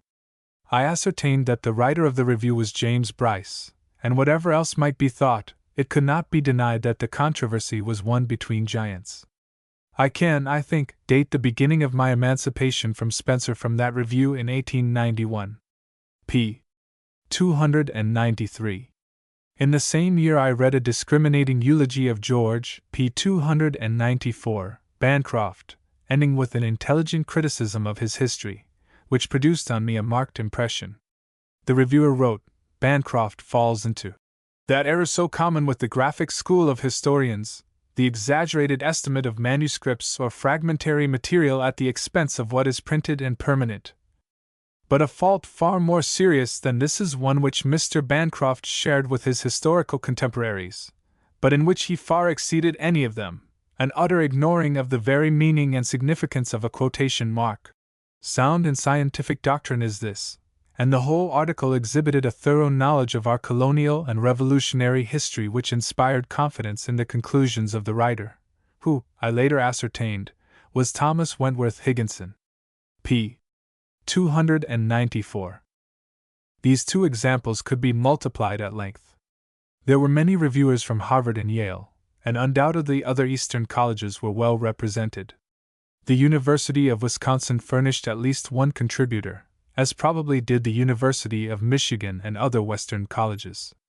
Men in Washington, New York, and Boston, not in academic life, were drawn upon. A soldier of the Civil War, living in Cincinnati, a man of affairs, sent many reviews. James Bryce was an occasional contributor, and at least 3 notable reviews came from the pen of Albert V. Dicey.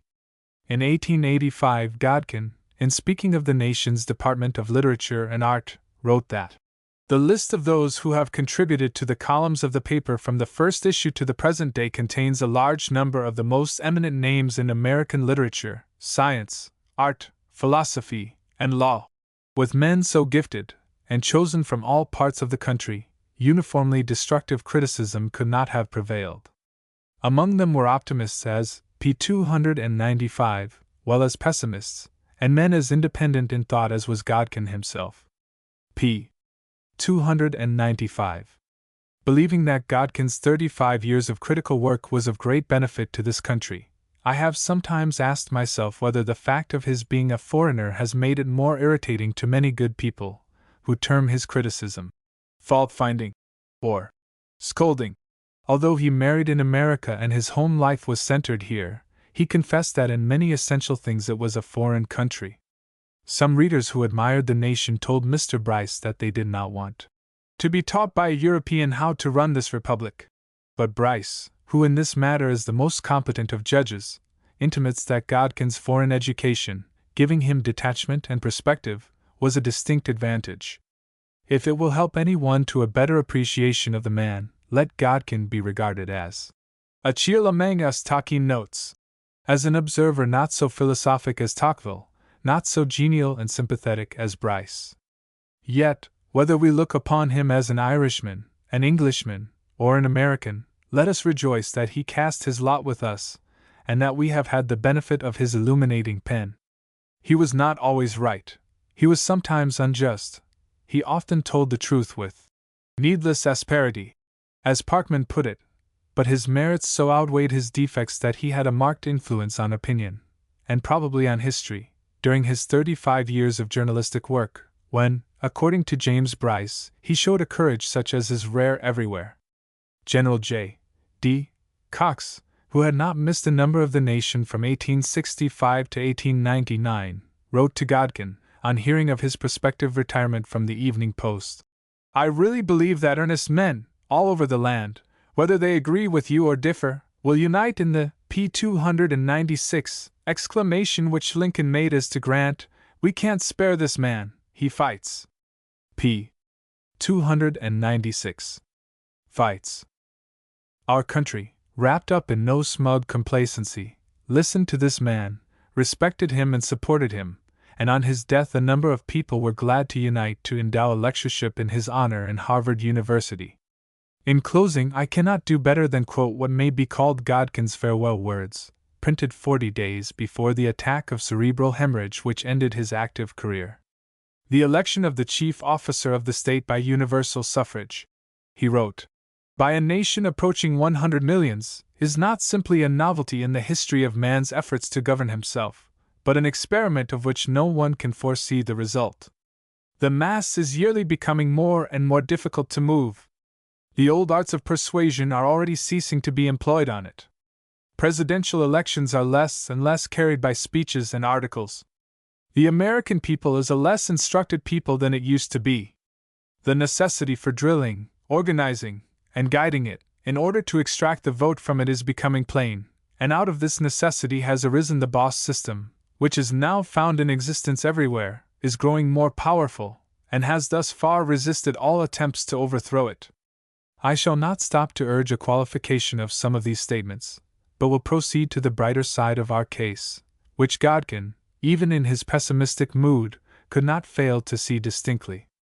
On the other hand, he continued, I think the progress made by the colleges throughout the country, big and little, both in the quality of the instruction and in the amount of money devoted to books, laboratories, and educational facilities of all kinds, is, p. 297, something unparalleled in the history of the civilized world. And the progress of the nation in all the arts, except that of government, in science, in literature, in commerce, in invention, is something unprecedented and becomes daily more astonishing. How it is that this splendid progress does not drag on politics with it I do not profess to know. p. 297. Let us be as hopeful as was Godkin in his earlier days, and rest assured that intellectual training will eventually exert its power in politics, as it has done in business and in other domains of active life. p. 299. Who burned Columbia? p. 299. A paper read before the Massachusetts Historical Society at the November meeting of 1901, and printed in the American Historical Review of April, 1902. p. 301. Who burned Columbia? p. 301. The story goes that when General Sherman lived in New York City, which was during the last 5 years of his life, he attended one night a dinner party at which he and an ex-Confederate general who had fought against him in the Southwest were the chief guests, and that an Englishman present asked in perfect innocence the question, Who burned Columbia? Had bombshells struck the tents of these generals during the war, they would not have caused half the commotion in their breasts that did this question put solely with the desire of information. The emphatic language of Sherman interlarded with the oaths he uttered spontaneously, the bitter charges of the Confederate, the pounding of the table, the dancing of the glasses, told the Englishman that the bloody chasm had not been entirely filled. With a little variation and with some figurative meaning, he might have used the words of Iago. Friends all but now, even now in peace, and then but now as if some planet had outwitted men, tilting at one another's breast in opposition. I cannot speak any beginning to this peevish odds. But the question which disturbed the New York dinner party is a delight to the historian. Feeling that history may be known best when there are most documents, he may derive the greatest pleasure from a perusal of the mass of evidence bearing on this disputed point, and if he is of northern birth he ought to approach the subject with absolute candor. Of a southerner who had himself lost property, or, p. 302, whose parents had lost property, through Sherman's campaign of invasion, it would be asking too much to expect him to consider this subject in a judicial spirit. Even Trent, a moderate and impartial Southern writer whose tone is a lesson to us all, when referring, in his Life of William Gilmore Simms, to the much vexed question, Who burned Columbia? Used words of the sternest condemnation. p. 302. Sherman, with his army of 60,000, left Savannah February 1, 1865, and reached the neighborhood of Columbia February 16. The next day Columbia was evacuated by the Confederates, occupied by troops of the 15th Corps of the Federal Army, and by the morning of the 18th either 3/5 or 2/3 of the town lay in ashes. The facts contained in these two sentences are almost the only ones undisputed.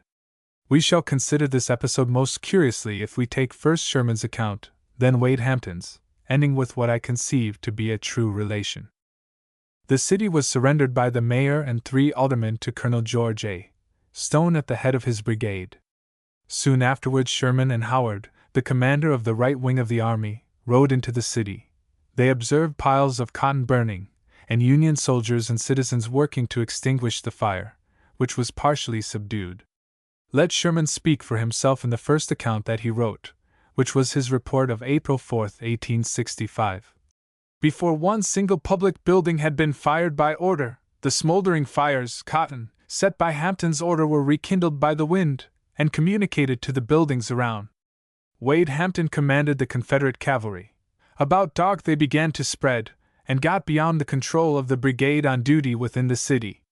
The whole of Wood's division was brought in, but it was found impossible to check the flames, which, by midnight, had become P-303 unmanageable, and raged until about 4 a.m., when the wind subsiding, they were got under control. P-303 a.m.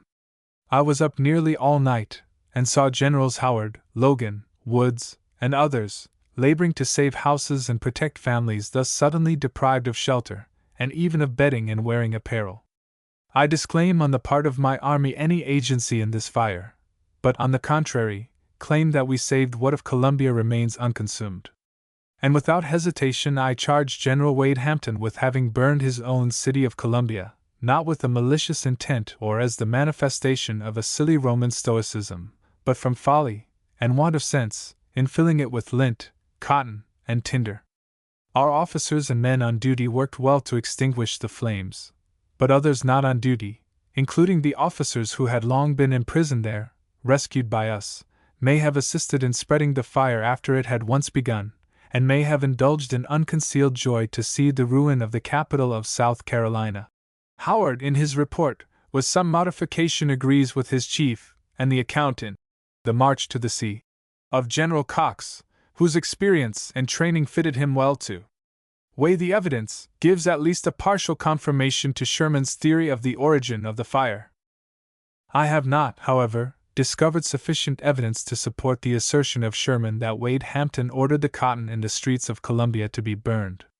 Nor do I believe Sherman knew a single fact on which he might base so positive a statement.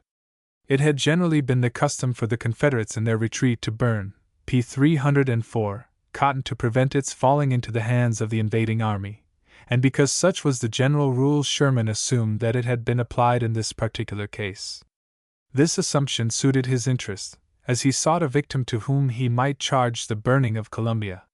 His statement in his Memoirs, published in 1875, is a delicious bit of historical naivete. In my official report of this conflagration, he wrote, I distinctly charged it to General Wade Hampton, and confess I did so pointedly, to shake the faith of his people in him, for he was in my opinion boastful and professed to be the special champion of South Carolina. P. 304. Instead of Hampton giving an order to burn the cotton, I am satisfied that he urged Beauregard, the general in command, to issue an order that this cotton should not be burned, lest the fire might spread to the shops and houses, which for the most part were built of wood, and I am further satisfied that such an order was given. Unfortunately, the evidence for this is not contemporary.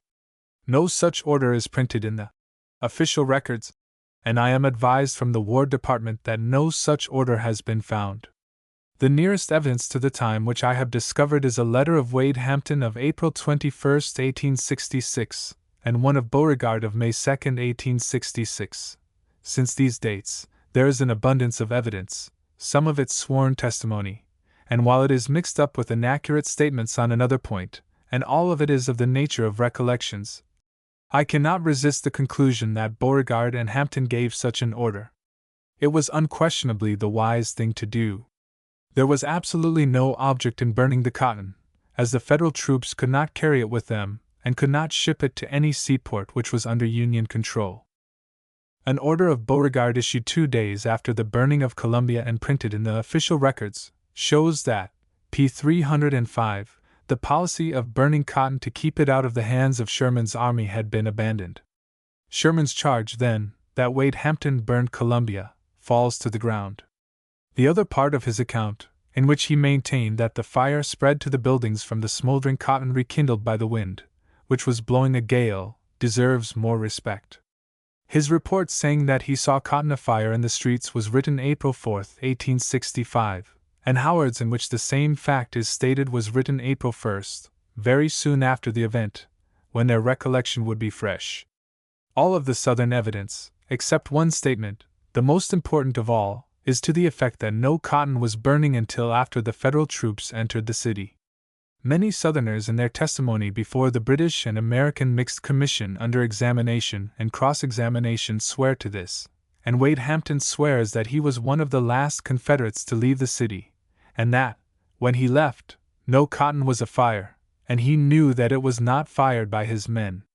But this testimony was taken in 1872 and 1873, and may be balanced by the sworn testimony of Sherman, Howard, and other Union officers before the same commission in 1872. p. 305. The weight of the evidence already referred to would seem to me to show that cotton was afire when the Federal troops entered Columbia, but a contemporary statement of a Confederate officer puts it beyond doubt. Major Chambliss, who was endeavoring to secure the means of transportation for the Confederate ordnance and ordnance stores, wrote, in a letter of February 20th, that at 3 o'clock on the morning of February 17th, which was a number of hours before the Union soldiers entered Columbia, the city was illuminated with burning cotton.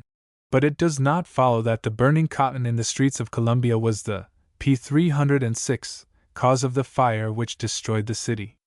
When we come to the probably correct account of the incident, we shall see that the preponderance of the evidence points to another cause. p. 306. February 27th, 10 days after the fire, Wade Hampton, in a letter to Sherman, charged him with having permitted the burning of Columbia, if he did not order it directly, and this has been iterated later by many Southern writers.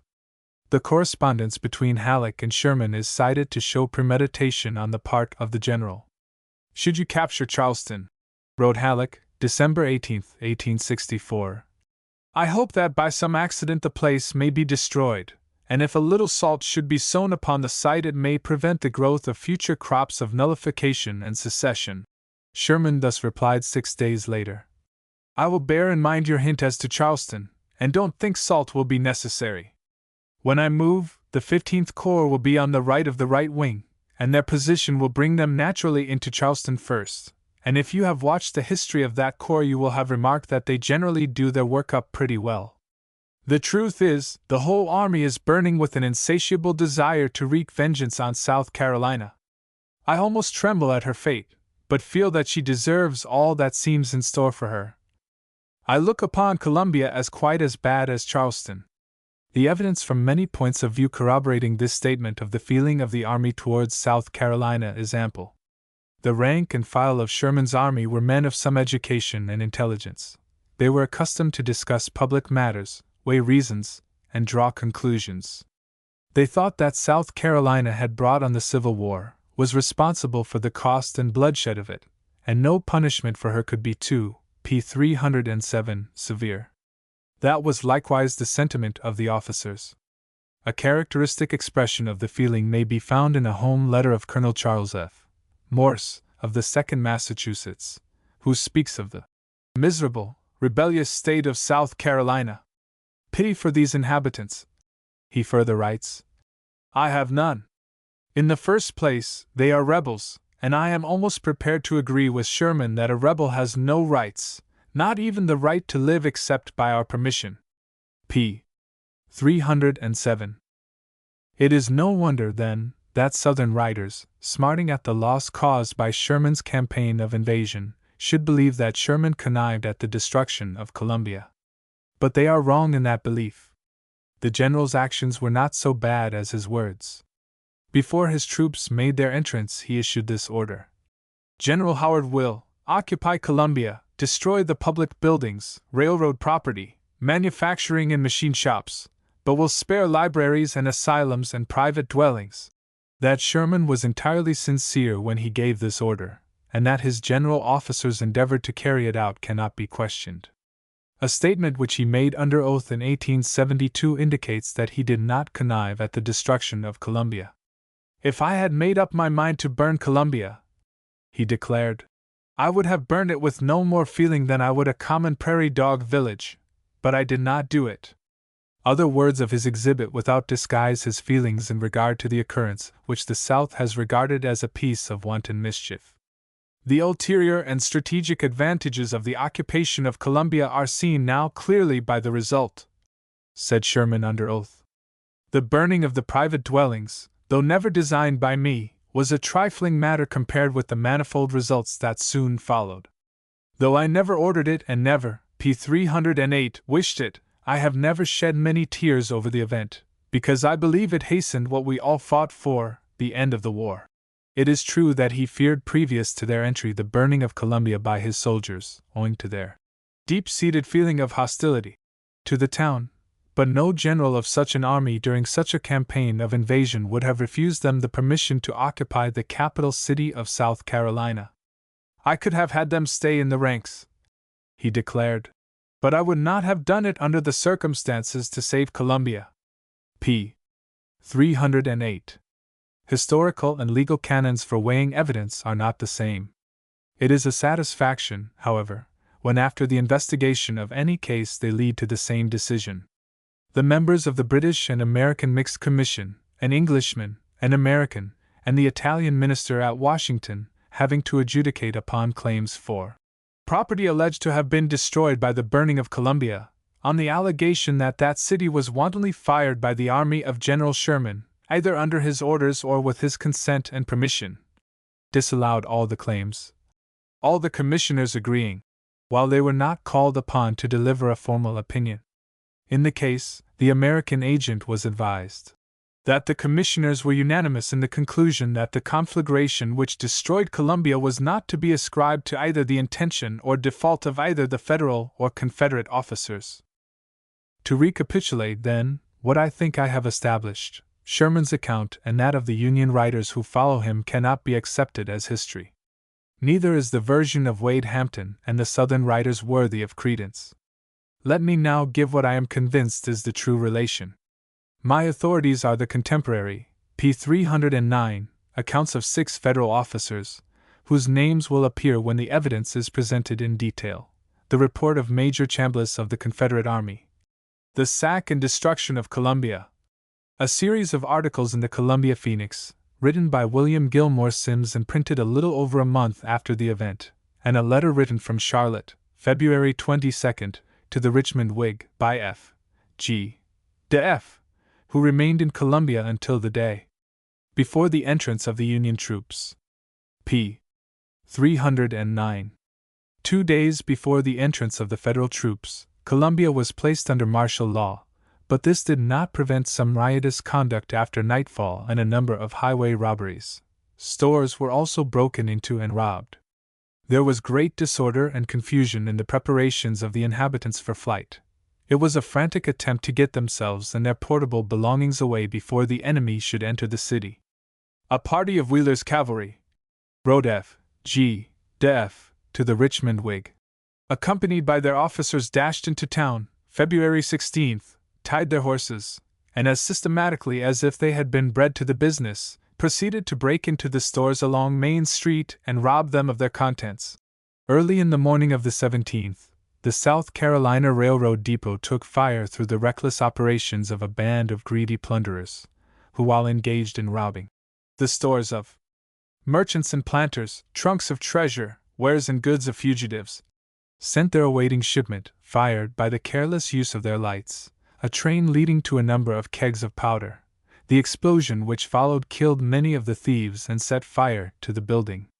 Major Chambliss, who was endeavoring to secure the means of transportation for the Confederate ordnance and ordnance stores, wrote, "The straggling cavalry and rabble, p. 310, were stripping the warehouses and railroad depots. The city was in the wildest terror." p. 310. When the Union soldiers of Colonel Stone's brigade entered the city, they were at once supplied by citizens and Negroes with large quantities of intoxicating liquor, brought to them in cups, bottles, demijohns, and buckets. Many had been without supper, and all of them without sleep the night before, and none had eaten breakfast that morning. They were soon drunk, excited, and unmanageable. The stragglers and bummers, who had increased during the march through South Carolina, were now attracted by the opportunity for plunder and swelled the crowd. Union prisoners of war had escaped from their places of confinement in the city and suburbs, and joining their comrades were eager to avenge their real or fancied injuries. Convicts in the jail had in some manner been released. The pillage of shops and houses and the robbing of men in the streets began soon after the entrance of the army. The officers tried to preserve discipline. Colonel Stone ordered all the liquor to be destroyed, and furnished guards for the private property of citizens and for the public buildings. But the extent of the disorder and plundering during the day was probably not appreciated by Sherman and those high in command. Stone was hampered in his efforts to preserve order by the smallness of his force for patrol duty and by the drunkenness of his men. In fact, the condition of his men was such that at 8 o'clock in the evening they were relieved from provost duty, and a brigade of the same division, who had been encamped outside of the city during the day, took their place. But the mob of convicts, escaped Union prisoners, stragglers, and bummers, drunken soldiers and Negroes, Union soldiers who were eager to take vengeance on South Carolina, could not be controlled. The sack of the city, p. 311, went on, and when darkness came, the torch was applied to many houses. The high wind carried the flames from building to building, until the best part of Columbia, a city of 8,000 inhabitants, was destroyed. p. 311. Colonel Stone wrote, 2 days afterwards. About 8 o'clock the city was fired in a number of places by some of our escaped prisoners and citizens. I am satisfied, said General W. B. Woods, commander of the brigade that relieved Stone, in his report of March 26, by statements made to me by respectable citizens of the town, that the fire was first set by the Negro inhabitants. General C. R. Woods, commander of the 1st Division, 15th Corps, wrote, February 21. The town was fired in several different places by the villains that had that day been improperly freed from their confinement in the town prison. The town itself was full of drunken Negroes and the vilest vagabond soldiers, the various scum of the entire army being collected in the streets. The very night of the conflagration he spoke of the efforts to arrest the countless villains of every command that were roaming over the streets. General Logan, commander of the 15th Corps, said, in his report of March 31, the citizens had so crazed our men with liquor that it was almost impossible to control them. The scenes in Columbia that night were terrible. Some fiend first applied the torch, and the wild flames leaped from house to house and street to street, until the lower and business part of the city was wrapped in flames. Frightened citizens rushed in every direction, and the reeling incendiaries dashed, torch in hand, from street to street, spreading dismay wherever they went. Some escaped prisoners, wrote General Howard, commander of the right wing, April 1. Convicts from the penitentiary just broken open, army followers, and drunken, p. 312, soldiers ran through house after house, and were doubtless guilty of all manner of villainies, and it is these men that I presume set new fires farther and farther to the windward in the northern part of the city. Old men, women, and children, with everything they could get, were herded together in the streets. At some places we found officers and kind-hearted soldiers protecting families from the insults and roughness of the careless. Meanwhile the flames made fearful ravages, and magnificent residences and churches were consumed in a very few minutes. All these quotations are from federal officers who were witnesses of the scene and who wrote their accounts shortly after the event, without collusion or dictation. They wrote too before they knew that the question, who burned Columbia, would be an irritating one in after years. These accounts are therefore the best of evidence. Nor does the acceptance of any one of them imply the exclusion of the others. All may be believed, leading us to the conclusion that all the classes named had a hand in the sack and destruction of Columbia. p. 312. When the fire was well under way, Sherman appeared on the scene, but gave no orders. Nor was it necessary, for Generals Howard, Logan, Woods, and others were laboring earnestly to prevent the spread of the conflagration. By their efforts and by the change and subsidence of wind, the fire in the early morning of February 18 was stayed. Columbia, wrote General Howard, was little, except a blackened surface peopled with numerous chimneys and an occasional house that had been spared as if by a miracle. Science, history, and art might mourn at the loss they sustained in the destruction of the house of Dr. Gibbies, an antiquary and naturalist, a scientific acquaintance, if not a friend, of Agassiz. His large library, portfolios of fine, p. 313, engravings, 200 paintings, a remarkable cabinet of southern fossils, a collection of shark's teeth, pronounced by Agassiz to be the finest in the world, relics of our aborigines and others from Mexico. His collection of historical documents, original correspondence of the Revolution, especially that of South Carolina, were all burned. p. 313. The story of quelling the disorder is told by General Oliver. February 18, at 4 a.m., the 3rd Brigade was called out to suppress riot, did so, killing 2 men, wounding 30 and arresting 370. It is worthy of note that, despite the reign of lawlessness during the night, very few, if any, outrages were committed on women. A.M. p. 315, a new estimate of Cromwell.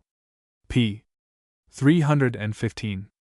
A paper read before the Massachusetts Historical Society at the January meeting of 1898, and printed in the Atlantic Monthly of June, 1898. p. 317, a new estimate of Cromwell. p. 317. The most notable contributions to the historical literature of England during the year 1897 are 2 volumes by Samuel R. Gardiner, The Oxford Lectures, Cromwell's Place in History, published in the spring, and the 2nd volume of History of the Commonwealth and Protectorate, which appeared in the autumn. These present what is probably a new view of Cromwell. If one loves a country or an historic epoch, it is natural for the mind to seek a hero to represent it. We are fortunate in having Washington and Lincoln, whose characters and whose lives sum up well the periods in which they were our benefactors.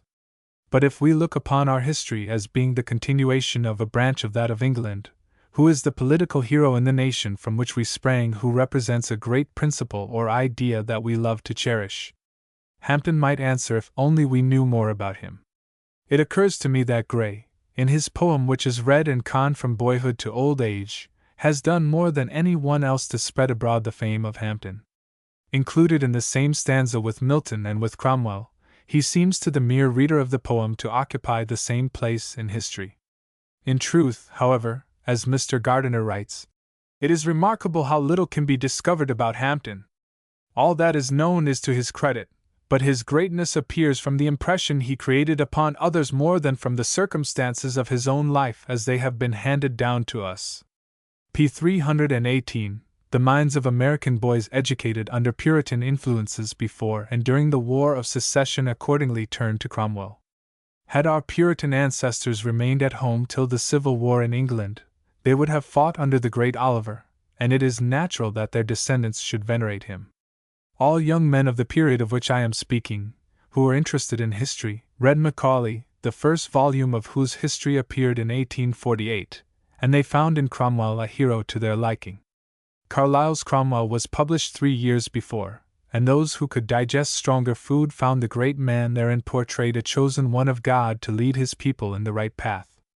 Everybody echoed the thought of Carlyle when he averred that 10 years more of Oliver Cromwell's life would have given another history to all the centuries of England. p. 318. In these 2 volumes Gardiner presents a different conception of Cromwell from that of Carlyle and Macaulay, and in greater detail. We arrive at Gardiner's notion by degrees, being prepared by the reversal of some of our pretty well-established opinions about the Puritans. Macaulay's epigrammatic sentence touching their attitude towards amusements undoubtedly colored the opinions of men for at least a generation. The Puritan hated bear-baiting, he says, not because it gave pain to the bear, but because it gave pleasure to the spectators. How coolly Gardiner disposes of this well-turned rhetorical phrase.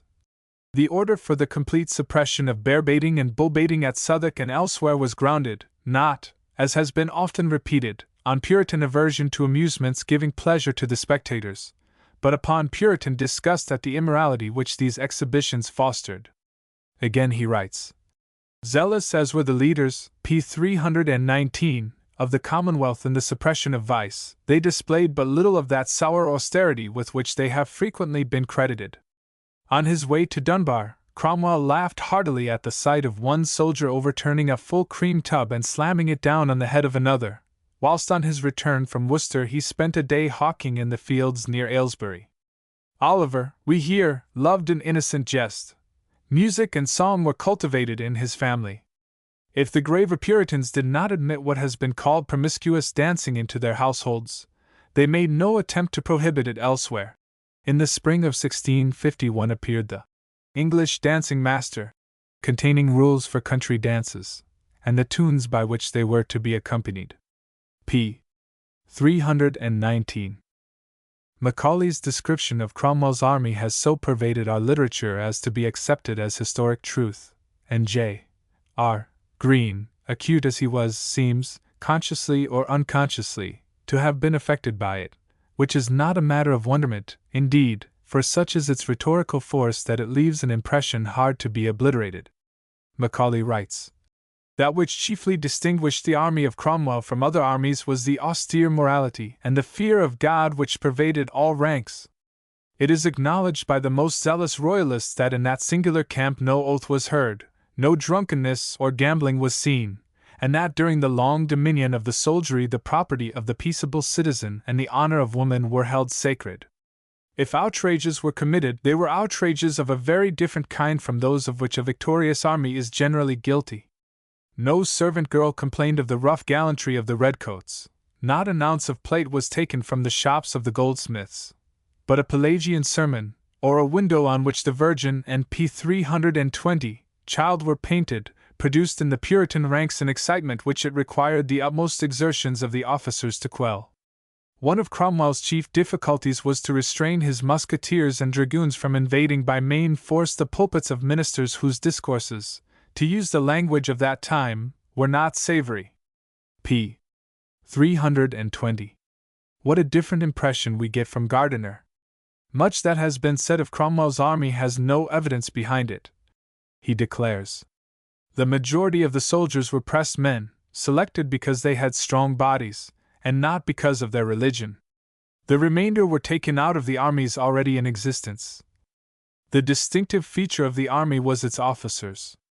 All existing commands having been vacated, men of a distinctly Puritan and for the most part of an independent type were appointed to their places. The strictest discipline was enforced, and the soldiers, whether Puritan or not, were thus brought firmly under the control of officers bent upon the one object, of defeating the king. To those who have regarded the men who governed England, from the time the Long Parliament became supreme to the death of Cromwell, as saints in conduct as well as in name, Mr. Gardiner's facts about the members of the rump of the Long Parliament will be an awakening. "It was notorious," he records, "that many members who entered the House poor were now rolling in wealth." From Gardiner's references and quotations, it is not a strained inference that in subjection to lobbying, in log rolling and corruption, this Parliament would hardly be surpassed by a corrupt American legislature. As to personal morality, he by implication confirms the truth of Cromwell's bitter speech on the memorable day when he forced the dissolution of the Long Parliament. "Some of you," he said, "are p. 321 whoremasters. Others," he continued, pointing to one and another with his hands, "are drunkards, and some corrupt and unjust men, and scandalous to the profession of the gospel. It is not fit that you should sit as a Parliament any longer." p. 321. While I am well aware that to him, who makes but a casual study of any historic period, matters will appear fresh that to the master of it are well-worn inferences and generalizations, and while therefore I can pretend to offer only a shallow experience, I confess that on the points to which I have referred I received new light. And it prepared me for the overturning of the view of Cromwell which I had derived from the puritanical instruction of my early days and from Macaulay. In his foreign policy Cromwell was irresolute, vacillating and tricky. "A study of the foreign policy of the Protectorate," writes Mr. Gardiner, "reveals a distracting maze of fluctuations. Oliver is seen alternately courting France and Spain, constant only in inconstancy. Cromwell lacked constructive statesmanship. The tragedy of his career lies in the inevitable result that his efforts to establish religion and morality melted away as the morning mist, whilst his abiding influence was built upon the vigor with which he promoted the material aims of his countrymen." In another place Mr. Gardiner says, "Cromwell's negative work lasted, his positive work vanished away.